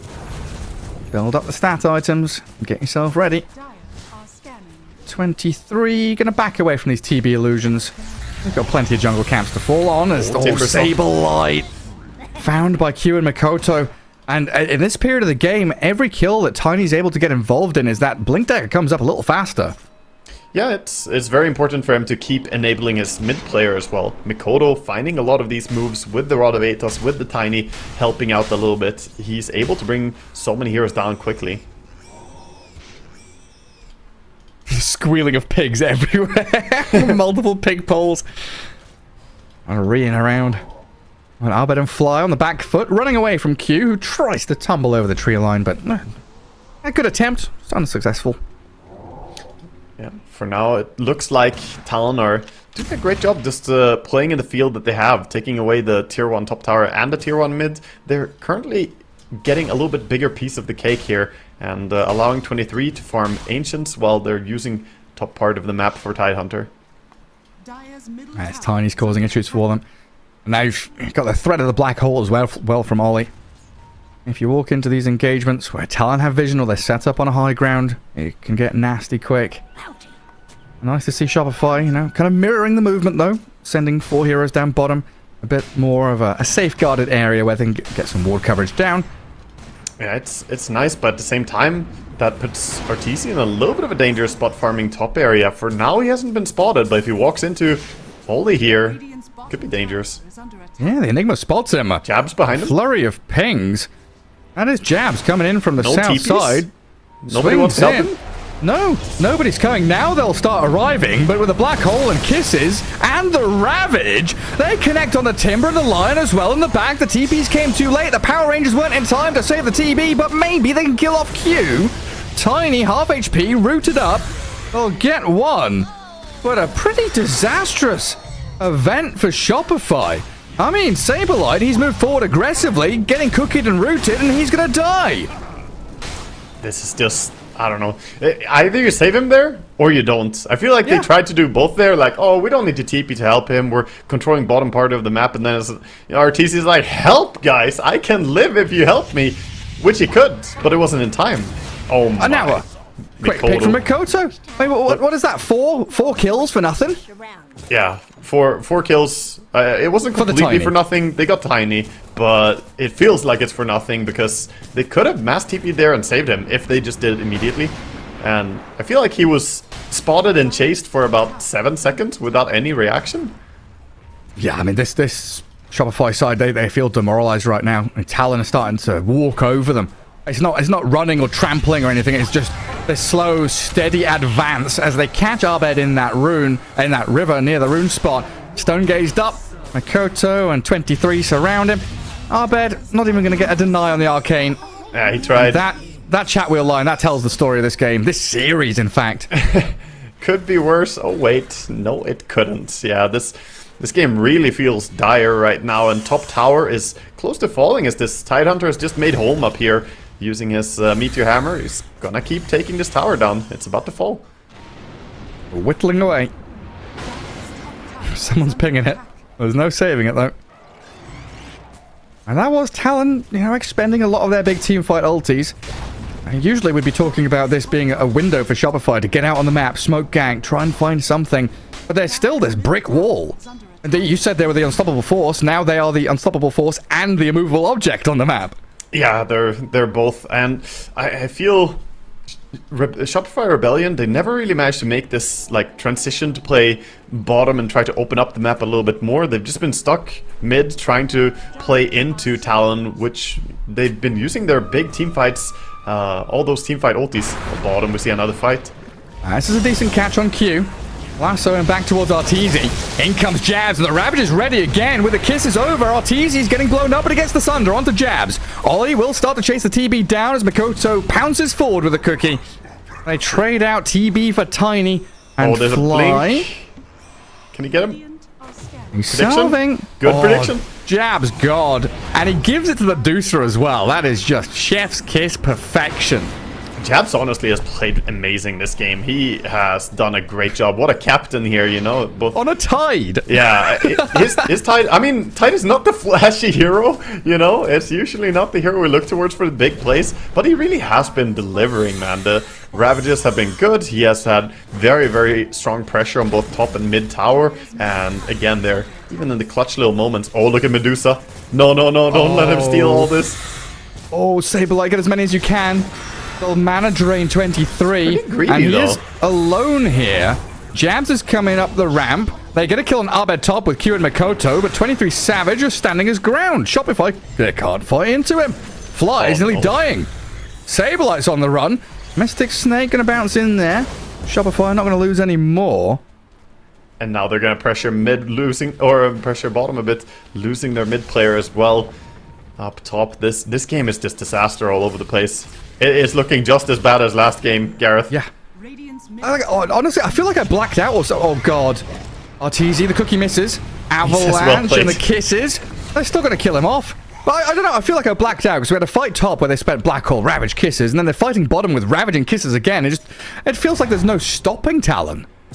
Yeah, they are honestly just dominating the field. I don't know exactly what is going on the side of Shopify Rebellion, but I do think a lot of it comes down to that first fight where Arteezy was being chased and they decided to not help him. Then they did decide to help him, took the fight and absolutely lost it.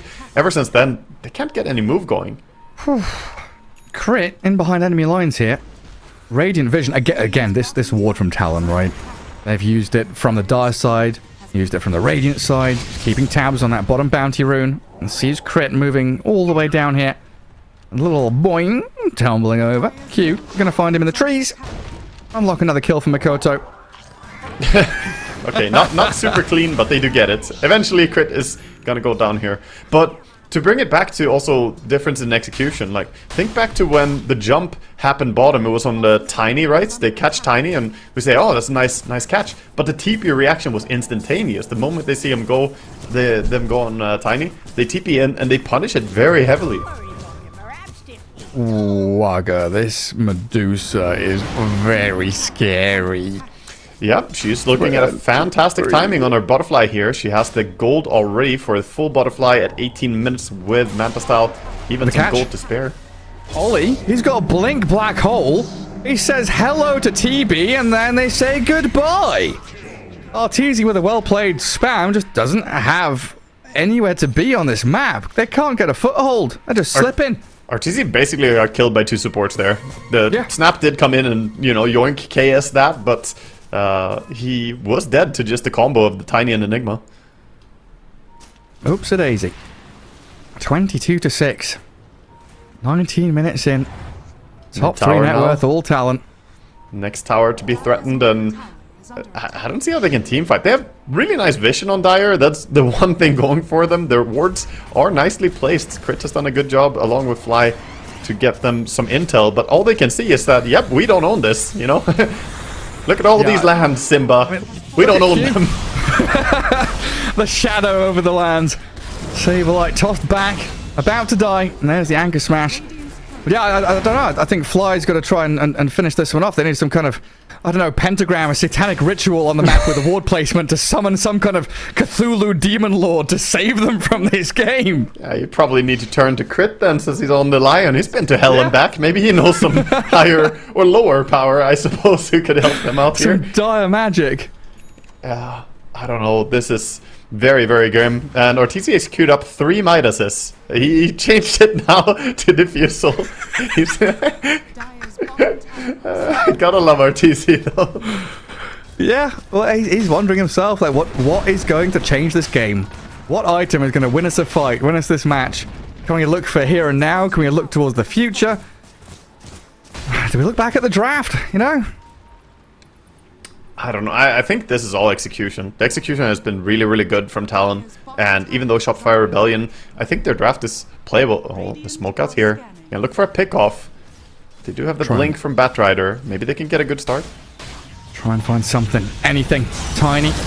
Lasso. Oh, jabs. Beautiful. He connects on them all. This might just be it, honestly. With his reinitiation here, they'll kill off Saberlight. Fly's bat's gone. Good game is called. Shopify are out of here.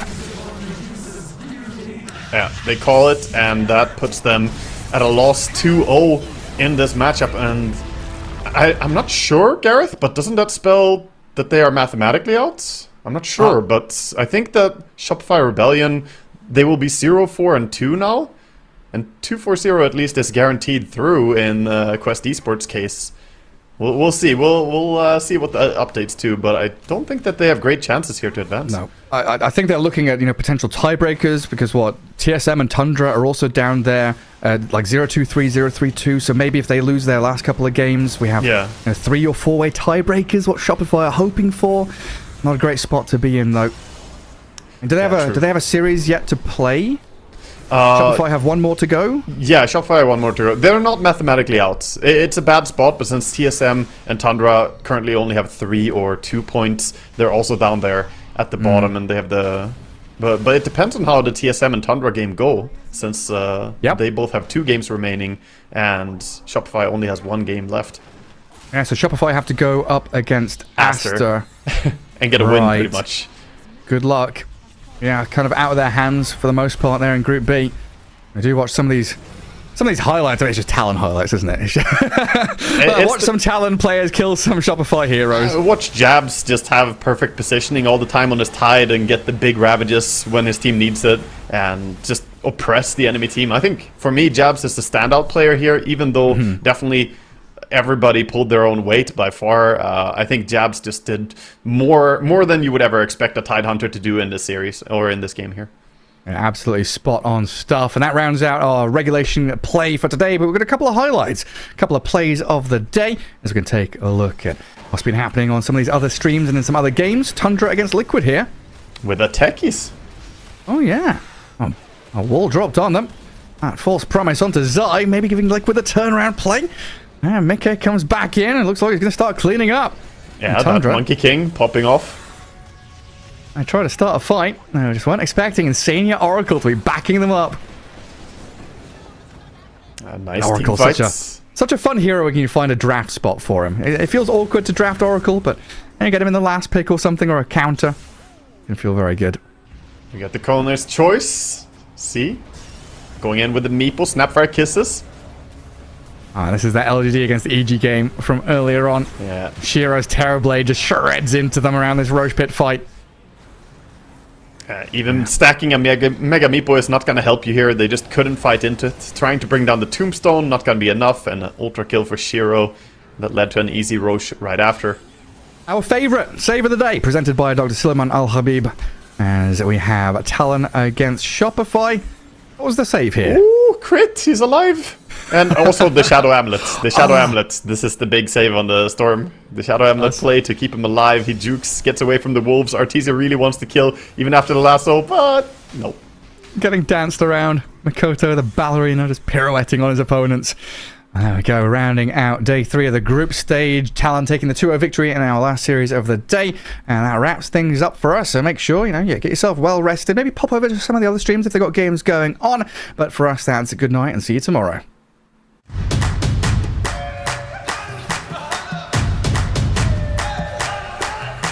Dragging us down, face on the ground. Still we're so proud, just look at the crowd. Making some noise, making some sound. We got a choice, they're hearing us now.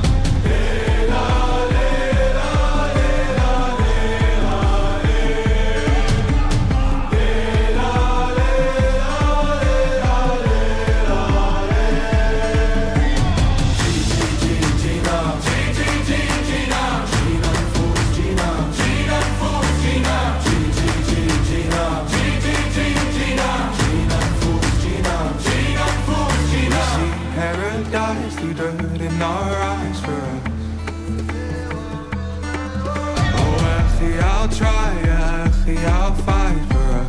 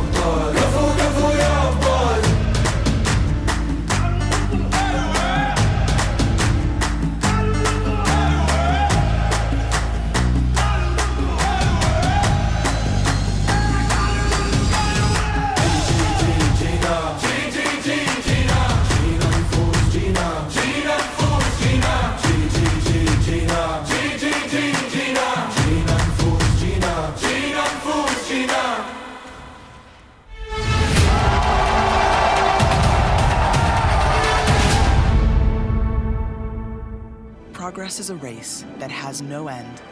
After every finish line, another challenge awaits. How can we continue to push innovation in a sport at the forefront of technology? This is how.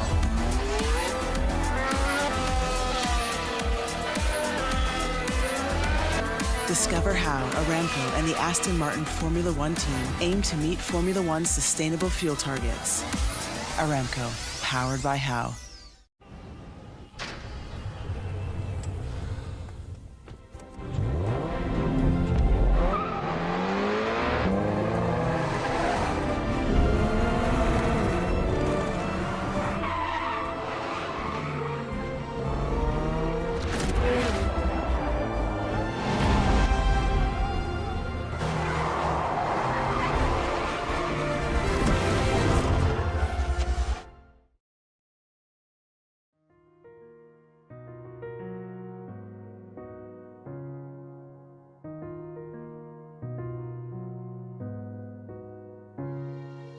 الحياة لحن، ولأننا جزء من مقطوعة عظيمة تحركنا، تلمسنا، تصنع من لحظاتنا ذكريات بديعة.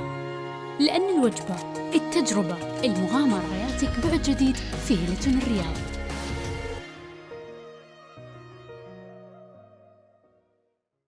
All new Honor Magic 5 Pro. Freeze even fleeting emotions in just milliseconds. Take marvelous night shots with lightning-fast exposure. The display reveals more details in bright areas with an astonishingly long battery life that just keeps going. The latest flagship chipset brings you exceptional performance Unleash the power of magic. Honor Magic 5 Pro.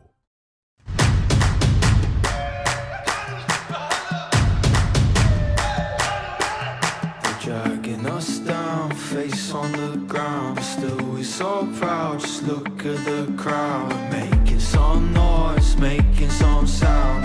We got a choice, they're hearing us now.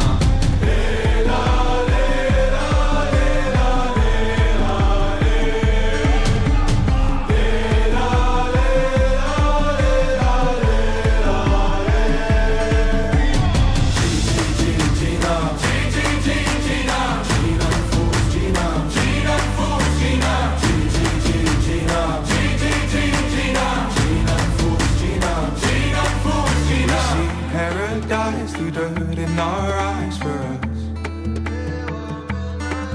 Oh, actually, I'll try, actually, I'll fight for us.